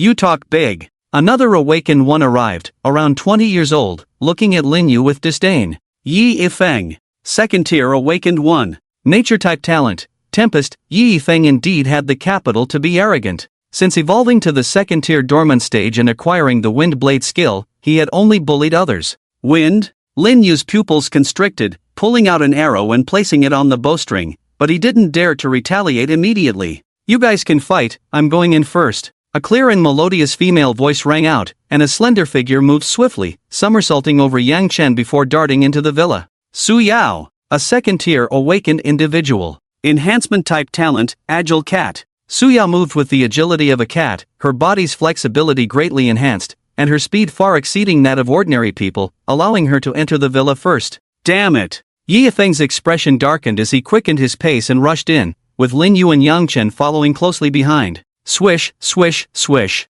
Yi Yifeng raised his hand, and a whirlwind spun in his palm before being hurled towards Su Yao's figure. Little brother, you're quite hot-tempered. Su Yao smiled faintly, her lithe, cat-like body twisting and turning to dodge the two attacks, showcasing her formidable perception and speed. ZZZT, ZZZT, ZZZT. The super-wide-screen TV was sliced off at an angle, sparking with electromagnetic bursts, exposing large electronic components and slicing a nearby wall painting in half. The power of this wind blade was not to be underestimated. Can you stop causing trouble? Another female voice echoed, and everyone's gaze snapped towards the corridor outside the living room. The empty corridor gradually revealed a woman's figure, and only after a moment did the surrounding light return to normal. Su Yuqing, a second-tier awakened individual. Enhancement type talent, invisibility. Su Yuqing was the first to enter the villa, doing so under the cover of invisibility. We don't yet know the details of the hidden mission.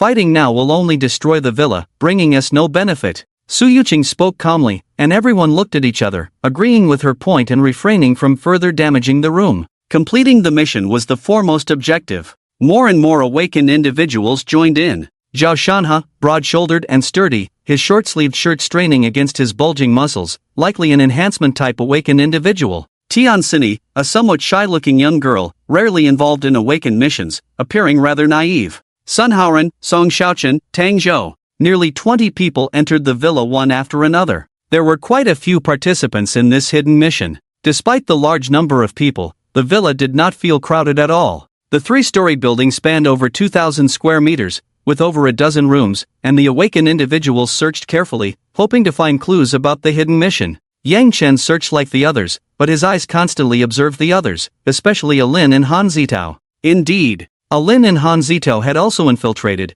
pretending to be awakened individuals and participating in this unfair game. Click! The room's door suddenly closed. Walls and ceilings began to emit rustling sounds of crawling, and filthy hair strands wriggled, covering the villa's windows and sealing the space. Ah! What are these? Tian Xini's face was filled with terror, and the soft red carpet beneath her feet had turned into a black, foul mass of hair, making her feel nauseous. Don't panic. You're already an awakened individual, what are you afraid of? Zhao Shanha approached the young girl, lifting her and placing her on a nearby sofa, comforting her in the simplest way.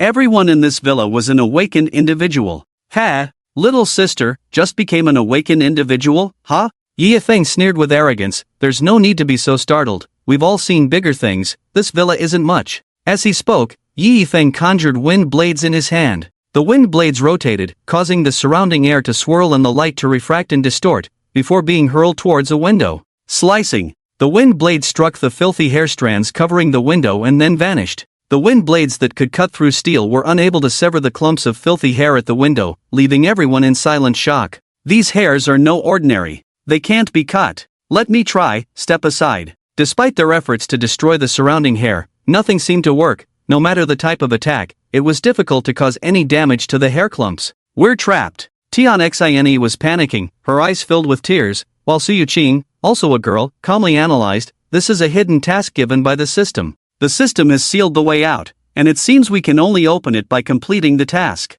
The task hasn't started yet, don't panic. Suyu Qing's analysis made sense, fitting with people's usual thinking patterns. It seemed she not only possessed the ability to become invisible but also a valuable, calm and rational mind. Look, numbers are appearing on the wall, Su Yao exclaimed, and on the living room wall, a countdown appeared. 12 hours. 11 hours 59 minutes and 58 seconds. 11 hours 59 minutes and 55 seconds. It was a blood-red countdown, strikingly visible in the villa, with the numbers representing hours, minutes, and seconds. No one knew what time it was counting down to. What kind of countdown is this? Is it the task time? I don't know. Maybe it's the time we have to solve the puzzle. The blood-red countdown, with its unclear purpose, added a tense atmosphere to the already eerie environment, even though no one knew what the countdown signified. At that moment, the system's voice echoed in their minds. Your identity, werewolf. Your identity, civilian. The system assigned everyone an identity, causing a stir in everyone's eyes. What kind of game was this? Werewolf. The system had set up a game similar to Werewolf to test the awakened ones. Kill all werewolves, civilians win. Kill all civilians, werewolves win. Game start. The system's final words rang out, and everyone's expressions changed. This was indeed a game of werewolf, and only by completing the system's test could they obtain extremely rich rewards. On the other side, Yang Chen's eyes flickered. There were only 3 civilians in this game. Civilians, Yang Chen, Alin, Han Zitao. Werewolves, all the remaining awakened ones. Did you think this was a game of wits and werewolf? No. This would be an unequal, crushing, and terrifying game filled with mockery. Werewolf. All the awakened ones were werewolves. Everyone's expressions were quite varied, some eyes sparkled with shock, while others tried their best to control their expressions, each plotting in their own way. What does this mean? Are we supposed to kill each other? Zhao Shan he was both shocked and angry. A man full of justice had been given the identity of a werewolf, meaning he would have to kill innocent civilians. I'm a werewolf. I refuse to participate in this game. We awakened ones should support and help each other, not engage in meaningless slaughter here. Zhao Shan he spoke with righteous indignation, refusing to participate in this game of mutual slaughter, but not everyone was so upright. Stupid. A pig teammate. A useless self-revealing werewolf. Damn it, we're missing a teammate. The awakened ones all cursed Zhao Shan he in their hearts. After revealing his werewolf identity, the difficulty of their side suddenly increased. Ha! This is a hidden task. Do you think it's the same as usual? Lin Yu mocked, then his eyes glinted with a hint of killing intent. I'm a civilian. Since the werewolf has revealed himself, it's time to get rid of him. A lie. Lin Yu falsely reported his identity and was the first to claim he would eliminate the werewolf, even if it meant betraying his teammates if necessary. Delicious. The taste of lies is truly delicious. Lady Thousand Needles savored Lin Yu's lies, tasting her favorite delicacy, and became even more ravenous. I am also a civilian. Since the first werewolf has self-destructed, we should kill him. Yi Feng's face was cold as he concealed his werewolf identity and uttered a lie. I am a civilian. I am a civilian. Kill the werewolf Zhao Shanhe. Many awakened individuals, in unison, concealed their identities, and the taste of lies grew more intense, turning into a feast of delicacies. Are you all crazy? Zhao Shanhe stood up, shocked to see the awakened discussing how to kill him, fully immersed in the game. Put! Zhao Shanhe's shoulders suddenly had several bloody scratches. Su Yao moved swiftly, her slender fingers extending into sharp claws, like a cat's, slashing Zhao Shanhe's shoulder. You actually dare to strike! Zhao Shanhe was furious, his muscles swelling as he raised a giant fist and swung it towards Su Yao. Swish! An arrow flew past. Lin Yu drew an arrow and shot it into Zhao Shanhe's abdomen, causing blood to burst forth, further injuring him. A gust of wind. Yi Yifeng struck. Invisible wind blades sliced through, causing Zhao Shanha's body to erupt in a shower of blood, leaving him covered in wounds, resembling a bloodied man. You. For the reward, are you all going to indiscriminately kill? Zhao Shanha roared, smashing the redwood table in front of him and picking up large pieces of wood as his shield, glaring at everyone with disdain. At that moment, Tianhai also approached Zhao Shanha. Brother Zhao, let me help you. The kind-hearted girl used her mysterious abilities to heal his wounds. She was a good girl who repaid kindness, having just been helped by Zhao Shanha, and now it was time to return the favor. A surge of mysterious power flowed from her hands. Zhao Shanha's bloodied wounds slowly healed, while he remained vigilant, watching every potential enemy. Could this girl also be a werewolf? Han Bingbing stepped forward, her eyes gleaming with excitement, speaking words full of provocation. Just at the start of the game, 2 werewolves have self-destructed. We humans are sure to win. Han Bingbing's words sent a chill through the hearts of all the awakened present. Disaster. 2 teammates had been exposed. Starting with 2 self-destructing werewolves, the game difficulty was hellish. Wait. Everyone, please wait. I indeed share the same werewolf identity as Brother Zhao, but do we really need to kill each other? Shouldn't we, as awakened individuals, work together to protect this world? Tianhai's eyes filled with tears. The girl, like Zhao Shanha, had a sense of justice. Since becoming an awakened, she had been using her abilities to help others. Although each use of her healing ability left her physically and mentally exhausted, seeing those she healed recover and smile brought her immense joy. Tianhai loved a line from Spider-Man in the Marvel movies. With great power comes great responsibility. Having gained the ability to heal others, Tianhai felt she should help more people escape suffering, and other awakened should also use their abilities for good. Tianhai was speaking when suddenly a blade pierced her chest. Song Xiuchen's palm sprouted a bone spike, impaling Tianhai from behind, blood immediately staining her summer floral dress. One less werewolf. Song Xiuchen's eyes gleamed with ruthless light as he killed Tianhai. The girl's face was full of disbelief, and she vomited a large amount of blood, her kindness and justice rendered worthless before the lure of profit. Fuck your mother. Zhao Shanha, seeing the girl beside him die, his eyes wide and bloodshot, raised the wooden board in his hand and slammed it fiercely at Song Xiuchen.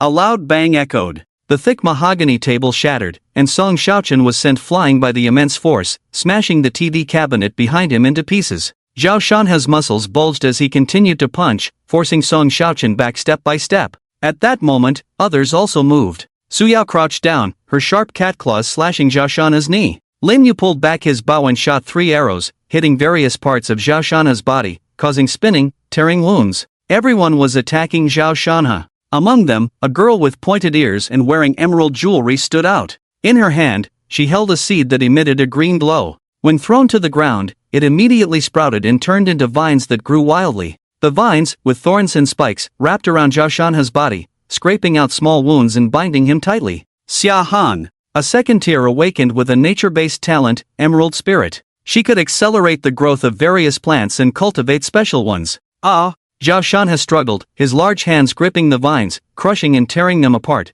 spraying out a large amount of green plant sap. The vines continued to grow, breaking one and another sprouting in its place. Die! Yi Yifeng shouted, his wind blade's power increasing, spinning like a circular saw, slashing towards Zhao Shanha's neck. Blood spurted like a fountain. The headless corpse slowly fell, and Zhao Shanha lost his life. The battle finally ended, and the entire villa hall was in ruins, littered with wood debris and sticky blood. The room seemed to wriggle. Dirty, filthy hair on the ground wrapped around the dead bodies, dragging them into a writhing mass of hair, then disappearing without a trace. Madame Qianjin took the offerings. Yang Chen's expression changed. Madame Qianjin's actions were too quick. Zhao Shanha's ability might have been muscle enhancement, but Tianhai's healing ability was what Yang Chen needed, and it was taken by Madame Qianjin. This was a serious problem. If Yang Chen encountered an excellent awakened talent, he must act first. Good. Now 2 werewolves have been eliminated, our civilian victory rate has greatly increased. Han Bingbing was stirring up trouble again, guiding people's thoughts, making them more immersed in this werewolf game. Rules? Not important. This game had no rules. Everyone was ensnaring themselves. If everyone, like Zhao Shanha and Tianhai, openly declared their werewolf identities, they might work together to uncover the loopholes and lies in the werewolf game. But it was too late now. Everyone had become selfish, all the werewolves pretending to be civilians, making the game more interesting. Would they trust each other? Would they kill each other? Let's wait and see. 2 werewolves dead at the start. the mindset of all awakened individuals changed. Su Yuqing appeared in a corner of the living room, analyzing the recent battle rationally. Yi Yifeng, Song Xiaochen, Lin Yu, Su Yao, Xia Han, these 5 killed the werewolf, currently the highest in status. Su Yuqing analyzed, then continued, Song Xiaochen killed Tian Xini, Yi Yifeng killed Zhao Shanhe, these 2 are first to be cleared of suspicion. This cold, rational woman tried to control the situation, her comments relatively objective. I object. Yang Chen stepped forward at this moment, his eyes equally cold and sharp. Although Su Yao acted, she was just playing around, her attacks not lethal. She is likely a werewolf teammate. Yang Chen's words made sense. All eyes turned to Su Yao, each person thinking with their own hidden motives. Little brother, talking nonsense can be deadly. Su Yao's voice was sweet, but her cat claws glinted with sharp cold light, reminding Yang Chen of the consequences of framing her. Of course, Yang Chen replied, his tone shifting as his icy gaze turned to Lin Yu. Lin Yu's suspicion is the greatest. When Zhao Shanhe revealed himself as a werewolf, Lin Yu immediately tried to kill him, as if trying to cover something up. Lin Yu was the first to claim he was a civilian and also the first to try to kill Zhao Shanhe, and he never used his full strength during the fight. Trying to cover up. You want to use this method to solidify your good civilian identity. Yang Chen pointed at Lin Yu, his tone decisive, declaring him to be the other werewolf. It made sense. Lin Yu's reaction was overly intense. The more he explained, the more it seemed like he was trying to hide something, using flawed actions to establish his identity. Slander. Lin Yu, hit on the mark, still argued, when we first entered the villa, I shot an arrow at you, now you want revenge, right? An objective judgment was twisted into a matter of revenge. Lin Yu's face was full of resentment, but deep down, there was a hint of fear and regret. All his little secrets had been exposed, he shouldn't have been the one to take the lead. Wait, Su Yuqing interrupted the conversation and analysis. As a werewolf, she couldn't just watch her teammates die one by one, she had to stir up the situation. Yang Chen, I agree with your analysis. But, if Lin Yu is trying to establish his identity, then everyone who participated in the battle could also be doing the same. Even Yi Yifeng and Song Xiaochen, who killed someone themselves, seem more like they're trying to wash away their werewolf identity. Su Yuqing was like a troublemaker. Since Yang Chen had labeled Lin Yu as a werewolf, she might as well label everyone else. What? Su Yuqing, are you serious? Ha ha, we killed the werewolf, and now we're suspicious? Several awakened individuals who participated in the battle acted out, showing furious expressions, but deep down, they were very nervous. Exposed. Their werewolf identities were pointed out. What should they do next? Yang Chen's face darkened, as if he was rendered speechless. Su Yuqing pressed on, stirring the waters further. I believe that the few who participated in the battle should temporarily be cleared of werewolf suspicions. Only in this way can the game continue. Su Yuqing raised her hand, pointing at the other awakened individuals present. These people who did nothing are all hiding their strength and identity, they should be investigated first. The awakened individuals were all shocked. They all had something to hide, all wanting to conceal their werewolf identities, each calculating the pros and cons. Investigate? How? I'll do it. A seemingly inconspicuous fat man slowly raised his hand. I have the ability to detect lies. When I touch someone, I can tell if they're telling the truth. Sun Haoran. A first-tier awakened individual. Mystery-type talent, lie detector, everyone's expressions changed. Sun Haoran's ability was weak, just a first-tier awakened individual, but this ability was very special. He could determine if the target was lying through his talent. This was bad. Sun Haoran could become the key to breaking the deadlock. All the awakened individuals were werewolves, and once the secret was exposed, the game would come to an end. You say you're a lie detector, but how do we know that's true? Some questioned Sun Haoran's talent, and the nervous werewolves clearly didn't want their identities exposed. I'll try first. Yang Chen stepped forward, walked up to Sun Haoran, and shook hands with him. My identity is a civilian. Sun Haoran's expression turned serious as he slowly nodded. His identity is indeed that of a civilian. Han Bingbing also jumped to his side, revealing her 2 cute little tiger teeth, and extended her hand, saying, try mine too, my identity is also that of a civilian. Sun Haoran activated his ability again and nodded, correct, she is also a civilian. A seer. This was exactly like the seer in Werewolf. And he could make unlimited predictions, needing only a few short minutes to verify the identities of everyone present. Sun Haoran then walked over to Lin Yu's side, extending his hand for a handshake. Sweat poured down his back. Lin Yu's forehead was covered in cold sweat. Would his identity be exposed? What to do? What to do? What to do? All eyes were on him. Any attempt at deception would be futile. Shake hands, Yang Chen taunted from the side. You're definitely a werewolf, afraid to be verified. The others around them also showed unkind looks, though most were just acting, secretly cursing in their hearts. Stupid teammates. A bunch of brainless teammates. Were they going to point out 3 werewolves at the start? What's the point of playing then? Under everyone's gaze, Lin Yu extended his hand to shake Sun Haoran's, forcing himself to say, "My identity is that of a civilian." Lin Yu's gaze drifted towards the distant corridor, mentally planning an escape route, while his other hand firmly held a bow, ready for battle. "He's telling the truth, Lin Yu is a civilian," Sun Haoran slowly said, and Lin Yu, drenched in sweat, narrowed his eyes, almost unable to believe his ears. The Sun Haoran in front of him was actually helping him cover up his lie. What's going on? What's happening? Could it be?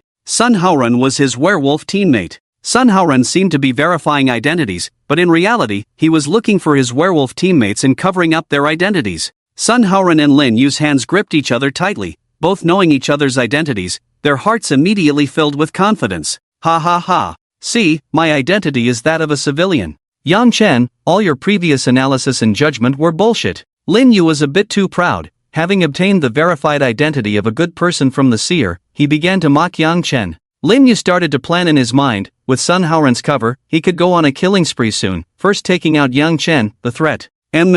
I admit my analysis was wrong. Since you've cleared your suspicion, the game becomes simpler. Yang Chen said somewhat aggrievedly, but inside he was ecstatic. Complex emotions. Delicate lies. Lady Thousand Needles became more and more eager, more and more satisfied. Everyone's performance was truly wonderful, and Sun Haoran, the seer, even had the opposite effect. Next, Sun Haoran prepared to verify the next person's identity. A sudden change occurred. Sun Haoran's body stiffened abruptly, then he fell to the ground, his eyes rolling back, foaming at the mouth. Not good. The awakened ones rushed forward, but Yang Chen blocked them. "Don't get close, there's a werewolf secretly attacking." Zila. Yang Chen tore open Sun Haoran's trouser leg, revealing 2 bite marks on his calf, like those left by some venomous snake. The poison was fierce. Sun Haoran's skin beneath the veins had turned completely purplish-black, the leaf-like network of veins clearly visible. The venom had already infiltrated his heart. Pooh! Sun Haoran spat out a mouthful of toxic pus blood, dying with his eyes wide open.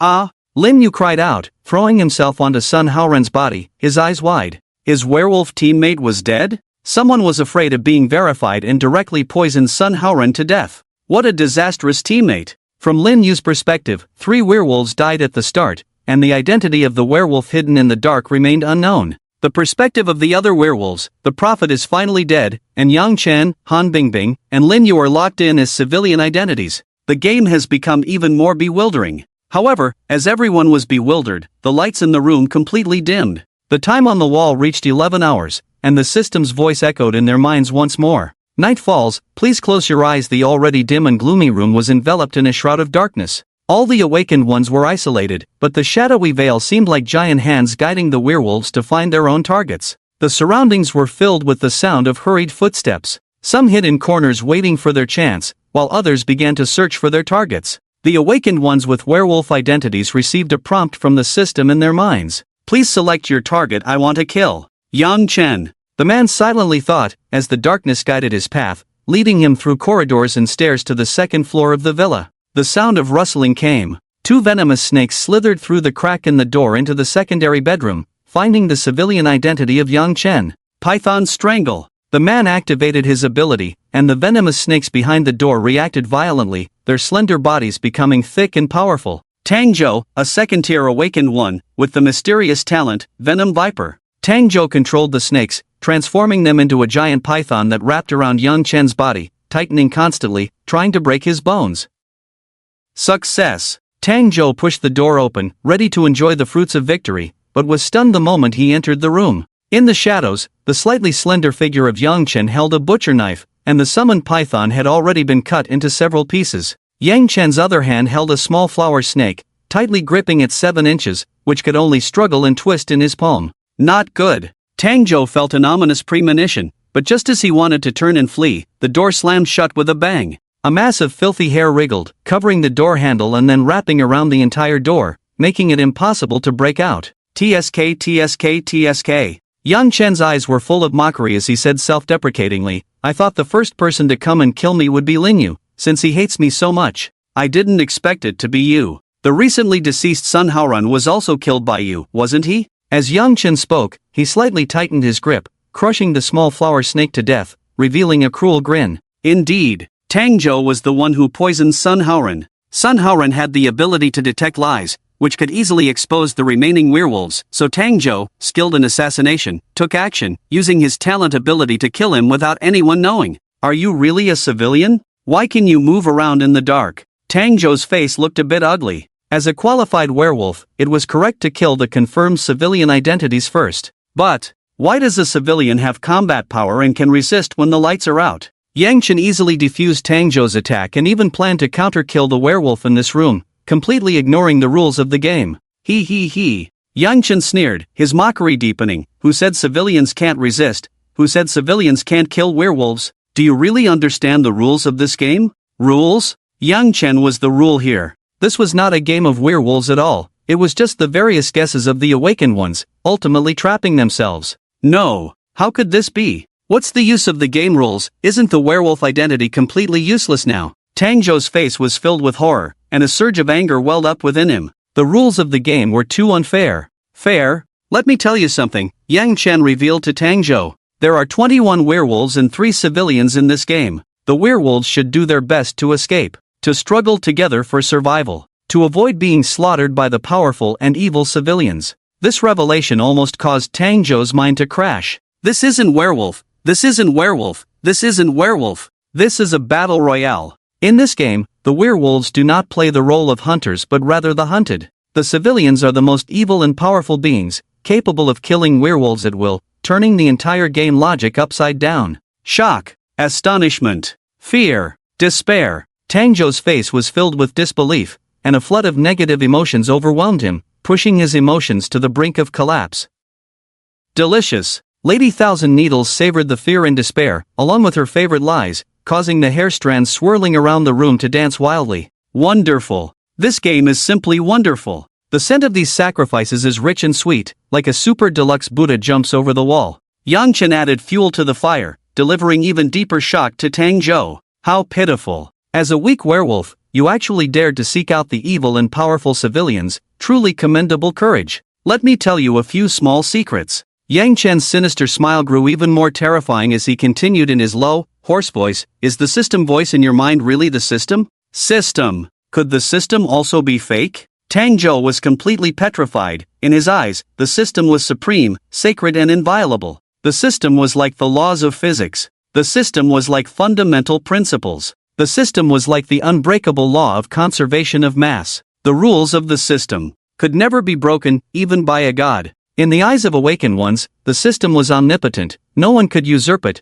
no one could break its rules. At that moment, a voice suddenly echoed in Tang Zhou's mind. You've been deceived. You've been deceived. You've been deceived. The system is fake. You're all going to die here. The system's voice in Tang Zhou's mind was filled with mockery and teasing. All of this was controlled by Lin, who had temporarily merged with the villa, secretly manipulating every detail. No, this can't be. How could the system be fake? Tang Zhou's worldview was completely shattered, his beliefs turned into nothingness, releasing even stronger emotions. Perfect timing. The super deluxe Buddha jumps over the wall was cooked to perfection. Suddenly, Yang Chen's body moved. He transformed into a blur, appearing beside Tang Zhou in an instant, and then a butcher's knife pierced through his chest, pinning him to the wall. Hunger's touch, a tentacle like a raging serpent emerged from Yang Chen's palm, piercing through his body to devour the heart, absorbing the awakened one's source of power. Lady Thousand Needles was in a hurry. This was the perfect sacrifice she had been eagerly awaiting. The writhing, dancing hair strands around them all wrapped around Tang Zhou's body, dragging him into pure darkness. I want the ability. You want the soul. Let's not fight over it. Yang Chen seemed to be negotiating with Lady Thousand Needles, and although she was reluctant, they temporarily reached an agreement. Soon, Tang Zhou disappeared from the room, and Lady Thousand Needles' enormous shadow also dissipated. Viper, this type of ability was quite novel and considered a significant gain. Dawn has broken, please open your eyes, the system's voice echoed. The countdown reached 10 o'clock, and the next cycle began. How many people have died? Yang Chen asked indifferently, and the wall plaster in the room peeled off, revealing Alin's face. 7. In just one round of the game, 7 people died, including Yang Chen and Han Bingbing, each killing one person. The other 5 died in mutual slaughter, as the werewolves did not trust each other, suspecting one another, or simply wanting to kill their target. This means there are still 14 players left.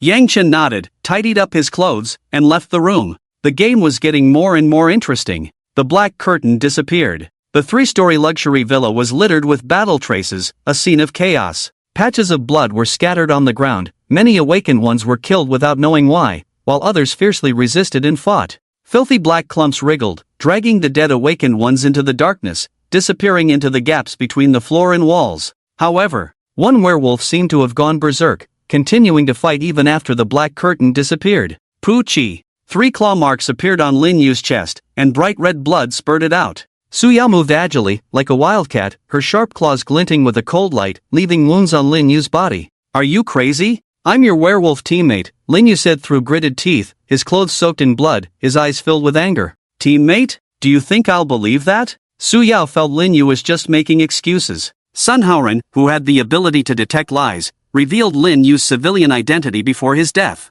It was too late for him to pretend to be a werewolf now. Damn it, I'm giving it my all. Lin Yu's feet pushed hard, his whole body retreating, using his archer's talent ability. 100 steps, piercing the yang. The bowstring was pulled into a full moon, 3 arrows shot towards Su Yao simultaneously, making a piercing sound. Poof! Su Yao snorted coldly, her flexible body lightly leaping up, her slender figure stretching into a half-moon shape, narrowly dodging the attack. At that moment, an explosion sounded from behind Su Yao, a dangerous feeling making her hair stand on end. Boom! Su Yao's entire body was blown away by the explosion's shockwave, rolling on the ground for more than 10 circles, her white skin under her tight combat suit becoming bloodied and mangled. Explosive arrows. This was Lin Yu's ace in the hole. Some arrows were specially made, containing chemical explosives, and the arrowhead would trigger a powerful explosion upon a violent impact. Su Yao struggled to get up, her eyes filled with anger, a burnt smell coming from her back, the burning pain almost making her faint.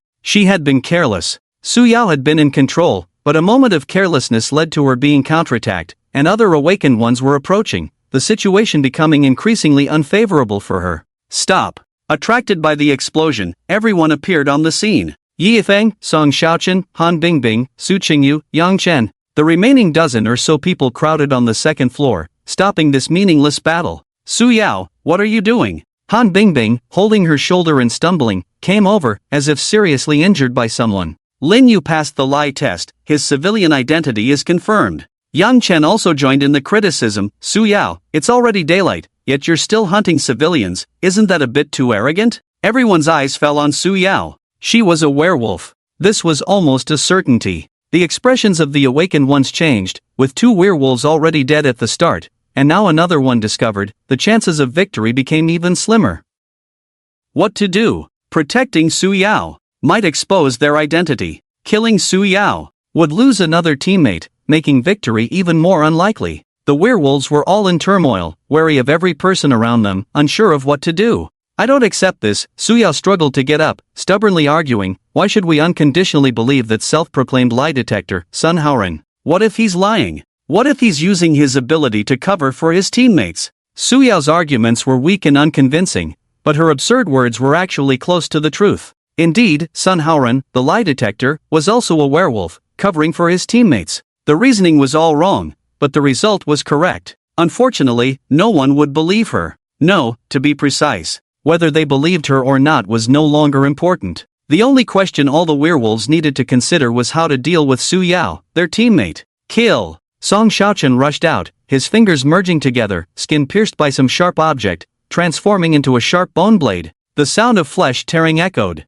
Song Xiaochen's hand pierced through Su Yao's body, killing her on the spot. He was ruthless and to the point. Song Xiaochen didn't look remarkable, but he had already killed 2 people, including Tian Sini, who was also killed by a similar method. Song Xiaochen. Second stage awakened. Reinforcement type talent, Bone Spike. The reinforcement type Bone Spike talent was both offensive and defensive, excelling in both defense and attack capabilities. The third werewolf, dealt with. Confident. Decisive. Song Xiaochen withdrew his bone blade, his hand quickly returning to its original form, then he took out a fine handkerchief to carefully wipe his hand. Wait! Su Yuqing appeared from her invisible state, trying to stop everyone from killing Su Yao, but it was too late. This game is wrong. We've all been fooled. Su Yuqing was the most calm and rational, with an intelligence far beyond the average person, discovering the fatal flaw in this game. 7 people died during the night. now another one is dead. So, how many werewolves are there really? Su Yuqing's words made everyone pause, as if piercing through a layer of window paper, prompting them to reflect on the entire game process. How many werewolves are there? 7 people died during the night. Could there have been 7 werewolves acting simultaneously? No. The questions kept coming. Su Yuqing knew very well that she, as a werewolf, hadn't acted. So it was likely another line of reasoning. Werewolves could kill multiple civilians at night, but who had such a powerful ability? I am a werewolf. Su Yuqing shouted loudly, then quickly retreated, activating her invisibility ability. I reveal my werewolf identity. Tonight, please ask all my werewolf teammates not to kill anyone. This is our only way to victory. Su Yuqing actually revealed her identity, and immediately activated her invisibility ability, quickly leaving the scene while everyone was still stunned. Bold speculation. Reckless behavior. Su Yuqing took the risk just to verify that incredible guess in her heart. Everyone is a werewolf. In this game, everyone is suspicious of each other, performing poorly, and then killing each other. He.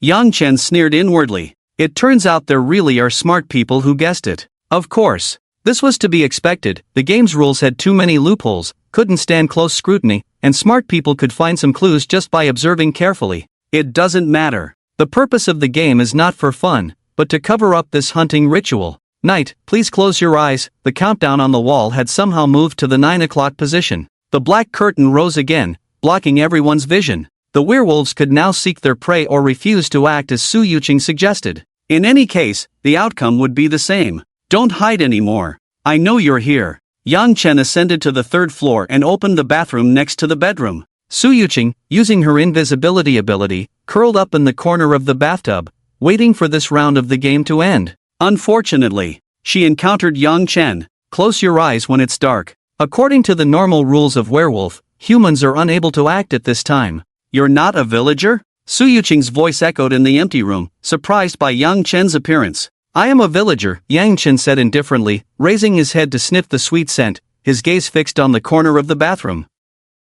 Su Yuqing was hiding there. Since she was exposed, there was no need to continue pretending. Su Yuqing's body slowly materialized, her eyes filled with vigilance as she threatened. Aren't you afraid I'll kill you? Werewolves hunting villagers is a natural order. Yang Chen, a villager, voluntarily approached Su Yuqing, a werewolf, according to the game logic, was practically seeking death. You're smart, but not smart enough. Yang Chen shook his head. Su Yuqing was calm and rational but still stuck in fixed thinking patterns, unable to break free. What if I replace the word villager with something else? For example, replace villager with demon god. Yang Chen smiled faintly, but it was a terrifying smile. Replacing villager with demon god. Su Yuqing's face turned extremely pale. She had misunderstood. She had always misunderstood, falling into a trap of thought. Werewolves, villagers, demon gods, or other names, were just labels. These labels were misleading. The villager identity seemed safe and harmless, but the reality was the opposite. Demon god. Werewolves are the targets of the hunt. Su Yuqing was immediately enlightened, fully understanding. As she had predicted, almost everyone was a werewolf, caught in a web of deceitful schemes, like a test of human nature. However, the reality was even more terrifying than Su Yuqing had calculated. Most of her attention was spent distinguishing the identities of the werewolves, so she never paid attention to the whereabouts of good people like Yang Chen and Han Bingbing. Villagers equals demon gods. They were the most terrifying existence. It's impossible. This is a game that cannot be won. Su Yuqing's eyes shook like an earthquake. If that's the case, why not kill us all from the beginning? Su Yuqing found the key point. This so-called werewolf game was an unequal match, with only one way out, death. The system would never set such a task, leaving no room for survival. The system would never push the awakened ones it had painstakingly cultivated into a pit of death. Killing you all would be too troublesome. Besides, I have an audience who enjoys watching your performance. Yang Chen's smile became cruel and ferocious. A giant phantom appeared behind him, a terrifying woman over 2 meters tall, Lady of 1,000 Needles. She was very satisfied with this performance. Escape. They had to escape from here. Su Yuqing's face darkened. She quickly pulled out 2 small bottles and threw them forcefully towards Yang Chen. Bottled lightning, 2 twisted objects. If hit by lightning, any living being would be paralyzed and injured. Crack! Yang Chen was prepared. With a light wave of his hand, he caught the bottles in midair, and the lightning trapped inside naturally did not erupt. Too fast. Yang Chen's movements were too fast. In the narrow space, only a blur could be seen. Yang Chen's movements were too fast for the naked eye to capture. Then came the excruciating pain in the abdomen. Yang Chen struck a blow to Su Yuqing's stomach, causing her entire body to curl up like a shrimp. Hiss, Su Yuqing gasped, her face turning a deep purple. Then, she witnessed something even more terrifying. From Yang Chen's palm emerged a tentacle resembling a giant serpent. "Your invisibility ability is quite useful," he said. "I'll take it." Without further ado, Yang Chen's sharp proboscis pierced through Su Yuqing's body, absorbing her awakened abilities. Moments later, Yang Chen had acquired Su Yuqing's talent for invisibility, though it was more akin to optical camouflage. This ability, while not perfect, was still quite practical for a hunter. Meanwhile, the slaughter within the villa did not cease. Su Yuqing's words, though sensible, failed to convince everyone, especially those who considered themselves powerful awakened beings. Arrogance, hubris, and the belief in their ability to control the situation were prevalent. Take Yi Yifeng, for example. The darkness was pervasive, as if an invisible hand guided everyone towards their respective fates. "Don't kill me," a cry for mercy echoed, as an awakened being, covered in bloody wounds, stumbled in his desperate escape. Still in the first stage of evolution, larva, and with a talent unrelated to combat, he had little ability to resist. Su Yuqing just said, he reminded, if the werewolves want to win, they must band together. "I'm your werewolf teammate, killing me won't benefit you." The awakened being collapsed near the first-floor lobby, his eyes filled with terror, recalling Su Yuqing's revelation of her werewolf identity. "Why should I listen to her?" Yi Yifeng shrugged, unconcerned. "That woman reminded me of the true essence of this game. Identity doesn't matter. I don't need to hide my identity. Power is the key, whether you're a civilian or a werewolf, killing everyone will win the game." Yi Yifeng wasn't stupid, a reminder had made him realize the game's fatal flaw. There were no absolute rules to follow. No voting. No rules. Even if everyone knew you were a werewolf, what could they do? There was no voting mechanism here, numbers held no meaning in this game. A single werewolf could simply kill all the civilians and win. "Killing me won't benefit you. Please spare my life, I'll do anything." The awakened being, full of despair, struggled to his feet to escape, but in the next second, several wind blades sliced through his body, and a torrent of blood erupted. He was dead. Yi Yifeng approached the corpse, but no system prompt sounded in his mind. "I was right," he thought. "Killing a werewolf teammate incurs no penalty. Then let's continue until only I remain." He decided to take advantage of the night to kill a few more, whether they were werewolves or civilians. As long as they all died, he would be the victor. On the other side, Song Xiaoqian shared the same idea. His bone spike ability activated, transforming his hands into bone blades, with sharp protrusions at his knees and elbows. Song Xiaoqian began hunting the weakest awakened beings, savoring the thrill of slaughter and understanding the rules of this game. He chuckled. "First, I'll get rid of these annoying weaklings. Then, let the remaining few fight each other." Song Xiaoqian licked his bone blade, a woman with a pierced chest lying at his feet, his latest victim. It was a bitter irony. The hints Su Yuqing revealed about her identity not only failed to have a positive effect, but instead made the awakened ones even more unrestrained. Vile. This is the baseness of human nature. Everyone is selfish. "Dawn has broken, please open your eyes." The countdown reached 8, meaning another round of the game had ended. 6 people died. The number of people in this villa, added together, was less than 10, which was more than half less than a few hours ago. What's more terrifying is, even in broad daylight, the slaughter did not stop. Delight. A mass of filthy hair squirmed, wrapping around the surrounding corpses and dragging them into the darkness, disappearing without a trace. The weaving lythorn in Yang Chen's chest gradually faded its mottled black, as his desires were gradually satisfied,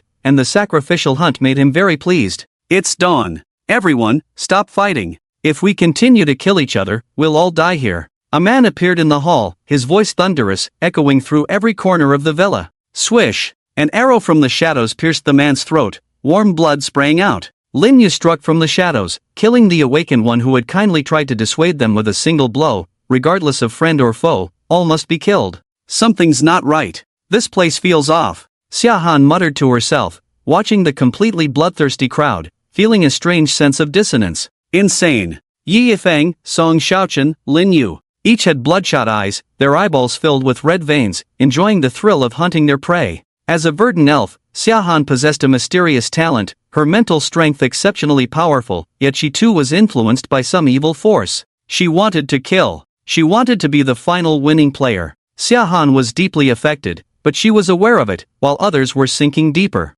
Of course, There was a reason for all this. Han Bingbing had not been idle, constantly using her abilities. Persona mask secret words, echoes of desire. This blessing of the persona mask could infiltrate and interfere with various things, even the system could be eroded, let alone the will of awakened ones. Subtle infiltration. Hidden penetration. The negative desires generated in the villa were amplified by the persona mask. These awakened ones, most had experienced various bizarre incidents, their willpower far exceeding that of ordinary people. How could they be so uncontrollably mad? Very simple. The echoes of desirability of the persona mask amplified negative emotions. From the moment the first person was killed, the pleasure of slaughter grew rampant, the desire for victory filled them with malice, and their selfish nature was constantly amplified. I want to win. I want to get the final reward. I want to kill everyone else. Yi Yifeng was the most deeply corrupted, as one of the strongest among the awakened ones. Arrogance, desire for victory, pleasure of slaughter. The echoes of desire constantly reverberated in his heart,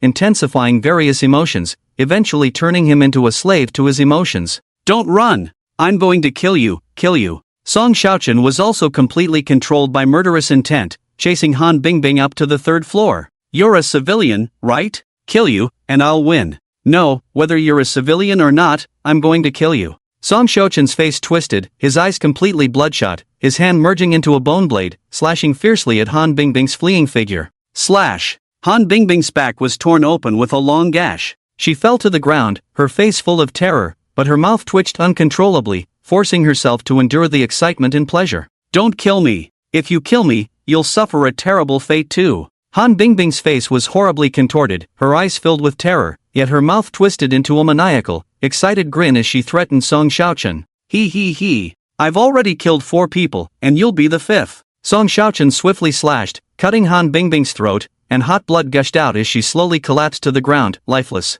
At that moment, the villa underwent another change. The blood-red countdown on the wall, which had already reached 7 hours, seeped into the wall and reassembled into 3 lines of text. You all will die. You all will die. You all will die. Han Bingbing's death triggered a special rule, fulfilling the conditions for the release of the persona's abilities. He. Wah. Han Bingbing's corpse emitted both maniacal laughter and heart-wrenching cries simultaneously. The clear, pleasant female voice laughed triumphantly, celebrating her death and the release of her persona's abilities. The sorrowful, desperate male voice wailed in anger over his sister's death, revealing a second personality. Han Zitao. The Han Zitao who lacked empathy and had severe violent tendencies emerged from the transformation of the persona. Secret phrase, echoes of desire. Han Zitao used the secret phrase again, and the desires that stirred within Song Xiaoqian echoed back onto the persona, where they were all devoured and absorbed. In an instant, Song Xiaoqian regained his clarity.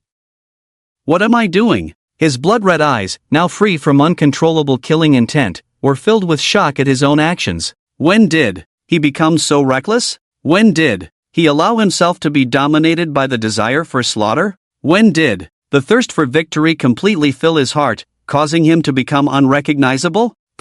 While Song Xiaoqian was still in shock, his chest was pierced by a pair of bone blades. Unbelievable. Song Xiaoqian slowly looked up, his eyes full of disbelief, as Han Zitao in front of him used his ability to transform his hands into bone blades. Persona. Secret phrase, perfect actor. This was the second stage of the persona's ability, where it could absorb the desires that were stirred and transform into corresponding identities, mimicking similar abilities. It was undeniable. The functions of the persona were somewhat similar to those of the filth infant. One devoured and occupied, the other perfectly imitated. Song Xiaoqian collapsed to the ground, enveloped by countless strands of hair that disappeared into the cracks in the floor. On the other side, Yang Chen's eyes flickered as the hunting ground entered its second phase. The persona's abilities were triggered, and awakened beings were being slaughtered one by one, much to the deep satisfaction of the Thousand Needles lady. A bit of a loss. I only gained 2 talents. Yang Chen felt a bit shortchanged, as the entire hunting ritual involved over 20 awakened beings, yet he only acquired 2 talents.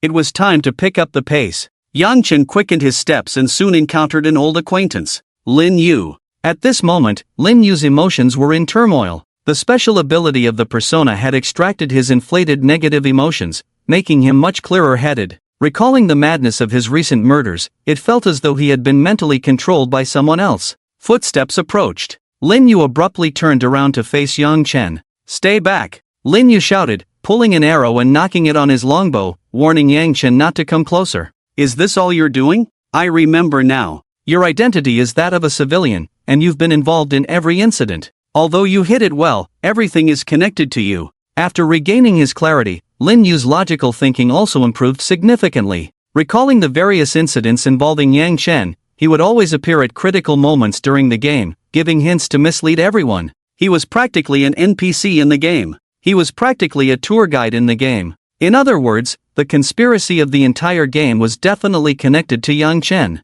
He. Yang Chen sneered, "Do you still think this is just a game?" The concept of a game was utterly ridiculous. Lin Yu, even now, still believed this was a game created by the system, where everyone had to follow hidden rules. I told you not to come near. You are a civilian. Your faction is different from mine. Quickly, tell me, what is the truth behind all this? Lin Yu pulled the bowstring to the fullest, aiming at Yang Chen's chest, threatening him to reveal the truth. The truth? The truth doesn't matter anymore. Yang Chen continued to walk forward step by step, shaking his head regretfully. It's a pity, archery skills are useless to me. Swish! Lin Yu released the bowstring, and the full moon arrow emitted a whistling sound, shooting towards Yang Chen's chest. Humming! The arrow's tail trembled violently, emitting a humming sound. Yang Chen actually caught the arrow with one hand, stopping the full moon bow in its tracks, which was utterly unbelievable. Impossible. Lin Yu muttered to himself, under the enhancement of the archer's power, the full moon arrow's might could pierce through steel plates, yet the arrow was caught in Yang Chen's hand. What kind of strength was this? What kind of reaction speed was this? Yang Chen was clearly playing the role of a weakling to devour the strong, always hiding his true strength, and in reality, he was the most formidable one. You are a third-stage awakened one. Lin Yu understood the gap between them. Perhaps only an awakened one who had reached the transcendence realm could possess such formidable abilities. Third-stage evolution, transcendence. Yang Chen's eyes were filled with mockery and derision. Even a third-stage transcendence awakened one was just a chicken or a dog in his eyes. Time is running out. I had originally wanted to play with you a bit longer. Yang Chen's footsteps suddenly accelerated, turning into a series of afterimages, and in an instant, he was by Lin Yu's side. Too fast. Lin Yu's reaction was astonishing, his pupils contracting to pinpricks, but his reaction was still too slow, and he was then hit by a punch. Ugh! Lin Yu's liver and gallbladder felt like they were splitting. He vomited foul-smelling bile, immediately losing his combat ability. Hunger's touch, a tentacle like a python emerged from Yang Chen's palm, then wrapped around Lin Yu's body, absorbing his talent abilities. 10 minutes later, the number of people became fewer and fewer. Han Zitao indulged in slaughter, using all kinds of abilities. Bone bow. Han Zitao used the authority of perfect actor, creating a large bow with bone spikes, and the bowstring was a tough tendon. Wind arrow. Han Zitao had no arrow in his hand, but he used Ji Yifeng's ability to create an arrow made of whirlwind out of thin air. The combination of several abilities greatly enhanced combat power, making Han Zitao stronger and stronger. Storm arrow. The invisible arrow tore and spun, forming a storm, shredding everything in the hall, then exploding. The storm arrow turned into countless wind blades, slashing at several awakened ones around. Large splashes of blood erupted, and several people were severely injured. Ha ha ha ha. So powerful, so amazing abilities. This is the talent ability of an awakened one, far surpassing ordinary people. Now I have it too. Han Zitao laughed wildly. The persona mask appeared faintly, causing a strong side effect, greatly increasing the host's negative emotions. Spiritual food. Lady Thousand Needles needed a sacrifice. The terrifying entity behind the persona also requires sacrifices, and the host's negative emotions are its favorite dish. Yi Yifeng. You have great abilities and enough pride to be proud of. Come on, let's see who is stronger.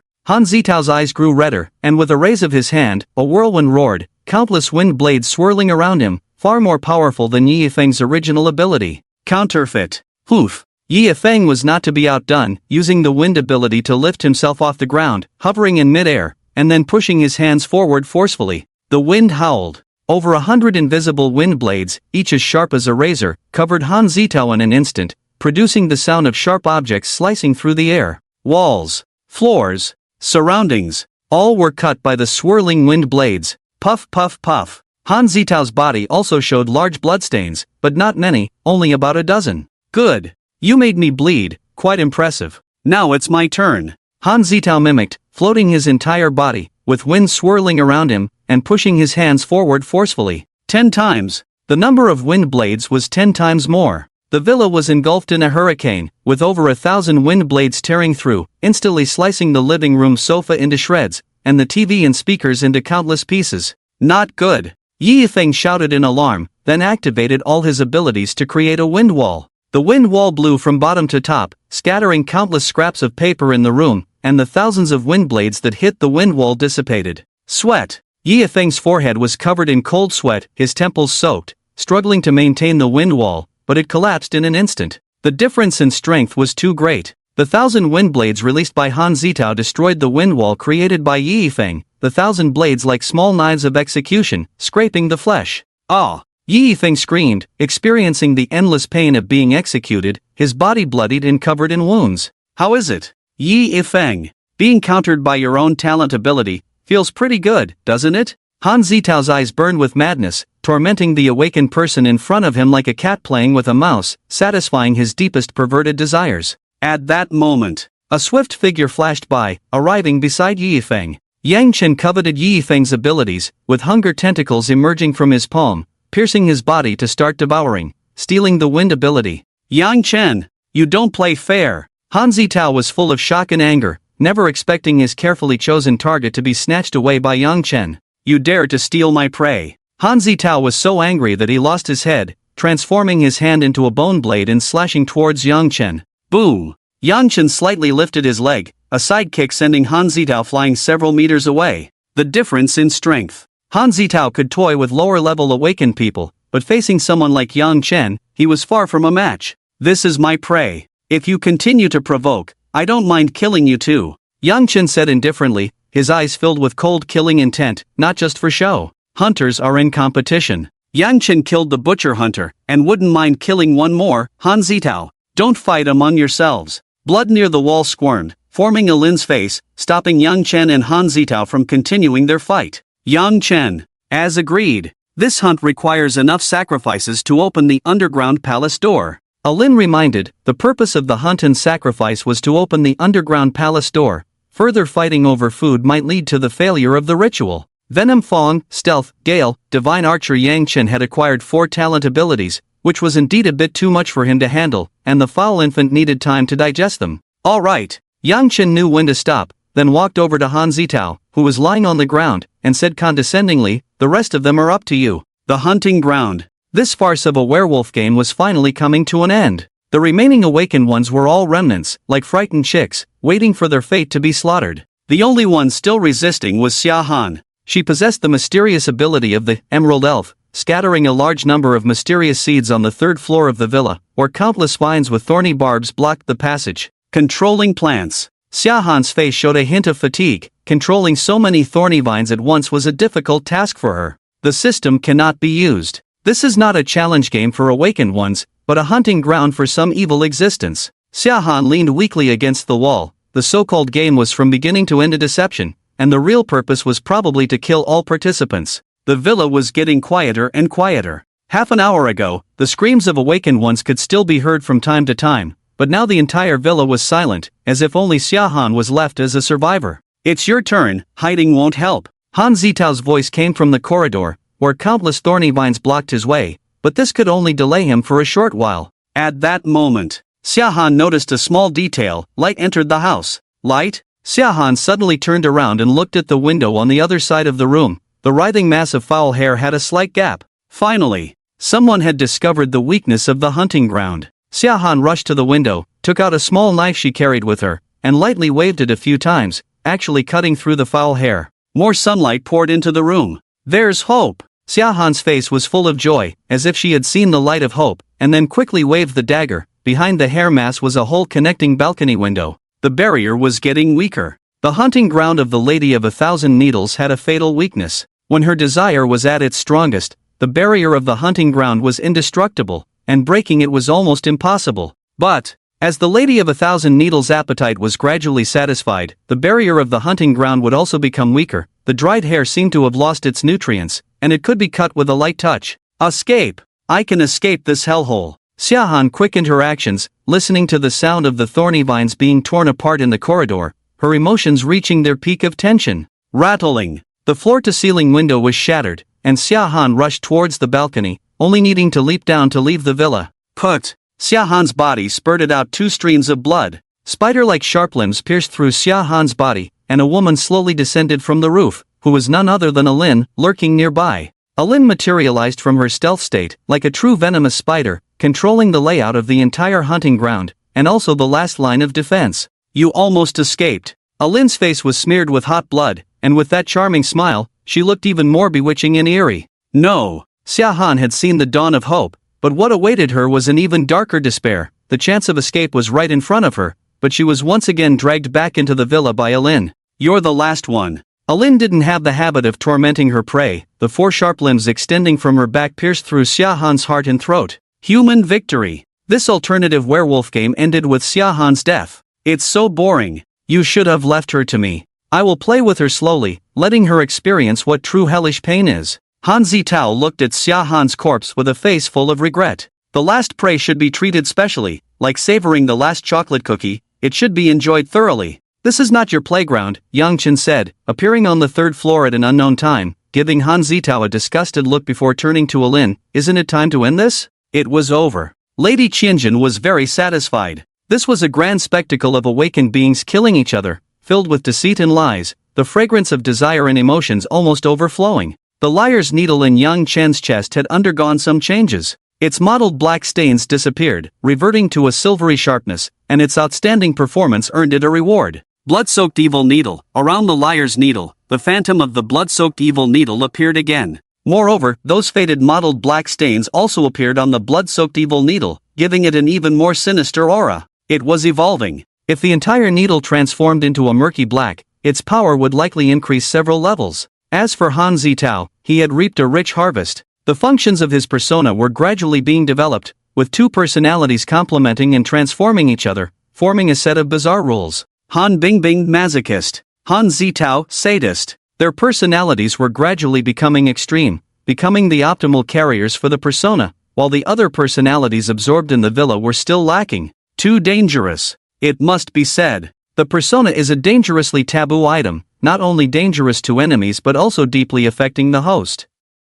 Finally, Alin's ability was the most mysterious. She must also possess some mysterious power, holding a taboo item different from the liar's needle and persona. Come on, let's open the door to the underground palace. Alin descended the stairs, arriving at the center of the villa's hall, where a mysterious and eerie blood symbol was originally carved. Thud. Alin stomped heavily on the ground with her foot, causing the blood symbol to rotate. The lines twisted and soon took the shape of an ancient door, outlining complex patterns incomprehensible to humans. Those patterns were about sacrifice. Those patterns were about the bizarre. Those patterns were absurd and bizarre, yet full of evil charm, each awakened being's death leaving a vivid mark. Especially the vague shadows describing indescribable horrors, making one. Ready? Alin turned back, her eyes brimming with excitement, and then pulled out an unremarkable brass key. The twisted thing. A forbidden item that the system could not identify. Universal key. Yang Chen's eyes flickered, sensing the extraordinary nature of this key. Though it looked ordinary, it was filled with an ancient and eerie aura.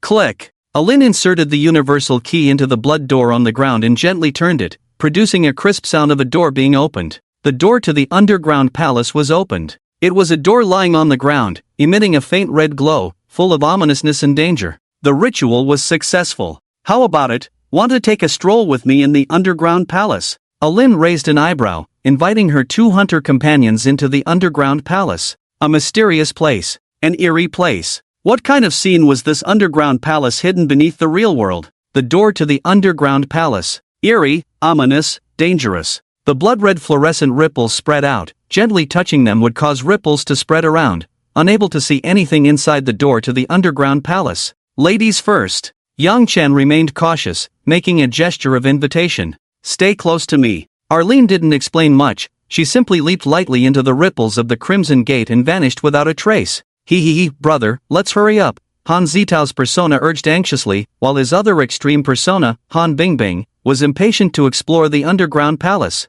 Alright, let's go, Han Zitao muttered to himself, unquestioningly trusting Arlene, and he also rushed into the gate. The underground palace was dangerous. It was detached from the real world. Yang Chen controlled the filth baby within him, opened a few cold and evil vertical pupils, and prepared thoroughly before stepping into the red gate. In an instant, the world turned upside down. The underground palace gate was embedded in the ground, appearing to be in a lying state, but on the other side of the gate, it stood upright within a smooth wall. Yang Chen jumped into the gate and immediately felt a sense of weightlessness, adjusting his posture and standing up with a single hand as he fell towards the ground. The ground was wet. Anti-slipwave pattern tiles covered the floor, covered with large amounts of water stains, and nearby were several colorful swim rings and a few sets of waterproof life-saving suits. This place is. Yang Chen looked up. The scene before him was unexpected. It was a huge water amusement park, with a square swimming pool in the distance that was almost as large as a lake, the azure water clear to the bottom, shimmering under the lights.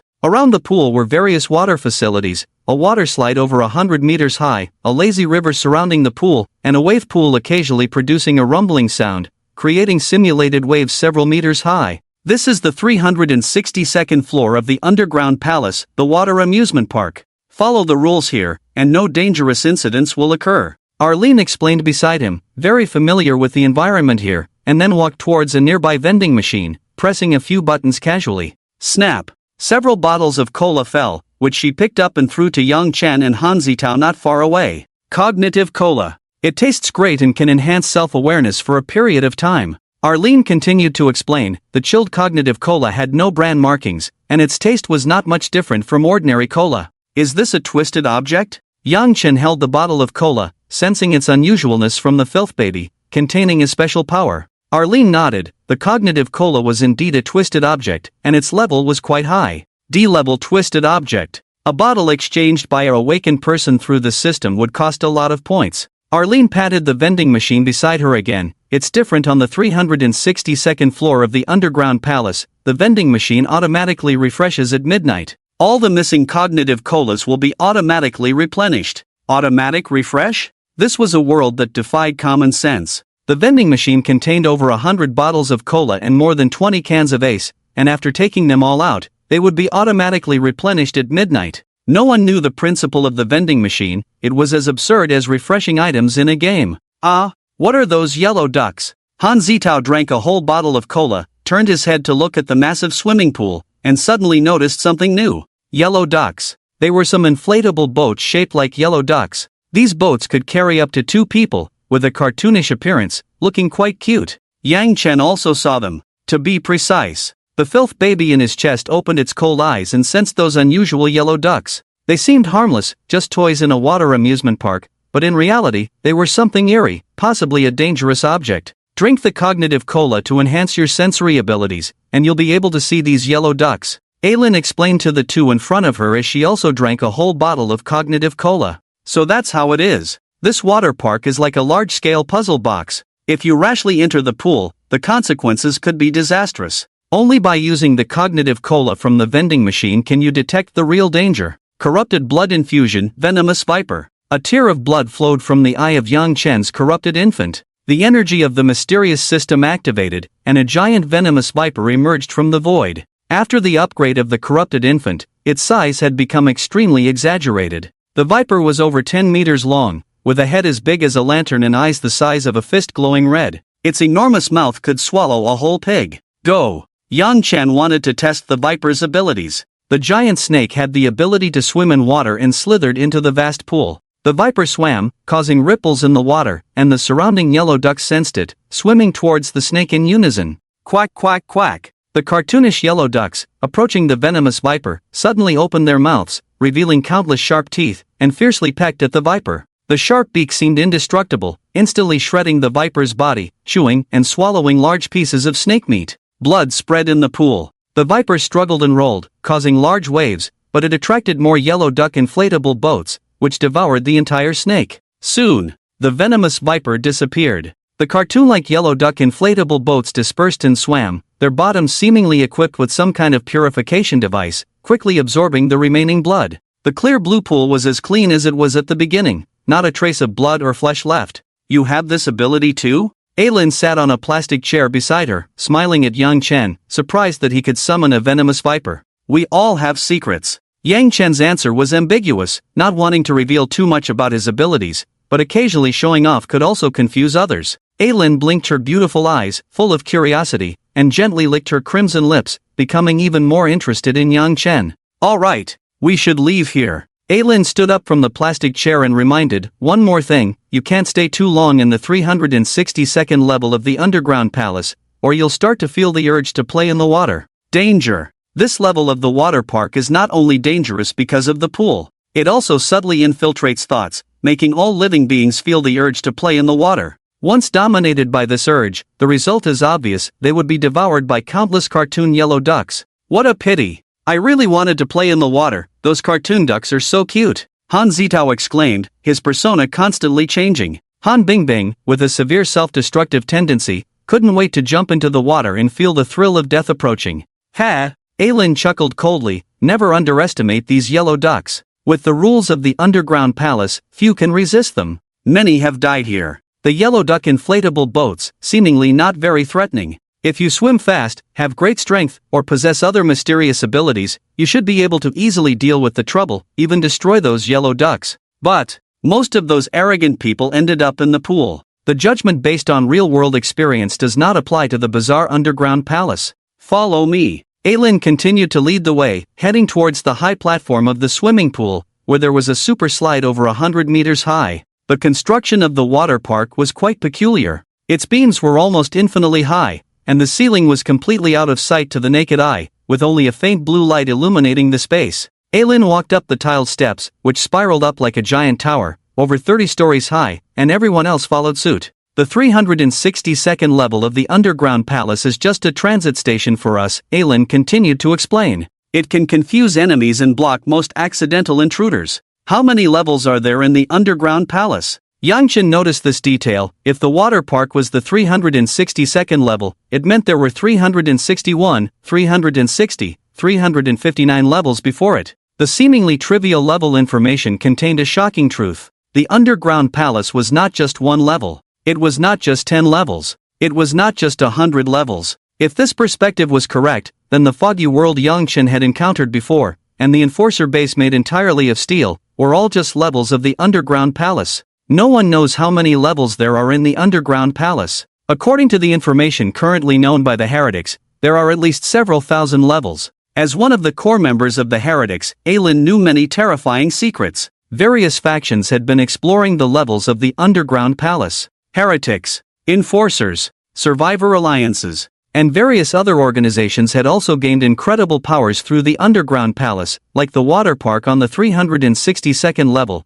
where the vending machines dispensed unlimited cognitive cola. Unbelievable! Such twisted items could be taken for free and refreshed daily, seemingly inexhaustible. System, could the so-called system of awakened individuals be a similar mechanism? Yangchen quickly thought, the secrets of the underground palace were too many, and just the 362nd level had brought deep shock. Wait, what do you mean by enemies and accidental intruders? Yangchen continued to ask. As a newcomer to the underground palace, knowing more information was always beneficial. Aylin paused for a moment. She stood at the top of the steps, looking down at Yangchen with a flirtatious expression. These are secrets paid for with lives. If you join the heretics, I'll tell you everything. Aylin was once again tempting, trying to get Yangchen to fully join the heretic organization. Yangchen remained silent. Now joining the heretics was still a good opportunity, but it also meant losing some freedom. I still say the same thing. Cooperation and mutual benefit, I accept. Yang Chen's tone was sincere, not wanting to deceive the other party, and continued, we are the same kind of people, so our stance will lean towards the heretics.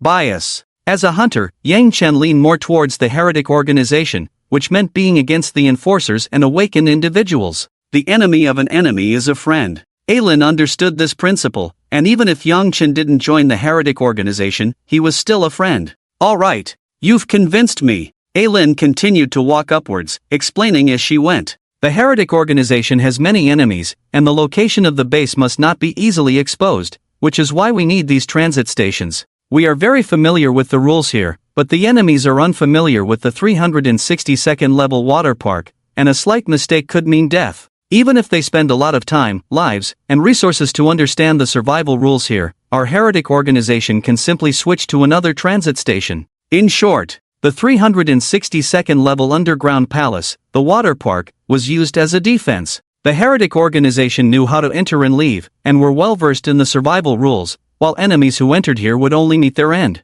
Additionally, there are also accidental intruders. The levels of the underground palace are interconnected, and it's possible that humans from other levels have mistakenly entered the 362 water park. If they're lucky, they might find another way out, but if they're not, they'll just die here. According to Alin, there are also humans living in the underground palace. They are not even awakened beings, occasionally wandering into various levels of the underground palace by mistake, and whether they can survive depends on whether they can find a way back. Yang Chen stood at a high point and couldn't help but look back. The door had disappeared. The red door that Alin had opened had vanished without a trace, making it impossible to return to reality through that path. If they wanted to leave the 362nd level of the underground palace, they would have to find another way. We've arrived. After walking and stopping along the way, the group reached the top of a super slide that was 100 meters high. The slide channels were lined up one after another, with flowing water spraying, making the entire channel smoother and spiraling down towards the pool. We're going to slide down. Lin pointed to the slide, indicating that they would enter the pool this way. This was practically suicide. Once they entered the swimming pool, the surrounding yellow duck inflatable boats would swarm and tear the prey to shreds, leaving no flesh behind. Don't worry. Look at the bottom of the slide. Lin saw Yang Chen's concern and pointed to the place where the slide led, where there were clearly blue duck inflatable boats nearby. Blue ducks are safe. To leave the 362nd level of the underground palace, we can only ride the blue duck inflatable boats and head towards the center of the pool. This was the rule of the underground palace. To understand these rules, often a large number of lives had to be sacrificed before a solution could be found. Ladies first. Yang Chen made another gesture of invitation, his cautious attitude making Lin roll her eyes. Lin slid into the slide, her slender body quickly sliding down under the impact of the water, as thrilling as riding a roller coaster. Soon, Lin slid out to the bottom and landed squarely on a blue duck inflatable boat, causing large ripples in the water. However, the surrounding dangerous yellow ducks remained unmoved. They would not attack the blue ducks, even if there were humans on them, completely ignoring them. Indeed, the blue ducks were safe, and sitting on them would not be attacked. Yang Chen also sat on the slide, the water surged, the force grew stronger, and soon he was rushed to the bottom. Thwop! Yang Chen landed on a blue duck inflatable boat, and the nearby yellow ducks showed no reaction, confirming Lin's words. Splash! A figure fell into the pool. Han Zitao failed to control his body and landed in the water near the blue ducks, causing large splashes. Quack quack quack! The blue ducks made frightened sounds and quickly fled in all directions, not giving Han Zitao a chance to climb onto the inflatable boat. Oh no! The surrounding yellow ducks reacted, revealing their huge mouths and rushing towards Han Zitao's drowning direction. In a critical moment, a slender hand suddenly grabbed Han Zitao's collar and dragged him onto the blue inflatable boat. Lin steered the blue duck, rescuing Han Zitao just before the surrounding dangerous yellow ducks arrived. Be more careful next time. Lin was very dissatisfied with Han Zitao's performance, not even being able to control his body, which made him unworthy to join the heretical organization. I just wanted to try. Han Zitao's face changed, becoming Han Bingbing's, and under her dominant personality, she had jumped into the pool. Lin took out a bottle of cognitive cola. Drink another bottle. The water park has eroded your thoughts. The 362nd level of the underground palace, the water park can penetrate the mind. People here will become increasingly eager to get into the water, just like Han Bingbing earlier, not just out of self-destructive tendencies, but more likely influenced by the eerie environment. Look at Yang Chen. As a seasoned madman, the effects of his thought influence are negligible. Although he finds the idea of playing in the water interesting, he is far from being driven by impulse. Let's get out of here quickly. Yang Chen also wants to leave this creepy place as soon as possible and continues, what should we do next? Pat the head. Lin points to the direction of the center of the distant pool and then sits in the middle of the blue duck inflatable, patting the duck's head. The bottom of the blue duck has two slender webbed feet that quickly paddle, swimming towards the center of the pool.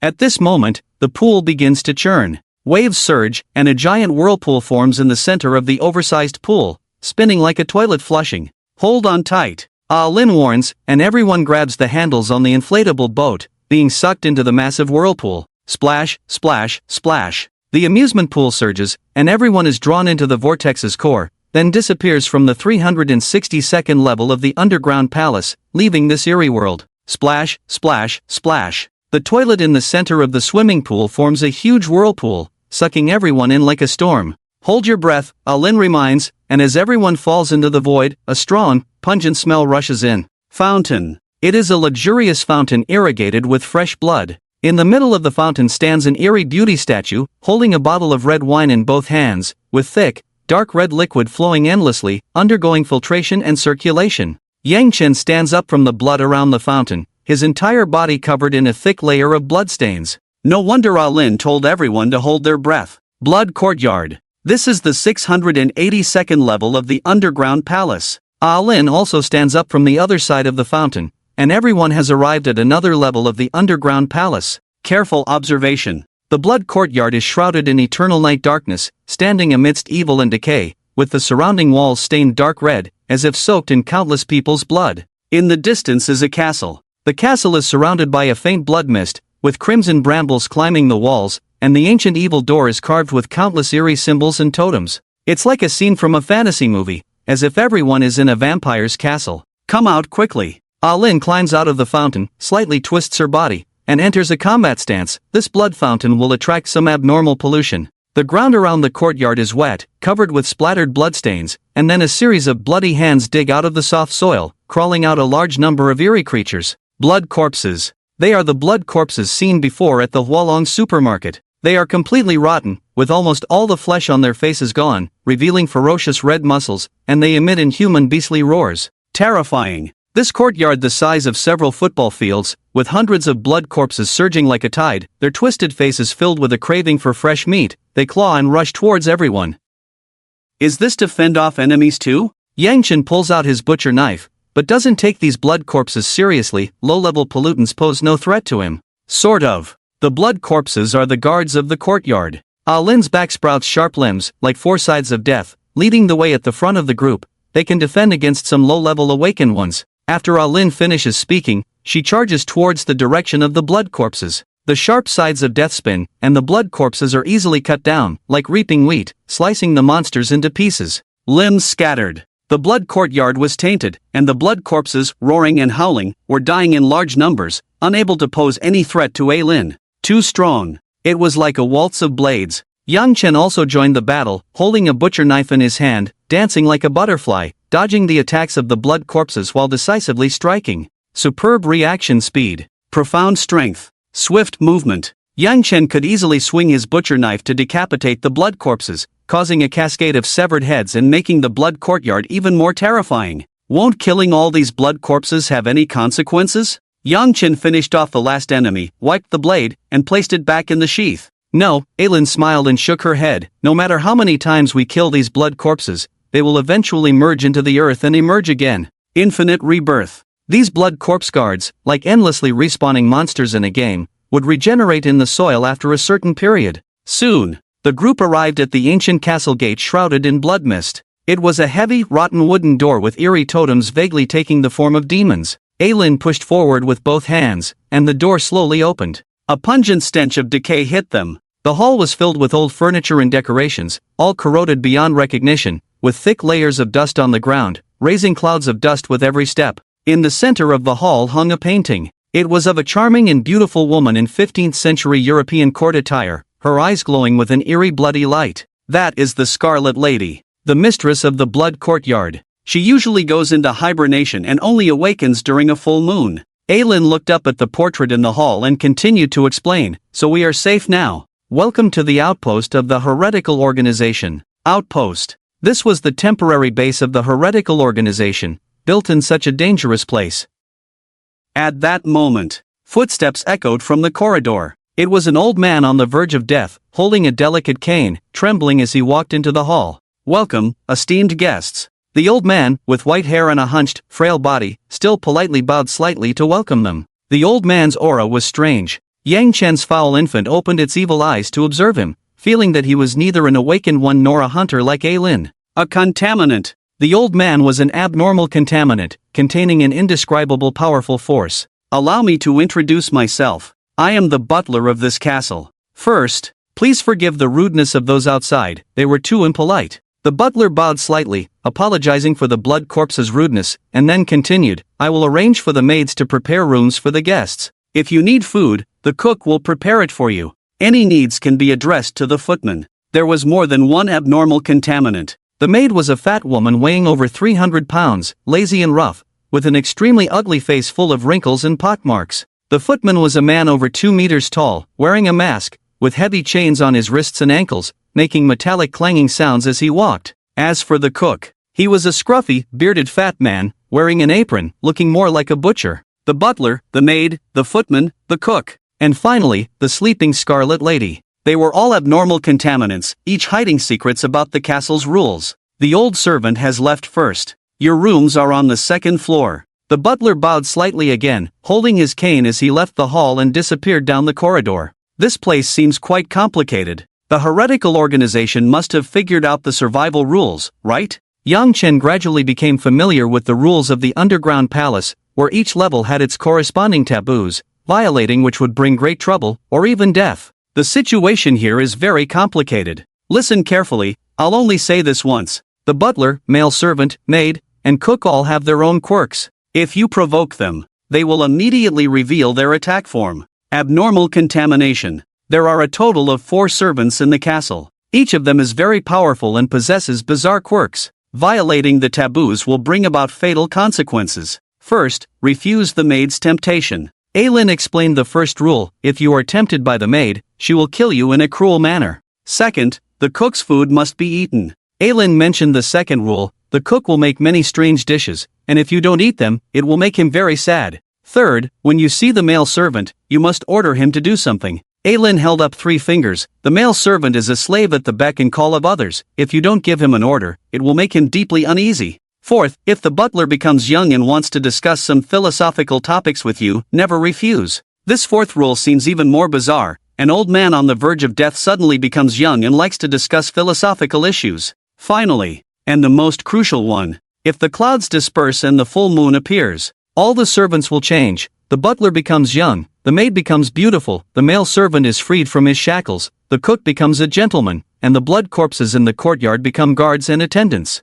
At this time, a major event in the blood courtyard will be triggered. Full moon banquet. Once the full moon banquet begins, the entire castle will be transformed, and all the servants will be busy, welcoming the awakening of the Scarlet Lady. Sounds interesting. Han Zitao became excited, very interested in the full moon banquet, and even more curious about the mysterious Scarlet Lady. He. Han Zitao, you'd better not break the taboos, otherwise I won't save you. Aylin sneered and continued to warn. Also, here's another piece of advice for you. So far, no one has survived the full moon banquet. We don't know what will happen during the full moon banquet. If this forbidden event is triggered, the best course of action is to immediately leave the 682nd level of the underground palace. No one survives. The full moon banquet signifies the awakening of the Scarlet Lady, who is likely a terrifying and unknown great existence. Even the powerful organization of heretics cannot uncover the details of the full moon banquet, and all participants have perished within. Powerful contamination source. Terrifying bizarre existence. Listening to Aylin's description, Yang Chen couldn't help but think of the Thousand Needles Lady. Is that terrifying and unknown Thousand Needles Lady also hidden in some level of the underground palace? Let's go. I'll take you to meet the other members of the heretical organization. Aylin waved her hand. Since the blood courtyard is a forward station of the heretical organization, it means there are other members present, possibly even living here long term. Walking along the corridor, the walls were adorned with ancient portraits, most of which were praising the Scarlet Lady, but some depicted twisted and terrifying figures. At the end of the corridor was a full-length mirror. The old mirror was framed with gilded brass, but under the erosion of time, the gold paint had almost completely faded, becoming dull and lifeless. The mirror reflected Yang Chen's entire figure. Yang Chen's appearance was ordinary, his figure slightly slender, and his clothes were stained with blood, remnants of a bloody fountain. Suddenly, the Yang Chen in the mirror gave a strange smile, waved his hand, and spoke from the mirror. "You are Yang Chen, welcome." The image in the mirror moved. Yang Chen stood before the mirror, but his reflection seemed particularly absurd, occasionally pinching his own face and making some outlandish gestures. "Let me introduce. This is Yang Chen, my partner. This is Han Zitao, a new member of the heretics." Alin introduced, and the figure in the mirror, after listening, focused its gaze on Han Zitao, examining him closely. The next second, the image in the mirror switched to Han Zitao, then pouted and clicked his tongue. Tsk, a pure newbie, still needs to work hard in the future. Clearly, the being in the mirror saw through Han Zitao's strength. As a pure newbie, he still needed some time to accumulate, currently too weak. "This is Mr. Mirror." Alin turned around, beginning to introduce the companion in the mirror to everyone. Mr. Mirror was a special hunter, without a physical form in reality, living in the reflection of mirrors, unknown what kind of bizarre abilities he possessed. A magic mirror? Yang Chen rarely displayed his sense of humor. Mr.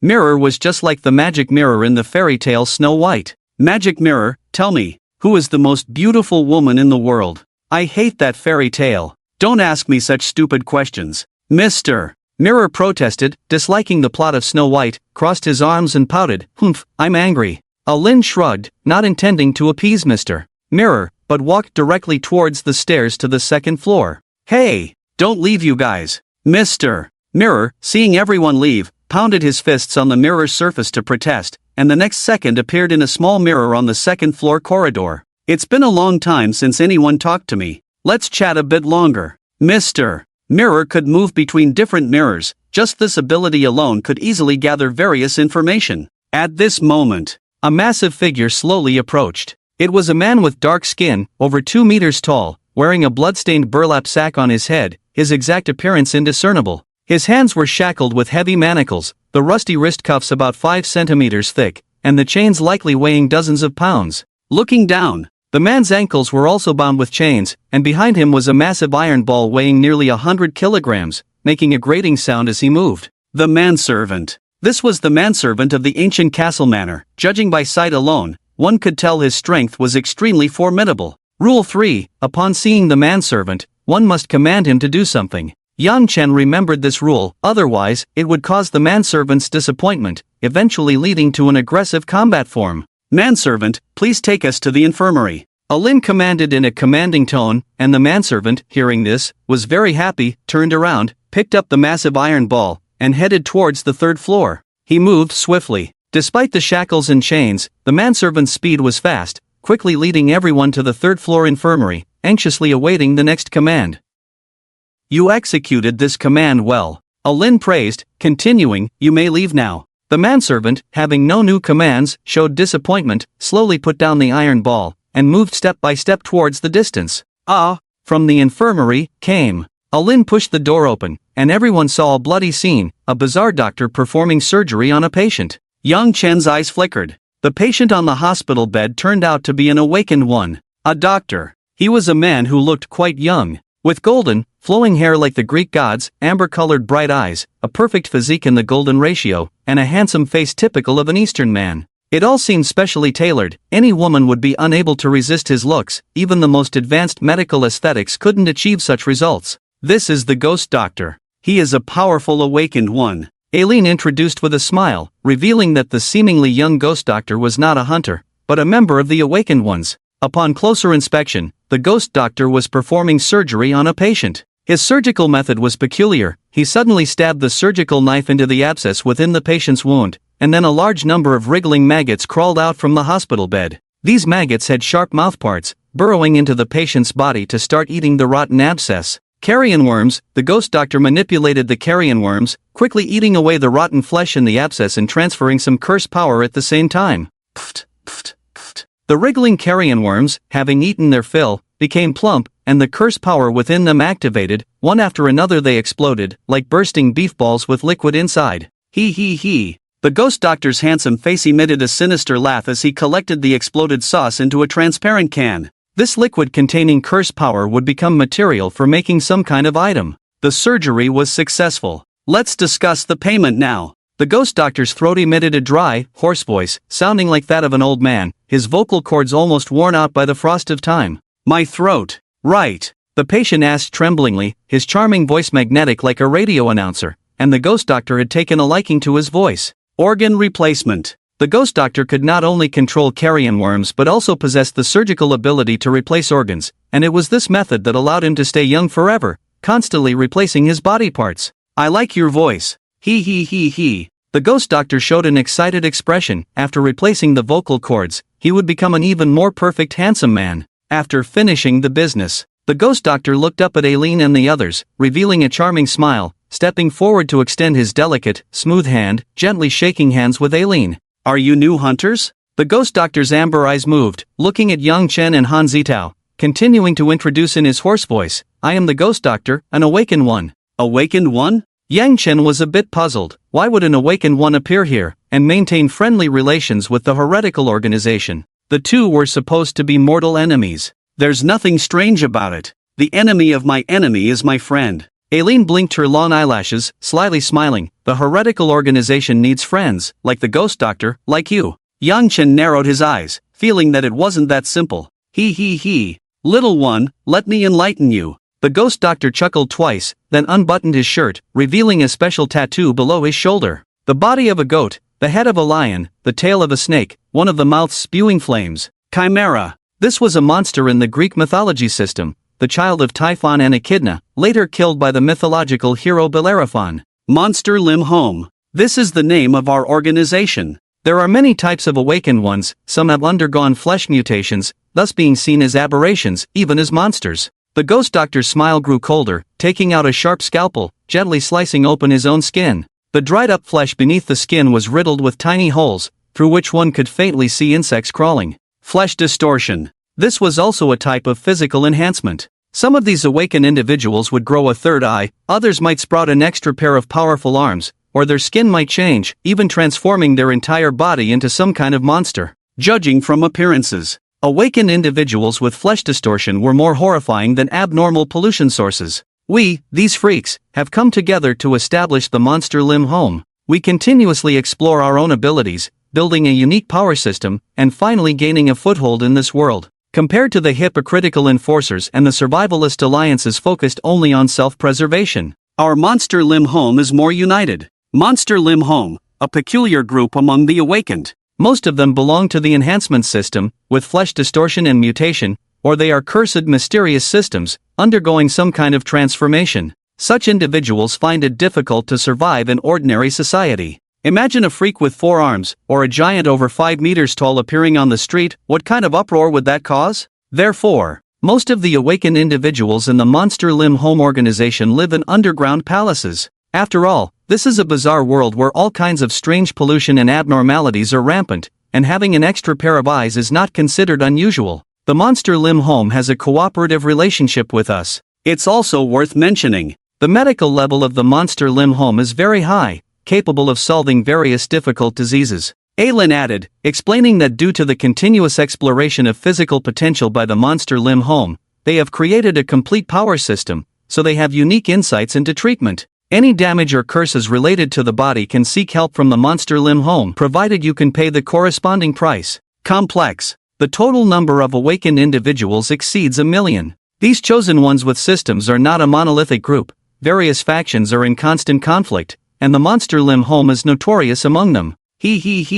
My self-introduction is over. I should continue with the surgery now, please make yourselves at home, the ghost doctor said as he covered the patient's throat with a surgical drape, preparing to remove his throat and vocal cords, replacing them with his own magnetic voice. Aylin closed the door and beckoned with her finger, leading Yang Chen to visit the last secret location. The Crimson Lady's study. On the 4th floor of the castle, there was a luxurious and extravagant study. It did not deteriorate with the castle. The floor was covered with a pristine crimson carpet, and a large desk was placed near the window, draped with a soft velvet cloth, exuding a faint elegant fragrance. The walls of the study were adorned with portraits of the Crimson Lady, whose style leaned towards seductive and alluring, showcasing her creamy white skin to perfection. A large bookshelf was filled with various rare reading materials, each one beautifully bound, and some evil magic books had a fleshy texture, making one wonder how they were made. Shoo! We'd better not get caught by the butler. Aylin made a shushing gesture, leading everyone into the study and quietly closing the door. The Crimson Lady's study. Yang Chen carefully observed the room's layout, then picked up an ancient book from the bookshelf. It was a magic book, recording some incomprehensible principles and depicting numerous magic circles used in rituals, most of which used humans as materials. Are these magics real? Han Zitao's eyes lit up with interest in forbidden magic, even wanting to imitate the sacrificial rituals. Most of them are ineffective. Aylin leaned against the large desk, answering with a smirk. Most of them? The heretical organization really did conduct sacrificial experiments, although most of them failed. It also means that some rituals can succeed. Magic. Occultism. The collection of the Scarlet Lady is extraordinary. The value of these magical books alone is incalculable. Do not take the magical books out of the room. Otherwise, you will incur the curse of the Scarlet Lady, and the consequences are your own responsibility. Aileen warned, each magical book has a special mark and will curse the carrier, often leading to their untimely death. Contract tokens? These magical books feel eerie, just like the liar's thorn on Yang Chen's chest. Perhaps they are the contract tokens unique to the Scarlet Lady. However, the correct usage method has not yet been found. Let me show you something truly good. Aileen walked to a painting, gently moved it aside, revealing a hidden button, and pressed it with her finger. Then, a secret door slowly opened. It was a small secret room, containing a wine cabinet. Behind the glass panels were several bottles of blood-red fine wine. Deep red, vivid and dripping. Each bottle of wine had such a rich color, emitting a strong tempting aroma, clearly part of the Scarlet Lady's collection. This is an A-grade distorted item. After each full moon feast, an extra bottle appears in the Scarlet Lady's wine cabinet. Aileen looked at the fine wine in the cabinet and explained the uses of these treasures. Blood wine can greatly restore bodily injuries, with effects 10 times that of healing potions. An A-grade distorted item. Yang Chen was shocked. The blood wine in front of him was the highest level distorted item he had ever seen.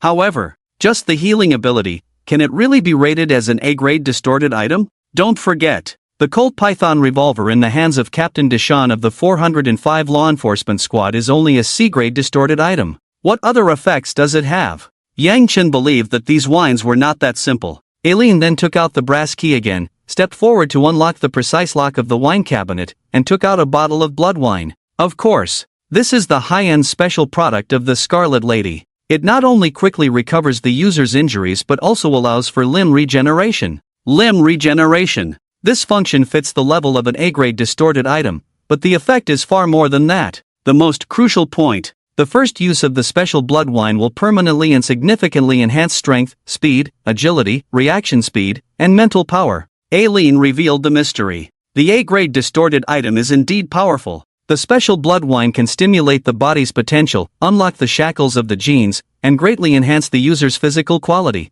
making their strength multiply. Who can resist this temptation? A-grade distorted item, special blood wine, cannot be exchanged through the system. The special blood wine of the Scarlet Lady, when drunk, immediately recovers bodily injuries, and if used for the first time, will permanently increase strength, mental power, speed. Here, this is the benefit of our heretical organization. Aileen held the special blood wine and handed it to Han Zitao's side. Gulp! Han Zitao swallowed hard, and with an unwavering desire for power, he opened the cork without hesitation, picked up the special blood wine, and drank it down. Ugh ugh ugh. Han Zitao's throat emitted gurgling sounds. Then he painfully curled up into a ball, his left hand covering his heart, and his whole body's blood reversed. Under the skin, it seemed like countless worms were wriggling. Veins and tendons bulged, twisted and contorted, as blood flowed back into the heart, turning the skin into a sickly pale color. Mutation. Gaining power comes at a cost. The special blood wine not only brings great power but also turns people into pollution anomalies, making them a scarlet noble. Ah! Han Zitao continued to scream in agony, his mouth sprouting sharp teeth, and his nails becoming sharp and elongated, resembling a vampire count from a movie. How foolish. How incredibly foolish. How could there be such a thing as a free lunch in the world? Every acquisition of power comes with a corresponding price, and the A-grade special blood brew is no exception. It will turn you into a monster that is neither human nor ghost. You heretics are really kind to newcomers, Yang Chen sneered from the side. Using the top-grade blood brew was a behavior of forcing growth. Although it helped Han Zitao improve a lot in strength, the price is probably extremely heavy. It's just a small price. If you are willing to become a member of the heretics, you can also get a bottle of top-grade blood brew. Aileen raised an eyebrow, trying to tempt Yang Chen with the top-grade blood brew. Forget it. Yang Chen was not interested. The top-grade blood brew is indeed a good thing, but it is not suitable for himself. Han Zitao's mutation gradually completed, a feeling of extreme hunger accompanied him, and he had an indescribable desire for fresh blood. The small price that Aileen mentioned was precisely this hunger. The crimson nobility would fall into a state of hunger from time to time, needing to drink blood to appease their desires. Roar, roar, roar, roar. Han Zitao's throat emitted the roar of a beast, suddenly rushing towards Yang Chen's direction. So fast. Han Zitao's original strength, facing Yang Chen, could only be instantly killed. But now he has changed, just a bottle of top-grade blood brew, showing speed and strength similar to Yang Chen. Boom, boom, boom. Yang Chen blocked Han Zitao's attacks with his fists and feet, emitting extremely dull impact sounds. Without using any abilities, Han Zitao could actually fight Yang Chen to a draw. Corrupted blood infusion, combat mastery. Yang Chen's corrupted baby opened an evil eye, applying an enhanced version of the combat mastery ability, and his overall physical quality immediately improved by a level. A perfect heavy whip kick flashed by. Yang Chen kicked Han Zitao in the waist and abdomen, sending him flying heavily, crashing into the luxurious door with a dull sound.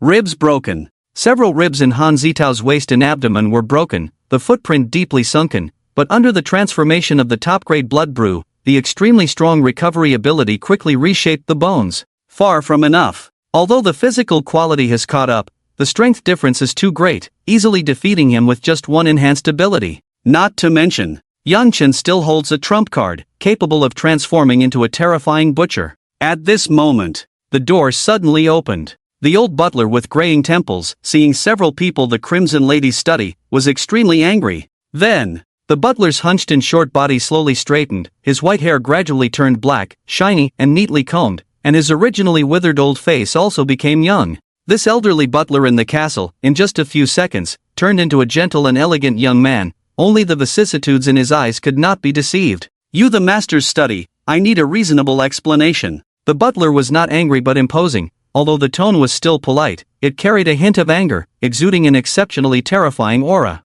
"Answer wrong one word, the butler might kill." "I'm sorry. One of our companions wanted to find food, but mistakenly entered this room." Alin, facing the angry butler, showed no fear, but instead told a very absurd lie. "Looking for food?" The butler turned his head to look at Han Zitao, his eyes suddenly lit up. Crimson nobility, Han Zitao used the top-grade blood brew, mutated into a crimson nobility, and fresh blood will become his most needed food. "I understand. Please follow me, the cafeteria is located on the underground first floor." The steward accepted the answer and, in the next moment, the tall and handsome figure transformed back into a bent old man with white hair, holding a cane as he led the group downstairs. It was evident that Alin had experienced something similar before. The newly born Crimson Noble had certain advantages. The steward and the servants would relax their guard and treat him as half a kindred, accepting whatever absurd reason was given. Underground dining hall. Following the ancient castle's staircase, the group arrived at the basement level, where an overwhelming stench of blood hit them. The dark and terrifying atmosphere surrounded them, with the damp floor covered in blood and chunks of flesh. From the ceiling hung rows of meat hooks, and the walls were adorned with various torture instruments. Additionally, near the kitchen were several large cages equipped with heavy chains and shackles, meant only for imprisoning humans. "Chef, prepare food for the guests." The steward's cane tapped the ground as he issued the shaky command, and a fierce, burly man emerged from the kitchen. The chef was obese, with a thick layer of hair on his bare upper body, and a protruding belly that was even more exaggerated than a woman 9 months pregnant. "Yes." The butcher returned to the kitchen, and the sound of chopping knives hitting the chopping block could be heard, causing the entire cellar to vibrate, giving a sense of the chef's strength. Soon, a thick, gooey dish was brought to the table, its original ingredients indiscernible. To celebrate the new Crimson Noble, the steward opened the cellar's wine cellar, revealing dozens of large oak barrels, reminiscent of fine wines from a winery. The barrel lids were opened, and bright red blood flowed out, clearly the blood brew, used by the servants and guests. Blood brew D-grade distorted item. It has the effect of healing wounds, several times more potent than healing potions, but also carries a strong side effect, accumulating crimson toxin. The steward took out crystal goblets and poured one for each of them. Han Zitao, the most thirsty, grabbed his glass and drank it down in one go, his face sickly pale and his eyes bloodshot. "Not enough. Not quenching. Please drink mine too," Alin said with a smile, not wanting to ingest too much crimson toxin. Han Zitao didn't hesitate, grabbing Alin and Yang Chen's glasses and drinking them down, then heading to the steward's side and lifting a barrel of open blood brew, gulping it down. Soon, the entire barrel was emptied. Han Zitao's internal turmoil was calmed, his sickly pale face gradually regaining its color, and he looked completely rejuvenated. He became even more handsome. The skin of a Crimson Noble was smooth and flawless, every pore tightly closed, making him look as if he had just had a high-grading facial. With the mutation of the Crimson Noble and his status as a super-rich second generation, he appeared even more gentlemanly and noble, like a true aristocrat with deep roots.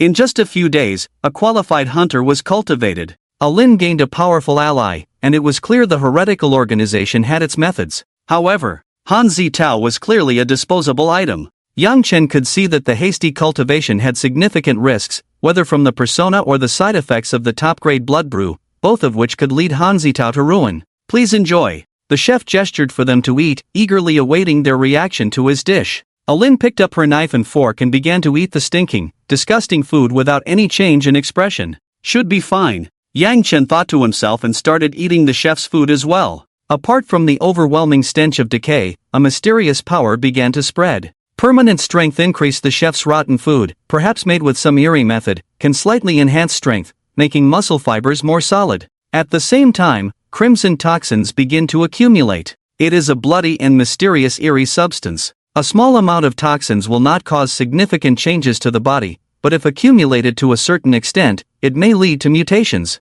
Filthy baby. The filthy baby extends its greedy tentacles, swirling around the crimson toxins and devouring them completely. Truly impressive, Yang Chen couldn't help but exclaim, seemingly praising the culinary skills that not only enhance physical fitness but also produce crimson toxins that the filthy baby can devour.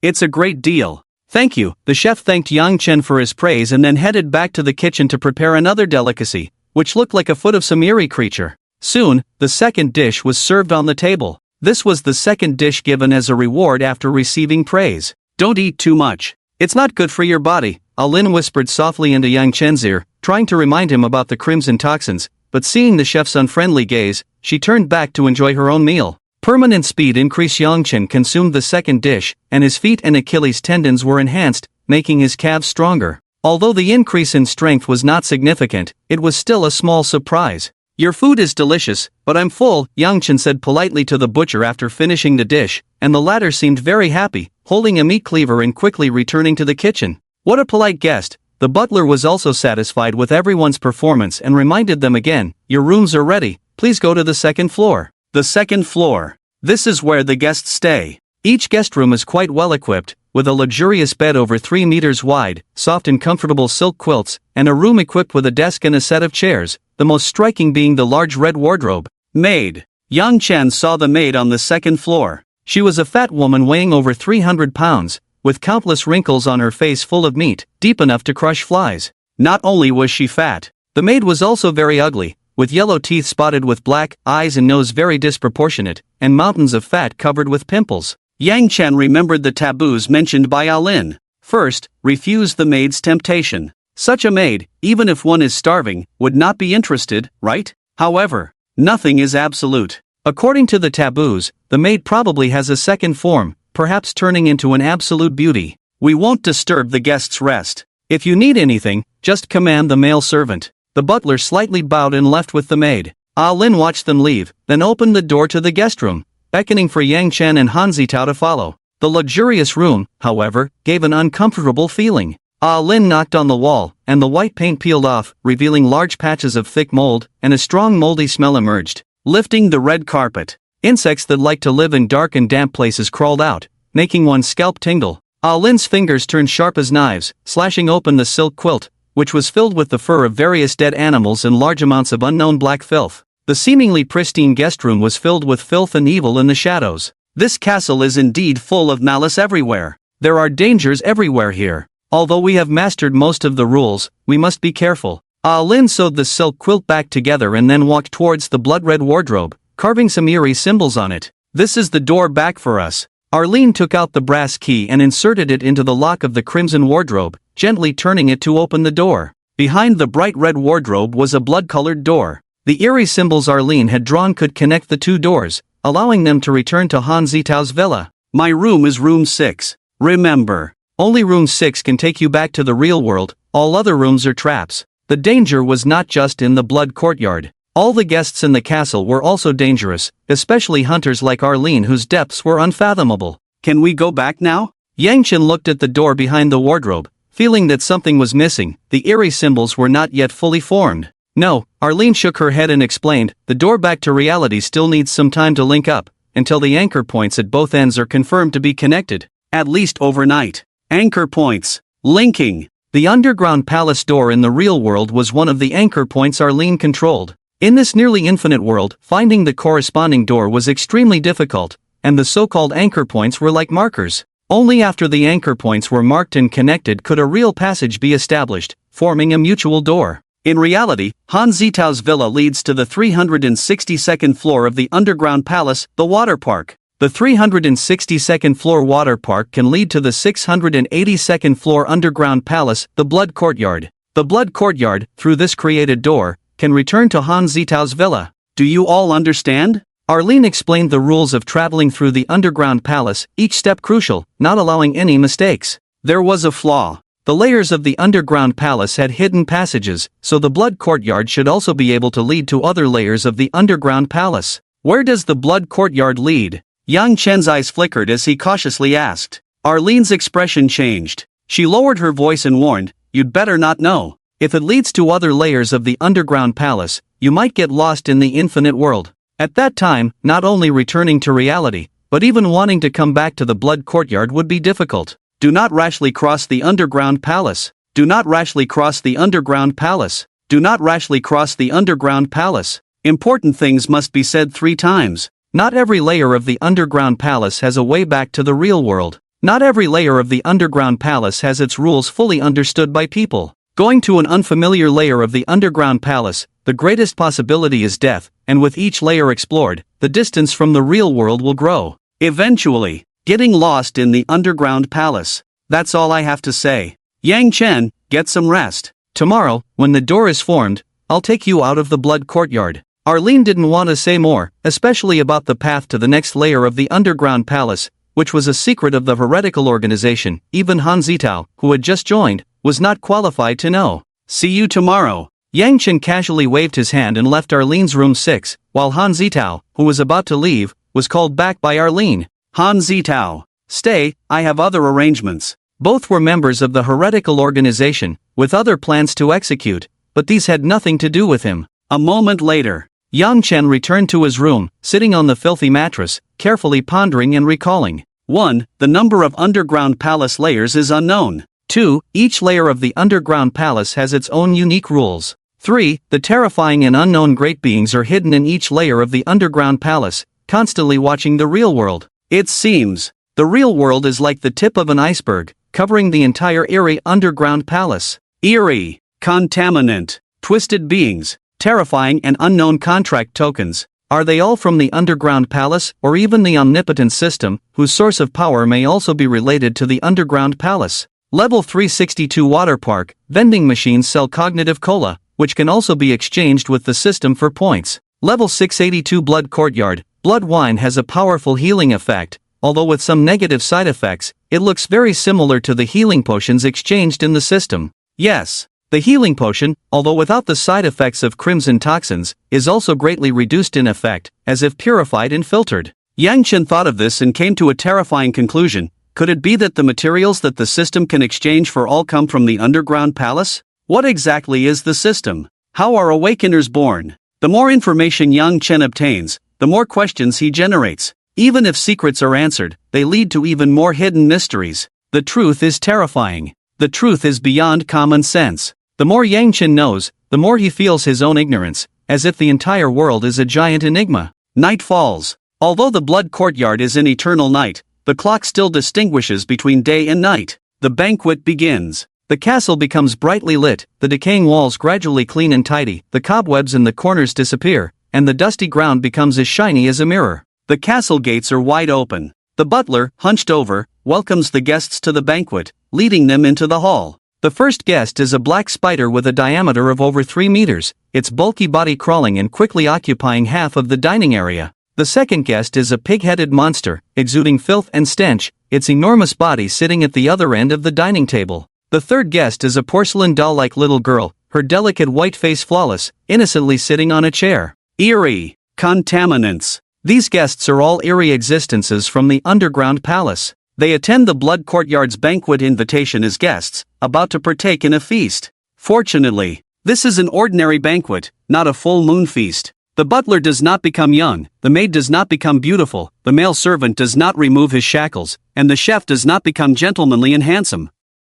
Most importantly, the moon is covered by dense clouds, not in a full moon state. Soon, the dining table in the banquet hall is filled with a variety of decaying food, and the eerie contaminants feast on them. Dishes full of maggots and rotten meat are delicacies in their eyes. Knock knock knock. Yang Chen hears a knock at his door, and the butler stands outside with an apologetic expression. Sorry, Mr. Yang Chen, tonight's guest rooms are insufficient. Could you share a room with one of the guests for tonight? The danger of the blood courtyard is revealed again, as the butler asks Yang Chen to share a room with the outside monsters, who might treat you as food. Yang Chen thinks for a few seconds, and the butler in front of him is visibly becoming younger. If he refuses, he might be attacked immediately. Alright.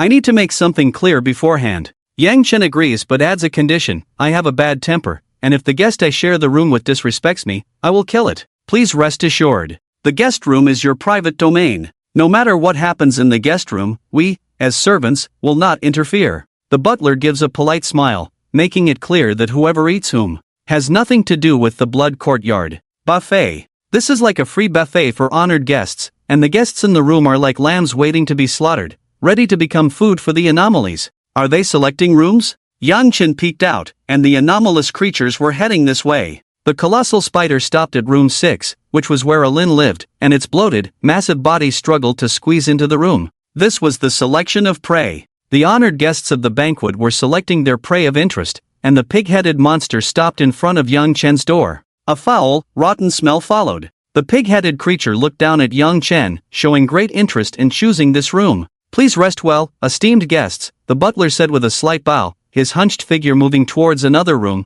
with the anomalous creatures following closely behind. Thud. The guest room door closed. The fat pig-headed creature let out a low growl, its bloodthirsty eyes glaring at Yang Chen, its large, pig-like mouth extending two tusks dripping with foul saliva, revealing a mocking expression as it toyed with its prey. It slowly approached the soft bed, the clean silk bedding stained with oil and decay, and the luxurious bed, 3 meters in diameter, was almost completely filled by the pig-headed creature. Do you want to die? Get off! Yang Chen shouted sternly, which startled the pig-headed creature. The tiny human in front of it dared to command it? This is the guest room bell. I've thought carefully about the solution to the Crimson Courtyard. The guest room bell can summon the manservant. If I order the manservant to kill you, what would happen? Yang Chen pointed to the guest room bell on the table. Anything happening in the Crimson Courtyard could summon the manservant, who would then kill the anomalous creature that invaded the guest room. This might be the best solution for the Crimson Courtyard. Manservant, the pig-headed creature seemed wary of this term, letting out a warning growl, but it did not attack Yang Chen for the time being. The manservant's combat power was formidable, but what truly frightened was not just its strength, but the rules of the Crimson Courtyard. That's right. The manservant was also part of the rules. Each level of the dungeon was a new world, and one could not judge it by common sense. All rules were difficult to defy, otherwise, one would have to pay a great price. So it is. Yang Chen thought to himself, realizing that the anomalies were wary of the rules and no one wanted to defy them. If this was the case, even an ordinary person with no strength could survive by relying on the dungeon's rules, avoiding numerous crises and difficulties. Of course, this was only theoretically possible, and in practice, it was extremely difficult, with the possibility of survival being very slim. Alright, test over. Yang Chen's lips curled into a cruel smile as he put the bell to summon the servant into the drawer. Since you chose me, let's have some fun, neither of us using the rules. By the way, my profession is a butcher, a professional pig killer. Yang Chen declared war, taking out the butcher knife, his smile becoming even more sinister. Inborn butchering physique. In ancient times, there was the story of a skilled butcher disassembling a cow, and now there is Yang Chen, a pig killer. This bizarre pig-headed creature coming to his door was practically asking for death. Roar! The pig-headed creature let out an angry roar, shaking the entire room, and suddenly stood up, charging at Yang Chen. Boom! A loud crash echoed. The pig-headed creature's shoulder smashed through the wooden table, slamming into the solid ancient wall, causing a shower of dust and dozens of spiders to fall. The wall was covered with dense cracks, like jagged teeth, but the blood castle seemed alive, all the cracks quickly healing, returning to its original state. The castle is alive. The walls will heal if broken, and the table will refresh if smashed. Yang Chen observed his surroundings, his footsteps as nimble as a butterfly, easily dodging the pig-headed man's attacks with a light flicker. Again, the pig-headed man launched a powerful punch, its force stirring up a gust of wind, like a giant hammer being swung. Bang, bang, bang. Tables, chairs, and even the bed in the room were smashed to pieces, glass shattered nearby, scattering countless glittering shards. Had ha! Yang Chen let out a cold laugh, his butterfly steps evading the pig-headed man's fists once more. Then, with a sharp slaughterhouse knife in hand, he lightly sliced and circled around the muscle fibers. Something terrifying happened. The flesh below the pig-headed man's legs peeled off like a garment, revealing the solid, thick, bone-white thigh bones. The fascia was cut open. The knife followed the muscle fibers, stripping the entire leg of flesh, a process not overly complicated, just a few light cuts. Thud! The pig-headed man lost his balance and fell. Yang Chen acted swiftly, slicing down the pig-headed man's back, then tearing fiercely, revealing a neat row of pig ribs. Not bad. The fat-to-lean ratio is excellent. Yang Chen's eyes sparkled as he praised, "You'll definitely fetch a good price." The pig-headed man was strong, with tight muscle fibers and relatively low fat content, which people usually prefer for stir-frying. The pig-headed man struggled to get up, but as soon as his arms pushed against the ground, the sharp blade cut through the shoulder blade, slicing off the upper limbs as well. How long does it take a skilled butcher to disassemble a pig? 10 minutes. How long does it take a pork cutter to cut up a pig? 5 minutes. It's said that the top butchers can disassemble and neatly arrange all parts of a pig in under 3 minutes. How long does it take Yang Chen to disassemble a pig? The answer is 30 seconds. Today's unlucky one is you. You have 30 seconds left to live. I'm starting. Yang Chen's slaughterhouse knife spun into a beautiful flourish. The knife plunged into the pig-headed man's body, sliding along the muscle fibers, cutting with the fluidity of flowing water. No need for supernatural abilities. No need for any secret incantations. Nothing but practiced skill. Half a minute passed, and the pig-headed man was completely lifeless, the scene resembling a butcher's block, with all different cuts of meat neatly arranged. Yang Chen extended his left hand, and the hunger touch emerged from his palm, then devoured the strange contamination, all energy flowing into the foul infant. It was over. This small crisis of the night was resolved. Ding-a-ling-a-ling. Help, help, come save me. A man covered in wounds fled down the corridor of the guest rooms, clutching a guest bell, urgently summoning the butler for help. A ghost baby followed him. The once delicate porcelain doll-like girl had transformed into a terrifying ghost baby with a pale, sinister face, metal rods extending from her elbows and knees, her height reaching that of an average person. The ghost baby's ghastly face was horrifying, her eerie metal limbs crawling like a marionette, holding a sharp short knife, occasionally slashing at the man's back, spraying blood. ZZZT ZZT ZZT. The butler heard the bell and slowly moved towards the guest rooms, the large iron ball scraping the floor, emitting a piercing sound. Who will save me? Ah! The man screamed again as the ghost baby cackled, stabbing him in the side, blood gushing out, rendering him unable to escape. What's that? Yang Chen heard the commotion outside, opened the door, and looked towards the distance. The man who called for help had been seen before at Dr. Ghost Hand's place, and he was indeed the awakened one receiving treatment on the operating table. Save me! Please save my life! I am Suja from the Survivor Alliance.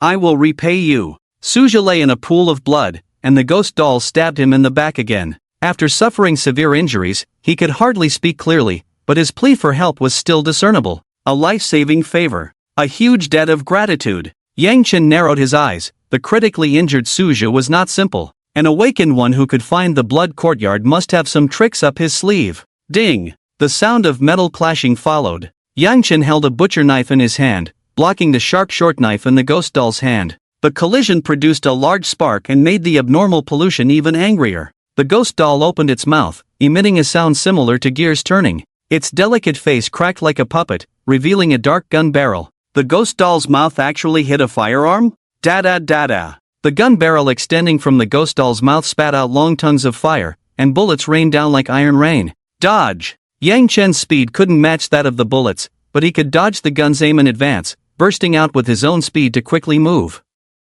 The floor was shattered piece by piece, the wooden railings on the second floor were blown to pieces, and wherever the bullets went, there was utter chaos. At that moment, the male servant dragging chains and iron balls finally arrived, and Yang Chen quickly dodged to the side of the stairs, giving orders to the male servant. That guest is too rude, destroying the castle. I order you to eliminate it immediately. Yang Chen pointed in the direction of the ghost doll and commanded, and the male servant immediately changed its form upon receiving the order. Click click click. Crack, crack, crack. The male servant, over 2 meters tall, saw its sackcloth head gradually soaked in blood, its muscles tightening, and the shackles in its hands trembling violently. A soft sound. The shackles snapped under its own strength, and the chains of the iron ball at its feet were also broken. The mountain-like body rushed towards the ghost doll. Boom! A dull impact sound came. The male servant knocked the ghost doll flying, then grabbed its metal leg and slammed it hard against the wall, causing the entire floor to tremble. Slam! Impact! Punching! Large parts fell off, the metal rods extending from the ghost doll's elbows and knees were snapped, and the entire puppet-like mechanical body was torn to pieces. Finally, A crystal-clear gem appeared in the ghost doll's chest. It seemed to be its power source, and the male servant stomped heavily on it, crushing it into powder, and the ghost doll completely lost its life. So fierce. The male servant's second form, the explosive power it unleashed was beyond imagination, tearing the strange guest to shreds in a few moves, and Suja was saved as a result. Thank you for your service. You're done here. Yang Chen expressed his approval of the male servant's service and ended the command. The mountain-sized man walked back to the shackles, sat on the ground, used brute force to bend the snapped shackles, and then relocked the thick buttons. He dragged the heavy iron ball weighing over 100 kilograms and slowly disappeared from sight, continuing his patrol in the castle. Looking at Suja again, he lay in a pool of blood, on the brink of death, and the only thing that could save him was probably blood brew. A few minutes later,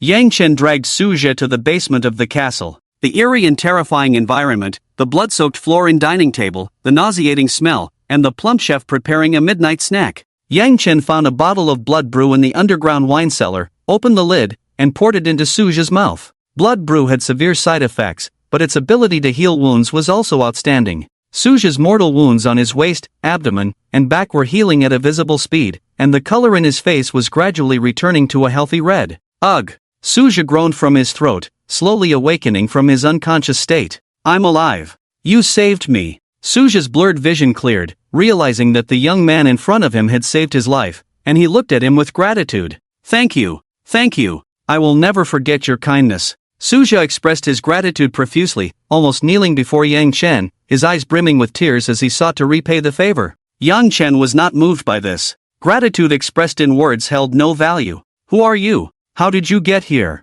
It would be best if you could explain in detail. Yang Chen spoke coldly, ready to kill the man if he dared to lie. I come from the Survivor Alliance. About a month ago, an invocation ceremony was organized by the higher-ups. The ceremony succeeded, but I unfortunately got contaminated. All methods to lift the contamination curse were tried, but in the end, it was not resolved. Suja lowered his head, his hands unconsciously clenching. A companion once said that the monster Lim Home might have a solution, and I eventually sought out Dr. Ghosthand. The Survivor Alliance. It was the largest awakened organization in the world. Although its internal structure was loose and lacking in management, it was indeed the largest in terms of numbers. This also led to another situation where the organization was a mixed bag. Within the Survivor Alliance, there were many awakened individuals with impure motives, and Suja was one of them. Abyssal summoning, a mysterious ability. Suja could initiate certain rituals to randomly summon anomalous pollutants from the underground palace. Sometimes, the summoned anomalous pollutants were controllable and useful for research purposes.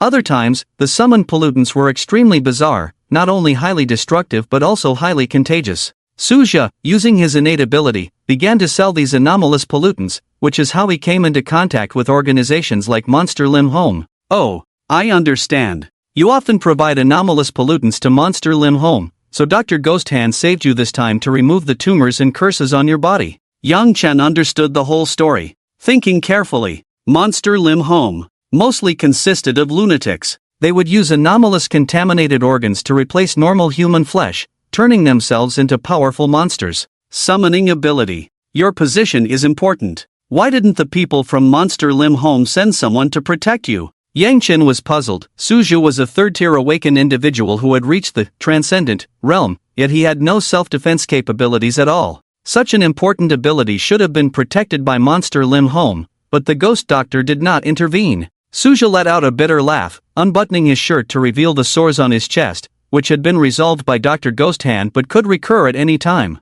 I've been cursed, my innate ability is temporarily disabled, and I'm no longer of use to Monster Lim Home. Ability disabled, so that's it. Yang Chen pondered, should he help him? Suja had deep connections within the Survivor Alliance and might be useful for stealing various documents and intelligence. No. A person met for the first time, even if he saved his life, could not be trusted easily. Moreover, Suja was too weak. Such a fragile individual, if captured and interrogated, could expose Yang Chen, essentially planting a ticking time bomb. You can rest assured. If I have the chance to return, I will definitely find a way to repay you. I have quite a bit of savings in reality and know many high-ranking members of the Survivor Alliance. I can provide you with any information at any time, Suja assured confidently, fully aware of his worth. No need. Yang Chen's eyes flashed with killing intent as his hunger tentacles wrapped around Suja, beginning to devour his power. What are you doing? Suja exclaimed in shock, having just escaped one danger only to fall into another, his savior now intent on killing him. Yang Chen offered no explanation, deeming it unnecessary to justify over a mere piece of bread. No, no, no. Ah! Suja screamed as he was devoured by the hunger tentacles, losing his mysterious summoning ability. Was it ruthless? Cruel? Yang Chen didn't think so. After all, awakened individuals were merely food to him. After Suja disappeared, a plump shadowy figure brought 2 plates of foul-smelling food, clearly the chef's midnight snack. I'll eat both of these. Yang Chen began to enjoy the chef's food, quickly devouring it all. Permanently enhanced reaction speed, the midnight snack also enhanced physical abilities, but after consuming multiple portions, the increase gradually reached a threshold, with diminishing returns, indicating a limit. So, there was no need to eat more disgusting food. After enjoying the midnight snack, Yang Chen returned to his guest room, only to find someone else in the room. It was a woman. She was tidying up the bed, transforming the shattered room into a spotless state. Beautiful. Too beautiful. The stunning woman had fiery red hair, exuding a wild charm, her skin a healthy wheat color, with beads of sweat rolling down her collarbone and into the deep crevices. She exuded an alluring aura, her pheromones like a potent aphrodisiac, causing confusion and distraction. The maid. This was the maid in her second form at midnight. Hard to imagine she was the same person as the 300-pound fat woman. Rule 1, reject the maid's temptation. This brief night, the test had not yet ended. Guest. Whispered caresses. The maid's seductive voice echoed in his ears. It was a series of provocative words that made one's heart race, her fiery hair now as bright as blood, her enticing hips evoking fantasies. Pheromones, like a secret potion, caused confusion and distraction, filling the room with an atmosphere of intimacy. Willpower, if one's will was not strong enough, they would immediately be seduced by the maid. Thank you. I don't need any service. Yang Chen smiled politely, causing the maid to pause, all her charms useless, the man before her unaffected in the slightest. The maid revealed an angry expression. Her body changed, her fiery red hair falling out, her perfect face filled with fat wrinkles, transforming from a sexy woman into a 300-pound fat woman in an instant. How unromantic. The maid grumbled harshly, then stormed out, slamming the door behind her, heading to another room to clean. Yang Chen glanced at the clock. Before he knew it, it was the early hours of the morning. Having passed various tests, he should be safe for now. The maid's temptation, the chef's invitation, the servant's command, the butler's surveillance, and the crisis after the banquet, the buffet shared by the guests. A day in the blood courtyard was indeed full and interesting, and Yang Chen's ability to navigate these tests with ease was due to knowing the rules in advance. The clock soon pointed to 6. The lights in the castle went out, the old heavy doors closed, and only the blood fountain in the courtyard continued to make a trickling sound. How was your sleep last night? Arlene pushed open the door and leaned against it, smiling charmingly. Behind her stood Han Zitao, whose face looked quite haggard, not knowing what he had experienced last night. Not bad, she said. The room service is a bit poor, Yang Chen casually complained. Once disturbed by the VIP pig-headed man, and another time by the maid, fortunately, his sleep quality was good, otherwise he would have developed dark circles. Did you also kill the patient of Ghost Hand Doctor? Ghost Doctor was a bit unhappy this morning. Arlene brought up another matter. The patient Suja of Ghost Hand Doctor was devoured by Yang Chen, causing dissatisfaction. Is that so? Yang Chen shrugged indifferently. No one saved him last night. He looked a bit pitiful. Later we had a couple of drinks. It was a little story after drinking. Yang Chen rescued a helpless awakened one, and after a few rounds of drinks, he had a small impulse, eventually devouring the other completely. It sounded reasonable. Arlene didn't dwell on this matter much. She hooked her finger and continued, "We should leave now. The anchor point for the underground palace gate has been established." Room 6. A bright red wardrobe, inside of which hid a door carved with eerie symbols. Arlene constructed a passage through the universal key, which could lead to the real world, namely Han Zitao's luxurious villa. With ease. This was the second time using the red door. Still Arlene entered first, followed closely by Han Zitao. Next time, Yang Chen finally surveyed the castle's guest room. Looking deeply through the glass window at the blood courtyard, all the rules were already familiar. The only thing worth paying attention to was probably the full moon feast. That terrifying and unknown scarlet lady, who had never shown herself, what kind of existence was she? Yang Chen leaped towards the door, disappearing into the scarlet courtyard. A sense of weightlessness followed. The next second he fell towards Han Zitao's villa. The three of them lay on the ground. Around them was the familiar real world, the first ray of morning light shining through the glass window, giving a feeling of being out of this world.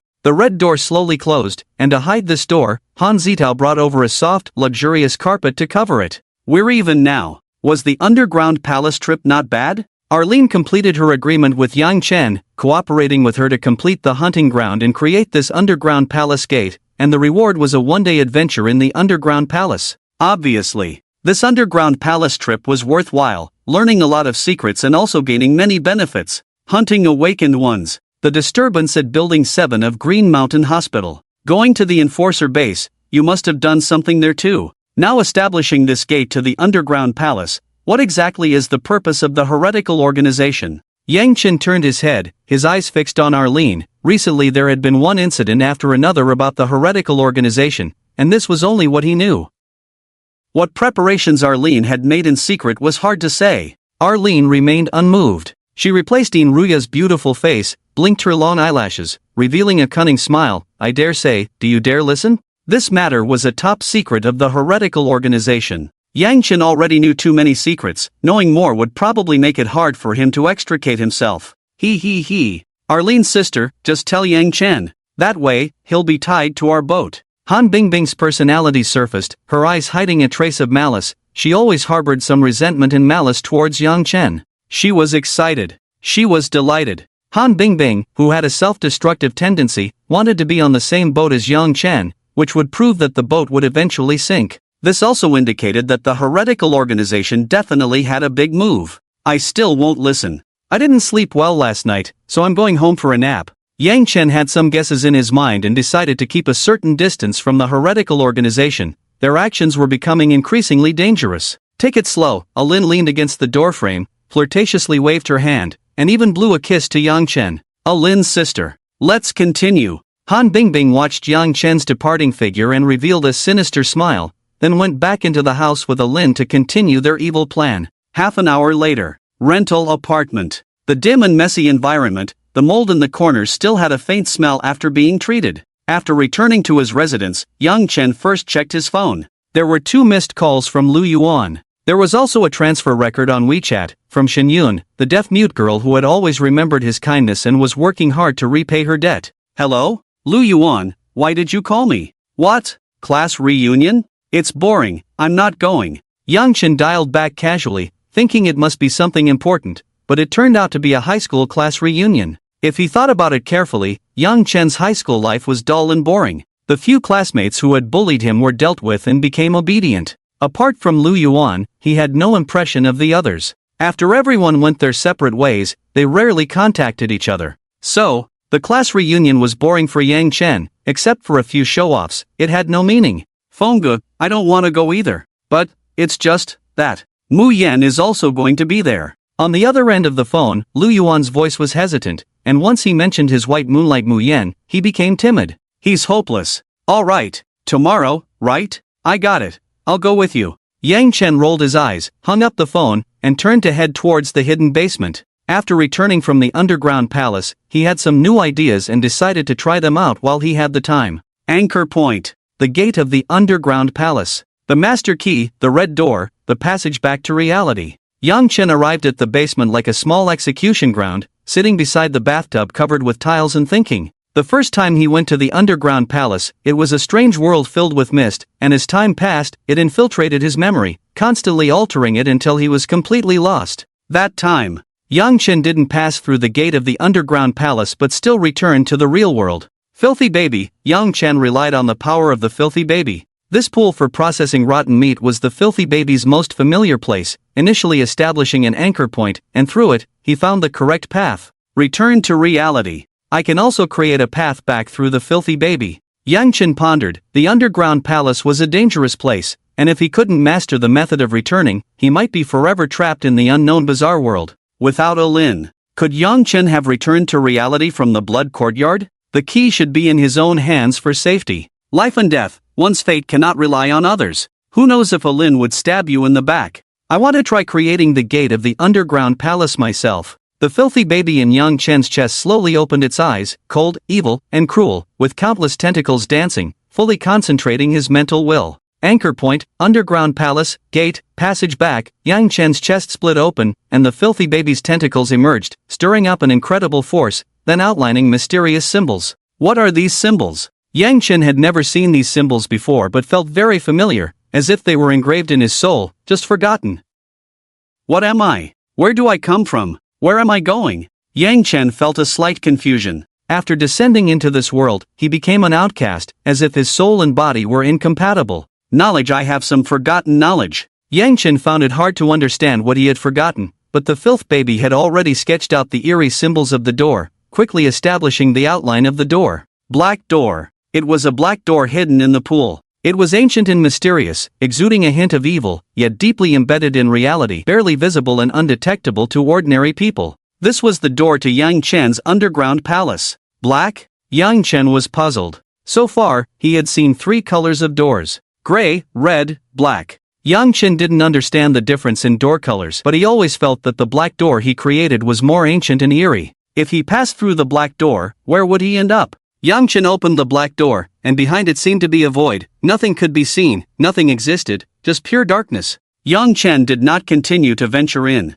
Who knows where the black door leads? Perhaps stepping into the door would instantly plunge him into a deadly trap. In any case, I also have my own escape route. Yang Chen closed the black door, treating it as an escape route. If he ever got lost in the underground palace, he could return to reality through this path. Next, test his innate abilities. Yang Chen, to be on the safe side, first constructed a simple hunting ground using secret words. Secret words, those who lie must swallow 1,000 needles, Yang Chen murmured, and a huge shadow appeared behind him. The figure of the 1,000-needle lady appeared fatally, descending into the real world, followed by her filthy and sharp steel hair dancing wildly, wrapping around the ground and walls in all directions. A closed hunting ground was successfully constructed. Filth blood infusion. Viper Yang Chen's filth baby opened a cold, evil eye, then flowed out a drop of filthy blood, temporarily bursting out the innate ability of the viper. Snakes. Small viper snakes appeared in the room. After upgrading this ability, it could summon hundreds of snakes, and under the control of the innate ability, one of them could mutate. Viper mutation. A huge viper snake appeared. With the full infusion of the innate ability, the mutated viper grew to an exaggerated length of over 20 meters, almost occupying half of the basement. Its red eyes were as big as a fist, and its open mouth could swallow a whole pig. Mystical system. This is the innate ability of the mystical system, capable of summoning vipers, and just the mutated snake alone is enough to fight a single awakened person. In addition, Yang Chen also gained another summoning ability yesterday. Filth blood infusion. Abyss summoning. This ability came from Su Zhe, who was devoured last night, a summoner with a 3rd stage transcendent realm, whose ability could randomly summon some creature. Yang Chen's filth baby opened another cold eye, flowing out filthy tears, turning into the ability of abyss summoning. The basement flickered with eerie light. A summoning magic circle appeared on the ground covered with filthy hair, forcibly capturing some creature from the underground palace. The magic circle gushed with blood. A vague figure slowly rose from the ground. It was a 70-centimeter tall humanoid monster, holding a blood-stained axe, with a deep green body, and babbling something in its mouth. Goblin? This eerie creature summoned from the underground palace was very similar to the low-level monsters in mythological legends, clearly a goblin warrior holding an axe. Unbelievable. Too unbelievable. The goblin warrior looked up, his eyes filled with hostility as he glared at Yang Chen. These randomly summoned creatures did not distinguish between friend and foe, they simply picked up their weapons and attacked Yang Chen. Despite their 70-centimeter short stature, they moved with surprising agility, swinging their axes wildly. Clang! Yang Chen, holding a butcher knife, blocked the goblin's axe with a single strike, sending it flying. The strength of these pollutants was quite weak. The abyss's summoning luck was not good. Just one goblin warrior was not enough to pose a threat, even to a trained adult man. Viper, attack it, Yang Chen mentally commanded, and hundreds of vipers swarmed the goblin, biting and injecting it with potent venom. The 20-meter-long python, with its whip-like tail, swung heavily, smashing the goblin into the wall, causing its bones to crackle with tiny fractures. On the brink of death, the goblin lay weakly in a pool of blood, its body oozing a peculiar blue-green fluid. Hunger's touch, Yang Chen extended his left hand, and slimy tentacles emerged, wrapping around the dying goblin. Sharp mouthparts pierced its body, devouring it rapidly, soon cleaning up the anomalous pollutant. Not bad. Occasionally tasting an anomalous pollutant is a nice change of pace. Feng, don't forget, tomorrow's class reunion, Chen Yuxuan, do you remember him? He organized the reunion, the one who used to bully me, hee. Yang Chen left the basement, casually browsing WeChat messages. Chen Yuxuan. Every class has its troublemakers, and Chen Yuxuan was one of them, reportedly from a well-connected family, who had once led the bullying of Lu Yuan. Times have changed. Lu Yuan is no longer the weak, bullied teenager. With the ability of the god of wealth, he has lived a life of invincibility, with numbers in his bank account exceeding 10 digits. Interesting. Everyone has their wild youth. Now that Lu Yuan has achieved success in his career, meeting those who once bullied him and those who once looked down on him, he can finally hold his head high. It's like the protagonist of a slapstick novel. I'll be there, Yang Chen replied to Lu Yuan, feeling a slight anticipation for tomorrow's class reunion. Even though he wasn't the protagonist of the story, it should still be interesting. Your life is quite entertaining. Suddenly, the mirror beside the wall moved strangely, emitting a hint of excitement. Intrusion. Yang Chen's residence had been intruded upon, undetected. The mirror reflected a bizarre figure, looking identical to Yang Chen but with every movement slightly off. Mr. Mirror, this was another hunter seen in the Blood Courtyard, a member of the heretical organization known as Mr. Mirror. I didn't hear a knock, Yang Chen said with a smile, but his eyes were ice cold, not welcoming Mr. Mirror's sudden appearance. Sorry about that. Next time, I'll knock. Mr. Mirror shrugged, and the image in the mirror walked to the door, knocking as if to make up for his mistake, the dull sound echoing from within the mirror. Humor. Mr. Mirror had a humorous quality, as if indifferent to everything, even his own dignity. All right,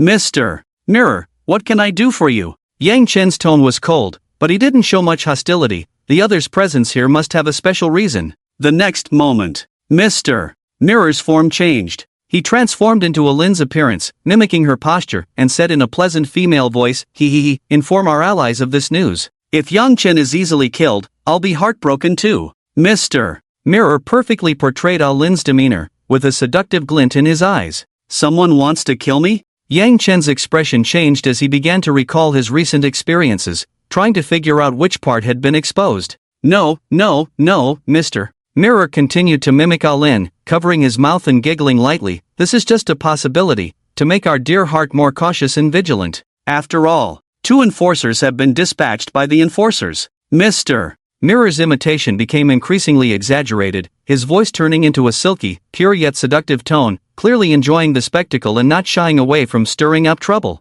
Enforcers? Yang Chen's expression grew more serious. The enforcer organization maintains strict order, with countless enforcer teams upholding the order of the real world. Under normal circumstances, each enforcer team consists of about 5 awakened individuals, along with many elite warriors, broadly divided into 3 parts. Team leader, a 3rd-stage awakened individual who has reached the transcendent realm, mostly combat-oriented, serving as the team's top combatant. Full members, 2nd-stage awakened individuals who have reached the hibernation realm, serving as the backbone of the team, flexibly using various talent abilities, with the potential to be promoted to team leader. External elite warriors, composed of ordinary humans who have undergone special training, although they have not awakened talent abilities, they can handle most abnormal contaminations with modern hot weapons. Such a team can easily clean up ordinary abnormal contamination zones. If one team is not enough, several more can be dispatched. However, some situations are beyond the enforcer's scope of handling. For example, contamination zones of the purple catastrophe level.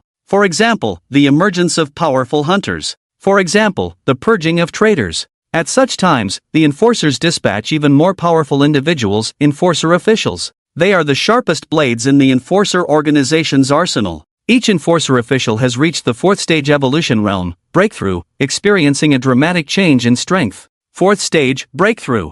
Breaking through limits. Breaking through shackles. This is a watershed for awakened individuals, and just the concept of it seems extremely difficult. Most awakened individuals, no matter how hard they try, can only stop at the 3rd-stage evolution realm of transcendence, and breaking through the limit requires certain opportunities and insight. 2 enforcer officials are in charge of investigating the case in Tianhai City and purging the hunters here. We could all become targets. Don't get yourself killed. Mr. Mirror continued to explain, the arrival of the 2 enforcer officials would change the entire power structure of Tianhai City, and any reckless actions could lead to fatal consequences. I understand, Yang Chen nodded, while some guesses formed in his mind. The underground palace doors were opened, and Mr. Mirror also arrived in the real world. Mr. Mirror, Ghost Hand Doctor, Lin. These hunters related to the heretical organization, appearing one after another, also formed a formidable force that cannot be underestimated. He.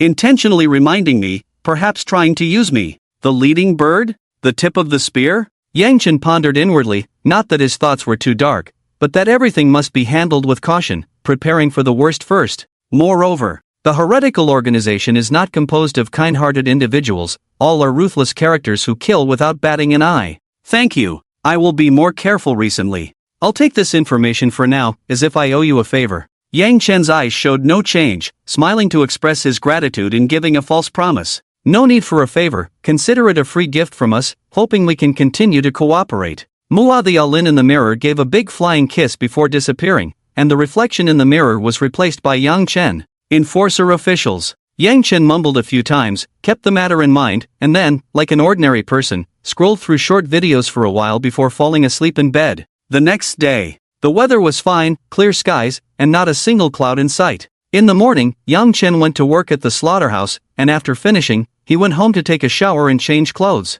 According to the arrangement, the class reunion dinner was in the afternoon, organized by Qin Yuxuan, and many familiar faces from back then would be present. Yang Chen actually didn't like such dinners. Usually, it was the successful classmates showing off, calling old friends to flaunt their success. Most others also had impure motives. They either flattered and wanted to follow a successful big brother to find a way to make more money, or they wanted to see an old flame and have an affair. As for those who genuinely cared about their classmates, they were indeed rare. It's about time. Yang Chen checked the time, got up from his rented room, and headed to the agreed-upon high-end restaurant, hoping today would be a bit more interesting. Jinglan Restaurant, this was a members-only high-end restaurant, offering the most prestigious and private service. It was located near the top-tier villa area, nestled by the mountains and water, quiet and elegant, far from the hustle and bustle of the city, like a serene haven. The most beautiful environment, the most attentive service, the freshest ingredients. All of this also meant the most expensive prices.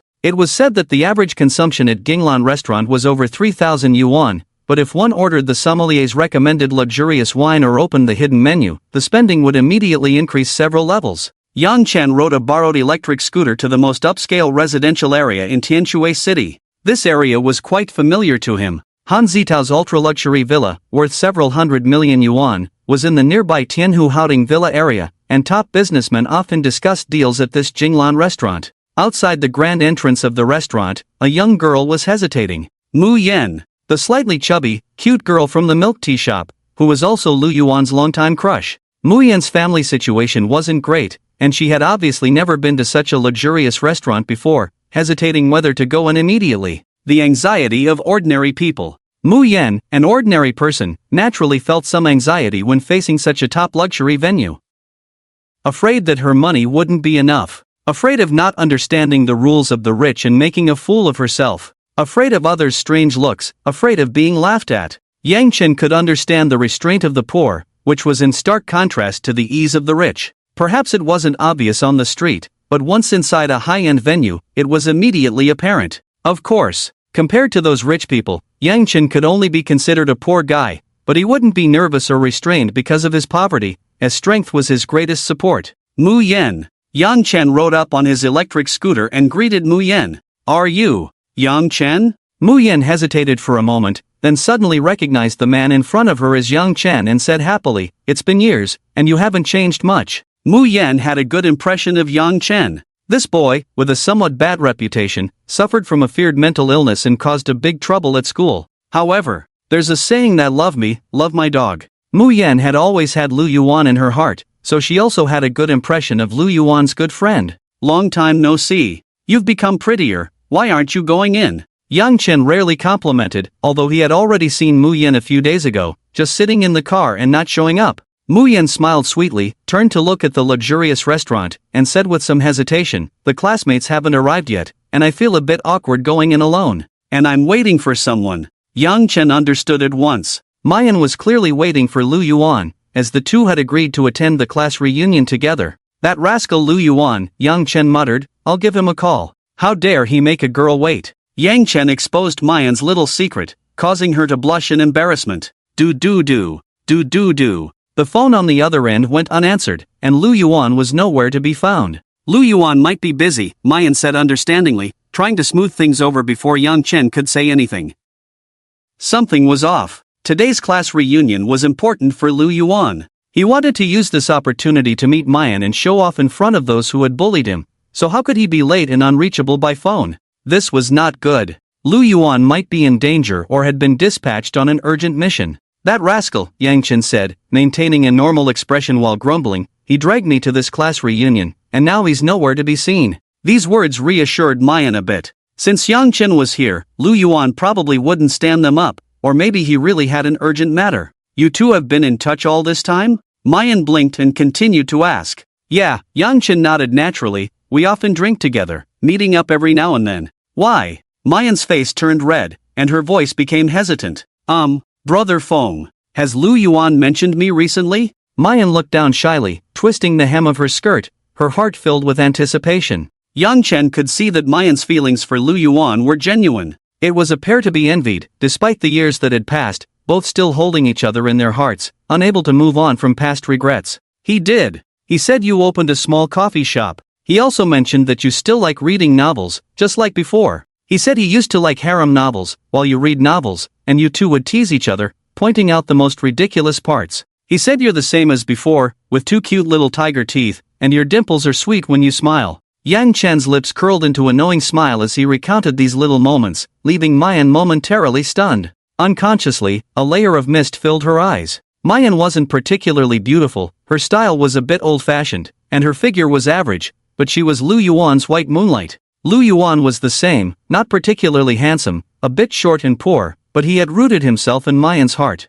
This was the love of ordinary people. Even without grand romantic scenes, extravagant gifts like in dramas, or fervent vows, that love had already subtly taken root deep in their hearts. At that moment, a luxurious S-Class Mercedes roared past. This year's new model looked even more streamlined with a high-end version likely costing over $1 million. The window slowly rolled down, revealing a familiar face to Yang Chen and Mayan. Chen Yuxuan, an old classmate of theirs, from a wealthy background, who had started in real estate and later switched to finance during the economic downturn, reportedly making a lot of money. At just over 20 years old, most of their peers were still in college, but Chen Yuxuan had already become the CEO of a company and was driving a car worth over $1 million. It was truly enviable. Yang Chen? Chen Yuxuan was a bit surprised, as he hadn't invited Yang Chen, yet here he was. Lu Yuan invited me, Yang Chen said casually, raising an eyebrow. Not happy to see me? Chen Yuxuan recalled some unpleasant memories. Yang Chen had once held 2 cleavers and made himself and a few of his little brothers stand in a row, with Lu Yuan slapping each of them across the face. It was humiliating. It was truly too humiliating. Chen Yuxuan's class reunion this time was meant to wash away that humiliation, which was why he had invited Lu Yuan. Now that Yang Chen was also here, it was even better. Welcome. Of course, I welcome you. Chen Yuxuan forced a smile, his eyes filled with hatred and malice that were almost impossible to hide, but when he turned to look at the Jinglan restaurant, they were filled with mockery.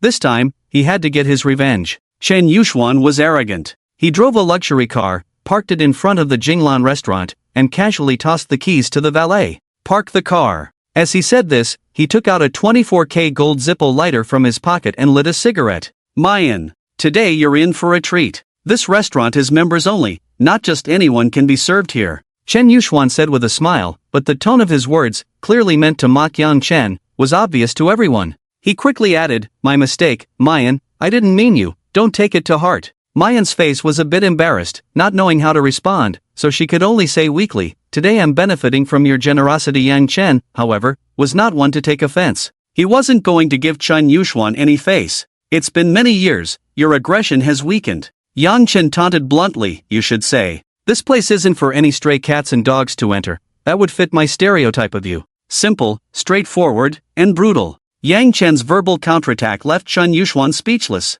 People need face, trees need bark, but Yang Chen didn't play by the rules. Mr. Chen, lead the way. Aren't you the one hosting the meal? Don't dawdle. Yang Chen was very aggressive, giving off a sense of taking the lead, not indulging Chen Yuxuan at all. His 2 sentences made Chen Yuxuan's face turn a deep purple. I don't argue with lunatics. Chen Yuxuan's face was extremely ugly. He had thought this was his territory, but Yang Chen had taken control with just 2 sentences. His eyes were filled with hatred as he stormed towards the private room. The reserved private room was elegant and luxurious. Chen Yuxuan opened the door, and a few classmates were already seated, waiting for him, a host. Mr. Chen, we've been waiting for you for a long time. We've even finished a pot of tea, huh? Sun Junhui quickly stood up. He was a friend of Chen Yuxuan's, they had been hanging out together since school, and his family background was also quite good. "Hello, Mr. Chun." Lin Yujie also hurried over. Although he had once been Chen Yuxuan's brother, with his ordinary family background, he had positioned himself correctly, just hoping to make big money by following Chen Yuxuan.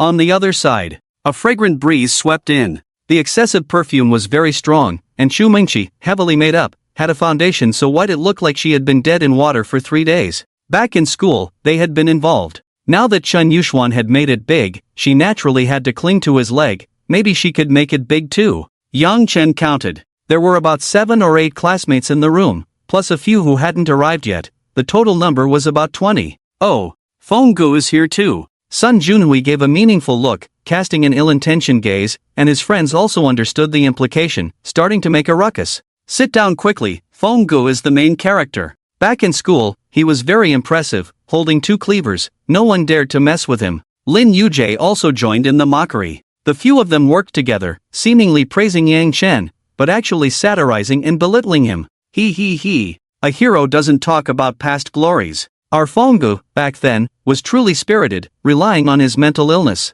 Now that you're in society, you should change your temper, or you'll easily suffer. The blows of society aren't easy to endure. Chen Yuxuan sat in the main seat, feeling much more comfortable with the support of his good brothers, having shaken off the previous depression. Isolated and unsupported. Almost everyone was targeting Yang Chen, and the few who didn't speak were content to watch the spectacle. Only Mu Yan, sitting beside him, couldn't stand it anymore. The dinner hadn't even started, but the tension was already thick. There was no longer any so-called camaraderie among classmates. It was more like they were all here to bully someone. "Maybe. Let's leave." Mu Yan tugged at Yang Chen's sleeve and whispered, not wanting to associate with these scoundrels. "It's fine," Yang Chen replied with a faint smile, signaling Mu Yan to sit down. At that moment, the girls were whispering among themselves, talking about something. Luo Shirhan, who had once been close to Mu Yan but was now a superficial friend, sneered, "Mu Yan, I remember you used to like Lu Yuan. Now, have you hooked up with Yang Chen? Friends' wives, no need to be polite, right?"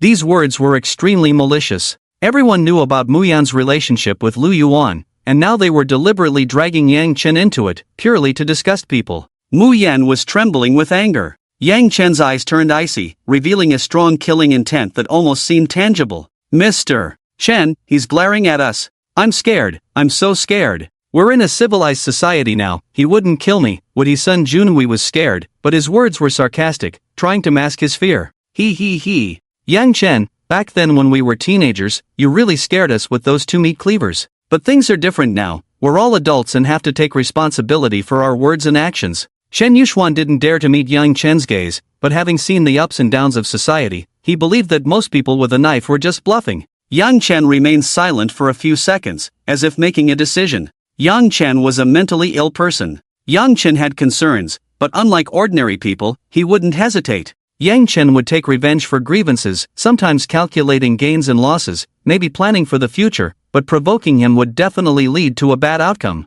Was exposing his identity worth it? Enduring for a while and settling accounts later would be the most rational choice. No. As a mentally ill person, why be so rational? These few people had to die today to make him feel better. Yang Chen looked at Mu Yan beside him and gave a gentle smile. "You should leave here first and try to find Lu Yuan. Today was supposed to be his show, a great opportunity for a class reunion to show off and humiliate others, a highlight of life. But I'm feeling a bit off, my thoughts aren't clear, so I can only wait for him for a meal's time." Yang Chen's tone was gentle and calm, but it gave off a chilling, eerie feeling. Mu Yan was stunned, not quite understanding what was happening, but she quickly left the private room and started dialing Lu Yuan's number. "The number you have dialed is out of service, unable to reach him." Mu Yan tried several more times, but the call remained unreachable. The people in the private room were also puzzled, not understanding what Yang Chen was doing. "Feng Gu, your words are really one after another. What? Is Mu Yan calling for help, looking for Lu Yuan?" Chen Yuxuan and the others didn't understand the situation, still mocking. They didn't know Lu Yuan's financial situation, nor did they understand how terrifying the Yang Chen they were facing was. Yang Chen didn't pay attention. He picked up the menu and started ordering on his own. 1 royal double-headed abalone, please. 1 7-gene wild yellow croaker. 1 braised crocodile tail. Try the top-grade Buddha jumps over the wall. Yang Chen, are you crazy? Such a bold way of ordering dishes even made the nouveau riche Chen Yuxuan's face turn pale. The top-grade double-headed abalone, after soaking, is larger than a palm, and after being meticulously prepared by a top chef, the price skyrockets to 5 figures. The wild yellow croaker is even more ferocious, costing tens of thousands for just one. As for the braised crocodile tail, the top-grade Buddha jumps over the wall, and the black and white top-grade caviar. Their prices are also not to be underestimated. Madman. Out of his mind. Yang Chen, this lunatic, indeed cannot be judged by common sense. His actions are extremely absurd, with just the cost of the food he ordered exceeding 100,000. You're trying to swindle me. Chen Yuxuan shouted angrily, while the girl beside him, Xu Mingqi, added fuel to the fire. Let him order, he can pay the bill himself later. Chen Yuxuan's eyes flashed with malice, and he had an idea. Order as much as you want. I won't pay for you. A mentally ill person eating a free meal. It's sure to make headlines. Everyone was watching the show. From an ordinary person's perspective, they couldn't understand what Yang Chen was doing, only interpreting it as a sudden fit of madness. The dishes were soon brought to Yang Chen's table. The top-grade double-headed abalone, after slow simmering, absorbed the rich meat juices, with a thick layer of sauce outside, the layered texture satisfying the taste buds. The dinner became a farce, with everyone watching Yang Chen eat alone, as if watching a joke. By the way, you guys, the bunch of friends, seem to be missing someone. Yang Chen elegantly cut a piece of abalone, savoring it slowly in his mouth, his cold gaze sweeping over the surrounding crowd. Hong Jie. Hong Jie had been missing for a long time, and the police investigation had yielded no results. Chen Yuxuan and the other bullies, who once called themselves the Tianshui F4, were now missing one person, and no one could get in touch with him. Did you have something to do with Hong Jie's disappearance? Chen Yuxuan widened his eyes. If Yang Chen, this madman, really could have kidnapped Hong Jie, or even harmed him. The second dish arrived. Yang Chen began to taste the braised crocodile tail, also giving everyone a small shock. I killed Hong Jie. Yang Chen's words stunned everyone, their expressions turning very colorful. You know I'm a butcher, right? I hung Hong Jie upside down on a meat hook, like slaughtering a pig. Yang Chen said as he cut the crocodile tail into pieces, chewing slowly, continuing with a double meaning. The taste of this crocodile tail is really good. Cold eyes. Indifferent expression. Calmly describing the process of killing Hong Jie. Yang Chen's meticulous tasting of the dishes made people's imaginations run wild. Ugh! Someone vomited on the spot, feeling their stomach churning, experiencing physical discomfort. Call the police. Quick, call the police. Yang Chen killed Hong Jie. Hurry and dial the police number. Lin Yuza reacted, while Luo Shirhan frantically searched for her phone, but just as she was about to call, she found a small flower snake coiled around her arm. Ah! Luo Shirhan jumped up in fright, her phone also falling to the ground in the process, her eyes filled with fear. Looking down, unbeknownst to them, the table below was covered with venomous vipers, numbering over 100, their twisted bodies instantly making people's hair stand on end. Yang Chen increased his pace of enjoying the food. The yellow croaker was tender and delicious, paired with pearl-like rice, an absolute perfect combination. Snakes! There are snakes everywhere! Let's get out of here, quickly! The people in the room were in chaos, the girls screaming, the boys also frantically shaking off the snakes on their bodies. Fortunately, the hundreds of snakes didn't bite them. However, when everyone approached the door, they found that the doorknob was also wrapped with venomous viper flowers, and no one dared to risk opening the door.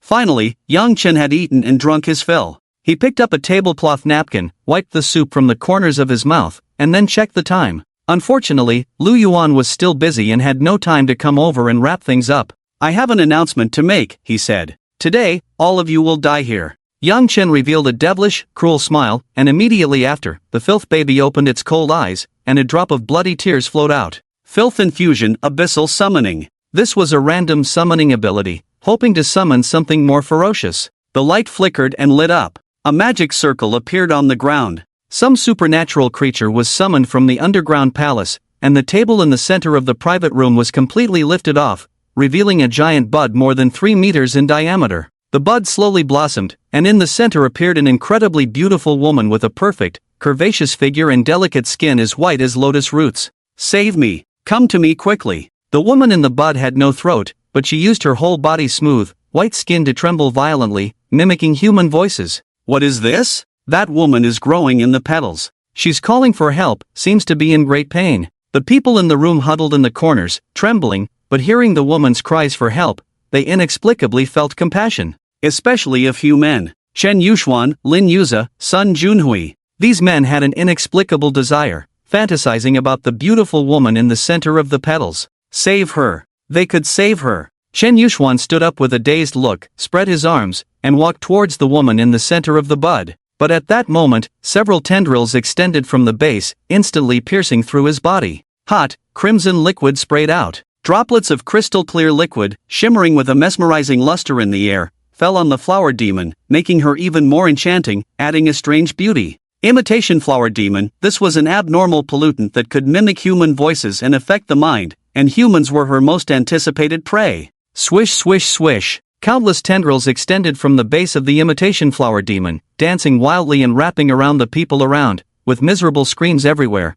and everyone's eyes were filled with despair. Thwack! Yang Chen took out a butcher knife and cut off the tendril attacking him, then turned around and opened the door of the private room. Save me! Yang Chen, save me! Brother Feng! I didn't offend you just now. Take me away. People turned to Yang Chen with pleading eyes, and a few of them did not mock him coldly like Chen Yuxuan, but just watched the joke silently. You're unlucky, Yang Chen shrugged, thoughtfully closing the door, his cruel smile even more hideous. Enjoy yourselves. The screams never stopped. The sound of tendrils dancing and flesh being pierced was incessant, and they did not die immediately. The imitation flower demon needed some time to absorb the blood. This would be a long and painful process. Ding-ling-ding, at this moment, the long-awaited phone call finally rang, and the caller ID was clearly Lu Yuan, who had been delayed. A modified Range Rover came racing, screeching to a halt in front of the Jinglan restaurant, and Lu Yuan in the back seat hurriedly opened the door. Brother Feng, I'm here. Lu Yuan hadn't even changed out of his combat gear, with bloodstains on his body, and injuries on his shoulders and back, obviously just returning from a mission. Indeed, the reason Lu Yuan had broken his promise could only be an unexpected urgent mission, as the frequency of abnormal pollution outbreaks had been unusually high recently. Lu Yuan, don't get close to him. Something's not right with your brother. Captain Dashin also got out of the car, pulling out an infinite bullet Colt Python revolver from his tactical belt, aiming it at Yang Chen who was not far away. Too calm. The surrounding crowd was fleeing, the air was filled with the smell of blood, and the distant Jinglan restaurant had a wall blown out, yet the man in front of them was calmly sitting here.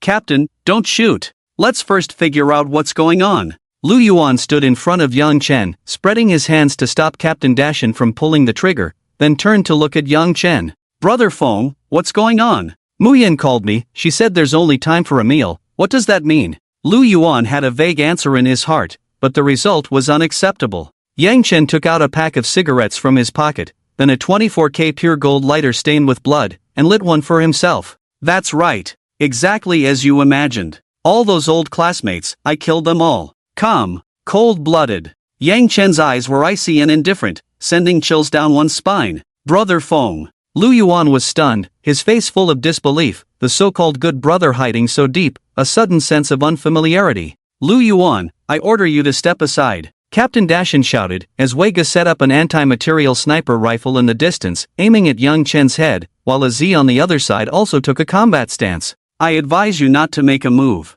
Yang Chen lowered his eyes, exuding a strong and intense killing aura. If the other party dared to attack, everyone would die here. Captain Dashin's temples dripped with cold sweat, his whole body covered in goosebumps, his survival instinct making his body tremble slightly. Is my body afraid? What level of strength does Yang Chen have? I am a person lacking in emotions. Chaotic evil negative thoughts fill my brain and consciousness, but actually, I'm quite kind and sunny, and I cherish that part of human emotion very much. Yang Chen spoke irrelevant words, while being sunny and kind was his self-evaluation. Lu Yuan, how about you start working for me from today? Yang Chen suddenly changed the subject, asking Lu Yuan to betray the law enforcement organization. Everyone's expressions changed. Lu Yuan, Dashin, Az, Wei Gu, all shocked by Yang Chen's bold move, actually enticing a member of the law enforcement to betray in front of them. Miss Az came near Lu Yuan, ensuring Yang Chen wouldn't use any charm ability, while whispering a reminder, Lu Yuan, don't be bewitched by him.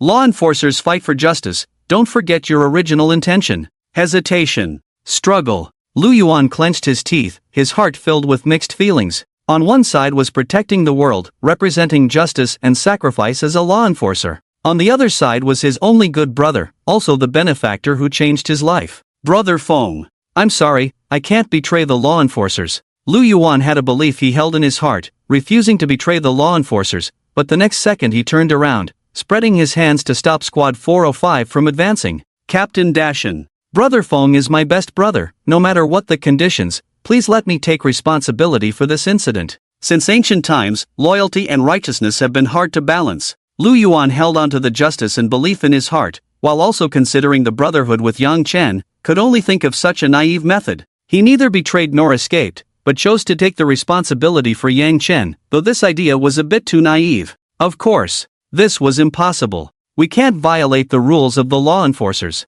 Your brother is more dangerous than abnormal pollution, he is likely a hunter. Captain Dashan's face was stern. The so-called responsibility was not something that could be shouldered just like that, and as law enforcers, they could not simply turn a blind eye to Yang Chen. At that moment, Yang Chen walked step by step towards Lu Yuan. Everyone's nerves were taut, and Brother Wei's scope locked onto his head, his finger almost pulling the trigger. Thump! Yang Chen's palm landed on Lu Yuan's shoulder as he said indifferently, not too disappointed, just watch from now on. Watch what? Yang Chen slowly raised his hand, and a dark needle seemed to condense in his palm. Xinshua evil needle. The mottled bloodstains and filth exuded an endless aura of evil, making people feel suffocated. Secret phrase, we've lies. I am a member of the 405 law enforcement squad. After saying this, the Xinshua evil needle melted away, and a giant shadowy figure of the Thousand Needle Lady appeared behind him. Countless wild strands of hair swept towards the members of the 405 law enforcement squad. Terror has descended. Captain Dashan stared at the terrifying shadowy figure of the Thousand Needle Lady, frozen in place, unable to move a single part of his body, not even able to pull the trigger with his finger.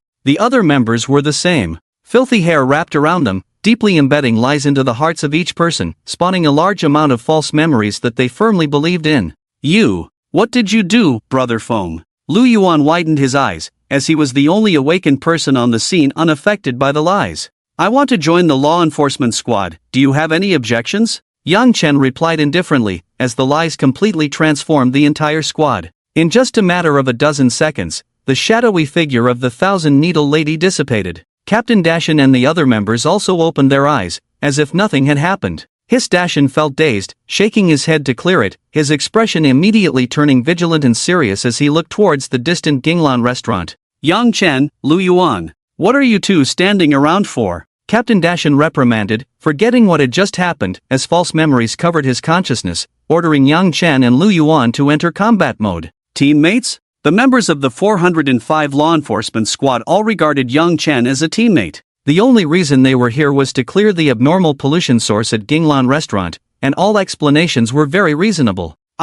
Lu Yuan opened his mouth wide, even more unable to understand what had just happened, as everyone's memories had been altered. What are you awing about? All members of Squad 405, move out. Captain Dashan moved quickly, charging towards the direction of Ginglan restaurant, with the other members following suit, launching a hunt for the mimic flower demon. Don't space out, teammate. Yang Chen patted Lu Yuan's shoulder again, turned around, and blended into the ranks of the law enforcers, leaving Lu Yuan alone in the wind, bewildered. Bang! The anti-material sniper rifle, through the thermal imager, spotted the monster behind the wall, and pulled the trigger steadily. The bullet, thicker than a finger, left a bull-sized hole in the wall, its momentum barely diminished, piercing through the wall and slamming into the monster. The mimic flower demon's chest exploded, spraying out emerald green blood, countless vines danced, and its entire body convulsed violently, emitting a mournful cry. Be careful! Its voice can cause mental influence. Miss Purple warned, then activated her charm ability, the waves of her willpower forming a counterattack, defending against the mimic flower demon's mental pollution. Swish swish swish. Captain Dashan wielded a short blade, slicing the wild vines into several sections, then aimed his revolver at the mimic flower demon's head, emptying the chamber. Emerald green blood splashed. The seductive and alluring body of the flower demon was riddled with burst blood holes, oozing out green blood, and the flower bud beneath it closed, trying to protect its severely injured body. At that moment, Yang Chen appeared. Gale Yang Chen spun a series of wind blades in his hand, like an invisible circular saw, slashing fiercely towards the flower demon. Petals were sliced off one by one. The swirling wind blades tore the flower demon apart, its massive body collapsing to the ground, lifeless. The anomalous contamination source had been successfully eradicated. Not bad. Yang Chen's natural ability, the destructive power is still so strong. Mrs. Z raised an eyebrow, her false memories gradually being filled in, confirming that Yang Chen possessed the natural ability of the Gale. Prosperity. Yang Chen quickly integrated with the 405 squad. Only Lu Yuan, who knew the truth, still couldn't accept the false lies and reality. Yang Chen, Awakened. Evolution Stage 2, Hibernation Realm. Natural talent ability, Gale. Cheerful and kind-hearted, maintaining good teammate relationships with everyone, and also Lu Yuan's best buddy. False memories. Deceptive lies. The members of the 405 Enforcement Squad firmly believed in these memories. They could even recount past experiences, having fought side by side, enduring until rescue arrived, sharing a bond of life and death. Lu Yuan's eyes were filled with confusion. If memories could be altered, was the so-called brotherhood also false? Don't worry. Your memories haven't been tampered with. Yang Chen whispered to Lu Yuan, dispelling his deepest concerns, then patted his shoulder. Mu Yan has been waiting for you for a long time, you should go find her, right? What's going on? Captain Deshawn handed over the follow-up work to the logistics team, then came over with concern, looking at the dispirited Lu Yuan and asking.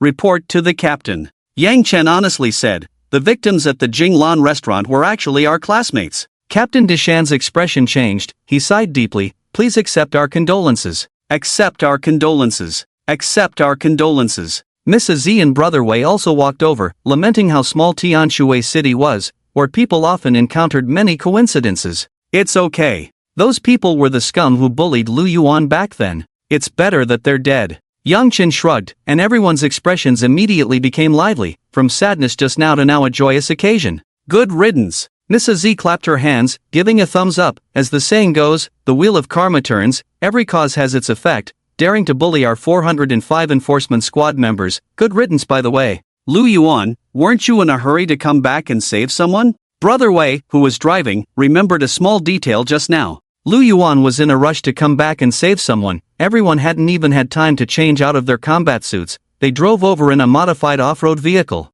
Lu Yuan was at a loss for words, not knowing how to explain. The reason he was in a hurry to come back was that Mu Yan had been bullied at the class reunion, and the former bullies had also launched personal attacks on Yang Chen. To his utter surprise, Lu Yuan was just a moment late, and all his former classmates were killed. I had a female classmate who was being bullied. I was in a hurry to come back and help her. Lu Yuan's face turned red, barely managing to squeeze out some lies. Fortunately, she left in a huff. Not being there, she escaped the disaster. Female classmate? The members of the 405 Enforcement Squad looked at each other, hearing some ambiguous hints. Recently, Lu Yuan's state was evident to all, his mood exceptionally good, quite a feeling of spring in full bloom. It turned out to be due to contact with a female classmate. Of course, these lies, in fact, couldn't stand scrutiny. Mu Yan had just left, and all the classmates were killed by anomalous contamination, a bit too much of a coincidence. By rights, Mu Yan should be strictly examined, and even Lu Yuan and Yang Chen, who had rushed over urgently, should be investigated to comply with the regulations.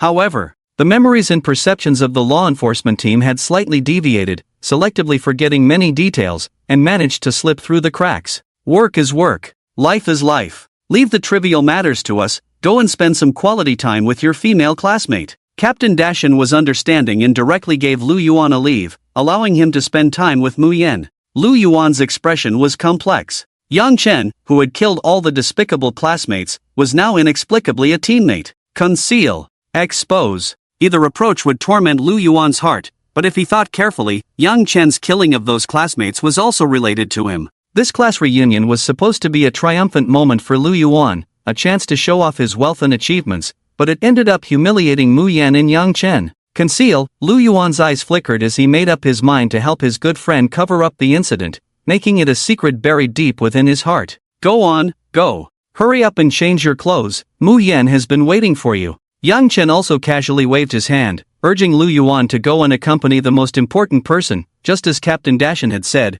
work is work, life is life. Lu Yuan was actually quite afraid. What if Yang Chen went on a killing spree and slaughtered all the members of 405? Wouldn't that make him a sinner? Don't worry, the captain just said, the rest will be handled by us, there shouldn't be any danger. Yang Chen's words hinted at something, not planning to harm the law enforcement team members, his eyes scanning the surrounding team members, revealing a cryptic smile. Just enjoy your date. Alright, I'll come find you after I'm done. Lu Yuan felt relieved and finally left under everyone's gaze. Alright, we should head back too. Captain Dashan walked towards a Range Rover, sitting in the passenger seat, while Wei, the best driver, remained in charge of driving. Yang Chen and Miss Z sat in the back seat. Ha! Miss Z was a bit puzzled, her memory feeling slightly disjointed. The driver was Wei. The passenger seat was the captain. The memory seemed a bit blurry. Were there 3 people in the back seat? Z, Lu Yuan, Yang Chen. Wasn't that a bit too crowded? Was it originally like this? Z always felt that the seats weren't that crowded before. A car fitting 4 people perfectly. Something just felt off. Captain Dashin, I propose we use 2 cars in the future. Yang Chen's words caught the attention of the others, and Miss Z's fragmented memory gradually became clearer. Exactly. Z agreed, raising both hands and complaining, you 2 in the front don't feel it, but it's very inconvenient for us 3 in the back. There's not enough space to change clothes. Z's mind conjured up some false memories. These memories were fantasies created by the brain to fill in gaps. The back seat space was large, but changing into combat uniforms felt cramped. Alright. Using 2 cars for awakened ones is relatively safer. If one is damaged, it can be replaced. Captain Dashin agreed to the proposal, and the doubts in everyone's hearts were dispelled, the deeply embedded memories becoming more solid. By the way, Captain Dashin, I heard someone from above is here. Yang Chen chatted casually before subtly inquiring. Confidential secrets were leaked like gossip. Enforcer. Those guys are mysterious and powerful. They say they've already arrived in Tianhai City, just their itinerary is very secretive. Captain Dashin replied, and the others, including Wei and Miss Z, became interested, asking about the rumors of the enforcers. Enforcer. How strong are they? 4th stage evolution, breaking through the limits, it's truly enviable. What's the background of the enforcers in our Tianhai City? The arrival of the higher-ups is an important event for the entire enforcer organization, and the members of each squad are also filled with curiosity. I'm not sure how strong they are, one person said. It's said that they use the 12 zodiac animals as code names, and this time it's the cat and the turtle. Captain Dashin replied, explaining that the identities of the enforcers are highly mysterious, using the 12 zodiac animals as code names during various missions. But what about this cat and turtle? Is there a cat in the 12 zodiac animals? Is a turtle a zodiac animal too? Miss Azzy was greatly shocked, her dark eyes suddenly turning. I get it, the rat tricked the cat, and the cat missed the 12 zodiac selection, so it hates the rat the most. The tortoise and the hare race, the hare lost, so the tortoise became a zodiac animal? Azzy recalled the fairy tale she heard as a child, while Captain Dashin shook his head. The matter was far more complicated than that. The 12 zodiac animals are actually a simplified version. In ancient times there were 36 time beasts. Z is the swallow at dawn, the rat during the day, and the bat at dusk. Sho is the ox at dawn, the crab during the day, and the turtle at dusk. Een is the tiger at dawn, the leopard cat during the day, and the leopard at dusk. Shin is the cat at dawn, the ape during the day, and the monkey at dusk. Cho turtle and Shin cat actually correspond to Cho ox and Shin monkey. They are another branch of the 12 zodiac animals. Captain Dashin explained that there are actually 36 enforcers in the organization, and the main zodiac animals are the strongest. The cat and the turtle. Interesting. As the saying goes, knowing yourself and knowing your enemy ensures victory in every battle. Yang Chen joined the 405 squad, not on a whim, but to gain more information through the enforcer organization, and if he had the chance to meet the so-called Zodiac enforcers, that would be even better. Forest Park, on the outskirts of Tianhai City, there is a natural forest park. It is home to some rare protected animals, and it is said that there are wild tigers deep in the mountains, so it is rarely open to the public. Brother Wei drove the off-road vehicle into the forest park's trail. The lush trees, sprouting with vibrant branches and tender buds, let the sunlight filter through, creating dappled light and shadow, as if gilding the asphalt road. Captain Dashin rolled down the window, and the refreshing air blew in, making one feel invigorated. However, deep in the forest park, several rows of abrupt steel buildings were built, looking like old armories, completely out of place with the surrounding environment. We're here. Brother Wei drove the car slowly into the armory area, the metal door creaked open, and the steel door, more than 10 centimeters thick, opened. This was the entrance to the enforcer base. Is there more than one door to the base? Yang Chen thought to himself, knowing that the basement of Qingshan Sanatorium directly connected to the Tianhai subbase, but there were obviously other entrances. The interior of the armory was large, but the facilities were very strange. The first thing that caught the eye was a row of freight elevators, each capable of carrying several tons of goods, or dozens of normal humans. Opposite the freight elevators was a row of large garages, each empty. Finally, we can rest. Miss Azzy stretched and complained casually, while the modified off-road vehicle drove into the garage, and a rolling door automatically closed. Captain Dashin took out his phone and tapped on it a few times. Yang Chen, noticing the reflection in the rearview mirror, saw a series of digital symbols being entered.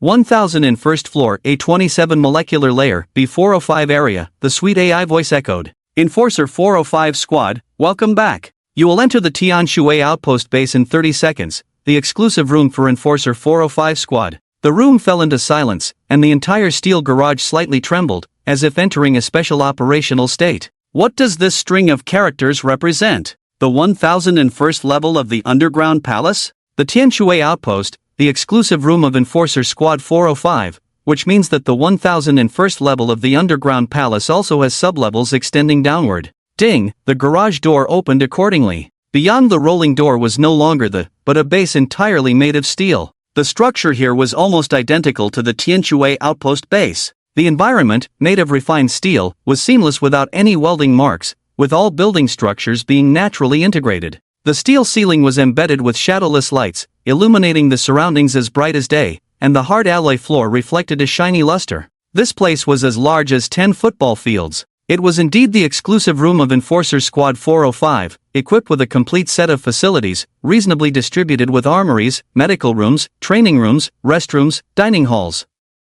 Incredible! The Tianhai outpost of the Enforcers, with an area comparable to an entire city, and each Enforcer squad could also be assigned a dedicated sublevel. Squad 405. This means there are hundreds or even thousands of rooms as large as 10 football fields. The 1001st level of the underground palace. Below the underground palace are outpost bases. Judging from the numbers, there should be more than 50. Below the outpost bases are the exclusive rooms of the Enforcers. The number could reach thousands. Yang Chen was secretly shocked. The area of just the Enforcer rooms exceeded the size of 500,000 football fields, and if the areas of the outpost bases and the main level of the underground palace were added, it would become an astronomical figure. 10 by 50 by 1000. Calculating the refined steel used, it would probably exceed the total amount of steel on the entire blue planet. Yang Chen had a new understanding of the Enforcers. Controlling such terrifying resources, they must possess corresponding power and strength. Everyone, free time. Relax, those injured go to the medical room. Captain Dashin clapped his hands, showing a relaxed expression, indicating it was free time, then turned and walked straight towards the dining hall. Phew, I need a good bath, I'm almost falling apart. Mrs. Z, lazy and charming, turned her head and winked at Yang Chen. Hee, Yang Chen, want to join me? Yang Chen waved his hand. This is not a romantic encounter. Don't forget Mrs. Z is actually a man. You might be the one getting bent. You guys chat. I'm going to check the equipment. Brother Wei left first, carrying his anti-material sniper rifle, heading towards the armory. As a sniper, his personality is often introverted, and his work style tends to be cautious and meticulous. Although he was injured, he needed to check the equipment first. I'm leaving too, I stink, full of blood. Mrs. Z took off her blood-stained combat jacket, the tight combat suit almost sticking to her skin, and a wound over 10 centimeters long could be seen on her back. Just a slight touch made her wince in pain. Everyone dispersed. As an outsider mixed in, Yang Chen began to carefully observe the surroundings.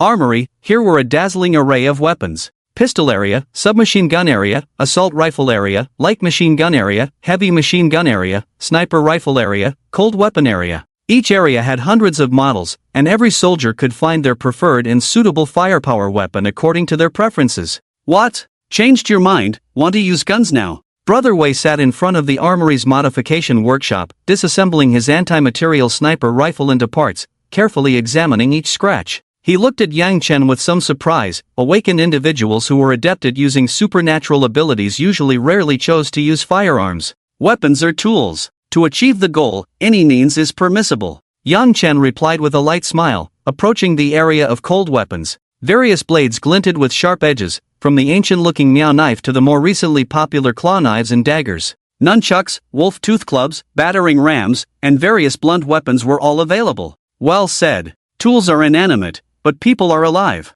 Brother Wei spoke as he replaced damaged parts and assembled the anti-material sniper rifle, completing his inspection. Any weapon you like? Brother Wei asked curiously, only to see Yang Chen pick up 2 kitchen knives, weigh them, and then shake his head. Too light. Truly unconventional. A natural type awakened individual with a particular fondness for cold weapons, and such a unique preference. If you have time, exchange some system materials. I'll make you a fierce weapon directly. Brother Wei said while taking off his gloves, revealing a fully metal-crafted mechanical hand. Mechanical body, technological system talent ability. Evolution Stage 2, Hibernation Realm. Brother Wei's talent ability, actually unrelated to shooting, was quite unexpected. He could transform and replace his body through future technology, turning into a steel mechanical body through another path. Guns were just one of Brother Wei's tools, and the mechanical body was another tool to achieve his goals. I'll replace the arm parts first. Brother Wei stopped chatting, turned, and walked into the modification workshop, taking off his mechanical arm. Many parts were bent and damaged, now needing a new mechanical arm. This small team had a diverse range of members. Do. Bang, bang, bang. The room next to the armory was a multifunctional training area. It had a large shooting range where many elite soldiers were training systematically, using their preferred weapons for moving target practice.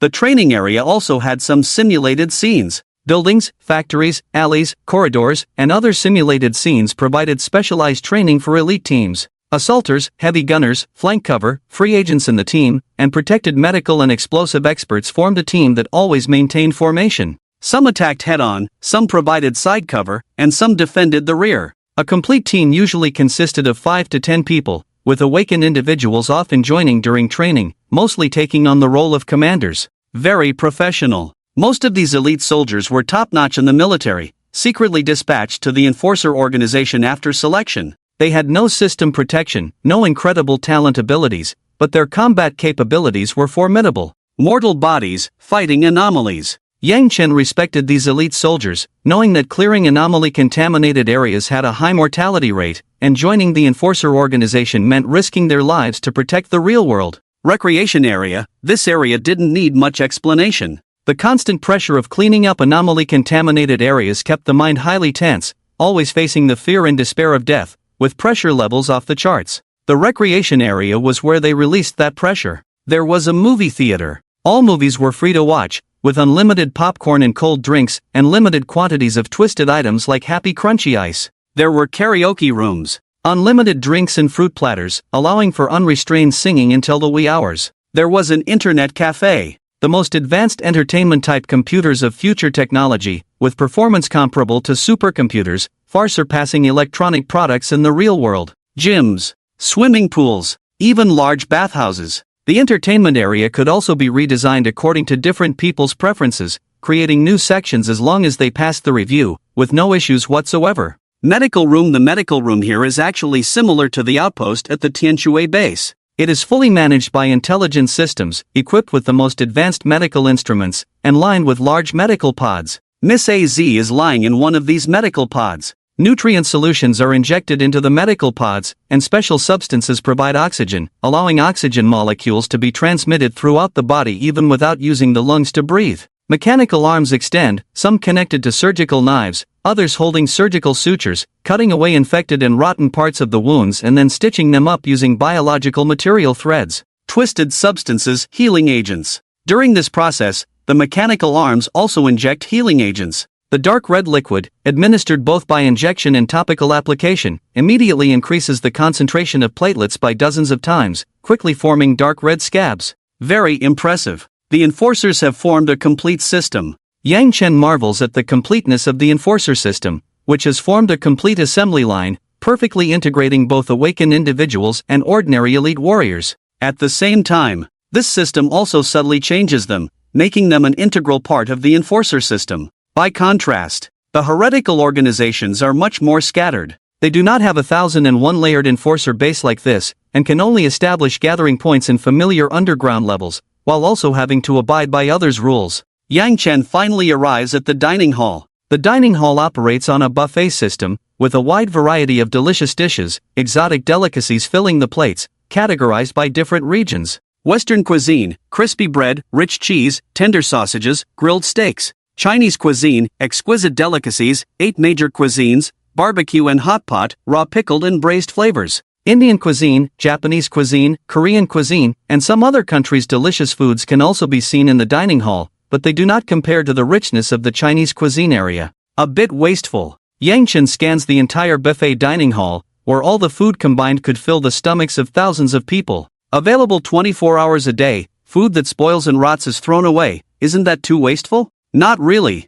Future technology has a stasis technique. Captain Dashin is eating hot pot, with several plates of freshly sliced mutton on the table, spicy red oil floating on the surface of the soup, emitting an enticing aroma. Stasis technique. It is an advanced technology that causes space to enter a stasis state, with a very complex principle capable of permanently preserving the freshness of food. The food in the glass display cabinets, even if left for 10,000 years, would still be as fresh as if it had just been cooked. That's too exaggerated, isn't it? Future technology, has it already ventured into the realm of time? Yang Chen sits down beside Captain Dashin to enjoy the hot pot together, while inquiring about information on that future technology. It is an organization allied with the Enforcer Alliance, possessing incredible black technology, with a technological level far surpassing the real world. Not that exaggerated. The buffet cabinets, the so-called stasis state, does not refer to time and space, but rather maximizes the reduction of molecular movement, always keeping the food fresh. Captain Dashin explains, regarding the abilities related to time and space, which are considered the most top secret, and there are very few awakened individuals with such abilities. What exactly is future technology like? Yang Chen asks curiously, and Captain Dashin just shrugs, only knowing some basic information. They are all awakened individuals of the tech faction. It is said that they have used black technology to achieve controllable nuclear fusion, quantum photonic chips, super-intelligent AI, and even consciousness uploading technology. The endless power supply in our base is provided by them. Captain Dashin explained, the black technology controlled by future tech is jaw-dropping. Just the basic technologies they have on display are far beyond what the real world can achieve. Endless energy, infinite computing power, consciousness uploading, mechanical ascension, escaping the flesh. It's like something out of a myth, yet future tech has made it a reality. There's a theory, Dashin continued, mentioning some rumors. Although they were just vague rumors and not worth believing, their content was still shocking. The system of awakened individuals. It might have been created. This was truly astonishing. What kind of terrifying existence could create a system that can exchange anything from the multiverse and use points to upgrade levels? The system was man-made? Yang Chen's chopsticks froze mid-air, hovering over the meat. The rumors Dashin mentioned were too earth-shattering. Don't take it seriously, Dashin said. It's just a recent speculation. The system has existed since ancient times. People thousands of years ago didn't know about computers or nuclear fusion. Dashin had only heard about it and then patted Yang Chen on the shoulder. Don't overthink it. These things don't concern us, they're just topics for after-dinner conversation. Just a topic for conversation? Yang Chen smiled and nodded, continuing to enjoy the hot pot. To be honest, the treatment for enforcers was quite good. Where's Yang Chen? Lu Yuan rushed back to the base, his face filled with anxiety. He had just dropped off Mu Yan, comforted her for a moment, and then immediately returned. With such a big incident, personal feelings had to be put aside. Why are you in such a hurry? Asked Miss Purple, who had recovered and was wearing a black t-shirt with white thighs exposed by her denim shorts. She was munching on a large portion of fries. The recent tasks had been too busy. Captain Dashin had been assigned various missions, leaving him with little rest time. He hadn't slept for 3 days and nights. As for Yang Chen, he seems to be in the training room? Miss Purple tilted her head, recalling seeing Yang Chen not long ago, training with a group of elite soldiers. He should still be in the training room now. Lu Yuan calmed down. The worst fear hadn't come true. Yang Chen hadn't harmed any members of the 405 enforcement team. Training room, Yang Chen finished the joint exercise and was at the shooting range, holding an MP-22 pistol, aiming at a target 50 meters away. Almost every shot hit the bullseye. This was a weapon recommended by Brother Wei. As an export pistol made in China, it had excellent overall indicators, 9mm caliber, 15-round capacity, and a failure rate below 0.2%. It was very friendly to beginners and suitable as a first pistol. Bang, bang, bang. Yang Chen pulled the trigger, achieving almost 100% hit rate, with several bullets consecutively hitting the bullseye. His superhuman physical abilities, far superior reaction speed, and the 2 talent abilities he had devoured, Unerring Shot, and Divine Archer, had almost maxed out his shooting talent. Back so soon? Yang Chen didn't look up, his actions continuing without pause as he kept shooting, reloading, shooting, reloading. Lu Yuan clenched his fists, looking at his old friend with a complex gaze, unsure where to start. Yang Chen sighed and stopped shooting. Didn't you go on a date? Mu Yan mentioned you. I said a lot of good things. You wasted a great opportunity and neglected the girl. Yang Chen walked over to Lu Yuan, patted his shoulder, and then sat down on a nearby rest bench, waiting for Lu Yuan to speak. Lu Yuan didn't answer about the date. He struggled to squeeze out a few words. I want to know the truth. The truth. The truth was simple. Yang Chen was a hunter, specializing in hunting awakened individuals. Yang Chen was not purely human. From the moment he arrived in this world, he was an anomaly. I've killed many people, and I will continue to do so, Yang Chen said indifferently, his slightly upturned smile looking so cold and terrifying, like a bucket of cold water poured over one's head. Hunter. Predator. Lu Yuan felt his limbs go numb with cold, sensing a killing intent enveloping him, like a sheep being watched by a wolf. But you know, I'm a kind-hearted person, I have my own principles, Yang Chen said, his killing intent restrained, his smile bright and sunny, as he continued, you can choose to report me, or you can continue to be my good brother as before. The choice is yours. Kind-hearted? Summoning abnormal contamination to tear a table of classmates to pieces is also called kind-hearted. But if you think about it carefully, Yang Chen indeed had his own principles, treating his close friends and family with sincerity and kindness. The ball of choice was back in Lu Yuan's court. He could report Yang Chen, but the outcome was obvious. Yang Chen would never forgive a traitor, and all those who knew would be hunted down. The entire 405 squad might be wiped out. Lu Yuan could also keep everything hidden. They would still be brothers, still best friends and mischievous friends, still able to trust each other. I want to ask something. That day I got drunk and got off early at Tianhai community. Lu Yuan brought up another matter, a doubt that had been like a thorn in his heart.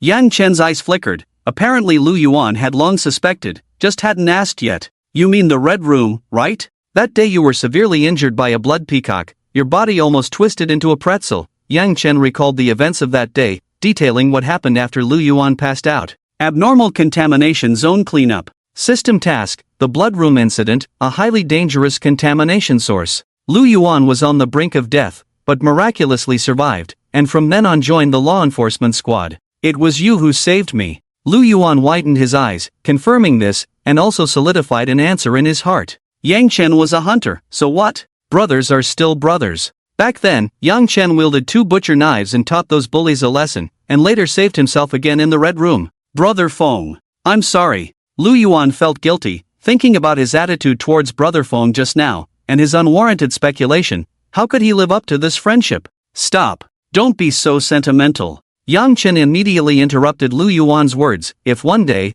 we have to fight each other, don't hesitate. I won't hold back. Yang Chen's words once again shook Lu Yuan to the core. Their identities were different after all, and there might really be a day of rupture. Just hoping. That day will come later. Ding-ling-a-ling, Lu Yuan's phone rang. Captain Dashan issued an order to gather the awakened members of the squad. A few minutes later, everyone gathered near the garage, with a dozen armored vehicles lined up, and a few modified off-road vehicles for daily travel. Captain, you should rest a bit more. This mission can be left to us. Miss Purple showed a worried expression. The captain had been busy for 3 days without sleep, just slept for an hour, and now had to go on a mission again. Captain Dashan raised his hand to signal that he was fine, then took out another packet of happy crunchy ice to boost his spirits. This mission is very dangerous, he said. We need to investigate an awakened individual named Zheng Boyu. His power is formidable, having reached the 3rd stage of evolution, transcendence. He went mad and slaughtered his entire family, as well as 2 other awakened individuals. Captain Dashan's introduction was serious, as the opponent's power was at the rare 3rd stage of transcendence, necessitating his personal involvement. Mad awakened individuals. Sometimes they were even more dangerous than anomalous pollution sources, requiring the entire awakened team's strength to subdue them. Our primary goal is to control him and bring him back to the Enforcer base outpost. If the target poses too great a threat, we will eliminate him on the spot. Captain Dashan made a throat-slitting gesture with his thumb, hinting to the team members to prioritize their own lives, and to kill without hesitation if resistance occurred. Apprehending a mad awakened individual, this type of mission was special. Elite teams composed of ordinary people couldn't be of much help, so it fell to the awakened team. Wei, you drive. Yang Chen, Lu Yuan, Z, you 3 take 1 car. Captain Dashan issued orders, following Yang Chen's previous suggestion, with 5 enforcers taking 2 cars. I'll drive, Lu Yuan said, taking the driver's seat, while Yang Chen sat in the passenger seat and Z in the back. The Land Rover Range Rover's logo and appearance were quite imposing, but it was just a facade. The modified internal structure was completely different. The car was made of special sturdy alloys, with high-strength bulletproof glass, solid tires, and a blast-resistant chassis that could easily withstand landmines and explosives, and was equipped with a large number of weapons. The powerful engine emitted a humming sound. Wei drove the other car in front, and the 2 cars successively entered the garage responsible for transmission, then input a series of characters on their phones. The garage door slowly closed, operating for about 30 seconds before opening again. In the city center. Beyond the garage door was the bustling city center, with a flowing crowd, giving a sense of being in a different world. Looking back, the garage had transformed into an AI car wash. Fully automatic, unmanned car washes had become popular in the last 2 years, where a scan of the phone could open the garage door and initiate a self-service car wash. This, Future Car Wash, was one such brand, though its reputation was poor, often in a state of repair and not open to the public. Let's go! Wei's driving skills were excellent, leading the way, while Lu Yuan followed behind, driving at full speed. Why do awakened individuals go mad? Yang Chen took the opportunity to ask about the mission. It's a common occurrence, Z, the deputy captain, explained briefly. Some awakened individuals' abilities have strong side effects. These side effects can affect the mind, even making them unable to recognize reality, becoming similar to anomalous pollution. Side effects. Awakened individuals' abilities were varied, some leaning towards evil. For example, the summoner Yang Chen had devoured. Abyssal summoning, this ability was special, and improper use could lead to various catastrophic events, and those mad awakened individuals were even worse. These mad awakened individuals are relatively easier to deal with, their consciousness and spirit are disordered, and finding a way to restrain their abilities is key. Z paused, as if recalling something unpleasant. What's really worrying are those organized awakened individuals. Evil organizations. Heresy, the Truth Society, the home of monstrous limbs. Those guys are truly troublesome, eager to make a big hole in the real world, and ordinary law enforcement teams are simply no match. Stop chatting. We're almost there. Captain Dashin's voice came through the car's communication system, ordering everyone to enter combat alert status. The destination had arrived. It was a well-known local script-killing shop. Nowadays, young people have a rich entertainment life. In these script-killing shops, they can find a few gaming partners, play the roles they created, and a game can last for several hours. Perhaps they might meet a few new friends, or even some little sisters, and there's a chance for sweet romance. Screech! 2 cars stopped outside, surrounded by police cars and fire trucks, with a red cordon of no entry. Officer Zhang Yi. Captain Zhang Yi, an experienced detective, was in charge of maintaining order at the scene. Yang Chen had met him before. It was Officer Zhang Yi who took some notes at Green Mountain Sanatorium. It seems he is a specialist in similar cases in the real world. How's the situation? Dashin stepped forward to inquire, extending his hand to shake with Officer Zhang Yi. It's quite grim. Several young people managed to escape, but many others died in the shop. Officer Zhang Yi explained the situation. The officers didn't rush in, and the surrounding residents have been dispersed. The correct approach. Ordinary officers entering the shop would likely be unable to deal with the deranged awakened ones, only adding to the death toll. Are you Yang Chen? Officer Zhang Yi's gaze swept over the group, finally stopping on Yang Chen, recognizing this familiar face. The situation was urgent. Have you met before? Captain Dashin didn't elaborate, simply saying, this is a member of our team. We'll take over from here. Officer Zhang Yi nodded, but there was a sense of disconnection. The Yang Chen in his memory seemed to have a different identity. However, with the identity of an ordinary police officer, he had no authority to question the enforcement team, so he ordered his subordinates to make way. Combat stance. Everyone drew their weapons and cautiously entered the shop, immediately greeted by a strong smell of blood. Dark red liquid splattered on the floor, making the boots sticky, and there were several corpses in the lobby, with severed limbs scattered everywhere. Cut wounds. The enemy is skilled with sharp weapons. Brother Wei's electronic eye scanned the bodies on the ground while activating the biological monitoring device to search for high-heat energy life forms in the room. Private room. There are still a few people alive. Brother Wei's biological detector found human body temperatures through the walls, numbering about 7 or 8, who seemed to be sitting in chairs playing a game. The deranged awakened one seemed to still be playing a game. Captain Dashin made a gesture to be quiet, then gently turned the handle and opened the door to the game room, revealing a bizarre scene. 7 or 8 ordinary young people sat trembling in chairs, their eyes filled with despair and fear, facing a large chessboard-like table, shaking as they rolled dice. Zheng Boyu stood in the KP position, acting as the game master, pushing the game forward. Upon closer inspection, Zheng Boyu's body had undergone terrifying mutations. His hands had turned into side-like blades, and his eyes were covered with a thin membrane filled with countless compound eyes, resembling a real insect. Deep insect transformation. Critical failure. You rolled a 1. Failed the check. Zheng Boyu muttered, and the young man who rolled the dice got a very low number. In the plot, he was facing a terrifying evil god. The outcome was death. Zheng Boyu raised his mantis blade, ready to split the young man who was about to end the game in half. Just as the moment of crisis arrived, Captain Dashin drew his revolver with infinite ammunition from his waist.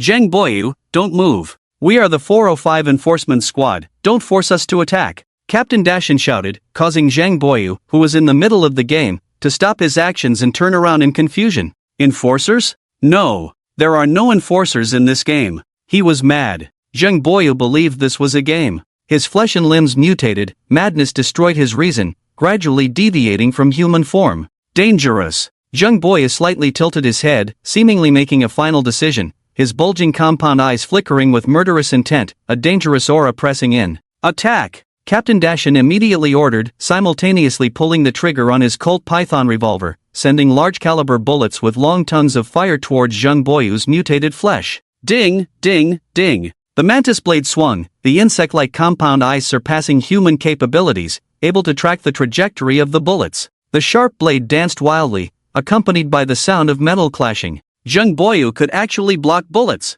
Yang Chen also quickly drew his gun, using his weapon skillfully after a series of special training, accurately shooting at Zhang Boyu's vital points. Gunshots rang out. The room was filled with the screams of men and women, occasionally someone extremely unlucky, hit by ricocheting bullets, bursting into sprays of blood. Prank kiss. Mrs. Z applied a flame lipstick, making her lips crystal clear, gently kissed her palm, and then blew towards Zhang Boyu's direction. A faint pink light flashed, wrapping around Zhang Boyu's body, infiltrating on a mental level. Stunned, Zhang Boyu's body stiffened, clearly charmed by Aziz's ability, his brain feeling like it was drained, falling into a blank state. "Move aside." Wei Ji's voice calmly came. His pair of mechanical arms firmly held an anti-material sniper rifle, the thermal optical lens aimed at Zhang Boyu's head. Boom! The rough sound followed. The anti-material sniper rifle capable of piercing tank armor instantly punched a bull-sized hole through the wall, the kinetic energy undiminished as it shot towards Zhang Boyu's head. Put! The sound of flesh tearing followed, bursting into large sprays of blood and bone fragments, the powerful force instantly turning the area above the neck into a cloud of blood powder. Powder! Blood mist spread, bone fragments scattered everywhere. The mad awakened one died like this. The enforcement squad was like this. Clean, neat, without any unnecessary actions, resolving the enemy in the most effective way. Talent abilities were not everything, even an awakened one at the third stage of evolution, the realm of metamorphosis, couldn't withstand a single shot from an anti-material sniper rifle. Mission complete. The mad awakened one has been killed. Prepare amnesia spray, clean up the scene. Captain Dashin breathed a sigh of relief. The mission was successfully completed, killing Zhang Boyu in one go, and this was the best outcome. Bang, bang, bang. Yang Chen suddenly drew his gun and fired several shots at the headless corpse on the ground. The sense of crisis had not been lifted. The headless corpse on the ground, according to common sense, should have been dead, but a keen perception detected an even more dangerous aura.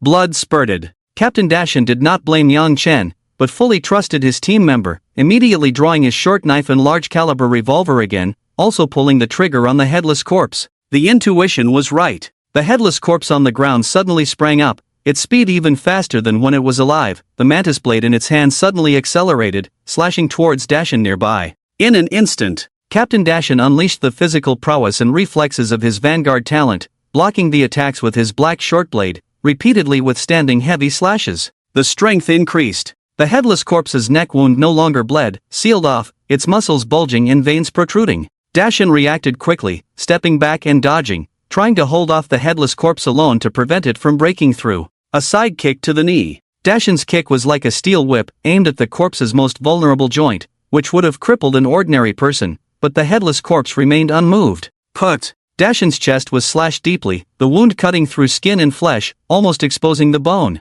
This is bad. It's no longer affected by charm. Miss Purple tried her mischievous kiss again, but the charm had no effect, as Zhang Boyu didn't even have a head. How could he be tempted? Swoosh! The blade flashed again. The headless corpse went berserk, easily slicing through walls and cutting concrete structures in half, even splitting heavy load-bearing columns. Dashin kept defending, but a gap finally appeared. The headless corpse stomped hard, shattering the ground, and its thick leg lunged forward to crush Dashin's chest. Not good. Dashin crossed his arms to protect his chest, but was still kicked back over 10 meters, smashing into the wall and cracking it. Like a tiger among sheep, the headless corpse charged at the other team members, a dimensional downshift, its silent, sharp sides slicing through the air, instantly cutting open Miss Purple's abdomen. Blood spurted. Miss Purple tried to escape, but the gap in strength was too great. She had barely moved a step when the sides, too fast to see, struck. Her waist and abdomen were almost cut in half, instantly putting her on the brink of death. Purple. Brother Wei roared and lunged forward to block the headless corpse's onslaught. Clang, sparks flew. Brother Wei's mechanical arm, made of metal, blocked the sides, which immediately left deep marks and sparked with electricity. Mechanical body. Most of Brother Wei's body was made of metal, and the alloy material could barely withstand the headless corpse's attacks, but only temporarily.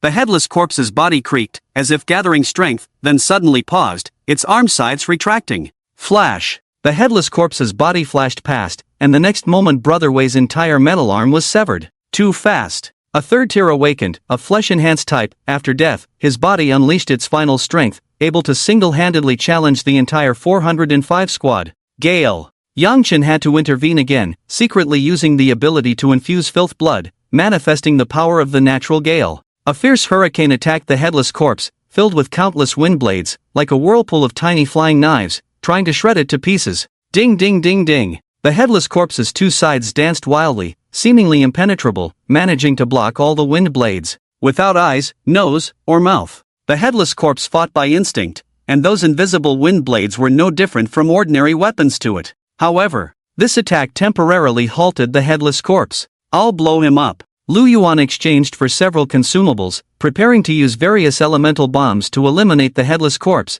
when Captain Dashan's voice came. Don't use dangerous items indoors. Captain Dashan reprimanded, holding a bottle emitting a blood-red glow, which he drank in one gulp. Class D distorted object, Rage Potion. This elixir is the most potent stimulant, capable of unleashing human potential, significantly enhancing physical attributes, but it also comes with severe side effects. After the potion's effects wear off, a period of weakness will ensue, typically lasting 3 to 7 days. Captain Dashan's body has also undergone changes. Veins bulging, muscles knotting, reaction speed increasing, his eyes filled with bloodthirsty combat fervor. Captain Dashan holstered his revolver, drew 2 short blades, and charged fiercely at the headless corpse, the black daggers gleaming with sharp, cold light. The air tore apart. The blades hummed with the sound of slicing through the air, followed by countless crisp clangs of metal colliding, the mantis blades and black daggers almost forming blurs. The speed of their weapon swings was beyond the reach of the naked eye, and only Yang Chen could keep up. Swords clashing,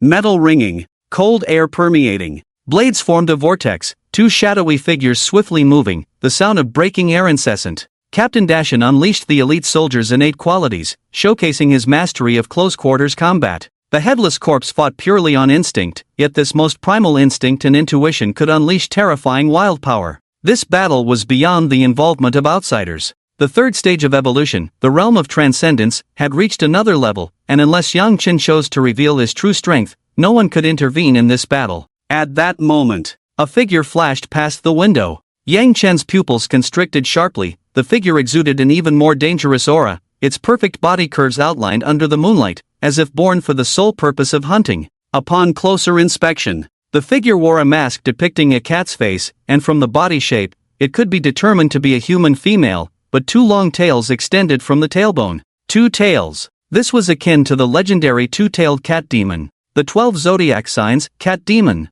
In the Shin dynasty, the cat was represented by the monkey, changing from a monkey during the day to a monkey at night. This was originally the position of the 9th monkey, now occupied by the cat demon, who was also a commissioner dispatched by the enforcers to resolve the crisis in Tianhai City. Impressive. The cat demon observed the battle and gave a high evaluation. Both the raging Dashan and the headless corpse, unleashing all its instincts, could be considered outstanding in the realm of transcendence. However, this level of strength, in the eyes of the cat demon, was merely the impressive standard of juniors. The next instant, the cat demon's body suddenly moved, the muscles in her thighs contracting and expanding violently, causing the windowsill to shatter and explode, propelling her light body with terrifying speed. The headless corpse's arm was severed. The cat demon's blurred shadow flashed past, one moment still near the windowsill, the next already at the edge of the living room, holding an arm of the headless corpse. Too fast. The human eye could barely capture it. Yang Chen only saw a blur of shadows, and judging by his physical base attributes, he would likely be far from a match for the cat demon in combat.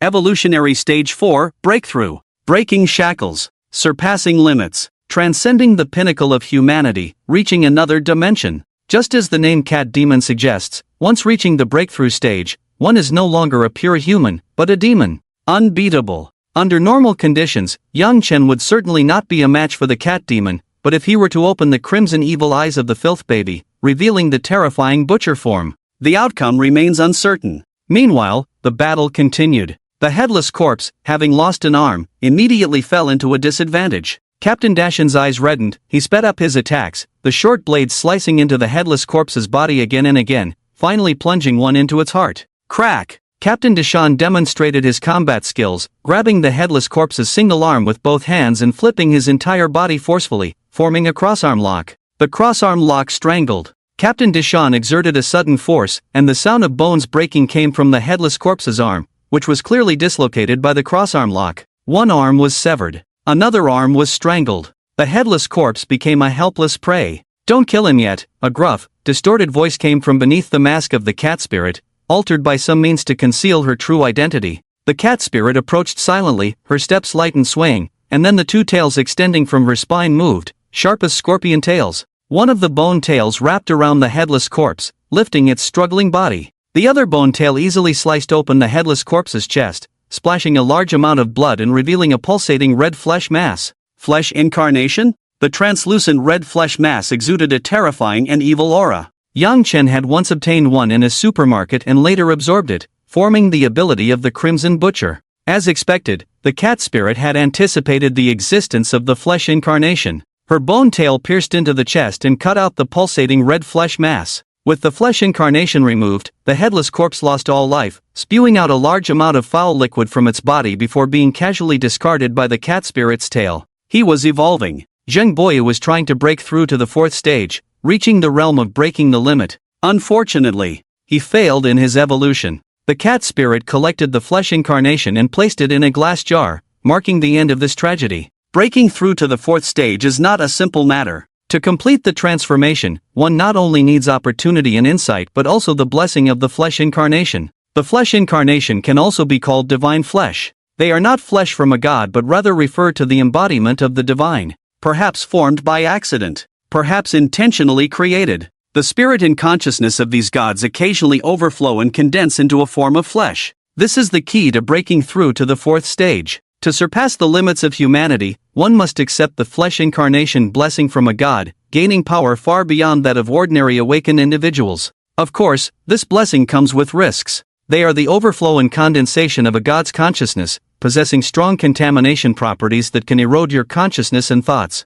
The mild result is madness. The severe result is becoming a mindless abnormal contaminant. The headless corpse left by Zheng Boyu after his death turned into something similar. Is this the consequence of failed evolution? Captain Dashan panted heavily, the redness in his eyes gradually fading as the effects of the rage potion wore off, leaving him in a weakened state. Yes, failure turns you into a monster. So the ritual of breaking the limit must be conducted under the supervision of an officer. The cat spirit approached Captain Dashan, observing this elite soldier closely, her tone filled with anticipation. If you could be stronger, you might be qualified to undergo the ritual. The ritual of advancement. Captain Dashan's strength is close to the peak of the third stage of transcendence. If both his body and consciousness reach perfection, he might withstand the mental corrosion of a demon god. Then, another officer would emerge. I hope so. I still don't understand why the flesh incarnation was in Zheng Boyu's possession. Such a precious resource isn't supposed to be easily obtained by awakened individuals, is it? Captain Dashan was puzzled. Zheng Boyu's sudden madness was due to the contamination of the flesh incarnation, but such a banned item shouldn't be casually available to awakened individuals. That's what I want to ask as well. The cat demon picked up the glass jar, which contained not just one flesh-bound soul, but 3 crimson, fleshy masses. It seemed. Similar incidents of flesh-bound soul contamination were not isolated. Traces of flesh-bound souls had appeared all over Tianshui City, and many third-tier awakened individuals, unable to resist the temptation, sought to use them to break through to the fourth tier. There is someone behind this. Someone in Tianshui City is selling flesh-bound souls. The cat demon's tone grew sharp. The widespread circulation of flesh-bound souls was undoubtedly the last thing enforcers wanted to see. Those who had reached the third tier of transcendence would turn into headless corpses, pollution monsters, and it would take the sacrifice of countless enforcers to cleanse them. Yang Chen listened quietly, crouching down to help Lu Yuan treat the injuries of Miss AZ, sprinkling healing potion on the wounds on her abdomen. Indeed, these must be the work of the heretical organization. Lin and their actions are getting bolder, selling flesh-bound souls in the black market. Yang Chen mused. If someone was manipulating everything behind the scenes, the most likely suspects were the heretical organization Lin belonged to, making moves step by step to achieve their ultimate goal. They were clearly playing a grand game. Your team should take a break. You are granted 3 days of leave. The cat demon's gaze, through the mask, glanced at Captain Deshawn, who was in a weakened state, and then at Miss AZ, who was almost on the brink of death. This team was not suitable for continuing their mission. If they encountered a similar situation again, Captain Deshawn, weakened by the effects of the berserk potion, would likely be unable to confront the frenzied mutated awakened individuals. Thank you. Captain Deshawn's face was pale and weak, his eyes surrounded by dark circles from prolonged fatigue, and now with the side effects of the potion, he looked like he was on the verge of collapse. The cat demon then turned his attention to Lu Yuan and Yang Chen. Young talents. Lu Yuan is the awakened one with the divine gift, isn't he? The cat demon was very interested in Lu Yuan. Divine gift abilities were extremely rare, and they had an advantage that others could only dream of. No need for flesh-bound souls. Divine gift bearers were naturally blessed by the so-called gods, so they did not need to use flesh-bound souls for blessing and transformation. You're lucky. Live carefully, and one day you will become a member of the Enforcers. The cat demon looked at Lu Yuan a few more times, convinced that Lu Yuan would one day reach the 4th tier, breakthrough. Divine gift bearers. The chosen ones of divine favor. After reaching the 3rd tier of transcendence, they only needed to continue accumulating strength and refining their divine gift abilities to easily complete the advancement trials. This was one of the reasons why divine gift bearers were so precious. I'll give you something. The cat demon raised his hand, taking out an ancient, lustrous jade amulet from his waist, which glowed with an incredible light, and then a piece of cat's fur felt appeared in his palm. Cat's fur felt. Cats are creatures that shed a lot of fur, and some pet owners collect the fallen fur and make smaller cat's fur felt, looking like cloth dolls. If you encounter mortal danger, crush or burn it. I will immediately sense it and might be able to save your life. The cat demon gave a very valuable gift. Just as people with high receive better treatment in the workplace, divine gift bearers are also treated similarly. Enforcers need to understand not only fighting and killing but also the art of human relationships. Lu Yuan, although now just an ordinary member of an enforcer team, might one day become a renowned enforcer. Thank you. Lu Yuan was overwhelmed with gratitude, accepting the cat's fur felt with both hands. Yang Chen, on the other hand, was more interested in the cat demon's jade amulet. Modern people have gradually embraced jade culture, and many wealthy families no longer purchase diamond rings for weddings, opting instead for jade bracelets, jade rings, jade egg faces, jade beads, or even a whole piece of peaceful plaque. However, the cat spirit's peaceful plaque was quite special. In an instant of inexplicable light, a cat's hair felt appeared in her palm, without any warning. Excuse me, what is this? Yang Chen politely inquired, though the question was somewhat abrupt. It wasn't a secret to the cat spirit, who then took out the peaceful plaque to show him. A-grade distorted item, Sumeru Jade. It contains a special spatial force, and after being carefully crafted and polished by a 5th stage, Pure 1, it can create a small independent storage space. You can think of it as a storage ring. This is a very precious A-grade distorted item. If you ever have the opportunity to become an executive officer, you'll understand what I'm saying. The cat spirit explained with a smile, as many people are interested in Sumeru Jade, much like the spatial rings often described in novels. Of course, such an A-grade distorted item has very high exchange permissions. Only those who have reached the 4th stage breakthrough realm are eligible to exchange for its materials, and they must also invite a 5th stage Pure 1 to craft it. Pure ones. They are unattainable beings. They stand at the pinnacle of the world, each one like the Buddha Siddhartha sitting under the Bodhi tree, meditating. They are the foundation of the world. They are the shield that protects the world from invasion. To reward executive officers who also protect the world, the Supreme Pure Ones craft Sumeru Jade into spatial rings. I really envy that. Yang Chen couldn't help but express, having such a piece of Sumeru Jade is incredibly convenient, as all kinds of dangerous and prohibited items can be stored in the independent space. No wonder executive officers at a high level can easily produce spatial rings. Yang Chen had already seen 2 A-grade distorted items. Special Blood Brew, Sumeru Jade. The former allows the user to become a Crimson Noble, greatly enhancing overall strength and possessing extraordinary healing abilities, while the latter can create an independent space. If A-grade items are already so powerful, what kind of terrifying functions would S-grade distorted items have? I should be leaving now. The cleanup work is left to you. The cat spirit put away the peaceful plaque made of Sumeru Jade, instructed, and then leaped out of the broken window, disappearing into the pitch-black night in a few flashes. Soon, the rescue team arrived. They carefully carried away Miss Az, whose life-threatening injuries were controlled after using a healing potion, no longer in danger of death. Brother Wei's mechanical body was severely damaged and was taken back to the base with Miss AZ, where a professional mechanist awakened would repair his body. Those survivors need to be sprayed with amnesia mist. The logistics team will be here soon. Captain Deshawn took out a can of amnesia mist and tossed it to Yang Chen. There were still some survivors in the murder mystery shop, and they had seen too many secrets. For safety's sake, everyone's memory of today had to be erased. No stone unturned. The law enforcers really are cautious and meticulous. Yang Chen followed Captain Deshan's orders, shook the amnesia mist a few times, and sprayed out the faintly moldy mist particles, causing the young people to scream in terror and then pass out. The logistics team would take them to a sub-outpost for a series of safety checks before returning to normal society. We have 3 days off. Take this opportunity to rest well. Captain Deshawn carefully checked everything, confirmed there were no omissions, and concluded the mission. A close call. The headless corpse's sudden outburst was beyond everyone's expectations. Thanks to the intervention of the cat demon, the 405 squad might have suffered even more severe losses otherwise. Brother Feng, I'll see you home. Lu Yuan offered to drive Yang Chen back, perhaps wanting to continue their conversation. Yang Chen took the passenger seat. The engine roared, and the two left the mission site, heading towards Lu Yuan's rented house. Ding! The lighter made a crisp sound. Yang Chen lit a cigarette and handed one to Lu Yuan, filling the car with smoke, and then opened the window. Will you stay?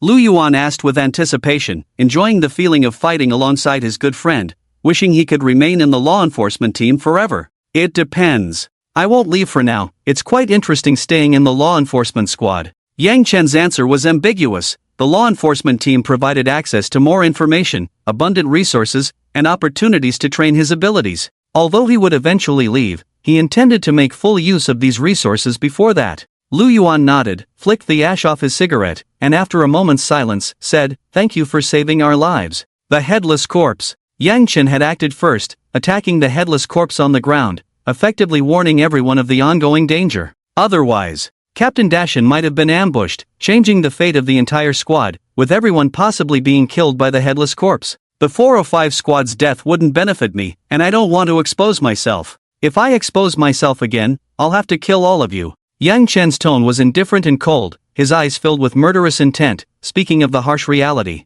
Lu Yuan had no doubt about the truth of these words. Brother Feng was the kind of person who always followed through. What are your plans next? If you need help, I'll do my best. Lu Yuan gradually accepted Brother Feng's identity, sharing a common secret and a deep, unbreakable friendship. The combination of light and shadow made them the perfect partners. The 12 Zodiacs, Cat Demon. What do you think about hunting her? Yang Chen's lips curled into a cruel smile, listing the cat demon among his targets. A great gain. She possessed unimaginable talent and power. Not only that, the Shumi jade she carried was also highly valuable, and he was in need of such a storage space, making it a perfect target to seize. Lu Yuan was shocked. Brother Feng was actually considering hunting a magistrate. That was a magistrate, a 4th stage evolution powerhouse. We're here. Take more time off to spend with Mayan. Yang Chen advised, then got out of the car and returned to the rented house. Lu Yuan sat in the car for a long time, sorting out his chaotic thoughts,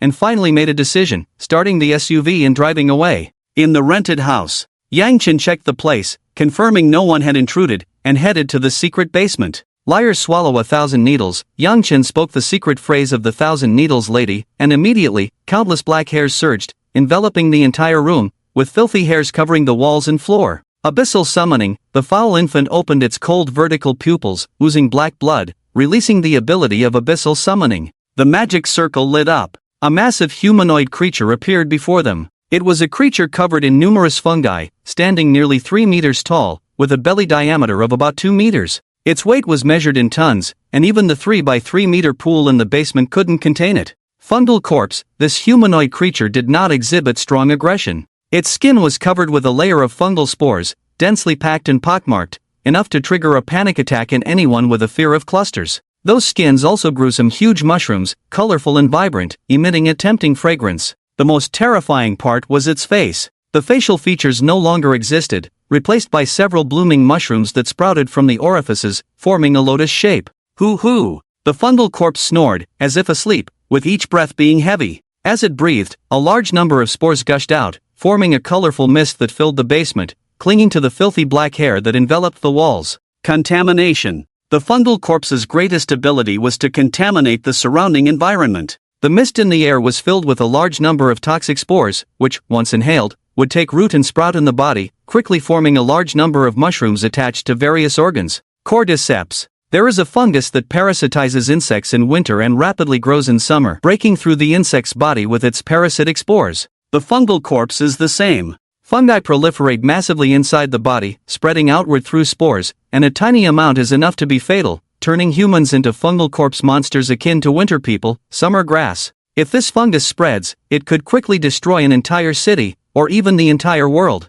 The touch of hunger. A slimy tentacle emerged from Yang Chen's palm, deeply piercing into the fungal corpse, continuously devouring and absorbing its power. Energy abundant. These fungal organisms were all highly nourishing, their plump bodies visibly shrinking as they were devoured by the filth infant. At that moment, the fungal corpse sensed danger and began to tremble violently. Boom! It released a large amount of fungal gas, causing its entire body to inflate like a balloon, and after reaching the critical point, it exploded with a loud bang. Countless colorful spores were scattered. Those fungal spores were highly active, and even a slight touch would cause them to grow rapidly. Even Yang Chen was affected, with the spores quickly taking root under his skin. Oh no! Yang Chen just took a slight breath, and a sweet, cloying smell followed, immediately making his nose itch, and he felt something rapidly growing inside his lungs. After the fungal corpse exploded, the released fungal spores would enter a frenzy. They would parasitize any living being, occupying the host's body, turning into a giant, bloated form.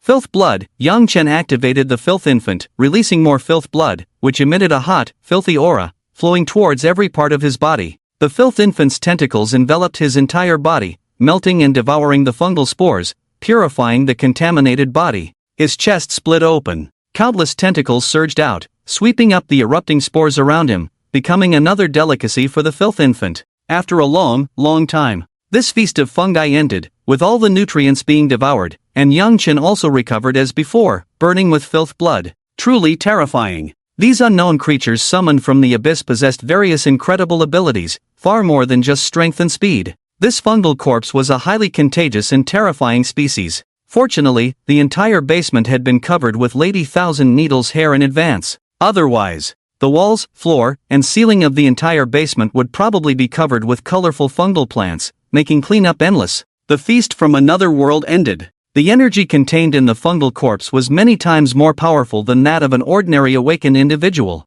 Yang Chen wanted to continue summoning creatures from another world, but found that the abyss summoning didn't work, as if there were some restrictions. The ability to summon from the abyss is limited, only once in a certain period of time. Yang Chen judged, although there were some restrictions, the summoning ability was still powerful enough. The summoned monsters were random. If it's a particularly powerful one, the energy gained far exceeds the consumption, almost like a perpetual motion machine. Summon, devour, summon, devour. The energy consumed is far less than the power gained, forming a positive cycle. It's a pity. The abyss summoning has a time limit, otherwise Yang Chen could stay in the basement indefinitely, enhancing his strength through this method. It's like having an additional daily task. This is more convenient than hunting awakened individuals, but also more dangerous. Yang Chen treated the ability of abyss summoning as a daily task, adding another way to grow stronger. After a little washing up, playing some games, and a good night's sleep, the next day, Yang Chen used his vacation to return to a normal life.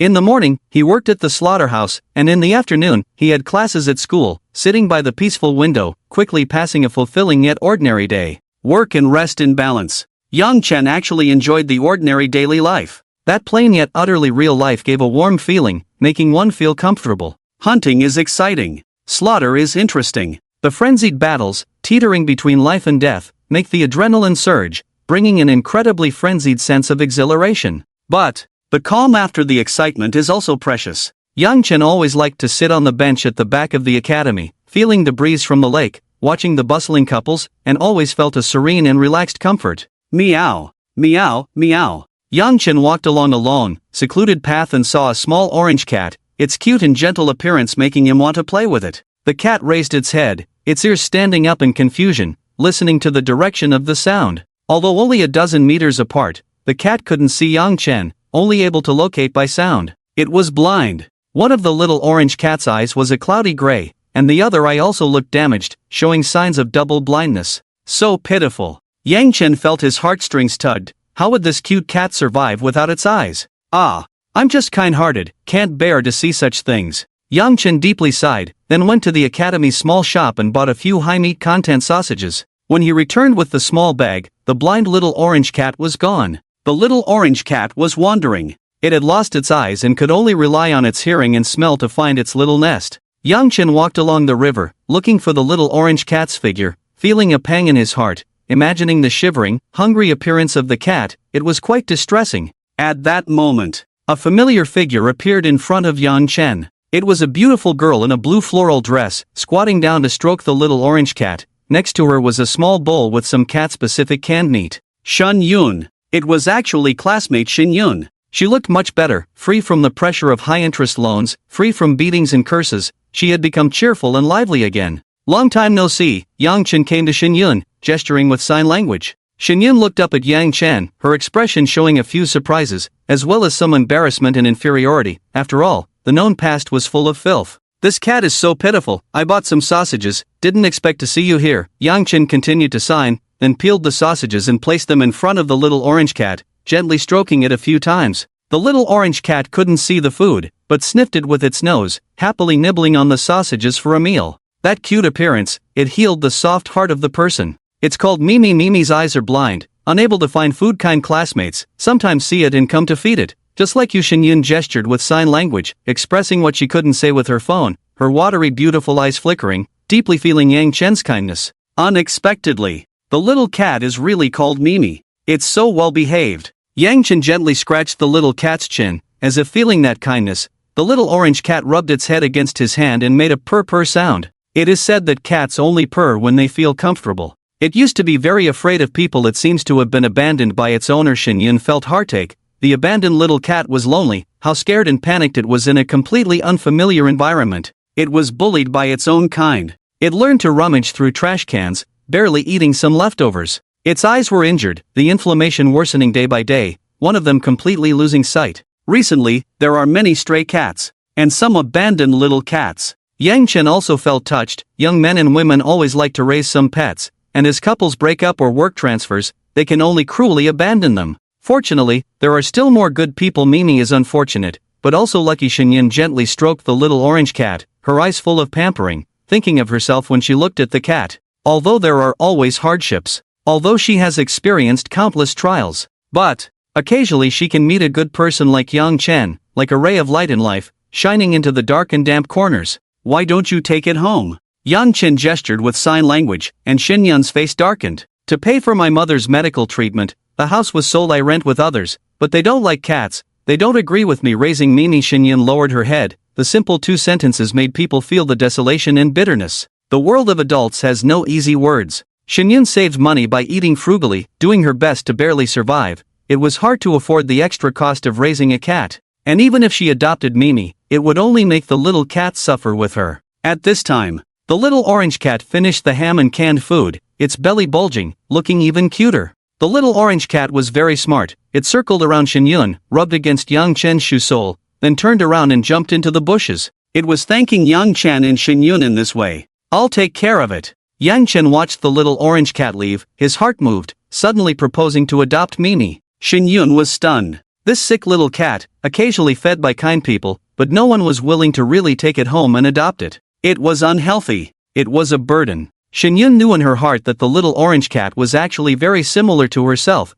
both with a troubled past, full of wind and mud. Do you really want to take in Mimi? Its eyes are blind, it needs to see a doctor, deworming and medication, and also buy cat litter and cat food. Shen Yun was a bit surprised, but her eyes were full of joy. Besides, there was a trace of worry. Raising a pet is not a simple matter. Once raised, one must be responsible to the end, and the little orange cat Mimi was full of defects. Seeing a doctor, getting shots, taking medicine, all cost a lot of money. This money was enough to buy a pet with better looks and more noble bloodline. This is not a business deal. I don't care about defects, nor do I care about looks and bloodline. Yang Chen's words were like a bolt from the blue. Shen Yun's beautiful eyes seemed to be surrounded by mist, staring blankly at the man in front of her. Are you crying? Yang Chen raised his head, gesturing with sign language. The Shen Yun in front of him actually shed a crystal clear tear, tracing a tear mark down her cheek. No sand in the eyes. Shen Yun rubbed her eyes, and at this moment, she felt a sense of envy towards the little orange cat. Let's come back tomorrow, Yang Chen suggested. Let's buy a cat cage today first. Xinyun nodded, agreeing to come together the next day to take the little orange cat away. The setting sun. The twilight sun shone on the man gradually moving away, giving a warm feeling. Xinyun looked in the direction Yang Chen left, her eyes becoming misty, and finally, she sat weakly on the surrounding bench, her expression becoming somewhat forlorn. Nini was sick, and might even be adopted by Yang Chen. Xinyun's tragic past, however, was something she couldn't accept. The next day, after finishing his work at the slaughterhouse, Yang Chen went to a pet store in the afternoon to buy a large cat cage. Keeping a pet. This was actually an irrational thing to do. As a hunter, Yang Chen was always in a state of licking blood from the edge of a knife, and keeping a pet was equivalent to adding a burden. Not only that, Yang Chen's heart was filled with cruelty and violence, burning with a frenzied flame while also being filled with a bone-chilling rationality, a collection of contradictions. Killing like a devil, cold-blooded like a machine. Even so, Yang Chen occasionally revealed human emotions, which could even be described as weak. This society was too cold. Even normal humans would define unprofitable kindness as a derogatory term, while some excessively rampant goodwill gave birth to extreme examples of harming oneself to benefit others. Extreme selfishness. Extreme saintly good-for-nothing. This bipolar thinking was prevalent in every corner of the world, making it even more distorted. Yang Chen, however, could distinguish. If he deeply disliked someone, he would kill them. Not killing would be uncomfortable, and the thought wouldn't be clear. Conversely, the same applied. The cute and well-behaved little orange cat, the genuine kindness from the heart, without caring about others' strange looks, wanting to adopt it and taking it home, the thought would be clear. Follow the heart. The reason Yang Chen had never completely collapsed and gone mad was that he followed his heart, not caring about others' opinions and slander. Kill when it's time to kill, save when it's time to save. In the afternoon, Yang Chen, carrying a large cat cage, along with some ham sausages and cat food, arrived at the quiet and long path behind the academy. Xinyun had been waiting here for a long time. You came so early, Yang Chen smiled, continuing to sign. Have you seen Mimi? Xinyun shook her head. She had been waiting for the whole afternoon, but still hadn't seen Mimi's trace. Its eyes are bad, it can't walk too far, let's wait a little longer, Xinyun also signed, and the two walked side by side by the tianhai lake, time passing minute by minute, and soon it was evening. The little orange cat still hadn't appeared. Yang Chen was a bit worried. A blind little cat might encounter various accidents. Don't worry, Mimi was too full yesterday, it's very vigilant, maybe hiding somewhere. Xinyun saw Yang Chen's worry and even comforted him instead. Yang Chen chuckled. He hadn't expected that one day he would worry about a little cat. Gurgle. Xinyun's face was a bit embarrassed. She had actually come since the morning, wanting to help Yang Chen find the little orange cat, and hadn't eaten anything until now, her stomach unwillingly making strange noises. Let's go. I'll treat you to dinner. Let's look for the little orange cat tomorrow. Yang Chen stood up, inviting Xinyun to dinner to thank her for working hard for him all day. Xinyun's face was a bit hot, the unexpected invitation made her heart flutter, and after hesitating for a moment, she nodded. I know a place with very good fried noodles. Xinyun used the topic to cover up her little embarrassment, recommending a place with cheap, generous, and delicious fried noodles. It's evident. Xinyun is living frugally, eating only the cheapest food, 2 plates of fried noodles costing no more than 20 yuan, which helps Yang Chen save a lot. It's been a long time since I went out. Let's go eat something nice. Yang Chen waved his hand and walked towards the nearby mall, carrying the cat cage. The mall wasn't very crowded. It was a weekday, and many stores were deserted, looking a bit desolate. Yang Chen and Xinyun strolled leisurely, soon arriving at the dining area where a variety of delicious foods were on display, and the atmosphere gradually became lively. Let's choose this place. Yang Chen stopped in front of an all-you-can-eat restaurant,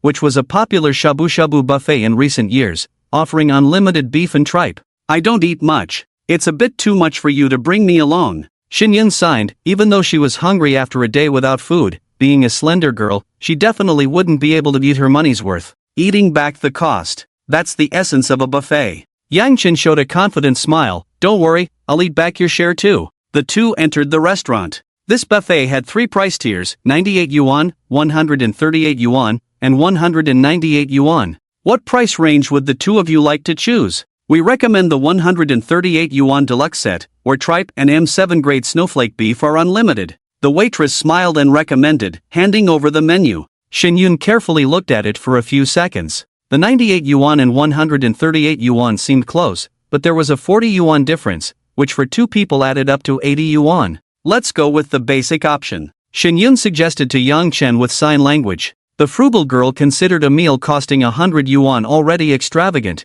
and she wasn't too picky about food quality. We're here already. Let's go with the 138 yuan option for the two of us. Yang Chen paid with his phone and confidently said, let's teach the boss a lesson. A lesson? Yang Chen scanned the QR code to order, starting with the meats not included in the basic option. M7 grade snowflake beef, 10 orders first. Fresh tripe, 10 orders. Chaos on handmade beef balls, 50 pieces. Secret recipe beef, 10 orders. Today's fresh shrimp, 10 orders. Yang Chen began ordering, while Shin Yun looked at him with a strange expression. Without hesitation, Yang Chen ordered 10 of everything on the menu, although each portion wasn't large, combined it seemed astonishing. Yang Chen, let's order less. If we can't finish it, it'll be wasteful, and there's also a fine. Shin Yun advised, pointing to a small sign that said leftover food exceeding 100 grams would be fined 50 yuan. It's fine. Let's taste a bit first, see what's good and then order more. Yang Chen was very confident, and this was just the first round, tasting the quality of the buffet's dishes before ordering more specifically.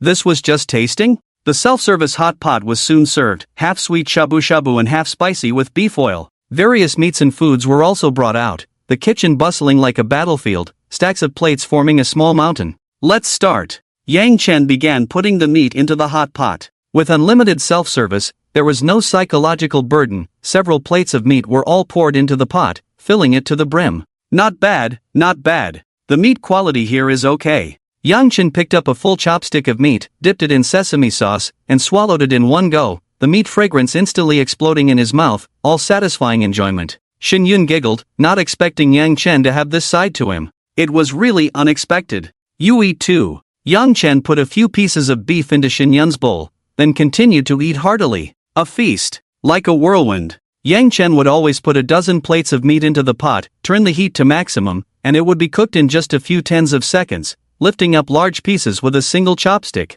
This basic beef seems to be synthetic meat. Although it's also real beef, it should be made from leftover scraps crushed and recombined. Yang Chen judged. Being a seasoned butcher in a slaughterhouse, he was quite clear about the tricks involved. Synthetic beef. It's just that. It's not as bad as people think, it's just not very tasty. This M7 grade beef is indeed much better than the basic one. The beef tongue is tender. The tripe is crispy, not bad either. Yang Chen savored each type of meat, quickly clearing the mountain of plates on the table, and then started the second round of ordering. For the second round, focus on high-quality meat. M7 grade beef, 20 portions. Tripe, beef tongue, shrimp paste, tendon meatballs, all 20 portions. Yang Chen began the second round of ordering. The quantity was astonishing, making Shin Yun widen her eyes. After eating so much, he still has the stamina? Several waitresses took away the plates, and the head waitress came over to quietly ask, "Sir, shall we put the same types of meat together later, is that okay?"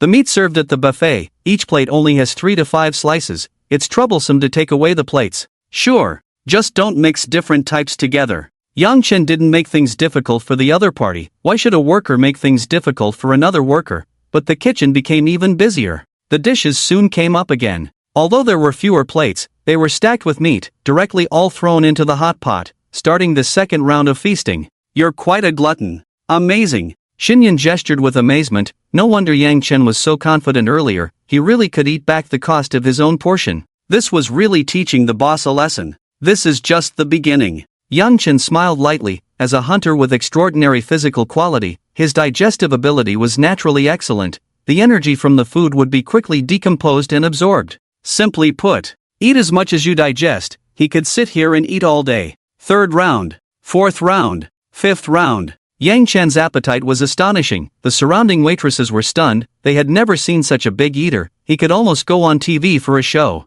On the other side, the kitchen was in chaos. It was like a war, constantly preparing various foods. The meat slicer never stopped. The inventory was visibly decreasing. Are there so many guests today? Even on weekends, it's not that busy. The chef asked the waiter who came to take the dishes. Today was really strange. Even on the busiest weekends, it wouldn't be this hectic. Ahem. There are only 3 tables of guests in front. The waiter pouted. The chefs widened their eyes. Could it be that a top glutton came to participate in his show? 7th round. Yang Chen finally had enough. He could actually continue eating, but that would be too shocking. After all, even the top gluttons could only eat 8 kilograms of food. Yang Chen's meal, it seemed to have exceeded this range. I'm full. Are you full? Yang Chen wiped his mouth, fished out everything from the hot pot, and asked contentedly. I'm full just watching you eat. Xinyun smiled faintly. In fact, she was already full after the first round, and a bit bloated after the second round. The remaining rounds were all Yang Chen's solo battle.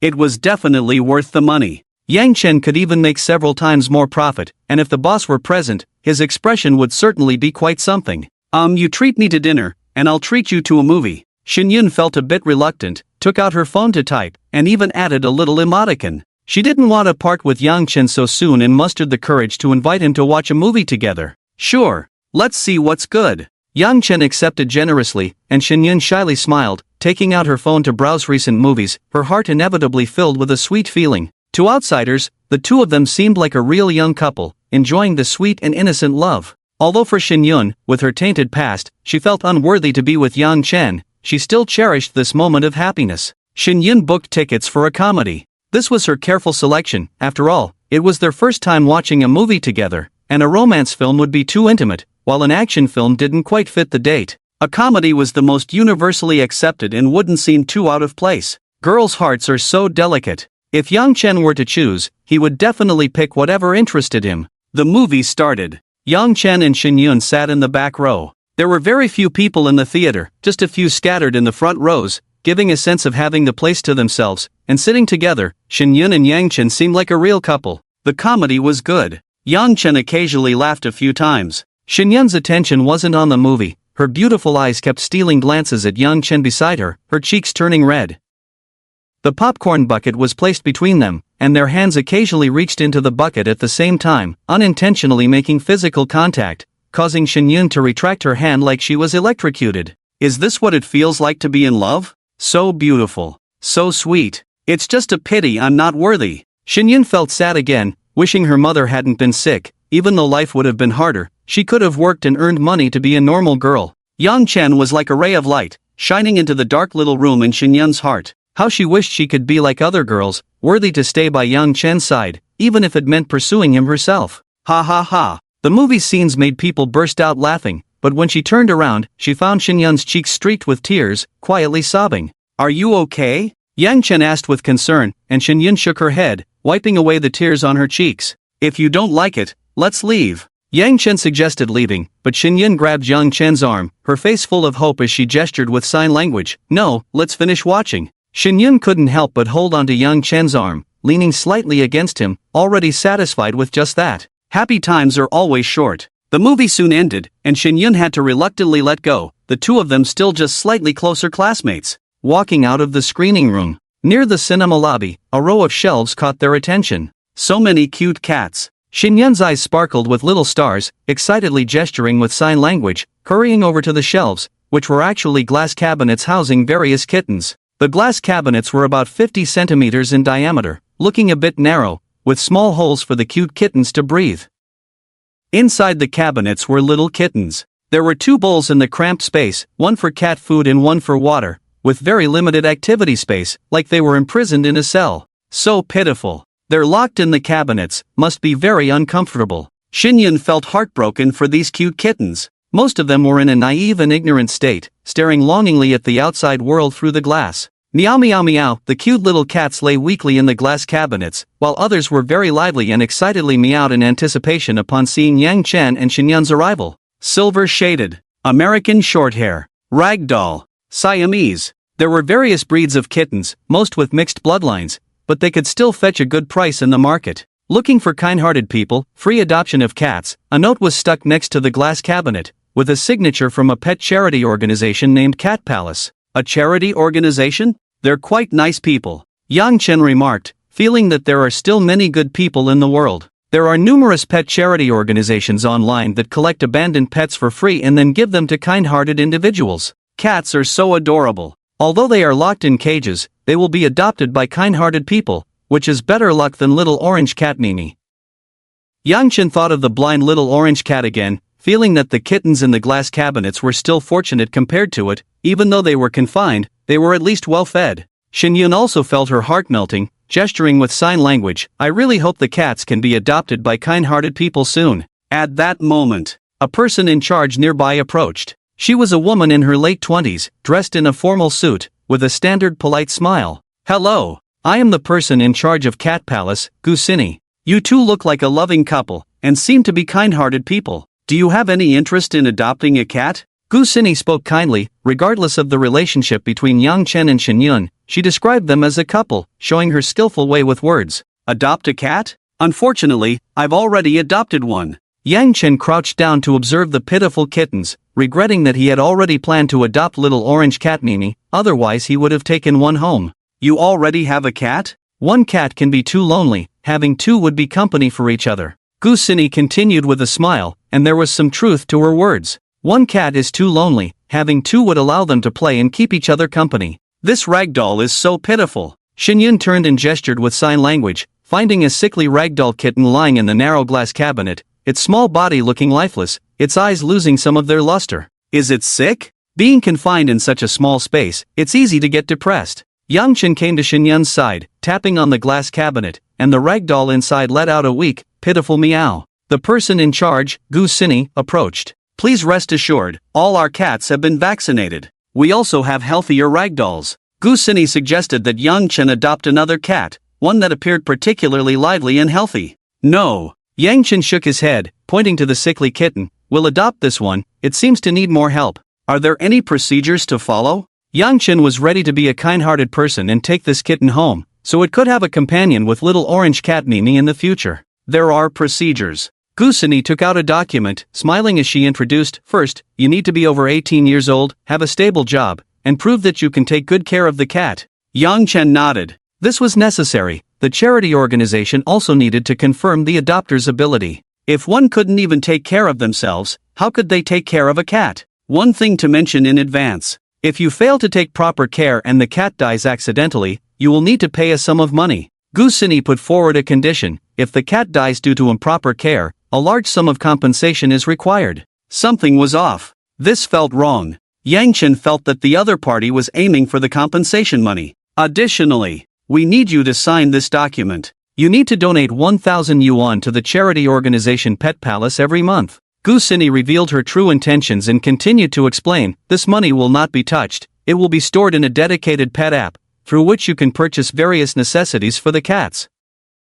Cat food, supplies, toys, all can be bought." "What? 1,000 yuan every month, and it will be automatically deducted from the bank card?" Yang Chen downloaded the app, which indeed had some daily necessities for cats, but the prices were exorbitantly high, clearly indicating a larger trap. A scheme. What kind of charity organization is this? They are not genuinely kind, they are in business. The most despicable part is, they are exploiting people's love to make money, heartless black money. I understand. The little phone doesn't cost money, but you have to top up the phone bill every month, right? I raise a cat, and I have to give you 1,000 yuan every month, and also pay the mortgage? Yang Chen's tone turned cold, even carrying a hint of killing intent. Gusini's face darkened as well, not expecting the young man in front of her to see through the hidden scheme. Adopting a cat is free. 1,000 yuan to be donated every month, 12,000 a year, and a hefty penalty to be paid after the cat's death. Despicable. Truly despicable.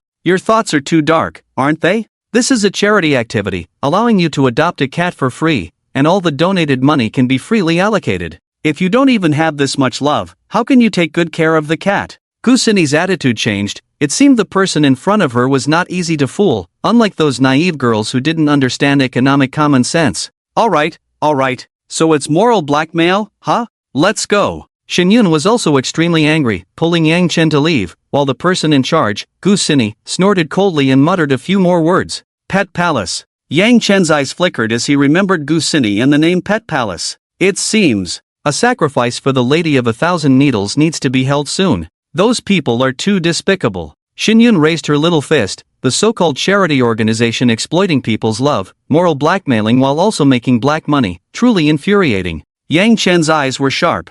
As a hunter, the benevolent part of human nature is precious, but it is ruthlessly deceived and trampled upon, causing the calm waters of his heart to ripple with killing intent. Don't be too angry. It's not worth it for those people. Shenyun made hand gestures, keenly sensing the change in Yang Chen, his cold eyes sending chills down one's spine, his entire aura changed. Don't worry. Let's go. Yang Chen controlled his emotions, forcibly suppressing his anger and killing intent, managing to show a slight warm smile. The summer cicadas chirped. The two left the mall, and it was time to part ways. Xinyun was a bit reluctant, the two walking under the night sky, along the Tianshui Lake towards the direction of the academy. The water rippled. The breeze carried a hint of moisture, adding a bit of coolness to the summer. Silver moonlight sprinkled down, reflecting shimmering water on the surface of Tianshui Lake, the secluded path gaining a touch of romance and intimacy, with some couples sitting by the lake, whispering sweet nothings. Fuap Xinyun picked up a flat pebble and skipped it across the water's edge. It bounced over 20 times before sinking, her specialty.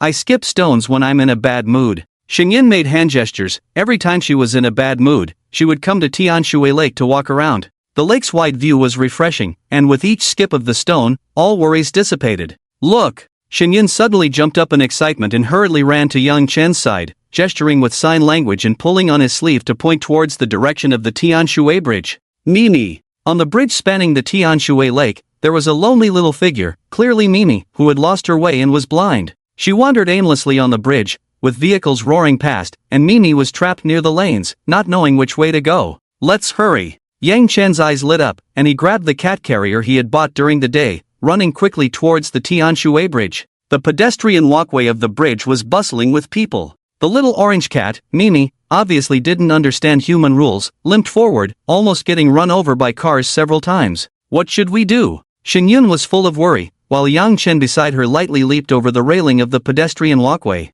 Leave it to me. Yang Chen dashed onto the lanes, gesturing to the oncoming traffic, and with quick reflexes, he grabbed Mimi and put her into the cat carrier.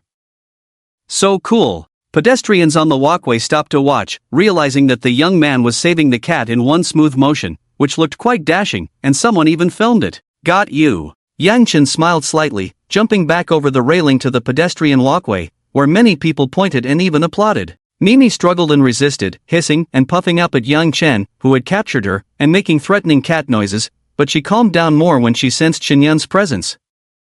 She's injured. Xinyun noticed that one of the little orange cat Mimi's legs was broken, possibly from encountering some danger or being run over by a vehicle. Let's go to the pet hospital first. Yang Chen carried the cage and quickly arrived at a nearby pet hospital with Xinyun. Fukong Pet Hospital. The doctor was a beautiful 30-something woman in a white veterinarian coat, and there were two other staff members. The smell of pets filled the air. There were also other pets being boarded, each cared for in different cages, with one staff member currently giving a large dog a bath. Doctor, please take a look at this cat. Yang Chen brought the cage to the doctor, with Xinyun following closely behind, full of concern. The little orange cat Mimi looked quite pitiful. Her eyes seemed covered with a grayish-white fog, indicating blindness. One of her little paws was broken, and she likely had other injuries. So serious? Her eyes are injured and inflamed. Why didn't you come sooner? The doctor, somewhat reproachfully, asked, thinking it irresponsible of the owners to let the pet get this injured. Xinyun, reading lips, looked anxious, wanting to defend Yang Chen but realizing sign language wouldn't be understood, so she took out her phone and typed 2 lines.